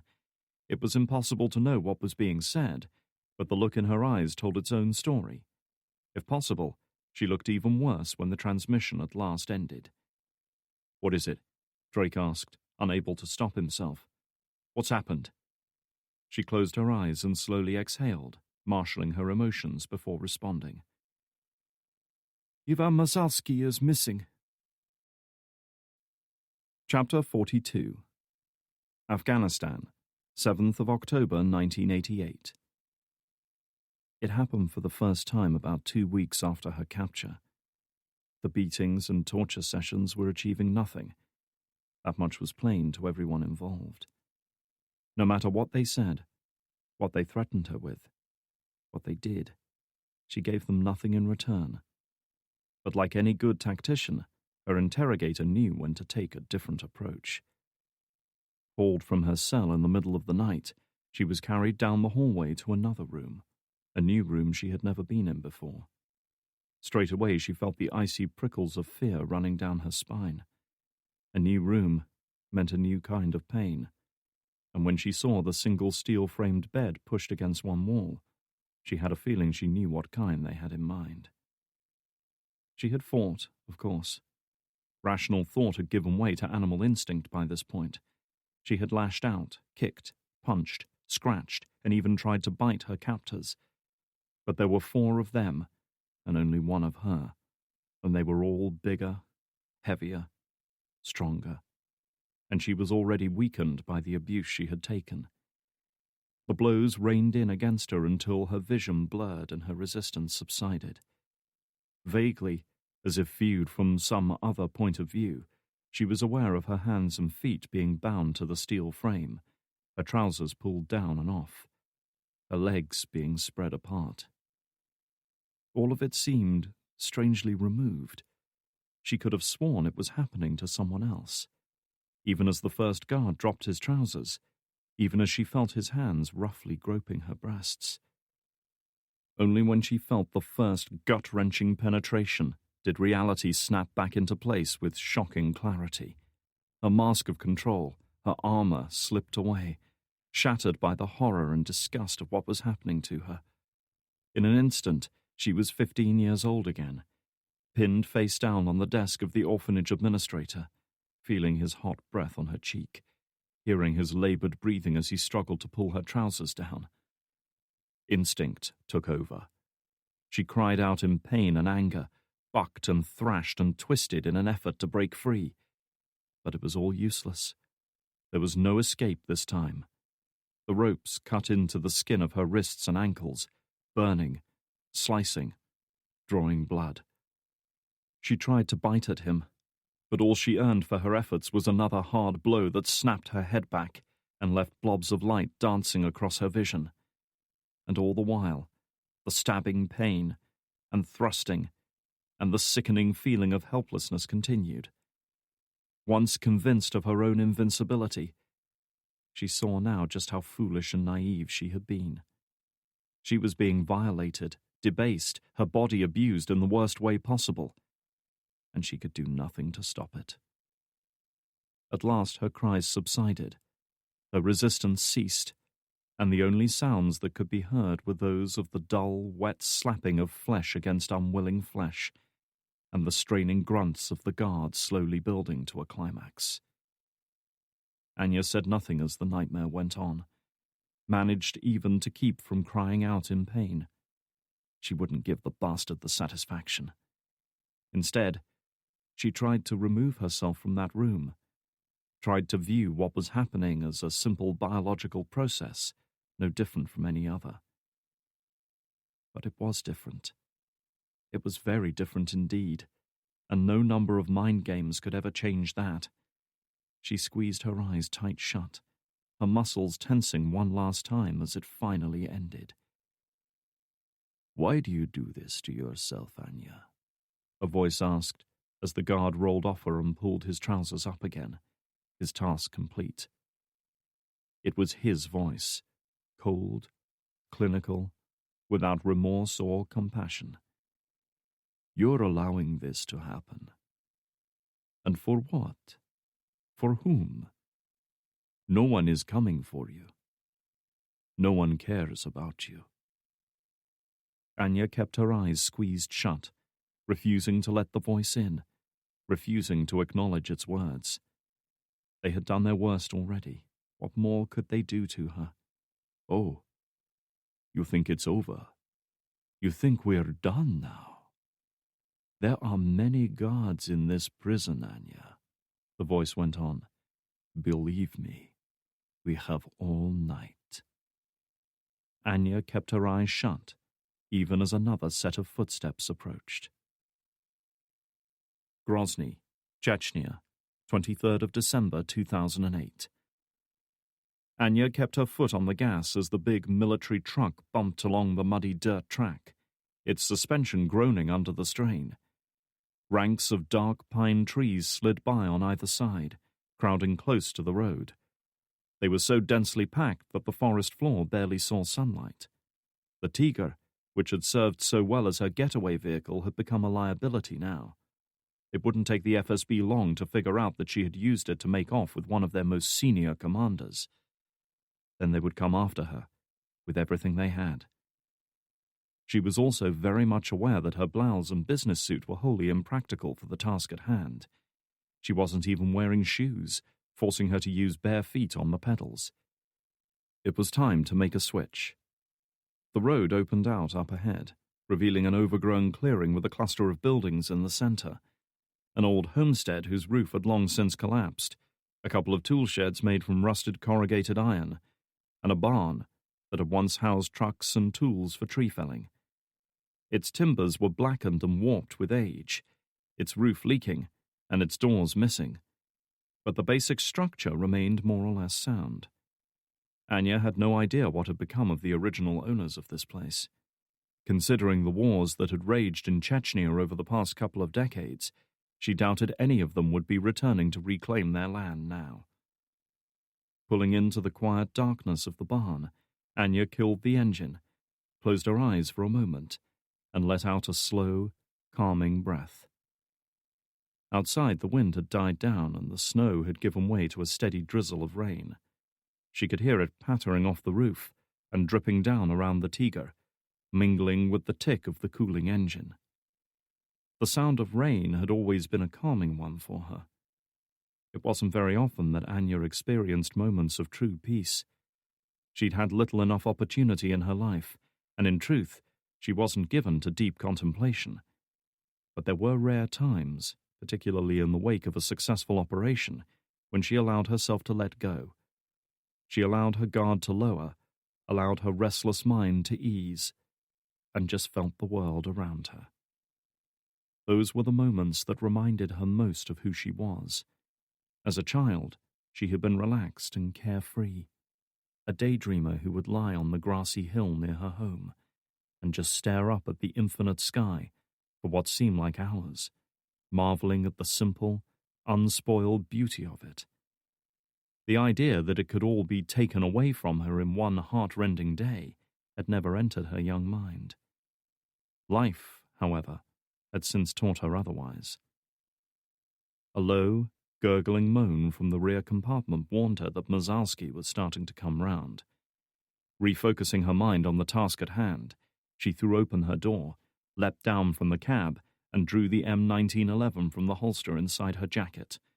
She surveyed her darkened surroundings for a moment, checking that nothing had been moved or disturbed in her absence.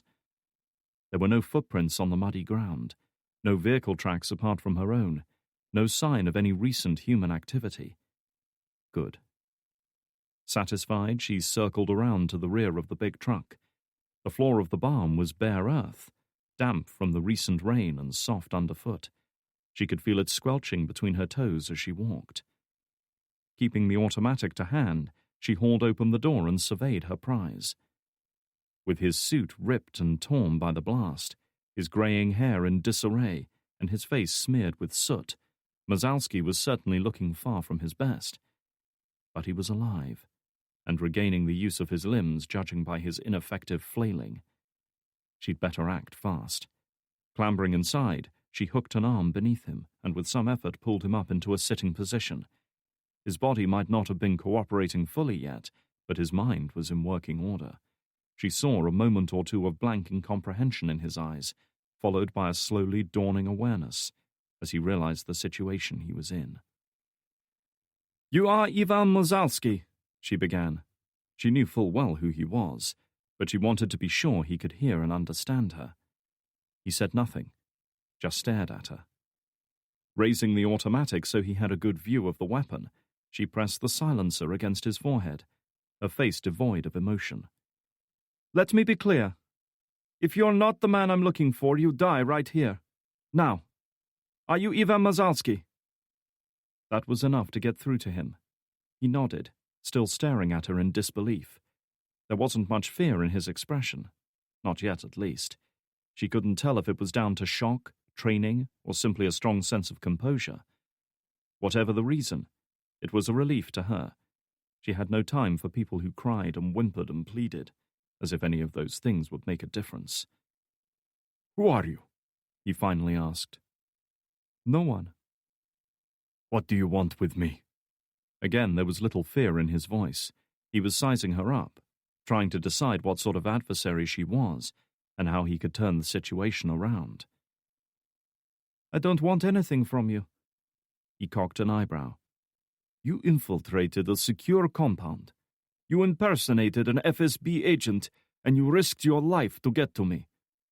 You must have done it for a reason. My job is to deliver you. Nothing more.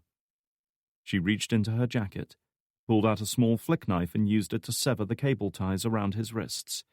With his arms now freed, she backed off a few steps and raised the automatic to cover him. Now strip. His eyes opened wider. What? Don't make me tell you twice, she warned. Take your clothes off, all of them. It wasn't unknown for the FSB to include tracking devices on their more valuable operatives, allowing them to be located quickly and easily if they went missing. Cell phones, wallets, even his shoes could have a satellite tracker hidden inside. The only option was to remove everything.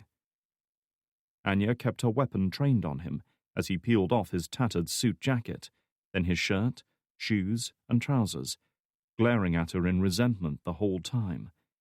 His movements were slow and uncoordinated at first, as the feeling gradually returned to his limbs. It was strange, Anya thought. This man was one of the most powerful figures in the FSB, accustomed to inspiring fear and respect wherever he went. But here, with the suit and the bodyguards and the security stripped away, he was nothing more than a pasty middle-aged man with narrow shoulders, thin arms, and a pot belly. When he was finished, Anya retrieved a pair of jogging slacks and a grey sweatshirt from a bag at the rear of the Tiger's passenger compartment, then tossed them to him. He got the idea and quickly pulled them on, already shivering in the chill air. Now, lie down on the floor with your hands behind your back. He did as commanded without resistance. Keeping the automatic ready, she knelt down beside him and used another pair of cable ties to secure his wrists once more. They were strong enough that no human could break them through brute strength alone, and unlike handcuffs, they had no lock that could be picked. She repeated the process with his ankles, then rolled him over onto his back so he could get a look at her. Listen to me carefully. We are here to change vehicles. I'm going to bring a car over and help you into a hidden compartment in the trunk.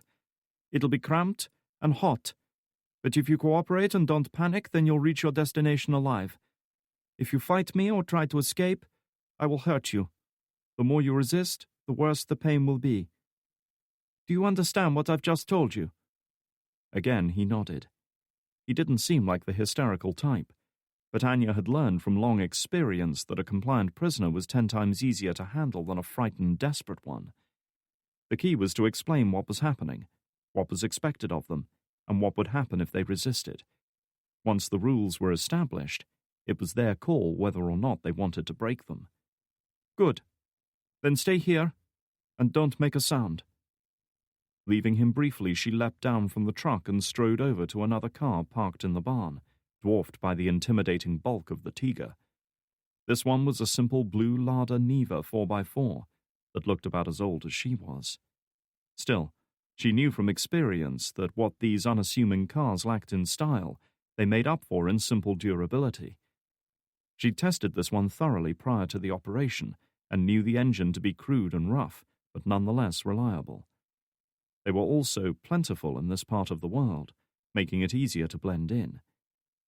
Retrieving the keys from the soft earth beneath the rear wheel, she unlocked it, jumped in and fired it up. There was a throaty roar as the engine kicked in. Anya eased the vehicle forwards, then backed it up so its rear was facing the open back doors of the Tiger. Mazalski hadn't moved. He was smart enough to recognize that words were the only weapons at his disposal right now. Anya had left a sports bag filled with civilian clothes on the Lada's passenger seat.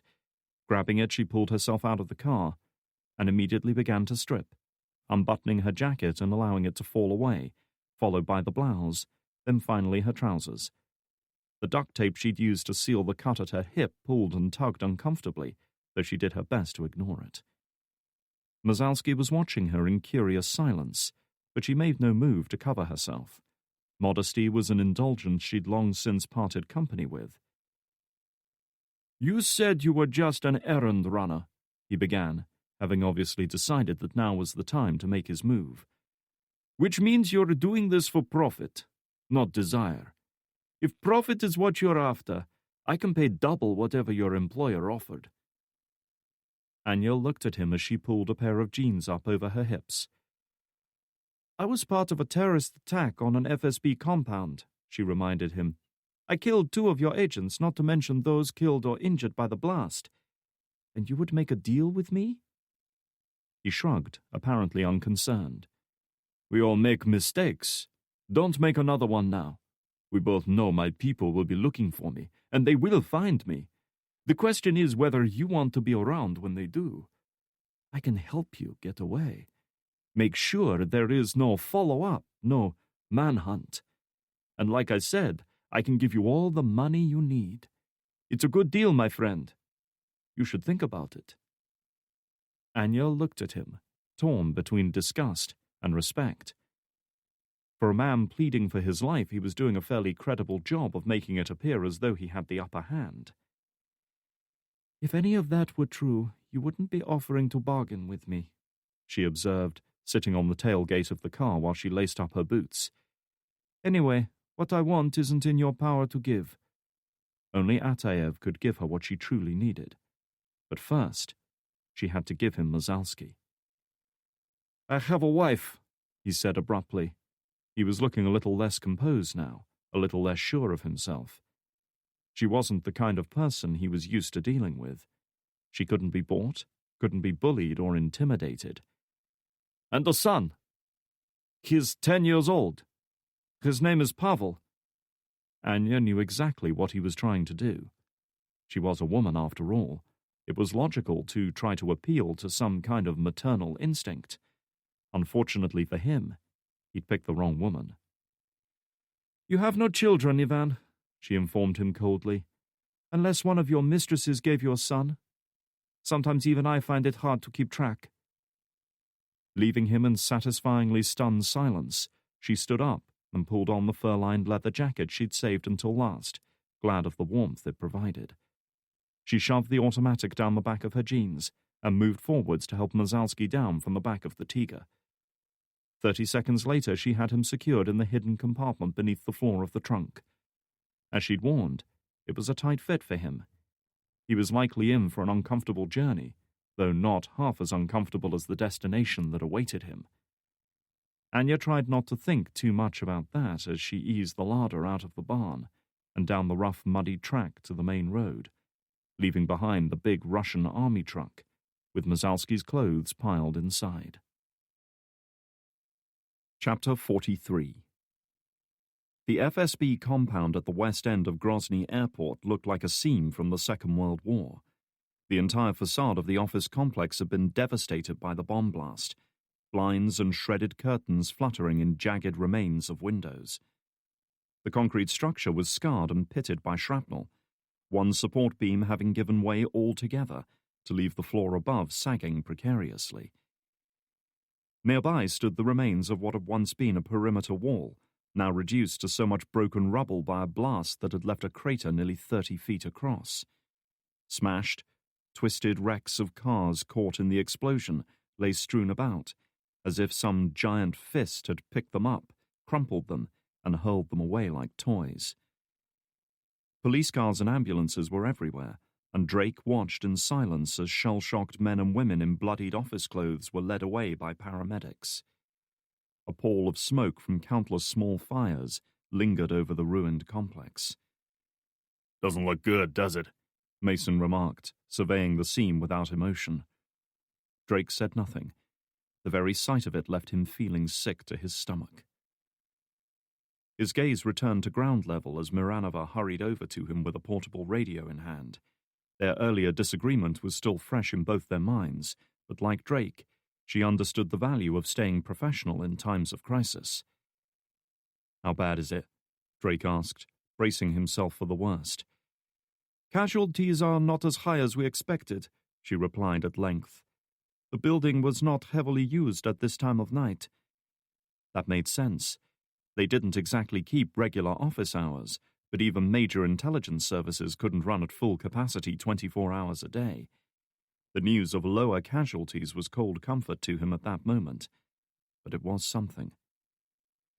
If they'd hit this place a few hours earlier, it would have been a different story, Mason observed. We got lucky. The woman shot him a hard look. Good people were killed today. Lucky is not how I would choose to describe this, Agent Mason. What about Mazowski? Drake asked, eager to avoid another argument. Any idea how they got to him? She nodded slowly. Come with me. Drake and Mason followed as she led them into a nearby building that had escaped the worst of the blast. With much of the former base of operations now sealed off due to bomb damage, a temporary command center had instead been set up in the accommodation block next door. The place was a hive of activity as they made their way down the main corridor, having to squeeze past agents moving in both directions. Many sported minor injuries, their office clothes ripped and stained with blood, though few gave any sign of discomfort. Singling out a technician who was using a laptop as a communications terminal, Miranova laid a hand on his shoulder, leaned over and spoke quietly to him. Take a look, she said, as the technician called up an image file. Drake already had a sick feeling in the pit of his stomach as he moved in closer to take a look. And when he saw the image, saw the static shot of Anya leaning out of the drab-colored military vehicle to speak to the soldiers on the gate, the rising dread quickly gave way to shocked realization. There could be no evasion any longer, no more denials, no more excuses. Anya wasn't just a bit player lingering on the periphery of some larger scheme. She was in this up to her neck. She had orchestrated the attack that had laid waste to the FSB's field office. And he had allowed it to happen. He had protected her when he could have warned them. His hands were just as bloody as hers. Our kidnapper, Miranova said grimly. She drove right in through the main gate, using a stolen vehicle and FSB identification to bluff her way past the checkpoint. The bomb was a diversion designed to create enough confusion for her to reach Mazowski and abduct him. Must have taken some balls to come in here alone and pull off an extraction like that, Mason remarked. Drake didn't look at him, but he could feel the man's eyes on him. Clearly she is a trained operative, Miranova added. We have circulated this image amongst our field teams. Whoever she is, we will find her if she dares to show herself again. Drake swallowed hard, tearing his gaze away from the image. He had to draw Miranova's attention away from this. We still need to find Mazowski. His satellite tracker stopped moving about 5 miles northeast of here.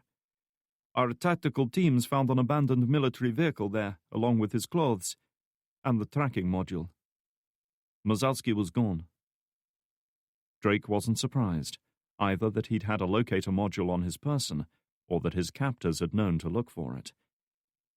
If she's half as intelligent as she seems, she'll have changed vehicles by now. What about satellite imagery? Mason suggested. The FSB agent shook her head. We checked. There were none over the area at the time of the attack. Almost as if she knew the perfect time to make her move, Drake thought.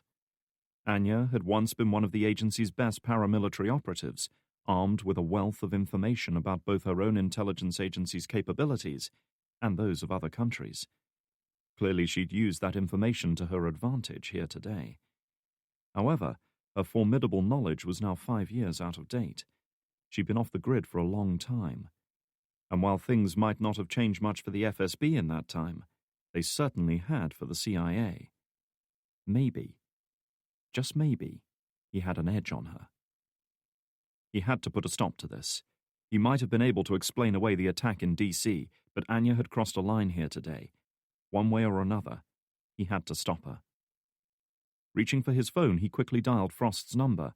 Based on her last report a couple of hours earlier, she and McKnight should be on a flight heading south from Norlisk by now. It didn't take long for her to answer, or to make her thoughts known. Ryan, what the fuck is going on? We're getting reports of car bomb attacks right in your neighborhood. Why do you think I'm calling? Drake replied. I need you to get hold of the National Reconnaissance Office. Find out if we had any assets over this area at the time of the attack. Call in any favors you have.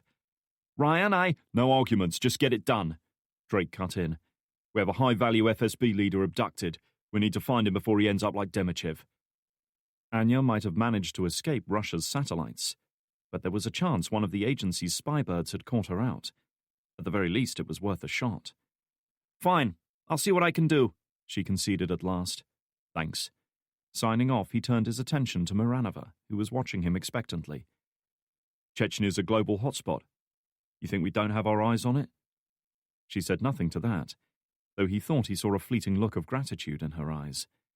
If somehow they managed to get to Mazalsky in time, perhaps he might allow himself to feel a little better about this whole mess. Perhaps. Chapter 44. Ivan Mazalsky blinked as the hood was yanked off his head. His eyes flooded with harsh electric light. Temporarily blinded, he could make out nothing but darkness beyond the intense corona. He couldn't move. His wrists and feet were still plastic cuffed together, and as a further restraint, he'd been forced into a wooden chair, bound in place with duct tape around his legs and chest. Unable to see for the moment, he concentrated instead on his other senses. He was in an enclosed space, that much was obvious. He could feel neither wind nor rain on his skin, though the cold creeping up through his bare feet told him the room was unheated. He'd felt himself walking on rough poured concrete when he was led in here, confirming the place had a floor. Perhaps a warehouse or some other storage space. But wherever he wasn't alone. "Hello, Ivan," a male voice said. "I've been looking forward to meeting you." He heard footsteps behind and twisted around as a man walked into view. He was a short, modest-looking man, small and neat. The impression was enhanced by the dark blue work overalls he wore, which looked to be a couple of sizes too big for him. Moving with unhurried patience, he circled around in front of Mazalsky and into the light shining right at him. Mazalsky couldn't quite see him now, but he knew the man had taken a seat by the creak of old wood as his weight settled on a chair, probably identical to the one he himself was strapped to. The seconds ticked by, and Mazalsky felt himself growing more uncomfortable. If this man had gone to so much trouble to capture him, why was he just sitting there? What did he want? Who are you? He asked, unable to take it any longer. "Who am I?" the man repeated, apparently amused by the question. There was another creak as he leaned forward in his chair. "I'm no one, Ivan. Just another insignificant pawn. The man you walk past a dozen times a day without ever seeing, without ever thinking about. Who I am doesn't matter to you. What matters is why I'm here." "And why is that?" "I'm here to judge you for the crimes you've committed against the Russian people, Ivan. I'm here to make sure the people know the truth." Mazalsky's eyes were beginning to adjust to the ambient light now. Off to one side he could see the distinctive outline of a camera tripod. That explained the harsh light shining right on him. He was to be recorded. "What are you talking about? I've committed no crimes," he protested. The man reached for something on the ground at his feet. Mazalsky heard the faint rasp of metal on concrete, and felt a shiver of fear run through him when he saw a set of bolt cutters gleaming in the harsh light. "We'll see, my friend," he promised. "We'll see." In the accommodation block, Miranova and her fellow agents were hard at work, trying to piece together the sequence of events during the attack, while also following up on reports from their field teams as they continued the search for Mazalsky. Hastily set up workstations, phones, and cables trailed everywhere. Next to this hive of activity, Drake felt every inch the proverbial fifth wheel. He was also increasingly aware of his growing fatigue and the pain from the numerous injuries he'd taken during his fight with Anya.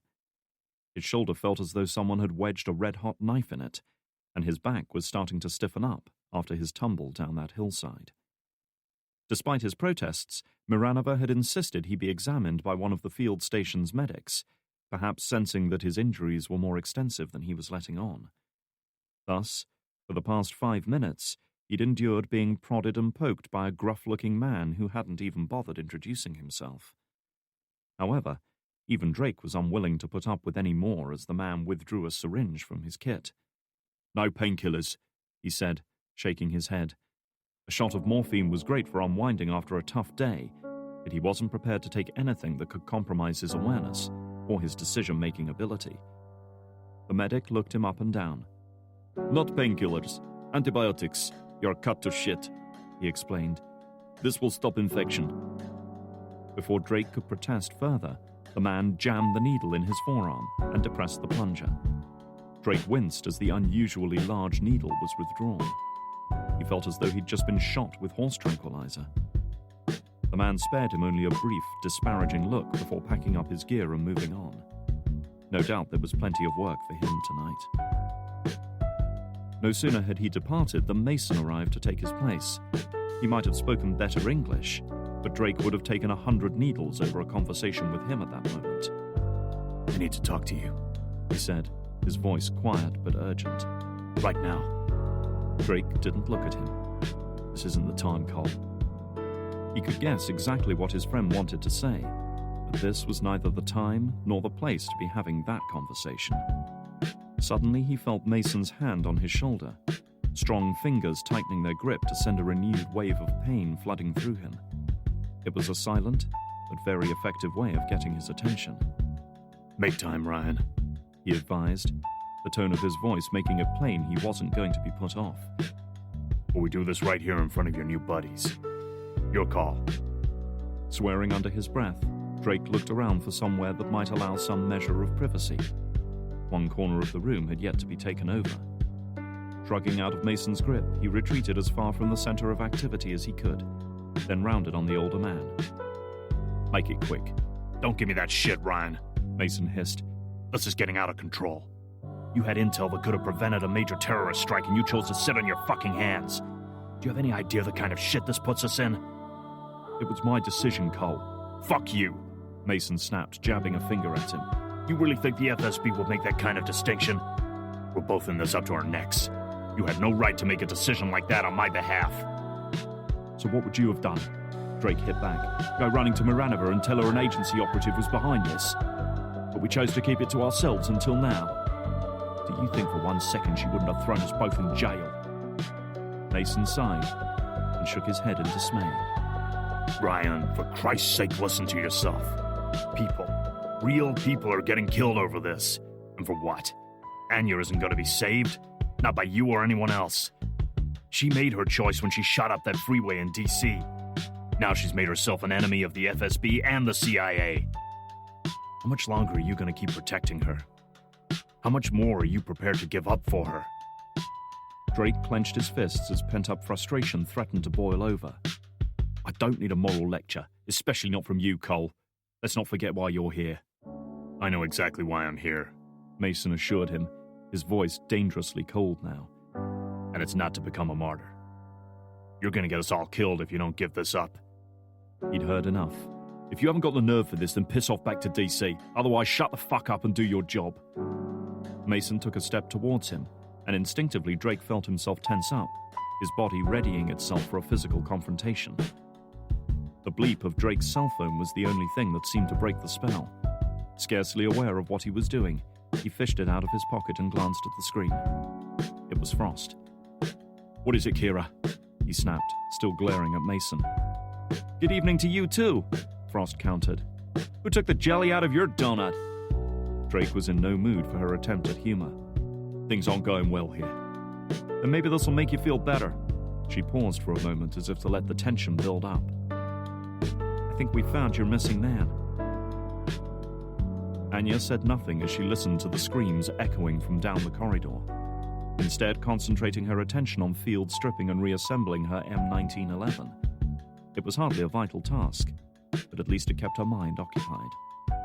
There was certainly nothing around here worthy of her attention. 30 years ago, the hardened concrete aircraft shelter in which she now sat had contained Soviet fighter bombers intended to launch ground attacks against a possible US invasion from Turkey. Now it was nothing but a cavernous, drafty expanse of crumbling concrete and rusted pipework. another decaying symbol of a forgotten time. Her Lada 4x4, which had barely been up to the task of getting here, looked faintly ridiculous parked in such ominous surroundings. Outside the rusting steel doors, a frigid wind sighed past, carrying with it stinging pellets of freezing rain. The other 4 men in the derelict room seemed untroubled either by the cold or by the sounds of Mazalski's torture, celebrating their success with a crate of beer as they recounted their exploits during the attack on the FSB compound. They were still pumped up after the short but intense action, filled with adrenaline and endorphins that made them giddy and excitable. She had often heard combat described as a drug, and in truth, she had once felt much the same way. There had been a time, long ago, when, flushed with the enthusiasm and misplaced confidence of youth, she'd even sought out the thrill that came from living on a knife edge of survival, like a junkie endlessly searching for a more powerful hit. It hadn't taken her long to discover just how misplaced that confidence had been. I turned the corner, and I came face to face with this big fat fucker, said Goran, a wily little Serbian mercenary who had become one of the most outspoken members of the small group. I raised my weapon to fire, and you know what he said to me? Aside from alcohol and violence, the thing he loved most in the world was the sound of his own voice. He was easily as old as Anya, yet he spoke and acted like a boisterous teenager, boasting about everything from the men he'd killed to the women he'd bedded. He took a long drag on his cigarette, as if he thought it would build the tension. Wait, he finally said. Can you believe that? Wait! As if we could sit down and talk things through. He shook his head. Stupid asshole. I dropped him a second later. His story was accompanied by raucous laughter from Branka, a fellow Serb who looked so much like Goran that the 2 men could have been brothers. They might well have been for all Anya knew. She had little inclination to learn more about them. All she knew was that when they were together, it was virtually impossible to shut them up. The other 2 men were decidedly more reserved. Doka, a big Chechen guerrilla fighter who had served in both wars against Russia and had the scars to prove it, and Yuri, a Ukrainian who shared some of Goran's outspoken personality, but who often found himself at odds with the 2 Serbs. Having finished his tale, Goran took a long pull on his beer and then turned his attention to Anya. And what about you, Mako? You must have some stories to tell? Anya didn't look up. Mako was a Serbian term of endearment that loosely translated as kitty cat, though in a cruder sense it could be interpreted as pussy. It didn't take much imagination to guess the association in his mind. He'd started calling her by the new nickname within an hour of meeting her, and, wary of destroying her tenuous position within the group, she had tolerated it, as she tolerated so many other things in life, with brooding silence. Not really, she evaded, as she started to thumb rounds back into the weapons magazine. She never knew when she might have to use it. Come on! Don't be so fucking dull! He taunted. You were out there on your own, surrounded by FSB, and you came out alive. Tell us how it happened. Goran's exposed arms and hands were covered with tattoos. Everything from numbers to crucifixes to pictures of naked women. He didn't need to tell anyone where he'd gotten them from. Anya knew that the numbers and obscure symbols formed a complex code, explaining which Russian gulag he'd done time in, and even which cell block. She glanced up at him, her blue eyes like pools of ice in the gloom. Things went as planned. Nothing more. She saw a brief flash of anger in his eyes. She was embarrassing him by refusing to play along with his game, by leaving him hanging. And she guessed Goran wasn't the kind of man who appreciated being embarrassed, least of all by a woman. Quietly, Anya pushed the magazine back into the port on her M1911, applying a little more pressure until she felt the click of the locking pins engaging. If Goran tried to make a move, she would be ready for him. Then, as quickly as it had come, the anger vanished. He smiled and inclined his bottle to her in a mock toast. That's what I like about you, Mako. You're so cold when you do this shit. He took another drink, then glanced at Branka and switched to Serbian, thinking she couldn't understand him. I guess she saves all her warmth for the bedroom. Maybe I'll find out. Anya felt herself tense up, even though the rational part of her mind warned her to show no emotion. She couldn't help it. She'd listened to just about enough of his crude banter over the past few weeks and was approaching the limits of her patience. 10 years ago, she'd been in command of one of the most formidable paramilitary groups on the face of the earth, equaled by none. Now here she was in a derelict aircraft shelter on an abandoned airfield, taking abuse from a man she could kill a dozen times over with her bare hands. Just for a moment, her eyes reflected her thoughts, her anger, her pain, her years of pent-up frustration and impotent rage straining to break free, held in check by nothing more than her iron will. It was only a glimpse, a snapshot, a lightning flash in the darkness that illuminated the world as it was. But it was enough for Goran. The smile faded. The fire of his bravado seemed to flicker out. He glanced away, unable to hold her gaze. The screams were cut off abruptly by a single gunshot that reverberated around the cellar like the pealing of thunder, signaling the end of Mazalski's interrogation. Turning around, Anya watched as Atayev emerged from a doorway on the far side of the shelter and strode briskly towards them, removing a pair of work gloves and tossing them aside. Next, he unzipped the overalls, stained crimson with Mazalski's blood, and stepped out of them to reveal civilian clothes, still clean and neat. Only the tiny splash of blood on the left lens of his glasses gave any hint of what he'd just been involved in. "Did you get what you needed?" Anya asked, rising to her feet. "After a fashion." Atayev patted his jacket pocket, bulging with the square frame of the video camera. Anya had no desire to view its contents. "He was more stubborn than Demochev. Took some persuading." Anya said nothing to this. She had seen men take pleasure from inflicting pain and suffering, and had even been on the receiving end more than once herself. But Atayev was different. His actions weren't an outlet for some inner perversion or the festering legacy of past abuses. They were a rebirth, a renewal. When he removed his blood-stained overalls, he was shedding another piece of his previous life, coming one step closer to his transformation into something new, something better. He seemed to sense her disquiet. Reaching up, he removed his glasses, took a handkerchief from his pocket and carefully wiped the blood away, looking almost self-conscious now. "It bothers you?" he observed coolly. "What we do?" "Torture is a poor tool for any soldier," she said, deciding to be honest. "But I'm not a soldier." He replaced his glasses and ran a hand through his receding hair. "And neither are our enemies."